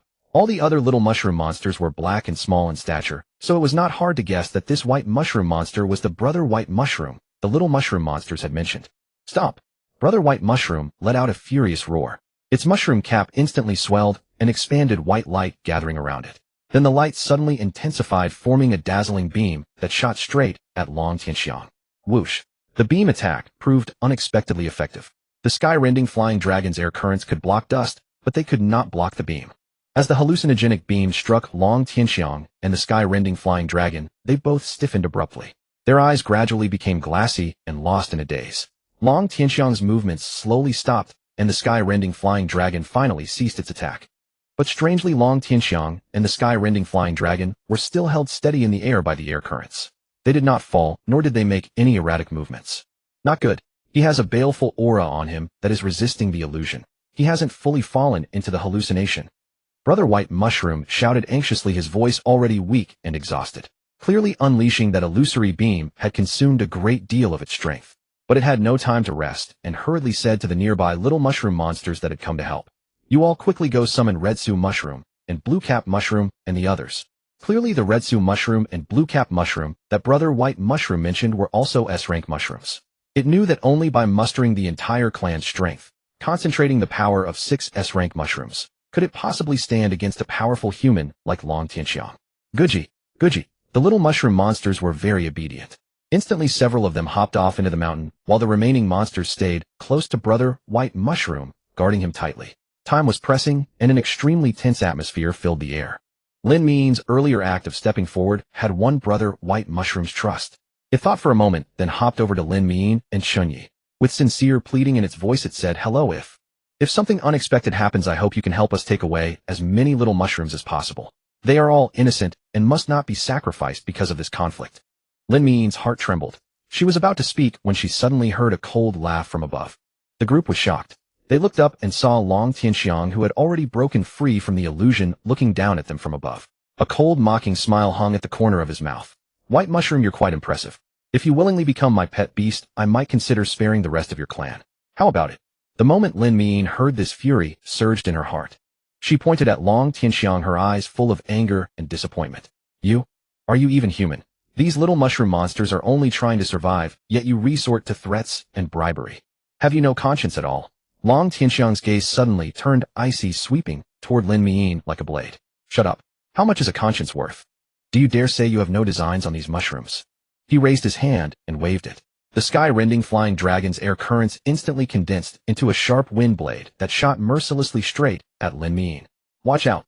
Chen Ye frowned, grabbed Lin Mian from the ground, and pulled her aside, barely dodging the wind blade's attack. Chen Ye realized that whether it was Chun Jianan or Long Tianxiang, they were both vicious and ruthless, far from good people. He had no idea how the Chun family had raised them. Any dog tied up at the gate would be better than the two of them. However, Long Tianxiang had no intention of stopping there. His gaze cold, he raised his hand and was about to order the sky-rending flying dragon to attack again. At that moment, Brother White Mushroom stepped forward, his voice filled with resolve. Enough. I am willing to become your pet beast as long as you spare them. Long Tianxiang sneered, a flash of greed passing through his eyes. Oh, have you come to your senses? However, this is not the time for you to bargain. I've changed my mind. I want not only your submission, but also control over this entire White Mountain. Hearing this, Brother White Mushroom couldn't help but tremble, caught in extreme inner turmoil. It knew that if it agreed to Long Tianxiang's demands, even if the entire Mushroom clan managed to survive, they would be completely controlled by Long Tianxiang and lose their freedom. Whichever choice it made, every option seemed wrong. Just then, Chen Ye's calm voice came over. White Mushroom, if you can remove the hallucinogenic dust in this area, I might be able to help you deal with him. Hearing Chen Ye's words, everyone was momentarily stunned. Lin Mian knit her brows at once, looking at Chen Ye in disbelief, her tone carrying a trace of urgency and reproach. Chen Ye, this is no time for jokes or bravado. Clearly, Lin Mian did not believe in Chen Ye's ability to defeat Long Tianxiang in the slightest. She still remembered how inside the evil eye nest, even defeating an A-rank evil eye octopus had required her to serve as bait. He had won only through a sneak attack. Thus, Chen Ye did possess some true skill, but by no means could he be considered formidable. As a result, his words counted as a severe mark against him in Lin Mian's eyes. She thought him rather lacking in self-awareness. Even Long Tianxiang, hovering midair, was taken aback by Chen Ye's words, then let out a harsh, grating laugh. He obviously recognized Chen Ye. Looking down at him from on high, he laughed without restraint, his tone steeped in contempt and disdain. Ha ha ha. Chen Ye, you of all people. Do you think that merely because you defeated two mechanical puppet beasts and wounded Chun Jianan with a sneak attack you've become powerful? Absolutely laughable. Let me tell you plainly, even if that useless mud of yours mutated to S rank, what of it? Without a truly influential faction in the clan behind you, no matter how high you jump, you're nothing but a pathetic clown in the end. Whether it is me, Chun Jianxin Shin Yuqing, or anyone else, no one takes you seriously at all, understand? Long Tianxiang's words were poison to the heart. Yet facing his sneers, and even the doubtful eyes of Lin Mian, who had only known him for a few days, Chen Ye remained calm and utterly unmoved. With little green vine in his arms tenderly licking his palm, he looked calmly at Brother White Mushroom, waiting for its response. His thoughts were simple. If White Mushroom chose to trust him, Chen Ye would not mind striking out once for its sake. If White Mushroom chose otherwise, he would only smile and let a trace of regret pass. Brother White Mushroom regarded Chen Ye seriously, a flicker of scrutiny and deliberation in its eyes. After a long moment, it spoke slowly, its voice low and resolute. Chen Ye, do you truly have the confidence? Chen Ye nodded at the question, but gave no definite assurance. As long as you can absorb the hallucinogenic dust around us, I and my pet beast can bring our full strength to bear. Brother White Mushroom fell silent. In other words, Chen Ye was not fully certain either. But when it saw Long Tianxiang's expression gradually turn from derision to impatience, it knew there was no more time to hesitate. With no other choice, it could only trust Chen Ye. Very well, I trust you. It drew a deep breath, and a soft white radiance suddenly flared upon its cap. Everywhere the light reached, the hallucinogenic dust swiftly condensed and sank to the ground. Yet no sooner had Brother White Mushroom dispelled the hallucinogenic dust around Chen Ye than a hasty series of bouncing sounds came from the distance. 5 S-rank mushrooms of varying colors rushed over at once. One was a deep red squat mushroom monster, another was a pale blue tall and lean one. Like Brother White Mushroom, both of them were at mid-tier S-rank strength. They were precisely the red mushroom and blue cap mushroom that Brother White Mushroom had summoned. Red Mushroom called out in urgent alarm.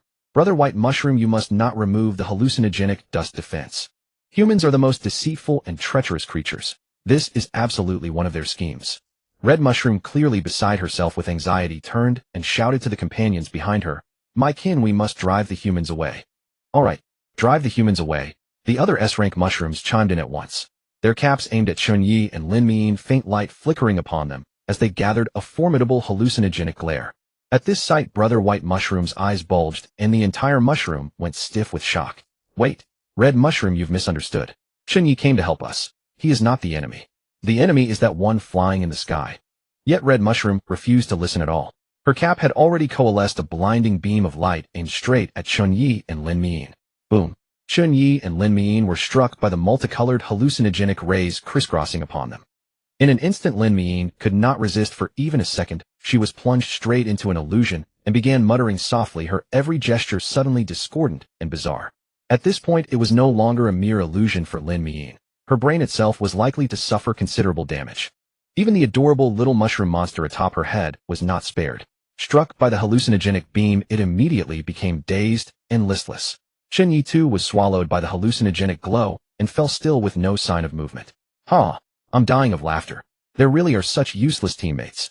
Seeing this, Long Tianxiang could not help roaring with unrestrained laughter. Long Tianxiang was perfectly aware that moments ago he had withstood Brother White Mushroom's hallucinogenic beam only by relying on the baleful aura he had accumulated carrying out tasks in the family's law enforcement hall, a killing aura born of countless blood and deaths. It had fended off the illusion and in the end let him break free. But that baleful aura had just been exhausted. If the 5 S-rank mushroom monsters now joined forces and unleashed their hallucinogenic light at him together, Long Tianxiang knew he could not possibly stop it. So when he saw Red Mushroom bombard Chen Ye, he nearly laughed himself to death. This was his chance. He must strike first and strike hard. Thus, even as laughter was still spilling from Long Tianxiang's lips, his gaze rolled over the 5 S-rank mushrooms. A murderous, devouring glint blazed in his eyes, and his voice abruptly turned icy, saturated with killing intent. Sky-rending flying dragon super evolution. Kill them with the wind-splitting dragon claw. Roar. Following Long Tianxiang's command, the sky-rending flying dragon underwent super evolution in an instant. Its form swelled from 20 meters to fully 30 meters in the blink of an eye. Mysterious emerald patterns emerged across its black dragon body. The scales on its draconic wings glittered with blinding light, and a wave of incomparably immense energy burst from its form. Then the super sky-rending flying dragon swung its sharp claws, instantly condensing a colossal purple wind blade. Bearing destructive might, it shot straight toward Red Mushroom and the other S-rank mushrooms. The purple wind blade expanded as it raced with the wind, and in a flash transformed into a giant dragon claw tens of meters long, as though it could rip apart everything in its path. Red Mushroom and the other mushrooms were struck with utter terror. Hastily mustering every ounce of strength within their bodies, they tried to block the blow. Yet the might of the wind-splitting dragon claw far exceeded their wildest expectations. Sizzle. Wind overcame grass. No thunderous crash arose. The claw descended like something that could melt away all flesh, striking Red Mushroom and the others with irresistible force. The terrifying force instantly sliced the mushrooms' bodies clean in two. Red Mushroom's eyes were filled with panic. A gush of deep red liquid spurted from her mouth. The light on her cap dimmed in an instant, and her aura sank to a thread, gravely wounded on the verge of death. The other S-rank mushrooms fared much the same. Even the least injured among them lost all ability to fight. But Bluecap Mushroom was the most unfortunate of all, as struck full-on by the wind-splitting dragon claw. Its body split into the light, and its eyes extinguished instantly, and it went utterly still. Bluecap. No. Watching Bluecap Mushroom fall before her, Red Mushroom finally realized that in her recklessness she had struck the wrong enemy, and even gotten a companion killed. Despair and remorse flooded her heart at once. Trembling, it raised its mycelial threads. What you? Bloody hell, I'm the one who's truly fed up. Chen Ye finally regained his senses. Gazing at the utterly devastated Hong Su-gu, his face could not muster the slightest trace of sympathy. Running into such a blundering teammate, he could hardly suppress the urge to beat it to death. Chen Ye couldn't be bothered to cast another glance at Hong Su-gu. He set down the little green vine wolf and gestured for it to use its healing green light, hoping it might rescue the blue-cap mushroom that had been split in two. Just moments ago, Hong Su-gu had attacked him blindly, without distinguishing right from wrong, firing several S-rank hallucination beams at him without a second thought. The assault instantly left Chen Ye dizzy and faint, utterly miserable, and it cost him 3 or 4 seconds to recover. Had the treatment started a few seconds earlier, the blue-cap mushroom would have had a much better chance of survival. Now Chen Ye and Little Green Vine could only make a last-ditch effort, leaving it to the blue-cap mushroom's own tenacity to cling to life. Chen Ye shook his head, his gaze turning solemnly toward Long Tianxiang hovering in midair. He knew he wouldn't be safe until that man was dealt with. Between his 2 fingers, he then condensed 2 blue soul cards. Black Flame, Little White, come out. The moment his words fell, Black Flame and Little White appeared before Chen Ye. Black Flame battle mode, super evolution. Chen Ye commanded decisively. Instantly, the super evolution stone emitted a brilliant light, releasing a surge of dark red super energy that enveloped Black Flame's entire body. Roar.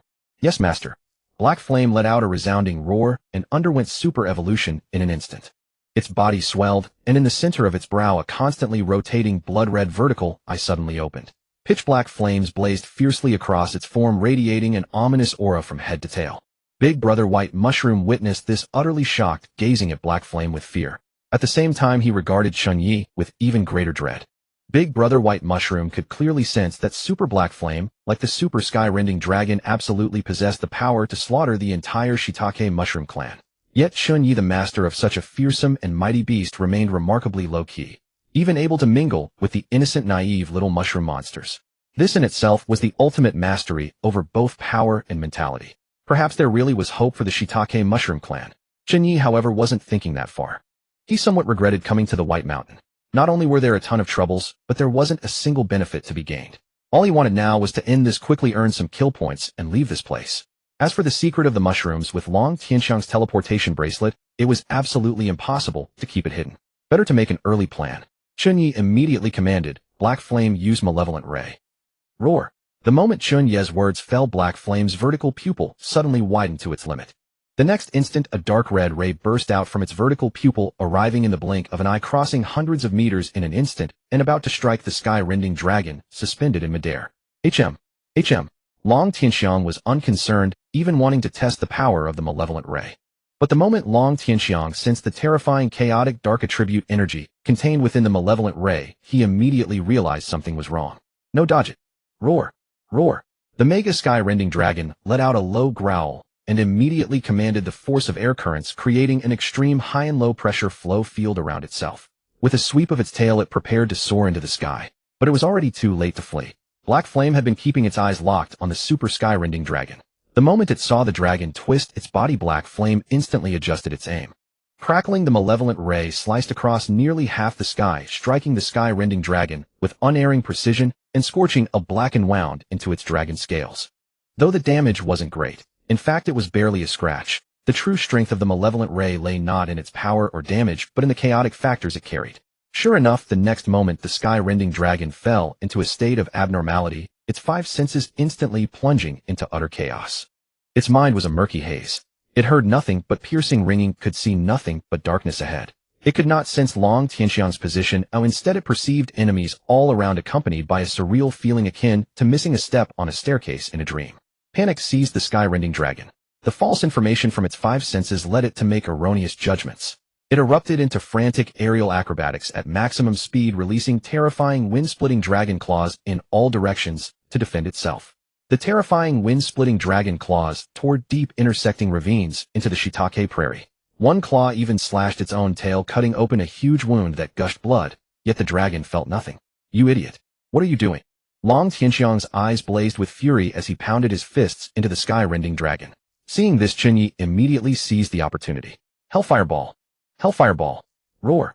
After a brief charge up, Black Flame condensed a super Hellfire Ball 3 meters in diameter in its mouth. The edges of the fireball seemed to warp space itself, with heat exuding an aura of world-destroying devastation. It then blasted toward the sky-rending dragon without hesitation. Unsurprisingly, the Hellfire Ball slammed directly into the exhausted sky-rending dragon. Boom. A deafening colossal explosion erupted in midair. The dark red shockwave from the blast dyed the once clear sky crimson. The sky-rending dragon was instantly blasted away and severely wounded, while black flames like gangrene clinging to the bone devoured its body. Long Tianxiang, in contrast, hadn't suffered such severe injuries himself. At the critical moment, Long Tianxiang had abandoned the sky-rending dragon, leaping off its back, while promptly summoning another beast to shield him from the explosion's shockwave the instant it appeared. Even so, Long Tianxiang was knocked to the ground, pale and with broken limbs. He glanced down at the teleportation bracelet on his wrist and saw it flickering, triggering the life-saving teleportation mechanism. Damn it! Useless piece of trash. Damn it! Useless piece of trash. Long Tianxiang growled through gritted teeth, his eyes burning with unwillingness. He never imagined he would be reduced to such a state. All of you, just you wait. All of you, just you wait. Long Tianxiang roared like a madman. He was determined to make Chen Ye and the Shiitake Mushroom clan pay a devastating price. Meanwhile, Big Brother White Mushroom, seeing Long Tianxiang about to be teleported away, was stricken with horror. He knew that he absolutely couldn't let Long Tianxiang leave like that, or the shiitake mushroom clan would face annihilation. However, the hallucination beam could only be fired once within a short period of time, and he had just used it. Big Brother White Mushroom quickly looked at his S-rank mushroom companions only to find them all split in two. Forget mustering the ability to form a hallucination beam. Even their survival was uncertain. Not far away, however, Big Brother White Mushroom saw the little mushroom monsters trembling in fear, their eyes filled with helplessness. Grief surged through Big Brother White Mushroom's heart. Then, resolving himself, he steeled his will and decided to overdraw his life force at the cost of his own life, condensing two nearly corporeal hallucination beams and launching them at Long Tianxiang and the sky-rending dragon. Even though his body instantly withered and aged after unleashing the attack, his tall, strong frame turning haggard and stooped, he felt not a single complaint or regret. This home needed someone to protect it no matter what. Whoosh! The effect of this hallucination beam was astonishing. The moment it struck Long Tianxiang, it shattered the baleful aura defenses on his mental plane, brutally penetrating his consciousness and completely blurring the memories of the shiitake mushroom clan's secret in his mind. What is this? What is this? Long Tianxiang sensed something amiss, and alarm bells rang wildly in his mind. However, he had no idea that Big Brother White Mushroom possessed the power to blur memories, and he knew no way to resist. The struggle on his face lasted only 2 seconds before his gaze turned dazed. Then the light of the teleportation bracelet flared abruptly, and Long Tianxiang vanished on the spot, teleported out of the secret realm. With Long Tianxiang gone, a brief tranquility settled over the White Mountain. Is the bad guy gone? Seeing no more movement around them, the little mushroom imps poked their heads out cautiously. They hopped cautiously closer from a distance, some even emerging from the soil, and gathered around Brother Baigu, who had grown old and withered. They heard his affirmative reply, "Yes, everyone. We are safe. Guji guji." The mushrooms were overjoyed. The light on their caps flickered in a joyful rhythm as they bounced around Chen Ye and Lin Miyin, making guji guji sounds, expressing their gratitude in their own way. "Wow, we survived. The kind Chen Ye saved us. Chen Ye is amazing. Everyone." Second brother Lan Mao was rescued by the kind man's pet beast too. Chen Ye couldn't help smiling, touched by these innocent, carefree little creatures. Perhaps the mushrooms were not destined to die, or perhaps their vitality was simply tenacious. Under the little green vine wolf's relentless care, the Lan Mao mushroom that had been split in two was miraculously brought back to life, and then the other injured S-rank mushrooms were healed as well.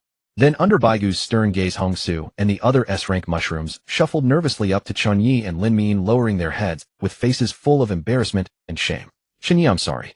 I was too impulsive and couldn't tell friend from foe. I almost harmed everyone. You can punish me however you want. I'm sorry." Seeing that Hong Su's tone was sincere and that it had clearly recognized its mistake, Chen Ye waved a hand, too lazy to bother making an issue of it. Of course, in Chen Ye's eyes, only Baigu earned a high opinion. The other S-rank mushrooms' behavior was simply too absurd. Not a single one of them was normal, so it was better to keep his distance and have as little contact with them as possible. Brother Baigu also understood Chen Ye's thoughts and quickly added, "Chen Ye, thank you. Thank you for saving our mushroom clan and for generously forgiving the mistakes we made. From now on, you will forever be friends of our mushroom clan. Our door will always be open to you." Chen Ye nodded. Then, as if something occurred to him, he asked, "Let me confirm. Where did you move the students who fell into the illusion? Will they be in danger?" In fact, what Chen Ye was thinking was, "Damn it, there's nothing worth staying for here. Where am I supposed to farm points? Then take me there right away so I can score some points." Brother Baigu quickly replied, "Don't worry, they're all safe. I'll take you to see them now." Then, led by Brother Baigu, Chen Ye and Lin Miyin followed it to the deepest core of the White Mountain. Tens of thousands of students were gathered here, lying quietly on the grass with peaceful faces, as if lost in a beautiful dream. Brother Baigu explained, "We used our abilities to blur their memories, making them forget that they discovered we have intelligence in the secret realm. When they wake up, they will think they merely went through a normal trial and won't notice anything unusual." Chen Ye nodded.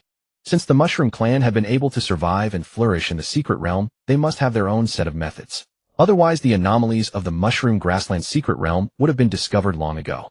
But Chen Ye was still more concerned about the points reward, so he said bluntly, "Don't let good fortune flow to outsiders. Just make me the top scorer when the time comes." Lin Miyin had been listening seriously, but when she heard Chen Ye's words, she felt as if the sky had collapsed. She stared at Chen Ye with wide eyes. To actually cheat and farm points so brazenly, what a jerk.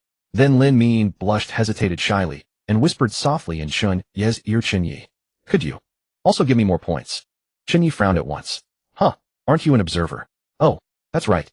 Only then did Lin Miyin remember, and her face turned bright red as if she had missed out on a fortune. It was all because Chen Ye had kept ordering her to look for points over the past 2 days, making her forget that she was an observer. Behind them, Hong Su couldn't help glancing at Lan Mao and muttered quietly, "Lan Mao, I don't understand why Brother Baigu brought Chen Ye and the others here. I think the safest way is to blur Chen Ye's and Lin Ming's memories too.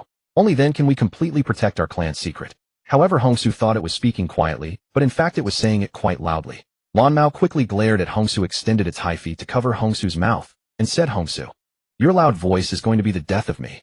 Meanwhile, Chen Ye and Baigu exchanged a glance, each knowing what the other was thinking. Chen Ye knew that Baigu did not want to blur his memory. It simply had no way to do so. He had a mental defense ability allowing him to resist all illusions, so memory blurring was completely useless against Chen Ye. As for Lin Ming, Chen Ye turned to look at her and couldn't help sighing inwardly. If he guessed correctly, Lin Ming's memories would probably be blurred by Baigu, and she would forget everything that happened in the White Mountain. Of course, that was only a guess. Lin Ming noticed Chen Ye's gaze and asked in confusion, what's wrong, Chen Ye? Why are you looking at me like that? Nothing. When Chen Ye was about to leave, his gaze inadvertently swept across a corner of the grassland, and he suddenly spotted a familiar figure. It was Chen Yuqing. Chen Yuqing lay weakly on the grass with her eyes tightly shut, clearly trapped in an illusion. Yet her small face carried a stubborn look, and she muttered defiantly, Grandpa, I won't lose to anyone else. Absolutely not. Though her voice was weak, it was full of stubborn determination. Clearly, even inside the illusion, she was still fighting fiercely to compete. Chen Ye couldn't help smiling, feeling both amused and a little helpless. He stepped closer and examined Chen Yuqing's condition. Only after confirming that she was merely trapped in an illusion and hadn't suffered any real harm did he feel relieved. Beside Chen Yuqing, a mushroom imp was holding a cup of juice with its hyphae and slowly feeding it to her lips. The juice flowed between her parted lips, sustaining her basic stamina. Chen Ye felt a slight stir in his heart at the sight. He turned to Brother Baigu and said with a hint of teasing, I didn't expect your care to be so thoughtful. Brother Baigu's cap swayed slightly. Even though these students are trapped in the illusion, their bodies still need to maintain basic stamina. We don't want anything to happen to them here. Chen Ye nodded. Indeed, in the secret realm, the ones who most wanted the students to be safe were probably the mushrooms themselves. Later they took another stroll around. Brother Baigu waved its hyphae, signaling the other mushroom imps to leave. Then under Chen Ye's puzzled gaze, Baigu led Chen Ye alone through a dense mushroom grove to a hidden place veiled by vines and enormous mushroom caps. The light here was soft and tranquil, and the air was filled with a rich, pure aura of soul power that brought peace to one's heart. Chen Ye, this is our mushroom clan's pure soul power pool. Brother Baigu introduced it in a low voice, its face filled with pride and solemnity. It raised its hyphae and pointed to the pool, which was radiating a faint glow. The pool water was clear to the bottom. Under the sunlight, dappled glimmers danced in the water like countless little soul power sprites leaping about. Chen Ye took a few steps closer and immediately felt a surge of pure soul power rushing toward him. Even his soul began to pulse with excitement. Just from standing there for a while, the increase in his soul power was equal to absorbing a small soul crystal. However, Chen Ye frowned, looked at Baigu, and did not understand its intention. Baigu, what is this? Baigu looked at Chen Ye and paused, then said with utmost sincerity and solemnity, Chen Ye, we have guarded this pure soul power pool for 14 years. Its soul power is extremely pure and can be absorbed directly. It is of tremendous benefit to both humans and pet beasts. I want you to absorb soul power here until you leave the secret realm. Hearing this, Chen Ye felt a faint tremor in his heart. According to Baigu, this pure soul power pool was undoubtedly a precious and limited resource to the Mushroom Clan. Baigu's willingness to let him absorb soul power here was surely more than just gratitude. So Chen Ye asked directly, Baigu, you're letting me absorb soul power here. Surely that's not just to thank me, is it? Brother Baigu nodded, his tone tinged with helplessness and candor. Chen Ye, you are a wise man. I truly hope you will accept this benefit, and at the same time I hope you will keep our Mushroom Clan secret. After all, if the outside world learns of our existence, it may bring us endless trouble. Hearing this, Chen Ye understood. He understood Baigu's concern. The Mushroom Clan possessed powerful illusion abilities and intelligence, which made them a very tempting choice to be tamed as pet beasts. If they caught the attention of people with ulterior motives, there would indeed be no good outcome. So Baigu was showing him goodwill. After thinking briefly, Chen Ye solemnly nodded to Baigu. Brother Baigu, I understand what you mean. Don't worry. I, Chen Ye, am not the kind of person who forgets favors and betrays others. Since you trust me, I will definitely keep your secret and never let the outside world know this place exists. At last, upon receiving Chen Ye's affirmative answer, Brother Baigu breathed a sigh of relief. Baigu also knew very well that Chen Ye had no reason to deceive it. Otherwise, with Chen Ye's strength, if his super black flame were unleashed at full power, no one in the entire Mushroom Clan could withstand it. Thank you so much, Chen Ye. Apart from the pure soul power pool, we have nothing else with which to repay you. We will also help student Lin Ming and your younger sister Chen Yuqing break through to the third-rank beast tamer as soon as possible. There was no helping it. The Mushroom Clan was too poor. The pure soul power pool was the only thing they had that was worth offering. And so time arrived at the 7th day in the secret realm. Warm morning light spilled over the mushroom prairie full of vitality. Chen Ye stood at the edge of the great white mountain with Lin Miyin and a crowd of mushrooms beside him. Over these past few days, Chen Ye had cultivated day and night in the refined soul power pool, so his strength advanced with astonishing speed, accumulating from the upper middle of Tier 3 straight up to the peak of Tier 4 in one breath. The water level of the refined soul power pool had even been lowered half a meter by his relentless absorption, making Red Mushroom stomp her feet in frustration.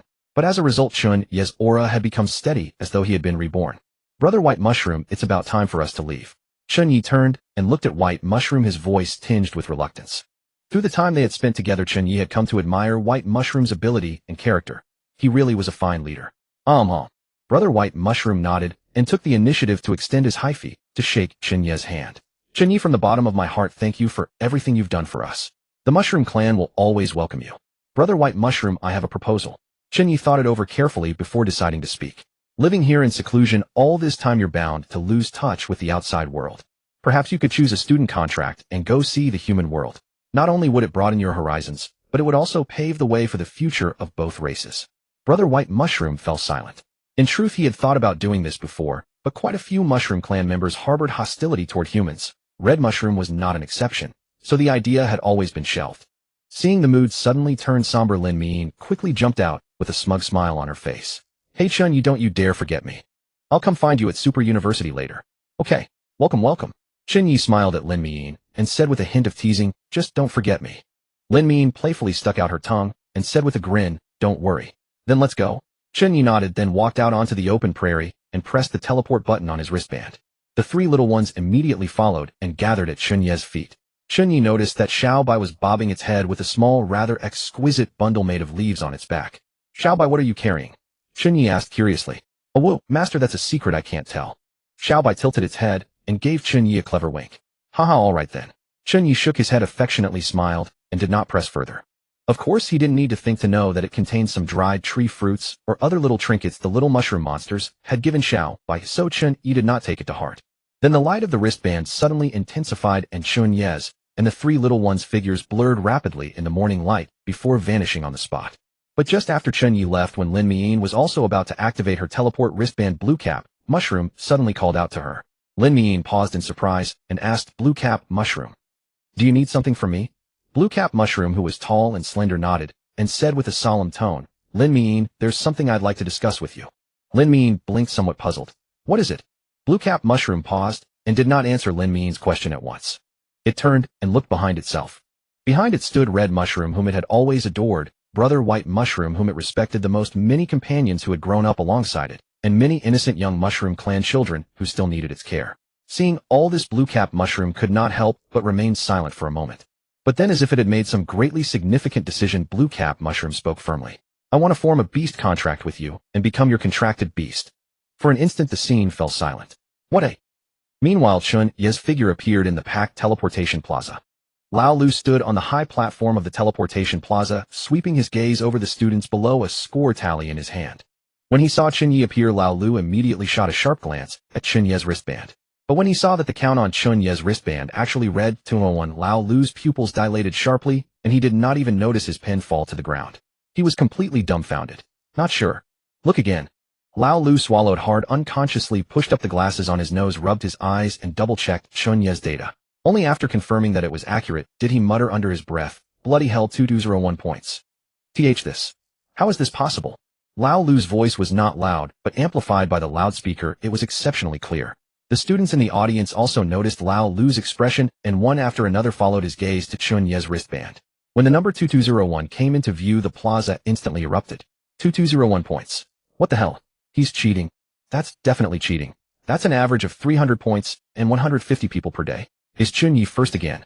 He's been first in 2 secret realms in a row. He must have sneak attacked everyone. No wonder I don't remember anything. Chen Ye's strength isn't high either. By my estimate, Super Black Flame is only upper S rank at most. There are so many people stronger than him in the country, but no one has ever gotten such a high score. Exactly. He must have used some underhanded method. The crowd seethed. Chen Yuqing stood quietly in the crowd, her gaze fixed on Chen Ye. There was a hint of complexity in her eyes. Part envy, part unwillingness to concede. Chen Yuqing believed that Chen Ye's points were not obtained by fraud. But this also proved that Chen Ye had grown much stronger again in such a short period of time, which made Chen Yuqing feel a sense of urgency. However, remembering that she was not bad herself, having fought hard in the mushroom's secret realm, not only earning a considerable number of points, but also suddenly achieving enlightenment in a life-and-death battle and directly breaking through to Tier 3 Beast Tamer, Chen Yuqing immediately straightened up and regained her confidence. "Oof, brother, I won't lose to you." Meanwhile, in the stands, Lao Lu watched the students become worked up, frowned, then let out a light cough to signal everyone to calm down. His gaze then fell on Chen Ye again, and he asked with puzzlement, "Chen Ye, I'm sure you also know that your score is genuinely astonishing. Can you tell us how you did it?" However, faced with everyone's doubtful stares, Chen Ye remained calm. He was not about to admit the truth, that he had farmed points a little too excessively. He raised his head slightly, met Lao Lu's gaze, and said calmly, "I merely did what needed to be done. The points ranking is only a result." Chen Ye's answer was brief and direct, but it left Lao Lu and the students completely baffled. "What the hell? Do you even hear yourself? How is that any different from saying nothing?" Lao Lu couldn't help frowning. Just as he was about to continue questioning, he heard Chen Ye speak again. "If anyone has questions about my results, you can challenge me anytime." As soon as those words were spoken, the whole venue fell silent. Everyone exchanged glances. Damn, he's really showing off. But it kind of makes sense. Then, seeing that the crowd below had no response, Chen Ye did not say anything more. After completing the registration with Old Lu, he left the teleport plaza. Chen Ye found Guixiaolei. Speaking of which, Guixiaolei's purple-tailed thunder fox, after being washed by the spiritual liquid, had actually evolved from the peak of A rank to S rank. As the seller, Chen Ye felt gratified and satisfied. So when Chen Ye told Guixiaolei that he wanted to sell the ancient ruins qualification that he had won by taking first place in the Xianggu Prairie, Guixiaolei became immensely excited. Without hesitation, he called his dad and transferred 23 million into Chen Ye's account. It was worth twice the value.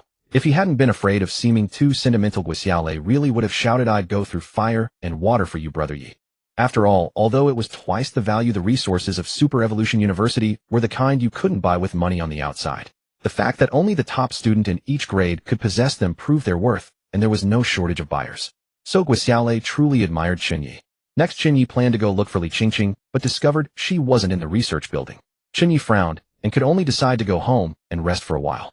Yet when Chen Ye pushed open the door of his home, he was astonished to see Li Qingqing sitting at his dining table. The table was already covered with steaming hot dishes, and an appetizing aroma immediately rushed to his nose. Even the three little ones around Chen Ye became excited upon smelling it. "Chen Ye, I knew you'd be back around this time." Li Qingqing flushed her eyes, carrying a hint of nervousness and anticipation. Chen Ye was stunned for a moment. "Qingqing, why are you in my home? And you've made so many dishes. I just went to the research building looking for you." Li Qingqing stood up and walked over to Chen Ye. "There certainly isn't much good food in the secret realm, so I thought maybe I could cook a meal for you. So, does it look presentable?" Chen Ye nodded, looking at the three dishes on the table, all perfect in color, aroma, and taste, and then at Li Qingqing's slightly proud, yet nervous expression. A warm feeling truly surged in his heart. "It certainly looks the part, but I'll have to taste it before I know." Chen Ye smiled. Then the two of them ate and chatted. Chen Ye picked up a piece of braised pork. It melted in his mouth and tasted delicious, making him nod involuntarily. "Your cooking is wonderful." Li Qingqing raised her eyebrows happily. "Of course, I trained specially for it." Halfway through the meal, Chen Ye put down his chopsticks and said seriously, "By the way, Qingqing, there's a question I want to ask you." Li Qingqing looked up, blinked, and asked curiously, "What question?" Chen Ye pondered for a moment, then said, "Including the 2 opportunities to exchange for S-rank materials I got from taking first place in the secret realm this time, roughly how much more is needed for Little Green Vine to evolve into a spirit vine wolf?" Let me calculate." Hearing this, Li Qingqing put down her chopsticks, opened her laptop, and searched for information. "With the laboratory procurement channel, there's a discount. Altogether, it would be around 8 million. Chen Ye nodded, took out his phone from his pocket, and quickly operated it. A moment later, a notification tone sounded from Li Qingqing's phone. She picked up her phone and saw that Chen Ye had actually transferred 15 million to her. "You?" Li Qingqing looked at Chen Ye in slight surprise. "Why did you transfer so much?" Chen Ye smiled. "It's better to have a bit more budget. The extra is your reward for the hard work. After all, I can't let a great beauty toil for nothing." Li Qingqing rolled her eyes at Chen Ye, instantly looking radiant and charming. "Fine then, Mr. Chen, this young lady will reluctantly accept it this time. But don't be so generous next time." In the afternoon, after eating, Li Qingqing hastened to prepare the evolution materials for Chen Ye, while Chen Ye went to Feitsue Lake to look for the old principal. Sunlight fell on Feitsue Lake, making the surface glisten with light. A gentle breeze carried cool moisture, refreshing the heart and mind. "He, principal, I've come to fish." Chen Ye beamed, carried his gear, and sat down beside Li Chongqing. The three little ones loved Feitsue Lake too. Black Flame ran excitedly along the shore, occasionally reaching out a claw to catch fish in the water. Little White used stealth to sneak close to the big water bird by the lake. Little Green Vine lay quietly on the grass beside Chen Ye, basking comfortably in the sun. Humph. Seeing that Li Changqing let out a cold snort and put on a solemn expression. Clearly he wasn't very welcoming of Chen Ye's arrival. Li Changqing cast a glance at Chen Ye and deliberately said in a somewhat cold tone, "Boy, why have you suddenly come over? Don't tell me you've run into some other trouble again." Chen Ye chuckled, scratched his head, and quickly said with a shameless grin, "Principal, what are you talking about? Can't I come and fish with you even if there's nothing wrong? I was missing you, and I also brought you something tasty."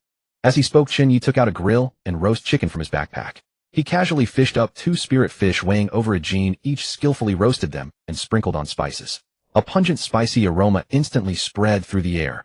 Li Changqing's nose twitched slightly, and his eyes unconsciously drifted toward the food in Chen Ye's hands, but his mouth remained as sharp as ever. "Humph, don't give me that. You never come to my door without a reason." Chen Ye wasn't in a hurry to ask questions. He placed the prepared grilled fish and roast chicken in front of Li Changqing. "Principal, please have a taste first." Li Changqing frowned, but ultimately decided to try just a little. He reached out, took the grilled fish, and directly bit into it. His eyes instantly lit up, but he quickly regained his stern expression. The taste isn't bad." "Hee hee." Chen Ye scratched his head, then showed an embarrassed smile. "Principal, you truly have sharp eyes. Actually, I do have a question to ask you. How do you break through from the 4th rank to the 5th rank? No matter how much soul power I absorb, it just doesn't work." Li Changqing breathed a sigh of relief when he heard this. He had thought Chen Ye had beaten up someone again, but it turned out he was only asking about a childish matter concerning promotion. So he said with some contempt, "You're only at the 3rd rank. Why are you worrying about all that? First, strengthen your foundation." Chen Ye smiled without saying a word, only quietly looking at Li Changqing. Li Changqing froze, then seemed to realize something. His eyes widened, and his voice suddenly rose by several notches. "Wait. Don't tell me you've already broken through to the 4th rank." Only then did Chen Ye smile and nod. Upon Chen Ye's confirmation, Li Changqing was instantly petrified. Even when the grilled fish in his hand suddenly fell to the ground and was snatched away by a big water bird, he didn't react. He couldn't help muttering, "You brat. You're really not human. It's only been this long, and you're already at the 4th rank." Chen Ye chuckled somewhat proudly. "Principal, you flatter me." Li Changqing took a deep breath, trying hard to calm his emotions before speaking slowly. "All right, since you've reached the 4th rank, I'll tell you. Actually, the 4th rank was originally the limit for humans. But someone discovered that in the Otherworld battlefield this limit could be broken." "Otherworld battlefield?" Chen Ye raised an eyebrow, a flicker of curiosity in his eyes. This was new knowledge that high school textbooks hadn't covered. Li Changqing nodded, his tone growing serious. "That's right. After the 4th rank, beast tamers need to cultivate the absorption method, absorbing the power of stars, moon, and sun in the Otherworld battlefield to recast their soul cards. Only in this way can their pet beast's strength increase. However, the absorption efficiency is pitifully low. Even an ordinary beast tamer putting in full effort would need at least 5 or 6 years just to have one pet beast fully forged with star power. And only after all your pet beasts have been fully forged with star power can you begin the forging of moon power and finally sun power. Calculate how long that would take. So that's how it is." Chen Ye suddenly understood. Then he thought of his wolf soul ability, where his cultivation efficiency multiplied according to the number of wolf beasts he possessed. This should make him much faster than ordinary people and save a great deal of time. Seeing Chen Ye sink into silence, Li Changqing couldn't help glancing at him with some delight. Finally, he had found a chance to mock Chen Ye. "What? Now you see how difficult it is. Don't think you're impressive just because you've broken through to the 4th rank. Excellent 4th-year students can do it too. There's still a long way ahead." Chen Ye nodded. "Principal, rest assured I'll work hard." The two chatted idly for a while longer, then Chen Ye suddenly asked, "Principal, how much does it cost to purchase a secret realm?" Li Changqing nearly sprayed out the grilled fish in his mouth when he heard that. He glared hard at Chen Ye and said bluntly, "You brat, are you asking for the impossible? The value of a secret realm is comparable to a 7th rank powerhouse. Your Chen family doesn't even have its own secret realm, and you want to buy one. Hiss, it's that expensive." Chen Ye gave an awkward smile. "Ha, I was just asking casually." Li Changqing snorted coldly. "All right, don't think about such unrealistic things. Cultivate well, that's more important than anything." Li Changqing was truly afraid that Chen Ye would waste his talent on useless thoughts. No, he thought, I'll have Qingqing give him a good talking to another day. Soon evening arrived. Seeing that it was getting late, Chen Ye stood up, brushed the grass clippings off his clothes, called the 3 little ones back, said goodbye to Li Changqing, then packed up and prepared to head home. At that moment, as if something had just occurred to him, Li Changqing suddenly spoke up. "Chen Ye, wait." Chen Ye stopped in his tracks and turned around, looking at Li Changqing with slight confusion. "Principal, is there something else?" Li Changqing nodded and said seriously, "I just remembered something that I think I should warn you about.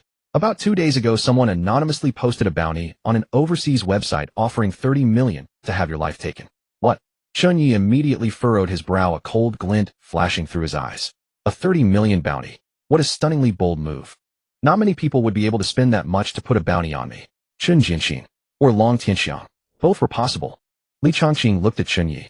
However, that international assassin website was started by one of my students, so he has already taken down the job on you. But to be safe, you'd better not go out recently.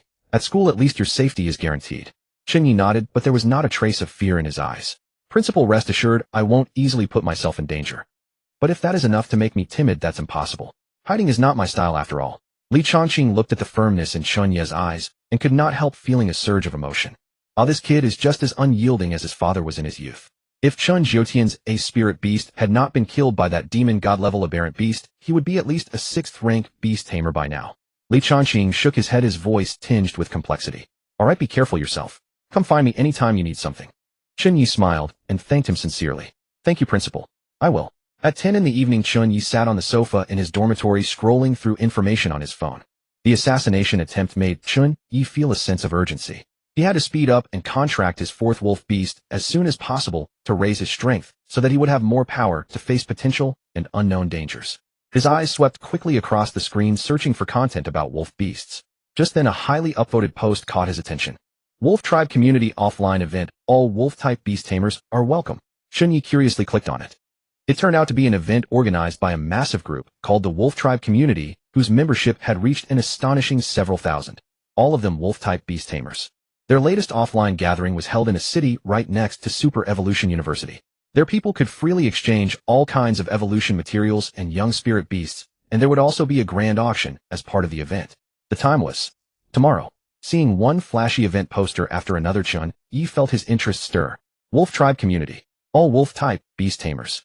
This was indeed a good opportunity, especially since Chen Ye remembered that he had already visited the city's several spirit beast breeding bases last time, and that it would be difficult to find a new S-rank wolf beast in such a short time. The more valuable this opportunity seemed. So despite the tight schedule, Chen Ye decided to sign up and try his luck. He quickly filled in the information and clicked to register. Congratulations, wolf friend. Registration successful. The Wolf Tribe Community looks forward to your arrival. Chen Ye smiled faintly and looked up only to find Black Flame already asleep at his feet, and Little Green Vine likewise curled up in the balcony's small garden ready to rest. So Chen Ye patted Little White, who was watching a TV drama with great delight, and said, Little White, it's time for bed. We have to get up early tomorrow and go on a long trip. Woo. Okay, master, I'll sleep after this episode. I'm super well behaved. The next morning at 5, Chen Ye packed a few simple things, and together with the energetic Black Flame and Little Green Vine, plus a drowsy Little White, swiftly boarded a high-speed train bound for the neighboring city. 5 hours later, Chen Ye arrived at his destination, a grand sports center in the middle of the city. Normally, this sports center was a popular venue for large sporting events and concerts. At this moment, however, it had been transformed by the Wolf Tribe Community into an exclusive gathering place for wolf-type beast tamers. Chen Ye could not help but marvel at the scale of the event. The Wolf Tribe Community truly had made an impressive move. At the main entrance of the sports center stood several uniformed security guards checking the identity information of every entrant. Chen Ye queued up, presented his registration voucher, and after the security guard verified it, the guard smiled and gestured for him to enter. The moment he stepped into the sports center, Chen Ye was stunned by the scene before him. Inside the venue, the crowd was bustling and extraordinarily lively. The arena was divided into multiple zones, each with a different theme. There were stalls dedicated to trading wolf beast eggs, a special area selling wolf beast evolution materials, and even a makeshift wolf beast arena where beast tamers could spar and communicate with one another. The air was thick with the presence of wolf beasts, and low rumbling growls rose one after another, filling Chen Ye with a mysterious excitement. This place actually feels pretty good, Chen Ye murmured softly. Woof woof. Master, I can smell a powerful presence. Woo. Master, let me go back to the soul card space to sleep. I'm so sleepy. Whimper. Master, it feels like being back at the breeding base. I can see so many of my kind here. Since the auction was scheduled to begin at 2 in the afternoon, Chen Ye planned to take a stroll around the entire venue first to see if he could find a 4th contract wolf beast with S-rank talent. Just then a scruffy bearded stall owner walked over, accompanied by a massive blast rock wolf. The blast rock wolf was a B-rank wolf beast that evolved from a C-rank rock wolf. Its skin had a hard, grayish-brown rocky texture, and sharp stone spikes jutted from its shoulders and forehead, making it look quite formidable. Whoa! The blast rock wolf poked out its head and gave a low growl toward Black Flame and the others as a greeting. Woof woof. Black Flame immediately responded. The stall owner glanced at Black Flame in surprise, then smiled and greeted Chen Ye. Hello there, young man. I'm one of the stall owners selling wolf beast eggs. My name is Luo, and this is my partner, the Blast Rock Wolf. Is this your first time at a Wolf Tribe Community event? Yes, I'm Chen Ye. Nice to meet you. Chen Ye nodded. However, when Chen Ye looked at the Blast Rock Wolf, his eyes widened slightly, and he was utterly shocked because the Blast Rock Wolf's Waluo talked about was completely different from the data Chen Ye could see. Species Phantom Wolf.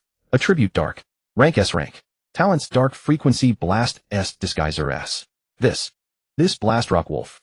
No, a Phantom Wolf disguised as a Blast Rock Wolf turned out to be a wolf beast with dual S-rank talents.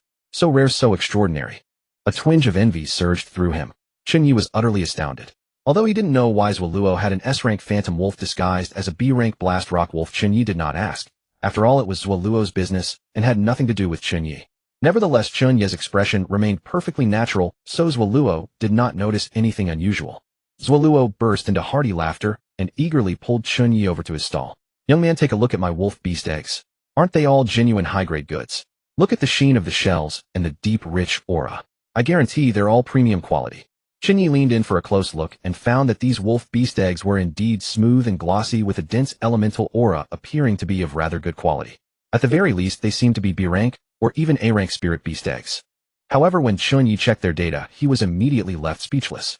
Although these eggs looked good, their quality was only C-rank and a few were even D-rank. Nothing high-grade at all. Chen Ye couldn't help asking these eggs. They all seemed to be ordinary C-rank spirit beast eggs, right? Bro, you're not some kind of con artist, are you? Waluo was momentarily stunned, touched his nose, and let out a dry laugh. Young man, I didn't expect you to have such sharp eyes. But C-rank isn't bad either. If you raise them, while they might even evolve into powerful spirit beasts. Chen Ye shook his head. Sorry, I think I'll go look around other places first. With that, he left Waluo's stall and continued walking through the venue. Waluo watched his retreating figure, shook his head, and murmured softly, young people nowadays really are getting more and more astute. Chen Ye left Waluo's stall and slowly wandered through the venue. However, after taking only a few steps, Little White sniffed the air, its eyes suddenly lighting up, drawn to a stall not far away selling chew sticks. It clung to Chen Ye's neck, extended a tiny paw to gently pat his shoulder, then licked his neck with its small tongue, letting out a few coquettish cries. Awoo. I want to eat that, master. Buy it for me, please. Black Flame was also attracted by the aroma of the chew sticks, its tail wagging gently. All right, let's go take a look. Helplessly amused by Little White's cajoling, Chen Ye walked over to the stall. The stall owner was a middle-aged man with a warm smile plastered on his face. Seeing Chen Ye approach, he immediately called out, young man looking for chew sticks. We've got all attributes here, and the quality is top-notch. I guarantee your wolf beast will be absolutely obsessed. Chen Ye nodded and asked, what attributes do you have? The stall owner reeled off the varieties with great familiarity. Oh, we have plenty. Fire attribute, water attribute. But the best sellers are definitely the dragon attribute, chew sticks. They're made from the bones of sub-dragon monsters. No wolf beast can resist them. We have whole sticks and small packages suitable for wolf beasts of all ages. We also support cash on delivery. Super convenient. Chen Ye glanced at the chew sticks on the stall. Indeed, there was a great variety, and the packaging was exquisite. However, just as he was about to say he'd buy 3 to try, Little Green Vine in his arms shook its head. Woo. Master, I don't like this. I don't want to chew on something hard.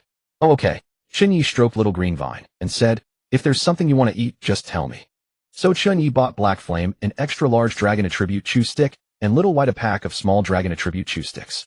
Unexpectedly, the price was rather steep. 20 gene of chew sticks cost 10,000 yuan. This is a chew stick assassin. The stall owner chuckled slyly. It's worth every penny. These are made from sub-dragon bones, so the cost is relatively high. And the other materials aren't cheap either. Helpless, but since Black Flame and Little White liked them, Chen Ye willingly paid the money. As they continued strolling, Little White was too eager to wait, and asked Chen Ye for a chew stick, then began eating with a series of crunching sounds. Chen Ye felt a chilly sensation on his neck. He patted Little Green Vine, who was stifling a laugh, and couldn't help reminding Little White, eat properly. Don't drip your saliva on my neck. Little White hastily mumbled an indistinct protest. Awoo. Master, don't wrongly accuse me. My table manners are perfectly elegant. Chen Ye smiled helplessly. All right, you're the most elegant. Soon it was nearing noon. After wandering for more than an hour, Chen Ye had seen all kinds of wolf beasts. There were C-rank water-hunting wolves with 2 heads, their bodies covered in aquamarine scales, B-rank flame wolves that had mutated to grow 3 heads, and even a novel breed of wolf beast that contained both water and fire within its body, 2 contradictory attributes. The left side of its body was blue, the right side red, making it look utterly extraordinary. Unfortunately, he had yet to see an S-rank talent wolf beast. However, just as Chen Ye was about to find a place for lunch, a stall ahead suddenly caught his attention. At the stall were 15 or 16 C-rank thunderwolf pups, playfully tussling with one another. They were fluffy, appearing to be a few months old and full of vigor. Occasionally, tiny arcs of electric light flickered across their bodies, making them look both cute and imposing. Chen Ye's gaze, however, was drawn to one particular thunder wolf. He stepped closer and scrutinized it carefully. This little thunder wolf looked friendlier than its companions. At the moment, it was listlessly curled up in a corner, its eyes dim, seemingly uninterested in everything around it. An air of lonely, despondent world weariness about it. But it was a wolf beast that possessed S-rank talent. Race Thunder Wolf Attribute Thunder Level C-rank Talents Thunder Spirit Body S 500 volts C. Seeing Chen Ye's interest in the Thunder Wolf, the stall owner hurriedly came over with enthusiasm. Young man, you've got a good eye. These are all purebred Thunder Wolves with stable genes, nothing like those hybrid mutants. Moreover, Thunder Wolves have extremely diverse evolution paths. Given the right conditions, they can even evolve into S-rank Sky Thunder Wolves. So how about taking one home? It's only 529900 yuan. A fair price, cheating neither the young nor the old. Chen Ye was startled by the price and couldn't help raising an eyebrow. That expensive? Thunder Wolves at breeding bases cost only 350000. You're unlicensed and unregistered. 53000. Do you take me for a sucker? The stall owner explained with a smile. Oh, wolf friend, these are purebred Thunder Wolves. We are a licensed, legitimate breeder and their parents have won championship competitions. They're absolutely worth this price. The stall owner spoke with great fluency, producing 5 or 6 certificates. Chen Ye deliberately picked his ear, pretending not to take in a single word. However, based on those certificates, it could be confirmed that this was a legitimate breeder. Then with feigned casualness, Chen Ye pointed at the listless little Thunder Wolf and asked, "You're bluffing, right? What's wrong with that one? It doesn't seem very spirited." Hearing itself being discussed, the little Thunder Wolf's ears twitched slightly. It quietly raised its head, stealing a glance at Chen Ye. In its somewhat desolate eyes, a glimmer of expectation surfaced. This person, his little wolf, is eating something. Looks so happy. Could he be my master? The stall owner's expression turned awkward at Chen Ye's questioning. He rubbed his nose and let out 2 dry laughs, explaining, "Oh, that one. It's just travel-worn but hasn't fully recovered yet. Rest assured, our Thunder Wolves are absolutely healthy. It just took a day-long high-speed train ride and is a bit mentally fatigued. I'm sure you as a wolf friend can understand that." Chen Ye was speechless. He could even spin it like that. This stall owner was quite a talent. Then Chen Ye asked, "So how much for this one?" The stall owner hesitated the moment he heard this. In reality, the stall owner also had a serious headache over this little Thunder Wolf. Ever since it was born, the stall owner had initially fed it plenty of Thunder attribute materials, but the little Thunder Wolf never grew, remaining far smaller than its peers. Clearly a genetic defect. So afterward, the owner stopped feeding it attentively, only giving it leftovers barely enough to fill its stomach. This caused it to grow thinner and thinner. Its companions shunned it for being weak, excluding it from play. The little Thunder Wolf thus fell into a vicious spiral of increasing isolation and worsening spirits. If a sucker could take this hot potato off his hands while also netting him over 200,000 yuan, that would be the perfect scenario. So the stall owner pretended to grit his teeth and said, "That one's also 529900 yuan, of course. However, if you really like it, wolf friend, we can add each other as friends, and I'll give you a friends and family price of 4800. How about it? I honestly can't go any lower." Chen Ye smiled and said, 3000, and I'll take it. The stall owner was stunned. He clearly hadn't expected Chen Ye to swing the dragon-slaying knife and slash the price straight to half. He hadn't even used his shill yet. How could he proceed with the next step now? The stall owner let out a dry laugh, a hint of awkwardness in his tone. "Wolf friend, this price really won't work. You see, these Thunder Wolves are carefully bred and the costs are high. 300000 doesn't even cover our costs." Chen Ye shrugged. "Then forget it. I'll look elsewhere." With that, Chen Ye turned and walked away. Seeing Chen Ye leave, the little Thunder Wolf's somewhat expectant gaze instantly lost its luster. It let out a low whimper and feebly buried its little head into its own body, tightening itself, as if only this way could it feel a trace of warmth. "Oh, he doesn't want me either. All the other little wolves have masters, but me. Will I just die alone somewhere? Perhaps it's for the best." The stall owner immediately became anxious. "Wait, wolf friend, let's talk this over." Chen Ye stopped, furrowed his brow, and glanced back at the stall owner. 35000 is my bottom line. If you agree, we have a deal. If not, I'm leaving." The stall owner gritted his teeth, a conflicted expression appearing on his face. He looked at the little Thunder Wolf, then at Chen Ye, and finally sighed. "Fine, 35000 it is. Sigh, at this price I'm losing my shirt. I can't even recoup the cost of all those Thunder attribute materials. I fed it." Yet the smile in the stall owner's eyes was well hidden. Haha, cost was 200, so he'd made a clean 1500 profit. Chen Ye smiled, nodded, and said, "Deal." At that moment, the little Thunder Wolf belatedly registered the words confirming the deal between Chen Ye and the stall owner. It suddenly jerked its head up, its dull big eyes turning watery, filled with disbelief. It couldn't believe that someone actually wanted it. "How are you, my master?" The next moment, Chen Ye walked up to the little Thunder Wolf, crouched down, gently stroked its head, and said softly, "Hey there, good afternoon, little one. From now on you're part of the family. Oh, since you're a little Thunder attribute girl, I'll call you Thunder Girl. Please take care of me, Thunder Girl. Awoo. Lei. Neo. The name was odd, but it was the name her master had given her. So she liked it. The little Thunderbolt wolf couldn't help tilting its head, its two airplane ears immediately perking up as if it were trying to etch this name into its memory. At that moment, Xiaobai jumped down from Chen Ye's shoulder, curiously sniffed at Lei Nio, and gently patted Lei Nio's little paw with its own claw. Awoo awoo. Huo. Woof woof. Hei Yin, the most enthusiastic and lively one, excitedly stuck out its tongue, lowered its body, and pressed its bright, piercing big eyes right up against Lei Nio. The scare made Lei Nio stiffen instantly, not daring to move an inch. Whimper. Xiao Lumen also poked its head out from Chen Ye's embrace, greeted Lei Nio with elegance and courtesy. Awoo. Lei Nio stood there awkwardly, her eyes filled with tension and unease. It had been a very, very long time since she had been around so many companions, and she didn't know how to respond. Then, as if struck by a thought, Xiaobai suddenly pulled a chew stick out from its little pouch and placed it in front of Lei Nio. Awoo awoo. This is for you, don't be shy. Lei Nio froze for a moment, a flicker of surprise and gratitude flashing through her eyes. She cautiously glanced at Xiaobai, then at Chen Ye. Seeing Chen Ye smile and nod, Lei Nio lowered her head, gently bit the chew stick, and let out a muffled sound. Awoo. Thank you. However, Lei Nio did not eat the chew stick. Instead, she carefully tucked it beneath her body, intending to save it for later. Chen Ye saw this, and his heart churned with mixed emotions. Obviously, it was because Lei Nio had suffered from long-term food scarcity that she had developed such a habit. Every time she got food, she would instinctively hide it away, afraid that when hunger struck, there would be nothing to eat. Let's have lunch then. A trace of tenderness flickered in Chen Ye's eyes, but he didn't immediately urge Lei Nio to break the habit. Instead, he scooped her up, took everyone on a stroll, and bought a bunch of berries as lunch. Chen Ye wasn't one to fuss. He found a patch of grass and sat down right on the ground. He began distributing food to each pet. When Chen Ye placed two long, wide thunderbolt berries in front of Lei Nio, her eyes widened, and she was utterly stunned. Awoo. Master, is this for me? Lei Nio's mouth fell slightly open, a glistening drop of drool unconsciously trickling from the corner of her lips. Yet she didn't dare make any rash move. She simply looked at Chen Ye with eyes full of expectation and nervousness. Go ahead and eat.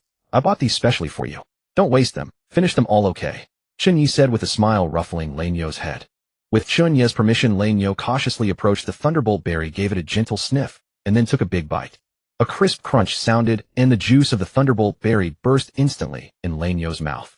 The abundant lightning-type energy flowed down her throat and into her body, making every cell in Lei Nio's being rejoice with a pleasure and happiness she had never felt before. Yip! Lei Nio couldn't help letting out a sound. Master is so good. Lei Nio has never tasted anything so delicious. She must save one for next time. So she reached out a little paw, trying to tuck the remaining thunderbolt berry into her chest. However, Lei Nio soon realized that she already had a chew stick tucked in her chest, and there was no more room. She was wondering how to stow it away when she looked up and found Chen Ye staring at her. Lei Nio, don't waste food. You have to eat all of it. Awoo. Oh, I mustn't make Master angry.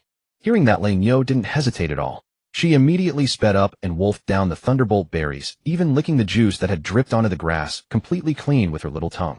Blue juice stained the corners of her mouth, making her look a little comical, but her eyes gradually grew exceptionally bright, as if the whole world had suddenly bloomed with color.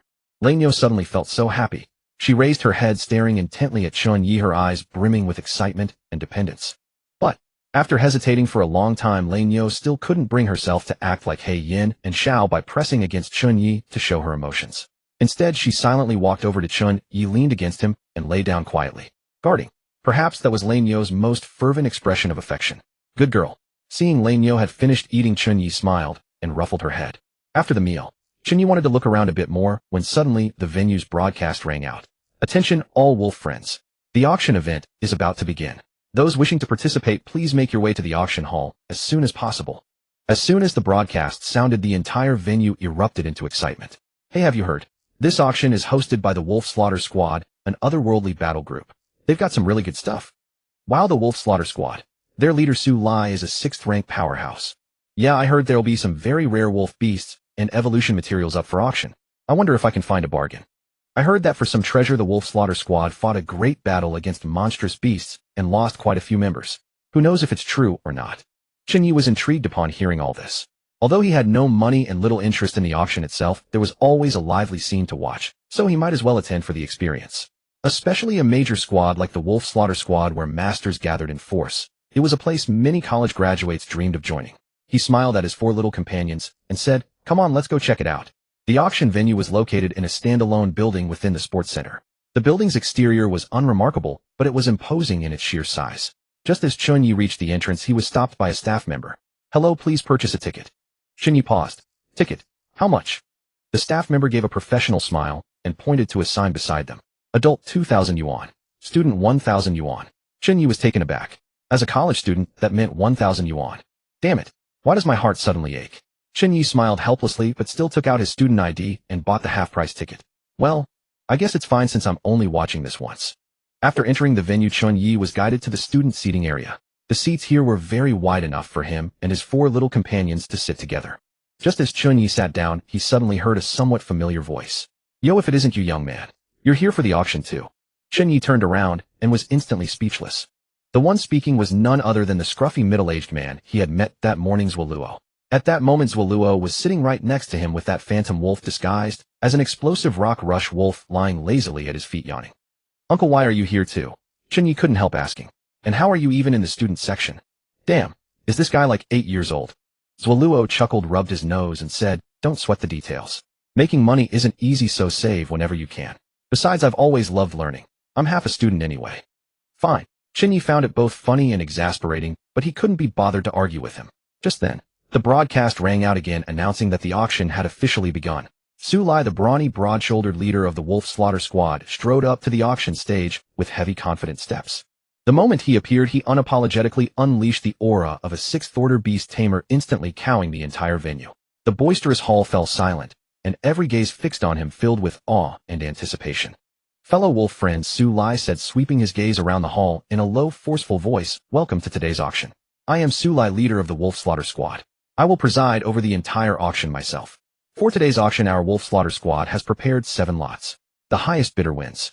Without further ado, let the auction begin." Su Lai clapped his hands, and Hong Ying, a member of the Wolf Slaughter Squad, walked up to the stage carrying an auction item. Chen Ye noticed that the creature guarding Hong Ying's side was an S-rank contracted beast, the Skyflame Wolf. Race Skyflame Wolf. Element Fire. Rank S star tier. Talents Heart-Scorching Flame S, Explosive Flame - A, Flame Wheel A. Chen Ye clicked his tongue in amazement. This Skyflame Wolf looked unremarkable at first glance, yet it actually possessed star tier strength. Its combat power was by no means inferior to old Lu's Combat Panda. As expected, everyone in the Wolf Slaughter Squad was a powerhouse. The crowd's attention, however, was instantly drawn to the auction item Hong Ying was holding. It was a basketball-sized beast egg radiating a faint blue glow. Strange silver patterns crept across the shell, giving it an exceedingly mysterious appearance. Su Lai took the beast egg from Hong Ying and announced in a loud voice, "I'm sure our sharp-eyed wolf friends have already guessed it. That's right. The first lot is a wolf beast egg bearing the space attribute. As everyone knows, the space attribute is extremely rare. Any beast that possesses spatial abilities is fearsome and overwhelmingly powerful. This wolf beast egg is originally an ice crystal wolf egg, but by a fortuitous twist of fate, it mutated and evolved to acquire the space attribute. It is very likely to hatch into a brand new species of wolf beast, so the egg's value needs no further elaboration. The starting bid is 20 million. At Su Lai's words, a wave of gasps swept through the hall. Although the ice crystal wolf was merely an ordinary C-rank ice attribute contracted beast, if the egg truly contained a mutated space attribute, its worth would be an entirely different matter. Even in the worst case, it could be used as a breeding wolf. With the sensational selling point of ice space attributes, it would rake in a fortune. Every shrewd mind in the room was weighing the value of the egg, rubbing their hands in anticipation, their eyes burning with greed and longing. However, because Lane Yo had already taken his 4th contract slot, Chen Ye only glanced at the egg. Watching everyone bid so eagerly, he felt little interest in owning it. At that moment, the board's Zwaluo could not help leaning over and asking, "Young man, a space attribute wolf beast egg is a fine treasure. Aren't you interested?" "Oh, is it because you're broke?"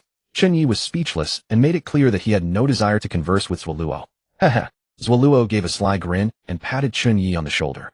Even as the two were talking, the bidding had already gone into overdrive. The price skyrocketed from 20 million to 35 million in an instant. People argued until their faces were red and even began trading insults. After all, they were all regulars in the wolf community and knew one another well, which made the atmosphere quite different from an ordinary auction. In the end, a man in slippers, casually dressed, yet with an extraordinary bearing, claimed the wolf beast egg at an astronomical price of 41 million. He smiled with satisfaction, rose to his feet, and clasped his hands in a gesture of acknowledgement. Zwaluo watched the scene, nodded, and commented, "Well, the price is reasonable. After all, there's no small risk in hatching a beast egg. If this were an already hatched space attribute wolf beast, the final price would have been far more than that. Soon the deal was done. The auction continued. Su Lai motioned for Hong Ying to bring out the second treasure. The second lot is a set of 3-stage evolution materials. It can evolve a C-rank flame wolf into the ultimate S-rank sky flame wolf. The instant Su Lai finished speaking, exclamations of amazement erupted across the hall. The flame wolf was already a popular contracted beast with stable genetics. Many wolf-type beast tamers would choose to contract one. A set of evolution materials capable of evolving it into an S-rank sky flame wolf was naturally enough to drive everyone into a frenzy. Su Lai grinned widely and continued, my squad member, Hong Ying, has a sky flame wolf of her own. Next, let her show you what makes the sky flame wolf so remarkable. Yes, Chief. Hong Ying poised and spirited nodded and gestured for the sky flame wolf to step forward. The sky flame wolf stood 1.7 meters tall at the shoulder. Its build was sleek and powerful, dominated by red-orange coloring with vivid orange-yellow flames wreathed around its forepaws. In stark contrast to the sinister aura of black flame, the sky flame wolf radiated a gentle spiritual energy that made it look pleasant and soothing to the eye. Hong Ying patted the sky flame wolf's head and said seriously, the sky flame wolf is not only armed with formidable flames, what's even more unique is its miraculous heart-scorching flame. It can distinguish right from wrong and inflicts devastating mental damage upon those with evil hearts. As she spoke, Hong Ying smiled radiantly, showing her small thong to the crowd below. Words alone may not give you a true sense of it. Who wants to volunteer and experience the miracle of the heart-scorching flame firsthand? Huh. The crowd was instantly taken aback. Fine. This was supposed to be a demonstration, and now they're pulling this kind of stunt. Chen Ye, however, cast a sidelong glance at Zhuoluo, half hoping he would go up and try it. Seeing everyone fall into silence, Hong Ying did not take it to heart. To Chen Ye's astonishment, a member of the wolf slaughter squad actually stepped down, grabbed a bewildered lucky spectator, and tossed him onto the stage. Whwa. Before the lucky spectator could even understand what was happening, the sky flame wolf expelled a stream of bright yellow flame at him. To everyone's surprise, when the bright yellow flame struck him, he was not hurt in the slightest. Instead, he stood there dazed, bathed in the fire. Hong Ying smiled faintly, a trace of regret flashing in her eyes, then explained, yes, you're all thinking correctly. If a person harbors no evil thoughts, the heart-scorching flame will not hurt them at all. Of course, this also shows from another angle how devastating the heart-scorching flame would be to someone truly evil. The lucky spectator let out a relieved breath and broke into a silly grin. I'm fine. I'm a good person. Chen Ye watched the sky flame wolf's performance and felt amazed. Such a miraculous ability would prove useful in all kinds of situations. Then the bidding began, and it was exceptionally fierce. The price surged from 20 million to 60 million in no time. In the end, this set of 3-stage evolution materials was won by a low-key middle-aged man at a high price of 67.25 million. Next, Chen Ye witnessed even more valuable items on the auction block. In particular, the penultimate lot, the evolution material for an abyssal wolf, sold for over 100 million, widening Chen Ye's eyes in disbelief. Soon the auction reached its final phase, with only the grand finale lot still unrevealed. The tension in the hall reached its peak. Every guest quietly held their breath, eagerly awaiting the treasure's long-anticipated appearance. Just then, Zhuoluo beside Chen Ye shook his head and said with a laugh, brilliant, utterly brilliant. You've really opened my eyes. But I'm about to burst, so I'd better dash to the restroom. With that, Zhuoluo got to his feet, patted Chen Ye, and left his seat. Chen Ye watched him leave and frowned. That bastard chose the critical moment to go to the restroom. Something was definitely off. Still, it was none of his business. Chen Ye didn't dwell on it. His attention was soon drawn by Su Lai's speech. Su Lai stood at the center of the auction stage, his voice higher than ever before. Fellow wolf tamers, the next item is the final lot of today's event, an extremely rare beast soul equipment. This soul equipment is called the Undying Red Lotus Armor, a gear once wielded by a supreme powerhouse 70 years ago. When that mighty warrior fell in battle, the armor was lost on an otherworldly battlefield until recently, when we managed to recover it from otherworldly beasts. Su Lai paused as if recalling a bitter memory, and a flicker of pain crossed his face. Then he continued, once used, the Undying Red Lotus Armor will merge into the pet's soul card and bind itself to the beast, raising its strength by nearly an entire rank. However, this soul equipment has one limitation: it can only fuse with wolf-type beasts. Obviously, that limitation is negligible for all of you here, since every one of you is a wolf-type beast tamer. The moment Su Lai finished, the hall erupted in a frenzy. Soul equipment. It's soul equipment. Holy crap. Wait, let me go get some money. Don't get your hopes up. This is soul equipment. The big shots will be fighting over it tooth and nail. All eyes were wide, filled with shock and greed. A soul equipment that can raise a beast by an entire rank is absolutely priceless. Hong Ying stepped onto the stage holding a delicate jade box in her hands. She gently opened the jade box, revealing the Undying Red Lotus Armor within. a pure red lotus no larger than a palm. But Chen Ye frowned, because when his gaze swept over the Skyflame Wolf beside Hong Ying, he found that its data had somehow turned into Phantom Wolf. What? The data says Phantom Wolf. Is the Skyflame Wolf in front of him actually Zhuoluo's Phantom Wolf in disguise? Could that guy be scheming something? However, none of the people in the hall noticed, or perhaps could not notice this abnormality. Their eyes grew fervent, their hands rubbed in anticipation. They were completely spellbound by the undying red lotus armor. The starting bid is 100 million, Su Lai said in a deep voice, decisively opening the bidding. Someone immediately shouted 150 million. But that bid was topped in less than a second. 180 million. 200 million. 250 million. Bidding reached a white-hot intensity from the very first call, climbing from the starting price of 100 million to 200, 300, 400 million in no time. Only when the bidding reached 600 million did the fervor ease slightly, but the contest was still heated. Chen Ye gaped inwardly at the madness over 600 million. Damn, that's absolutely brutal. These wolf tamers looked so ordinary. Just how rich were they? But at that very moment when no one expected it, an accident struck. Su Lai knit his brows. The next moment, bang. A loud crash rang out, and a violent explosion suddenly rocked the venue. The enormous shockwave instantly shook the whole venue, sending dust and smoke billowing everywhere and blotting out everyone's vision. The hall immediately dissolved into chaos. Woof, woof. Black Flame immediately became highly alert, shielding Chen Ye and the others protectively. Chen Ye squinted, trying to see through the dust, but his sight was completely blocked. All he could hear were chaotic footsteps and the crowd's shocked cries. What happened? An explosion? This isn't right. Just as panic was spreading through the crowd, Su Lai's furious voice exploded like a clap of thunder. Everyone, don't panic. Stay calm, all of you. His voice carried an authoritative command that brooked no dissent, instantly calming the chaotic scene a little. Immediately afterward, a violent gale swept through the dust, whisking it all into the sky in an instant, and the venue's visibility returned to clarity. Chen Ye looked up. The one who had stirred up the gale was an S-rank azure sky wind wolf, its body marked with faint cyan wind patterns, and its eyes gleaming brightly. Its strength had actually reached the star rank, clearly making it the beast of one of Su Lai's group members. Su Lai stood on the auction stage, laughing in fury. A formidable aura burst from him, like a volcano about to erupt. He said coldly, very well. So someone actually dares to set their sights on our Wolf Slayer group. Truly reckless audacity. Today not even a fly will fly out of here alive. Yes, Commander. The moment those words fell, the members of the Wolf Slayer group summoned their powerful wolf beasts, sealing the venue tightly in an instant. Every wolf beast exuded a formidable aura, eyes sharp and fierce, as if ready to pounce at any moment and tear enemies apart. Only then did the crowd discover in shock that the undying red lotus armor had vanished. Gasps erupted throughout the venue. Holy crap, is that for real? The Wolf Slayer group's undying red lotus armor got stolen. Who would be so audacious as to steal from the Wolf Slayer group? Something terrible has happened. Chen Ye's pupils contracted sharply. In an instant he linked the incident to Zhuoluo. Yet Chen Ye had never expected Zhuoluo to dare act on the Wolf Slayer group's turf, right under everyone's noses, setting off a commotion in order to steal the undying red lotus armor. While Chen Ye was thinking, a familiar voice reached his ears. He turned and saw Zhuoluo walking back unhurriedly with his phantom wolf brow furrowed, looking puzzled. Zhuoluo came to Chen Ye's side and asked in a low voice, "Young man, what just happened? Why is it so chaotic?" Chen Ye threw a glance at Zhuoluo and sneered inwardly. "How returning to the scene of the crime, are we? Not a bad move, buddy." Chen Ye knew it was time to test his acting skills. Putting on a stunned face, he whispered to Zhuoluo, "Just now someone actually stole the final lot of the auction, the undying red lotus armor. The Wolf Slayer group has gone berserk. They're sealing off the venue and swearing they'll catch the thief." Shocked, Zhuoluo wore an expression of disbelief. "No way. Stealing from the Wolf Slayer group. That's beyond reckless." Chen Ye carefully watched Zhuoluo, trying to detect some clue in his reaction. Yet Zhuoluo's surprise and confusion looked perfectly natural, completely unlike acting. Chen Ye mused silently, "Oh, an Oscar-winning actor, huh?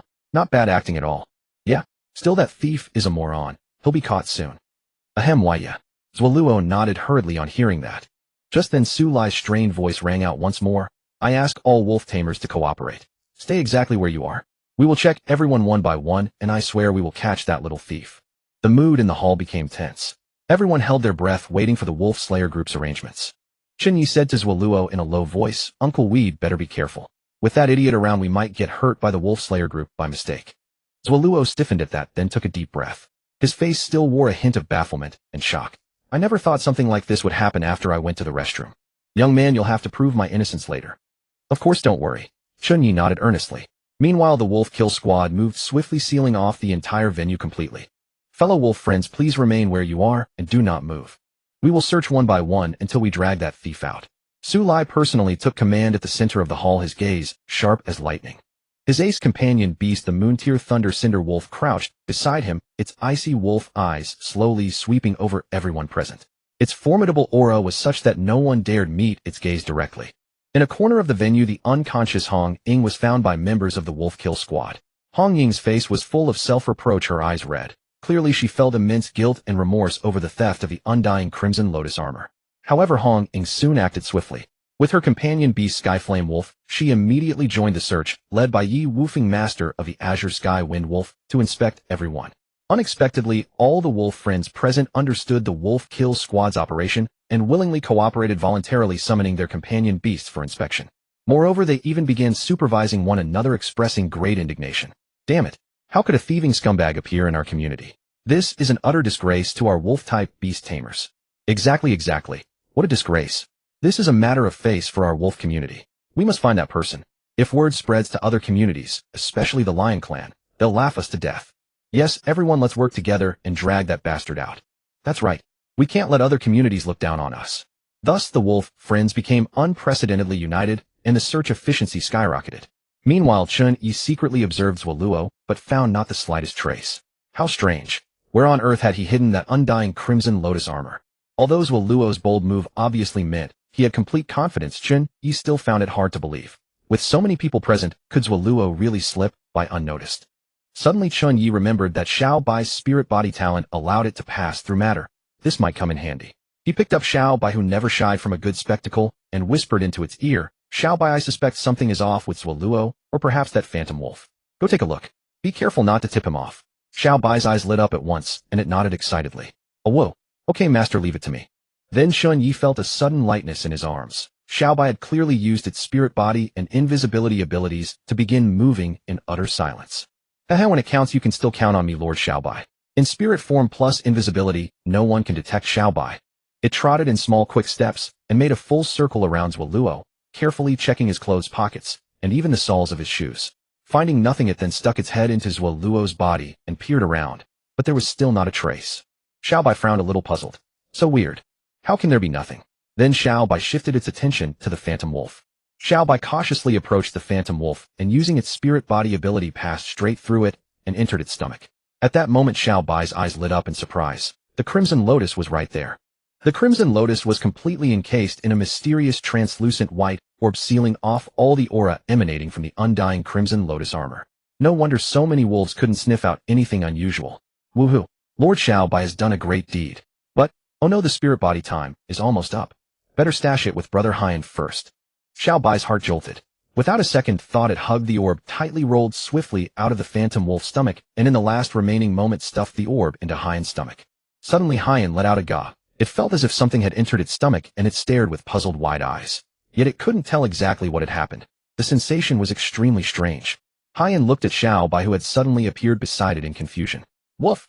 Xiao Bai, what are you doing?" Xiao Bai immediately covered its eyes and giggled sheepishly. "Oh woo. Hee, nothing much." However, just as Xiao Bai was about to explain the situation to Chen Ye, it saw Hong Ying of the Wolf Kill Squad walking straight toward them to inspect Chen Ye. Xiao Bai had no choice but to shut its mouth.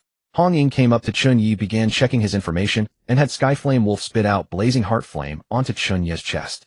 "Please state your identity, summon all of your companion beasts, and answer carefully, what did you do today?" Seeing the Blazing Heart Flame burning on his body, it would be a lie to say he wasn't nervous. Still, the flame didn't harm him, and Chen Ye breathed a sigh of relief. He stated that all his companion beasts were right there. Of course, he couldn't lie in his answers either. Otherwise, the Blazing Heart Flame would still take effect. Hong Ying looked at each of them and turned Xiao by acting cute Lanyo timid and Little Green Vine elegant. When she saw Haiyan, a flicker of surprise passed through her eyes. Still, she found nothing unusual. Chen Ye briefly recounted his day. "I'm Chen Ye, an outstanding student at Super Evolution University. I attended the wolf community gathering mainly to find a suitable fourth companion beast and broaden my horizons. This morning I was." Hearing this, Hong Ying saw that the Blazing Heart Flame remained still, and her tone softened a little. "Chen Ye, thank you for your cooperation. If you find any definite clues, please be sure to tell us promptly." "Okay." Chen Ye nodded, then looked expectantly at Zhuoluo beside him. Clearly it was Zhuoluo's turn next. Chen Ye couldn't believe he would be able to escape the Blazing Heart Flame. Hong Ying didn't say much and gestured for Zhuoluo to step forward. Skyflame Wolf spat out blazing heart flame once more onto Zwaluo's body, beginning the lie detection test. Honging asked, "Name all companion beasts." "And what did you do today?" "My name is Zwaluo." With Chen Ye's example before him, Zwaluo answered fluently. He pointed at the phantom wolf beside him without even blinking. "I currently have only one companion beast, an explosive rock-charged wolf. This morning I was." The blazing heart flame burned on Zwaluo's body again, showing no anomaly. Honging nodded. "Thank you for your cooperation." Chen Ye saw this and frowned, utterly shocked. What the hell? He was clearly lying. His companion beast was obviously the phantom wolf. What's going on? Is this blazing heart flame even reliable? Or did Zwaluo prepare some means to counter it in advance? Seeing that Hong Ying and Yi Wufeng were about to leave, Chen Ye gritted his teeth. His sense of justice wouldn't let him rest easy while Zwaluo got away scot-free. Without hesitation he shouted, "You two wait. I want to report something." Chen Ye pointed straight at Zwaluo, his eyes full of righteous indignation. This Zwaluo is very suspicious. His companion beast isn't an explosive rock-charged wolf, but an S-rank phantom wolf, so he's lying. Instantly Chen Ye's words landed like a bombshell, detonating the entire venue. Everyone was stunned, furrowing their brows and buzzing with discussion. What? Phantom wolf? I know the phantom wolf is a wolf beast capable of altering its own appearance and aura, extremely rare. Could what that young man said actually be true? But that Zwaluo's aura seems utterly unremarkable. A clear conscience fears no shadow. Just run a gene test, and we'll know. Even Su Lai, seated at the center, fixed a sharp gaze on Zwaluo, narrowing his eyes as if trying to see through him completely. The Thunder Ember Wolf slowly rose to its feet, its oppressive presence engulfing the entire venue. Unexpectedly, Zwaluo ignored everyone else's movements and stared intently at Chen Ye. His expression shifted from initial bewilderment to surprise, and finally, he suddenly let out a laugh. Then fixing a grave stare on Chen Ye, he said, "I'm curious, Chen Ye, how exactly did you see through my disguise? After all, my phantom wolf was hidden perfectly, and I showed no flaw at all." At these words, the entire venue was shocked once more. Because Zwaluo's words were tantamount to a confession that he was the one who stole the undying Red Lotus armor. Moreover, he showed no fear of the Wolf Slayer group, his expression remaining eerily composed. He must have a trump card. Hong Ying's expression changed drastically as she shouted, "So it's you." Skyflame Wolf used Blazing Flash Strike. The moment her voice fell, the Skyflame Wolf transformed into a streak of crimson flame and shot straight at Zwaluo. Yi Wufeng's Azure Sky Wind Wolf followed close behind, blasting several sharp wind blades from its maw to seal off the Phantom Wolf's movements. Meanwhile, Su Lai, far off at the center of the venue, moved even faster. Raging Thunder Burial. Roar. The instant Su Lai's command left his lips, the Thunder Ember Wolf launched its attack with ferocious speed. Boom. In an instant, countless terrifying deep purple thunderbolts surged around its body. Then it opened its jaws and spat out a violet-black pillar of lightning, like an atomic breath, piercing straight towards Zwaluo. The force of this strike was terrifying beyond measure. The immense lightning pressure it generated seemed to tear and annihilate the very air in the venue. The crowd could suddenly feel their breath catch. Their eyes filled with shock, everyone suffocating at the sheer power of the Thunder Ember Wolf. However, just as that raging thunder burial was about to strike Zwaluo, a tiny crack suddenly split open in the space before him. That spatial rift was only a meter in diameter, yet it barely managed to absorb the entire attack of the raging thunder burial and teleport it away, saving Zwaluo from being blasted into ashes. This sight stunned the venue once again. Everyone murmured among themselves, "What the hell? What was that rift?" It actually blocked Captain Su's attack. Could it be the ability of a spatial beast? That raging thunder burial was enough to make even solar-rank powerhouses wary. Only spatial abilities could have dodged that strike. He really came prepared. Could Zwaluo be stronger than Captain Su Lai? However, listening to the crowd's speculation, Zwaluo's face instantly turned pale. Because even though Su Lai's raging thunder burial had been teleported away, the terrifying lightning pressure had nearly evaporated all the moisture within his body, leaving him severely injured. Zwaluo propped himself up, yet a thick, dark red stream of blood trickled from the corner of his mouth. "Still, it's fine. I can hold on." Ha. The so-called captain of the Wolf Slayer group, Su Lai, a 6th-rank beast tamer, said to command violent thunder, is nothing special after all. The next second, Zwaluo raised his head, about to flash a smirk worthy of a dragon king. But his eyes widened as he suddenly saw the Thunder Ember Wolf, without a moment's pause, conjure a full 30 raging thunder burials around its body. Moreover, each of those raging thunder burials brimmed with devastating power, no weaker than the one just fired. Damn it! Zwaluo was instantly terrified, his face twisting in panic, so scared he nearly wet himself. He no longer cared about putting on airs. He shouted, "Spatial rift open." In an instant, a spatial rift opened before him. Without the slightest hesitation, he leaped into it, and just before the Thunder Ember Wolf could strike, vanished slickly from everyone's sight. The onlookers were dumbfounded. If you called Zwaluo weak, he'd at least weathered one raging thunder burial. If you called him strong, the next second he just up and skedaddled plain as day. Sulai rose to his feet, gazing coldly at the spot where Zwaluo had vanished. With a trace of disdain in his voice, he said, overestimating himself. Based on the residual energy, Sulai immediately determined that Zwaluo couldn't have fled far. Ordering Hongying and Yi Wufeng to keep the situation under control, he mounted the Thunder Ember Wolf and gave chase as a streak of lightning. Seeing Sulai depart with such confidence, the wolf pack members erupted in excitement. Clearly, although spatial abilities were rare and powerful, they were far from invincible in the eyes of a seasoned powerhouse like Captain Sulai. It truly won great face for the wolf community. Hongying stood at the center of the venue, raising a hand to signal everyone to stay calm. Everyone please remain calm. Our captain has the situation under control, and this will be resolved very soon. Thank you all for your cooperation. After speaking, Hongying walked up to Chen Ye with genuine gratitude on her face. Chen Ye, we truly owe this to you. If you hadn't noticed Zwaluo's problem in time, the soul-forged undying Red Lotus armor might really have been taken by him. Please allow me on behalf of the Wolf Slayer group to express our heartfelt gratitude. Chen Ye waved his hand dismissively. Sister Hongying, it was just a small effort. No need to be so polite. After all, I'm a wolf-type beast tamer too. I can't let a thief like him ruin the reputation of us wolf-type beast tamers. Hongying nodded, a hint of admiration in her eyes. However, Xiao, by standing nearby, couldn't help but shrink his head guiltily. Oh woo. Master, you're not subtly throwing shade at me, are you? Back when I stole Amber Spirit Liquid from Chun Jinan, you praised me for it. So now about that Red Lotus and Brother Blackflame's stomach. Should I bring it up or not? Xiaobai felt uneasy. Soon time passed minute by minute. Half an hour later, Hongying suddenly received a message. She glanced at it, and her face immediately relaxed. Then she turned around and announced to everyone in the venue, everyone, it's settled. The captain has captured Zwaluo and recovered the losses. Thank you all for your patience and cooperation. Hearing this, the venue erupted in cheers, and everyone breathed a sigh of relief. Hongying continued. As an expression of our apology and gratitude, the Wolf Slayer group promises to give everyone a certain compensation. Now the lockdown is lifted, you are all free to leave.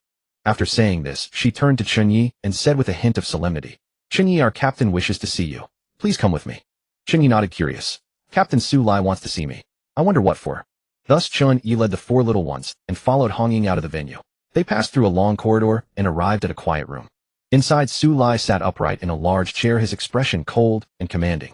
Beside him, the Thunder Ember Wolf lay quietly, faint traces of lightning still lingering around its body. Clearly it had just been through a fierce battle. When Chen Ye entered, Sulai opened his eyes and nodded at him. Chen Ye. Chen Ye stepped forward. Yes, Captain Sulai. I am Chen Ye. Sulai nodded expressionlessly and gestured for Chen Ye to sit before him. Then, to Chen Ye's surprise, he picked up a pinch of tea leaves, poured hot water, and began brewing tea before slowly speaking. Chen Ye, from your registration information, you're a student at Super Evolution University, aren't you? I recall that your principal Li Changqing was seriously wounded on the Otherworld battlefield. How is his health? Hearing this, Chen Ye's heart gave a faint jolt. Only now did he realize that the old principal had never appeared in public because he had been badly injured on the Otherworld battlefield. That old man, he even hides his injuries. Perhaps even Qingqing was kept in the dark about this. Chen Ye then replied, the principal is actually in good health. Yesterday, I even went fishing with him, and he told me a great deal about the Otherworld battlefield. Sulai was surprised and raised an eyebrow slightly. Oh, this kid is that impressive. He actually went fishing with the esteemed Li Changqing. Sulai then said, I didn't expect the old gentleman to have recovered to such a degree. It seems his injuries weren't as severe as rumored. He paused, gestured for Chen Ye to drink tea, and then said solemnly, Chen Ye, this time you have done the Wolf Slayer group a great service. I am very grateful. In return, as long as it is within our power, you may make any request. Go on, what do you want? Chen Ye was stunned at that. Given the reputation of the Wolf Slayer Corps, he knew those words could be worth tens of millions. Such a chance was rare. Chen Ye fell into thought. Yet he realized that at this stage, aside from Lane Yo's evolution resources, he had no real use for money. What he urgently needed to solve was his own bottleneck at the peak of the 4th-tier beast tamer. He needed to absorb energy in the Otherworld battlefield to break through. It happened that the Wolf Slayer Corps was a formidable warband that lived on the edge of death in the Otherworld battlefield. Their understanding of that realm was etched into their very bones, so they could definitely help him solve this problem. With this in mind, Chen Ye raised his head and said with a firm gaze, Captain Sulai, I do have a request. The Wolf Slayer Corps is renowned for its prowess in the Otherworld battlefield, and as a new generation beast tamer, I have always been filled with curiosity and longing for that realm. So I hope to enter the Otherworld battlefield with the Wolf Slayer Corps and personally take part in battles against the aberrant beasts. Sulai listened attentively and was slightly surprised.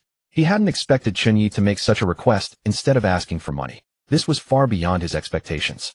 Sulai did not reply immediately. After a moment of deliberation, he gave Chen Ye a scrutinizing look. Are you sure? The otherworld battlefield is incomparably brutal. People get hurt, fall into despair, and die. Even we must make thorough preparations before every operation into that realm. Are you sure you want to take this risk out of mere curiosity? Hong Ying looked at Chen Ye as well, frowning deeply. Sulai's words suddenly reminded her of many fallen comrades.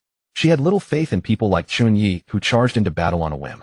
Reality would soon teach them a harsh lesson. Only those who had been on the battlefield themselves could truly understand its cruelty. Hong Ying couldn't help speaking up. Chen Ye, I suggest you think it over. The otherworld battlefield is a dark forest where the strong prey on the weak. You not only have to find food and fend for yourself, but also be constantly on guard against attacks from aberrant beasts.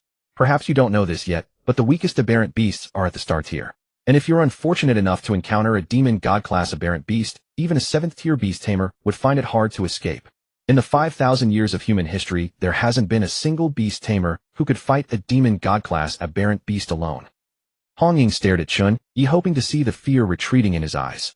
But Sulai and Hong Ying only saw the unwavering determination in Chen Ye's eyes. Chen Ye answered without hesitation. Yes, it's not a whim. The otherworld battlefield is the path I must take to grow stronger. I think I've considered it very clearly. Sulai was silent for a while, his piercing tiger-like eyes fixed on Chen Ye as if trying to see through him. At last he nodded. Fine, I agree. When the next suitable mission comes up, I'll have Hong Ying notify you and take you into the otherworld battlefield. However, I must warn you, the Wolf Slayer Corps will not be responsible for your safety. The dangers in the otherworld battlefield are far beyond your imagination, and you'll have to bear the consequences of your choice. Chen Ye breathed a sigh of relief. As long as the Wolf Slayer Corps was willing to take him along at the initial stage, that was good enough. Everything is hard at the beginning. Chen Ye believed he could steadily establish himself in the otherworld battlefield by lying low and growing stronger. So Chen Ye answered seriously, I will be responsible for my own safety. Thank you, Captain Sulai, for giving me this opportunity. And so after obtaining Sulai's consent, Chen Ye didn't stay long. He exchanged contact information with Hong Ying and quickly left.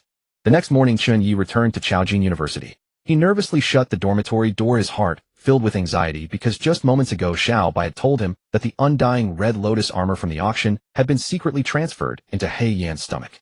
Hearing this, Chen Ye was stunned, his emotions soaring like a roller coaster. What? The undying red lotus armor is inside He Yan's stomach. Is that even possible? After all, this treasure is worth hundreds of millions. Besides, didn't the Wolf Slayer Corps say they had caught Zhuoluo and recovered the undying red lotus armor? But now the armor is with He Yan. Doesn't that mean the Wolf Slayer Corps' statement was just a cover and Zhuoluo actually got away? He Yan was also shocked upon hearing this, staring at Xiao Bai with wide eyes. Woof woof. Xiao Bai, how could you do this? Ao. Xiao Bai squirmed sheepishly. Chen Ye took a deep breath to calm his excitement, then lowered his voice. Xiao Bai, take out the undying red lotus armor. Ao. Xiao Bai nodded obediently. Then activating its spiritual form, it poked its head into He Yan's stomach, intending to take out the undying red lotus armor. However, Xiao Bai suddenly saw that the light sphere wrapping the undying red lotus armor had vanished. At this moment, more than half of the red lotus had actually merged into He Yan's body and could no longer be taken out. Ao. What's going on? Xiao Bai was momentarily stunned, then explained to Chen Ye in confusion. Seeing this, Chen Ye was first startled, then overjoyed. He realized that this was likely the undying red lotus armor binding with He Yan. This was definitely not because the outer light sphere had disappeared. It was the treasure choosing its master. It was destiny. Without a second thought, Chen Ye immediately decided to tell no one and simply keep the secret hidden. Looking at the adorable Xiao Bai, he excitedly scooped it up and gave it a big kiss. Xiao Bai, you've made a huge contribution this time. If it weren't for you, we would never have obtained this undying red lotus armor soul equipment. You're really amazing. Ao. Hee really. Am I really that awesome? Hearing Chen Ye's praise, Xiao Bai wagged its tail proudly and let out a silly laugh, then raised its head with an arrogant expression that said, I am the great Xiao Bai. Chen Ye gently patted Xiao Bai's head. Then he stood up and said solemnly to the four little ones around him, this is very important. Remember, this is our secret. We must never reveal it. Do you all understand? Woof. Ao. Woo. Howl. The four little ones immediately nodded obediently, their eyes filled with solemn seriousness. Chen Ye nodded with satisfaction. He then decided to relax a little and turned his attention to Lan Yo. Speaking of which, this was Lan Yo's first time at home, and she had no little nest to rest in. So Chen Ye went to a corner of the room and built a cozy nest for Lan Yo with soft cloth and wooden blocks. Lan Yo, this is your new bed. We'll put it by the sofa. No, Xiao Bai watches TV late every day. Let's put it by the balcony instead, sleeping together with Xiao Man. How about that? Howl. Lan Yo nodded obediently. A little curious and shy, she walked over to the little bed, extended a paw, and gently pressed the cloth, a hint of surprise in her eyes. She was very satisfied with the little nest, but felt too shy to show her excitement. Good girl. Chen Ye rubbed Lanyo's head. He knew Lanyo was still a bit shy, but as time passed she would surely get used to everyone and slowly open her heart. Time arrived on the second day. When the class bell rang, class, there is still about a month until the final assessment. Make sure you master the techniques of super evolution and strive for higher scores in the trial tower trial. After saying this, old Lu dismissed the class. Chen Ye packed up his things when a tall, slender figure suddenly blocked his path. He looked up. It was Chen Yuqing. A slight smile curled at the corners of Chen Yuqing's lips. She said to Chen Ye smugly, brother, I've got some bad news for you. I've successfully contracted my second S-rank spirit beast, and I've also advanced to a third-tier beastmaster. Whether it's the 6th floor of the trial tower a month from now, or the clan gathering 2 months later, I'll amaze everyone. After saying this, Chen Yuqing was in a very good mood. After leaving Shanggu Grassland, she had already broken through to third-tier beastmaster, but she had kept it to herself. It was not until today that the S-rank spirit beast egg brought out from the ancient ruins finally hatched, and she contracted it. At last she could no longer hold back the delight in her heart, and wanted to show off a little in front of Chen Ye. However, Chen Ye merely smiled faintly when he heard this. Oh, my silly little sister, did I really need to announce to the world that Black Flame had already fused with its soul gear? Although Chen Ye did not yet know just how ferocious Black Flame was at full power, at the very least, it was not something that Chen Yuqing's 2 S-rank spirit beasts could block. Besides, Little Green's evolution materials would arrive soon, and it could evolve to S-rank as well. So under Chen Yuqing's indignant glare, Chen Ye stuffed the last book into his backpack and said to her, Yuqing, that is indeed somewhat impressive, but compared with me, it is still far behind. Don't get complacent. You must keep working hard. Seeing how calm and nonchalant Chen Ye was, Chen Yuqing flew into a rage. What was that tone, like he was praising a spirit beast? Damn it. She stamped her foot. You. Humph, just you wait for it. With that she turned and stormed off in a huff. Chen Ye watched her leave, smiling and shaking his head. After school, to speed up Thunder Girl's growth and improve her teamwork with the others, Chen Ye brought the 4 little ones to the mission hall and accepted a familiar mission, clearing out mutant groundhogs. Thunder Girl and the mutant groundhog were both C rank, so the difficulty was not high. At the abandoned training ground, Chen Ye set Thunder Girl down and rubbed her fluffy little head. Thunder Girl, now, let's see your combat ability. Howl. Thunder Girl obediently nodded. Soon a mutant groundhog, a full half-meter tall, emerged from its burrow. It bared its huge front teeth in an extremely fierce manner and threatened Thunder Girl. Howl. Thunder Girl gathered her courage, her eyes resolute and crackling with electric light, and charged. It was her first battle, so she had to perform well and leave a good impression on her master. Thinking this, she unleashed 500 volts at full strength and rammed into the groundhog. However, her little legs carried her into the mutant groundhog with sparks flying all the way, yet the mutant groundhog's stout, bulky body only shuddered slightly and did not retreat even half a step. This was because Thunder Girl was malnourished, and because the earth attribute restricted the lightning attribute, making her attack seem ineffective. Immediately after, the furious mutant groundhog took the chance to charge violently and slammed straight into the unprepared Thunder Girl, knocking her down hard. Thump thump. Thunder Girl was sent tumbling awkwardly to one side at a loss as to what to do. Seeing everyone looking at her made Thunder Girl even more flustered. Before she had even regained her footing, she charged at the mutant groundhog again in a hurry. The result was predictable. She was sent flying once more. After several attempts, Thunder Girl lost all confidence. Whimper, whimper. Her little ears drooped and tears fell from sheer anxiety. Chen Ye inwardly cried out in alarm. For some reason, Thunder Girl was too anxious. Seeing that the mutant groundhog was still trying to seize the chance to ambush her, Chen Ye quickly motioned for Little Green Vine to help. Little Green Vine. Whoosh. An emerald green wolf shadow flashed past, and the mutant groundhog was instantly slammed into the ground by Little Green Vine's claw, leaving only its head visible. Thunder Girl, what's wrong? Chen Ye picked Thunder Girl up and found her body trembling all over. Howl. Master, I'm too useless. Thunder Girl buried her head in Chen Ye's chest, not daring to look at him. Howl. Master, is it because I'm so useless that you have never been willing to make a spirit beast contract with me? Chen Ye was stunned for a moment, then couldn't help laughing. So Thunder Girl had a knot in her heart, which was why she was so eager to prove herself. He gently flicked her forehead. You silly little thing, so this is what you've been worrying about. As he spoke, an orange blank soul card rapidly condensed between Chen Ye's fingers. Without any hesitation, Chen Ye pressed the blank soul card to Thunder Girl's brow.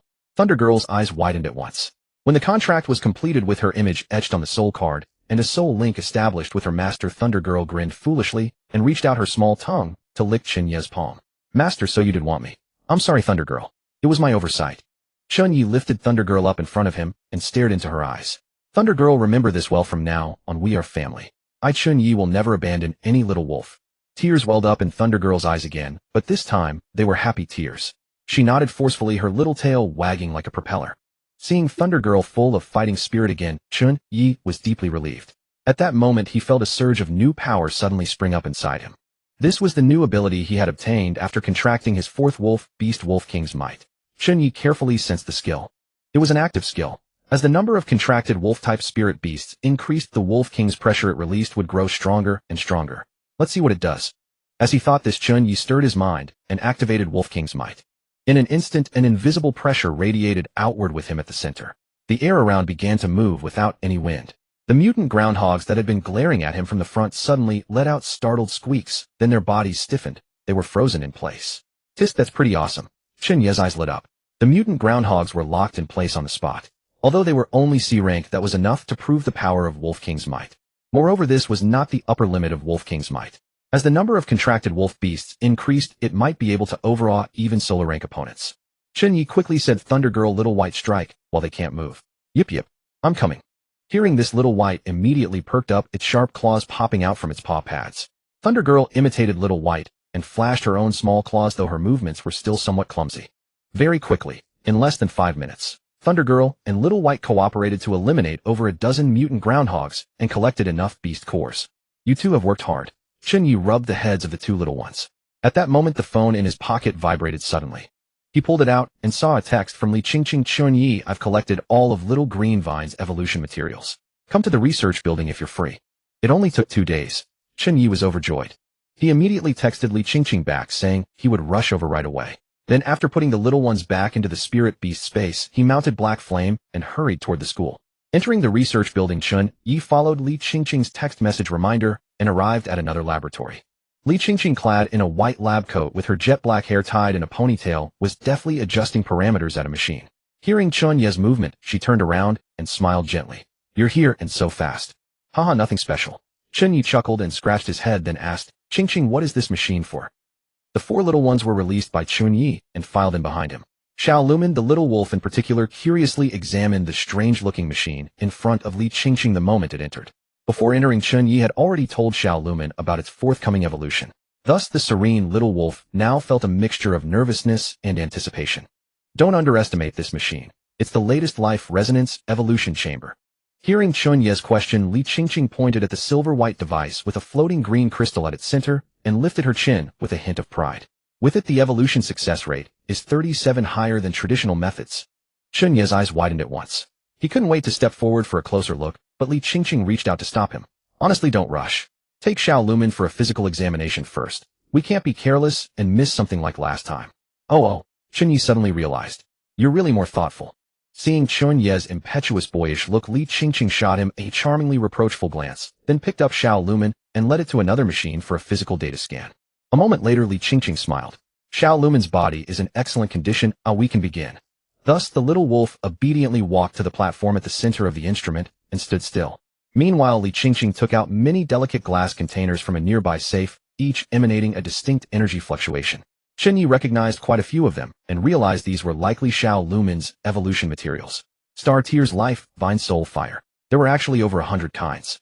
Watching Li Qingqing place the materials one by one into the life resonance evolution chamber, Chen Ye's palms began to sweat. Instinctively, he reminded Xiao Lumen, who was standing at the center of the instrument. Xiao Lumen, don't be nervous. Tell us if you feel uncomfortable anywhere. Hearing this, Li Qingqing was amused by Chen Ye's nervous look. She cast him a playful glance and laughed. You're reminding Xiao Lumen. I think it's calmer than its master. Indeed, although Xiao Lumen the wolf felt somewhat uneasy, its gaze remained clear and calm. Xiao Lumen evolution is like this, Li Qingqing said, indifferent to Chen Ye watching behind her. Gracefully crouching down, she looked at the little wolf. Evolution is like solving an equation. Put in the correct materials and you get the desired result. So all you have to do, Xiao Lumen, is keep a peaceful mind. Woo-woo. With a soft whimper, the little wolf nodded obediently, its eyes becoming gentle and determined. Then let's begin. Confirming that everything was ready, Li Qingqing decisively pressed the start button. Instantly, the instrument emitted a low humming sound.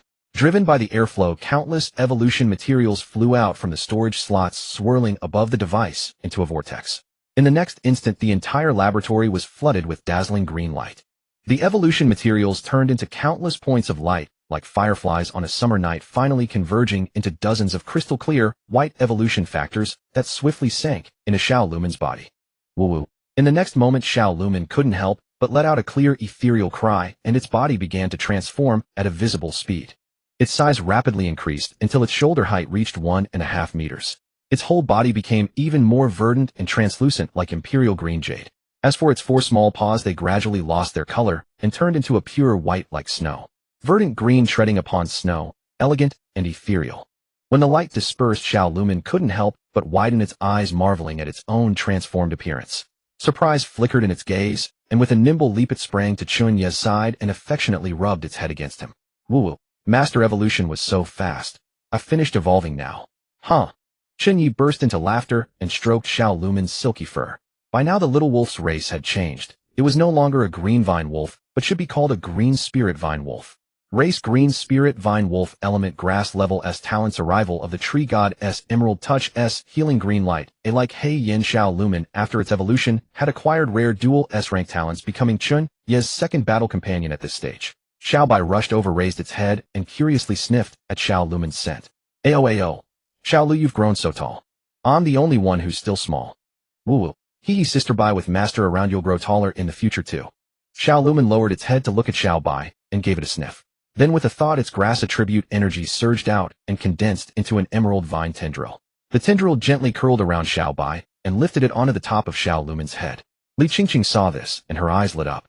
Chen Ye, look. This is the S-rank ability of the green spirit vine wolf, Emerald Touch. Li Qingqing was greatly surprised. She hadn't expected that Xiao Lumen, having just evolved, could master its innate ability so quickly. Afraid that Chen Ye might not understand, she explained in detail. The Emerald Touch ability of the green spirit vine wolf is extremely special. These 6 tendrils are not physical entities, but are purely manifested by grass attribute energy, yet they are even more refined than actual matter.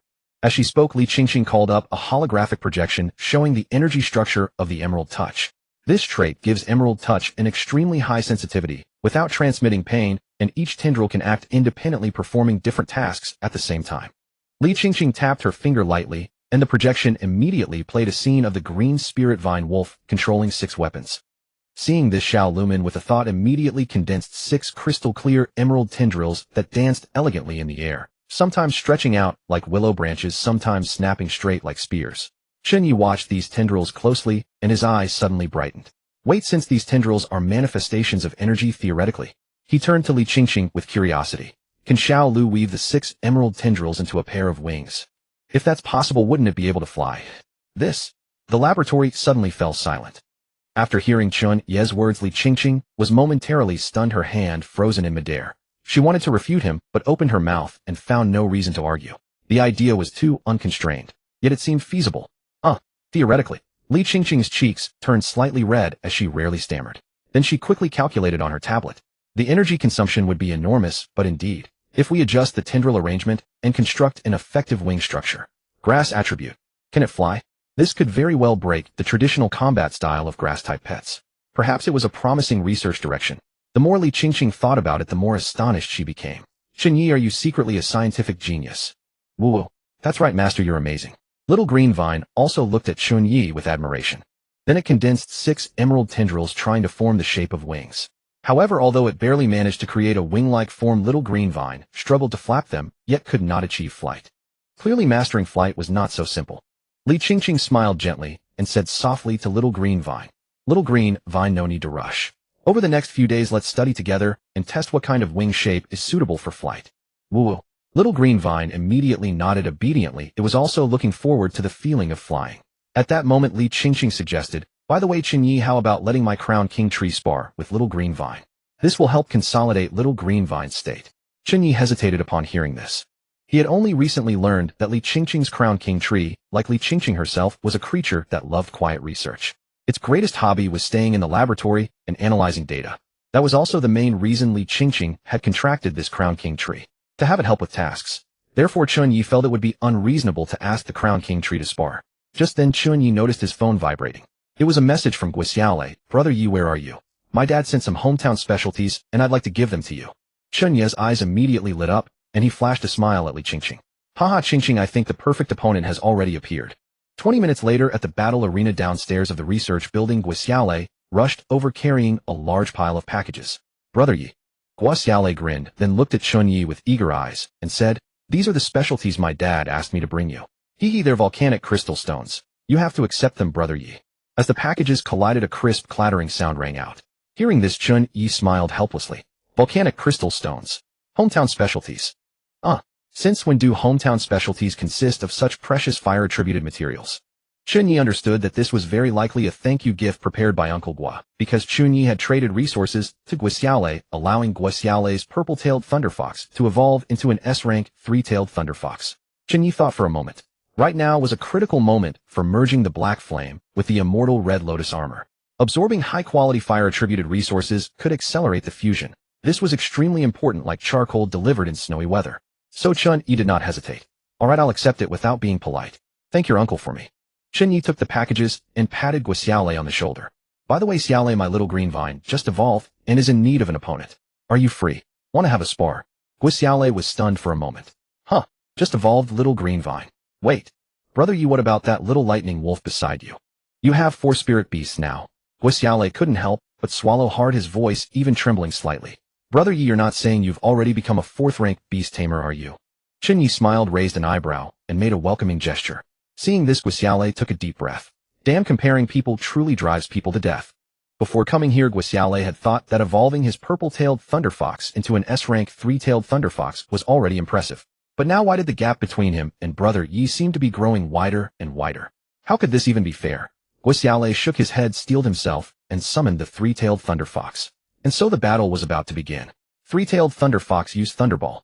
Guo struck first. Whooshed.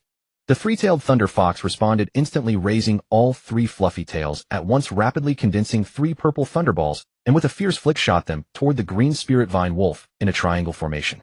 Chen Ye wanted to test the power of the thunderballs and immediately commanded, Little Green Vine, use Emerald Shield. Woo-woo. Little Green Vine raised its head and howled, its 4 emerald tendrils swiftly interweaving to form a translucent emerald shield in front of its body. The next moment, a violent explosion rang out. Boom.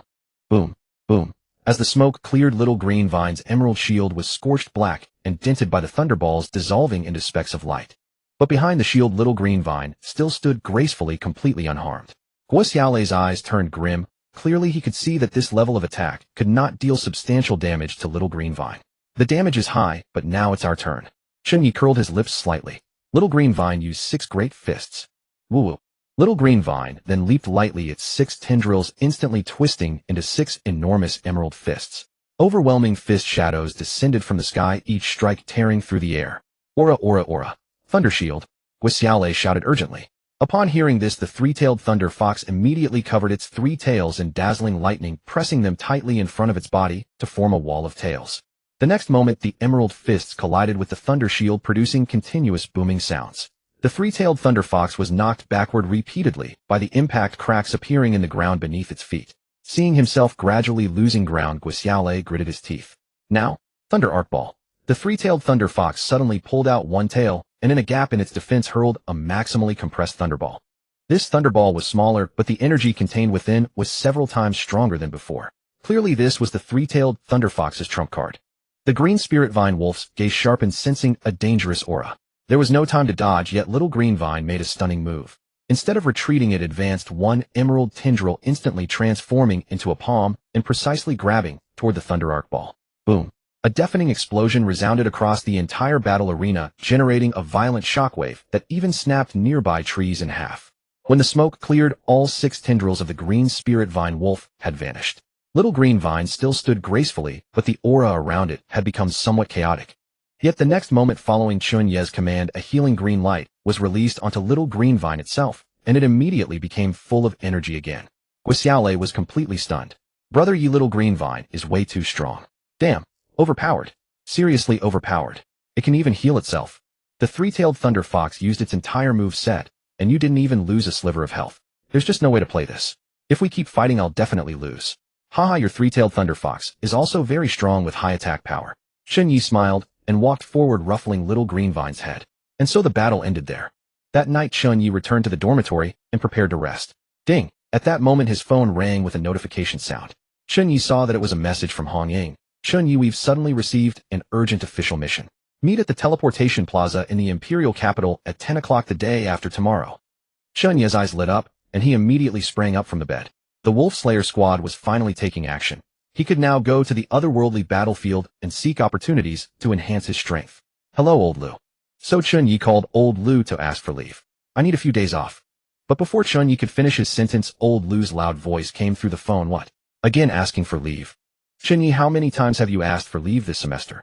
Last time you took a week, and yesterday another day. Do you take me for a wholesale leave market? No matter what you say this time, I'm not approving it. Hearing Old Lu's high-pitched voice, Chen Ye's head was spinning, and he quickly said, Old Lu, this is serious business. I'm going with a major battle squad to the otherworldly battlefield to learn. And I promise that when the final assessment comes, I'll do my absolute best to win first place in the entire school for you. Chen Ye lowered his voice. How about it? I'll make you proud this time. There was a sudden silence on the other end of the line. Chen Ye thought the call had dropped. The next second, Old Lu's voice suddenly became gentle and kind to him. Make sure to stay safe and remember to come back to class on time. Before Chen Ye could say anything, Old Lu added fiercely, if you don't get first place, don't even think about asking for leave next semester. Chen Ye grinned. Yes. Guaranteed to complete the mission. Soon the third day arrived and Chen Ye reached the imperial capital. Standing on its streets, he instantly felt the city's bustle.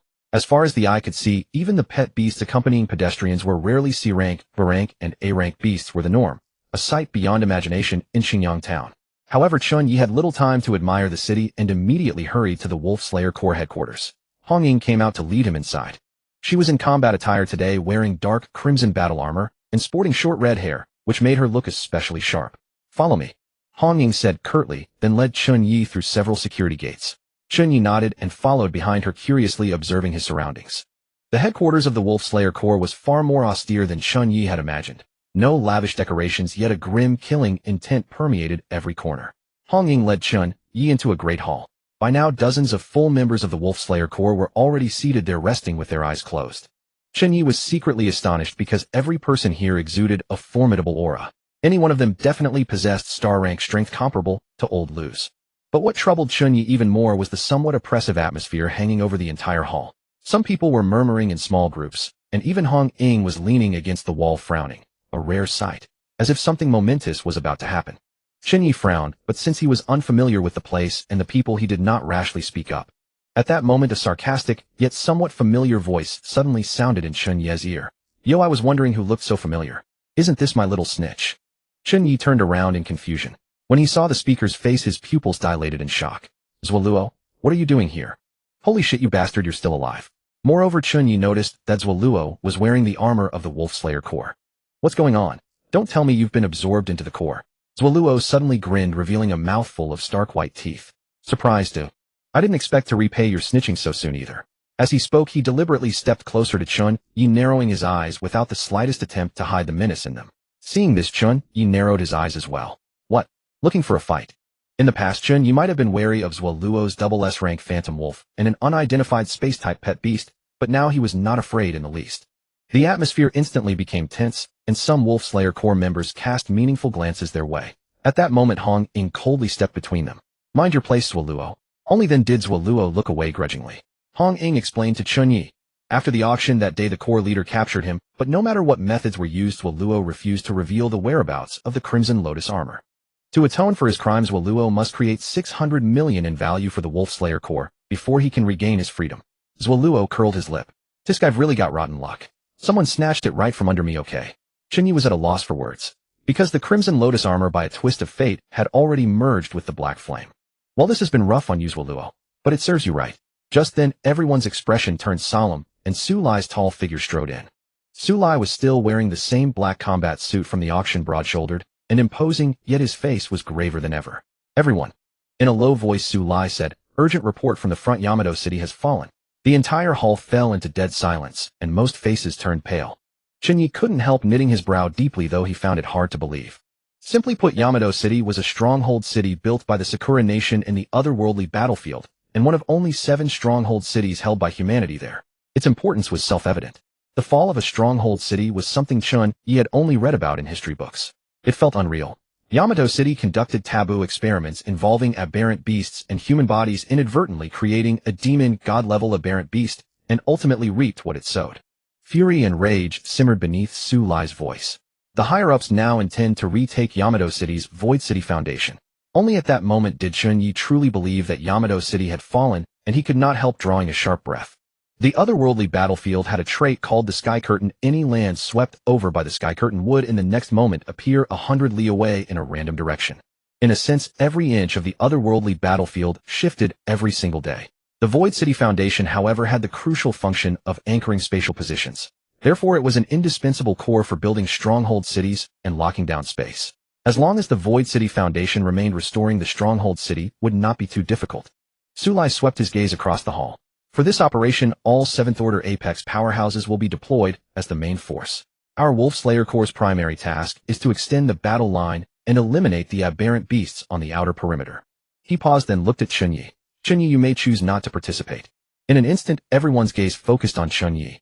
Seeing this, Waluo immediately put on a gloating expression. He looked at Chen Ye provocatively, eagerly anticipating seeing a flicker of hesitation in Chen Ye's eyes, so he could mock him mercilessly. However, deep in Waluo's eyes what flashed was immense envy. This kid's got dumb luck. He'll definitely back out.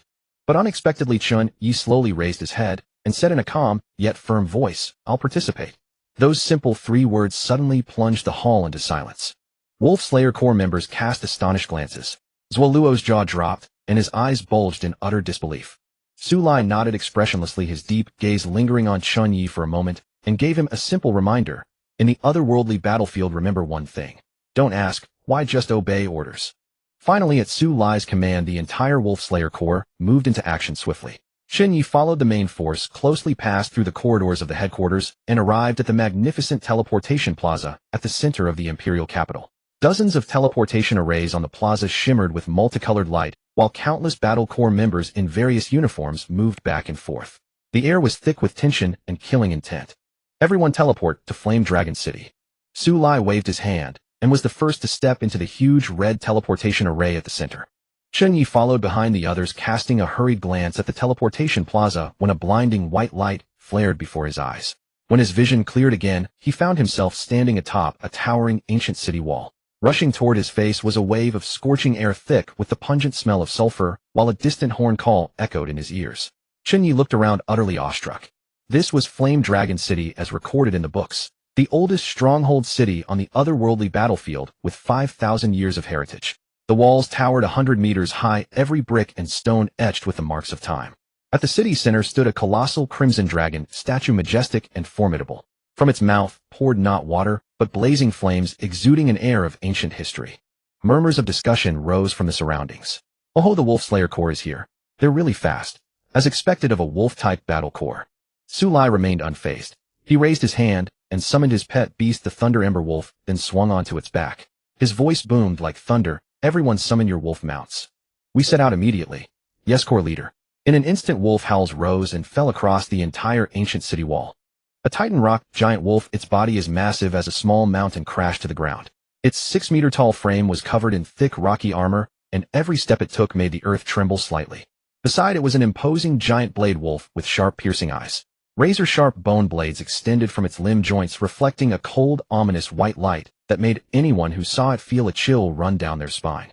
Wait, there were fully 60 such powerful wolf beasts.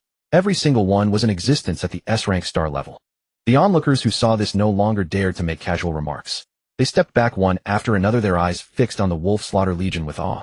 After all, even the Yanlong army, forged with all the resources of the entire Long Kingdom, had no more than 3,000 S-rank star-level fighters. Therefore, the Wolf Slaughter Legion scale could absolutely be called a first-rate battle corps within the Long Kingdom. Chen Ye did not hesitate. He summoned Haiyan. Woof! Haiyan leaped out, its large eyes shining with spirit. Seeing so many towering senior wolf beasts, it grew extremely excited and burst into fierce black flames all over its body. However, when Waluo saw this, he openly mocked Chen Ye without mercy. Ha, Chen Ye, you really are an utter fool. Every wolf beast in the Wolf Slaughter Legion is at least S-rank star level. Even if your dog runs its legs off, can it catch even a glimpse of the main force's taillights? Chen Ye frowned. But before Zwaluo could finish his words, Yi Wufeng frowned and scolded, Zwaluo, behave yourself. As he spoke, Yi Wufeng ordered his Azure Sky Wind Wolf to whip up a whirlwind. Amid Zwaluo's pleas for mercy, it bound Zwaluo, tightly dragged him into the air, and pulled him onto its wolf back. It seemed he intended to take Zwaluo along for the journey. Hongying rode over on her Skyflame Wolf and looked down at Chen Ye. Chen Ye, what Zwaluo said isn't entirely wrong. It would be safer for us to take you along. Put your contracted beast away. Chen Ye, however, shook his head. Sister Hongying Haiyan's speed is nothing to scoff at.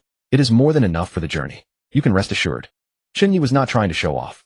He reasoned that the true front line was at Day City. Although the Wolf Slaughter Legion would rush over as quickly as possible, they would certainly not gallop at full speed in order to preserve their combat strength. Thus Haiyan's S-rank robust constitution, with speed, endurance, and recovery far surpassing those of an ordinary S-rank, would be able to keep up. More importantly, on the danger-ridden otherworldly battlefield, only with his own contracted beast beside him could he feel at ease. Feeling Chen Ye's trust, Haiyan raised its head and howled excitedly at the sky. Woof! Master, even though they are all strong, I can be even stronger than them. However, after hearing Chen Ye's words, Hong Ying couldn't help frowning, a hint of disappointment in her eyes. She had thought Chen Ye was an outstanding newcomer who could be trained as a reserve member of the Wolf Slaughter Legion. She never expected him to be so stubborn and conceited. Then you do as you see fit. She glanced at Chen Ye and left without another word, turning her Skyflame Wolf around and riding away. Just wait and see. When you can't keep up with the team later, I'd like to see how you come find me. At that moment, Su Lai at the front gave the order, declaring that the Wolf Slaughter Legion would move out immediately. All you wind-attributed wolf whelps, activate airflow enhancement for me. Everyone keep up. Don't fall behind. Otherwise, don't blame me for being rude. With those words, he rode his Thunder Ember Wolf, leaped from the 100-meter-high city wall, and plunged downward as a bolt of lightning. Everyone follow me. Hong Ying called out sharply, riding her Skyflame Wolf and leaping off the wall right behind him. You got it. Ha ha, brothers, charge. The 60 wolf beasts leaped off the city wall one after another like dumplings being poured into a pot. It was an utterly spectacular sight. Haiyan followed them. Chen Ye swiftly swung on a Haiyan's back. Woof woof. Okay, master. Haiyan, filled with excitement, shot forward like an arrow released from a bowstring. In an instant, they plummeted 100 meters at breakneck speed. The roaring wind exploded in his ears, and Chen Ye felt as if his heart was about to leap out of his throat. Damn, this is even more thrilling than a free-fall ride. Haiyan landed steadily, carving 4 scorched black furrows into the ground. It turned its head to make sure Chen Ye was safe, then gleefully stuck out its tongue and scampered after the main force. And so the 60 wolf beasts thundered across the desolate land of the otherworldly battlefield, rolling up billowing clouds of dust in a magnificent display. Rumble. Riding high, and Chen Ye watched the towering silhouette of Yanlong City gradually shrink behind him. Ahead, a desolate and unfamiliar otherworldly land unfolded before his eyes. Beneath the dark red sky, the cracked earth stretched to the edge of the horizon. Here and there, bizarrely shaped plants stubbornly grew, while in the distance, several twisted mountain peaks pierced the sky like the fangs of a colossal beast, stirring an irrepressible surge of emotion in one's heart. Feeling the fierce wind rushing against his face, a nameless heroic fervor swelled in Chen Ye's chest. He tilted his head back and shouted, "Ah!" Seeing this, Haiyan also became extremely excited and let out a loud, clear howl. A whoa! Their cries echoed across the wild plain, drawing sidelong glances from the Wolf Slaughter Legion members. Hong Ying looked back, a flash of surprise in her eyes. What was going on? Chen Ye hadn't been overconfident after all. Could his Haiyan actually keep up? It seemed she had misjudged him. Zwaluo, sitting on the back of the Azure Sky Wind Wolf, wore an extremely unpleasant expression. What are you howling about? It sounds terrible. Yet he had to admit that Chen Ye's Haiyan had truly exceeded his expectations. Shortly after, not allowing himself to be stunned for long, Chen Ye began to carefully observe his surroundings. In the otherworldly battlefield, electronic devices would fail, so the most important thing was to determine directions. Chen Ye thought for a moment. They had set out from the eastern city wall of Yanlong City. According to the spatial anchor points of the 7 Void City Foundations, the fallen Day City was roughly 1850 kilometers northeast of Yanlong City. The current direction is right, Chen Ye silently calculated. But at our current speed, with necessary rest stops, I'm afraid we won't reach Day City until tomorrow. After galloping for more than 10 kilometers, Chen Ye looked up and suddenly saw several twisted figures ahead. They were several aberrant beasts resembling hyenas. Their bodies were enormous, several meters in size, and covered all over in fleshy lumps oozing pus. Even from a distance, one could smell a nauseating stench of decay. We ran into aberrant beasts this soon. Chen Ye felt a chill in his heart. This was still considered the territory of Yanlong City, yet aberrant beasts were already appearing. Clearly the otherworldly battlefield was treacherous. But before Chen Ye could react, Su Lai, who was leading, simply waved his hand. Instantly, the wolf beasts at the front of the formation reacted. They opened their great maws, gathered energy, and blasted out fierce elemental attacks all at once. No fewer than 16 or 17 beams in total. Boom, boom, boom. Each of the 3 aberrant beasts was hit by 5 or 6 energy blasts, triggering violent explosions. Before they could even let out a roar, all 3 were blown into countless fragments. The entire process was fluid and effortless. The Wolf Slaughter Legion did not even slow down. Only one person went to collect the cores while the rest kept charging forward. Chen Ye watched dumbfounded. The moment they showed themselves, they were instantly slain. As expected of a major battle legion, Their monster-killing efficiency was incredible. And so the Langsha group galloped for 4 hours. 60 wolf beasts like a torrent of steel surged across the desolate land, covering a distance of 500 to 600 kilometers. During this period, Chen Ye and the others also encountered dozens of waves of aberrant beasts. However, under the Langsha group's tacit and violent attacks, these aberrant beasts were blasted to pieces. Among them was even a moon-tier aberrant beast that with its formidable vitality withstood more than 40 energy attacks and charged right up to the Langsha group. In the end, the Thunder Ember Wolf struck out and sent it away with a raging thunder burial. Chen Ye couldn't help sighing in admiration. The might of the battle group was truly formidable. When would his chi get strong enough so that his little wolves could do the same? That would be awesome. Finally, when they arrived at a patch of withered yellow shrubs, Su Lai raised his hand to signal. Slow down and rest. The wolf beasts gradually reduced their speed and eventually came to a halt.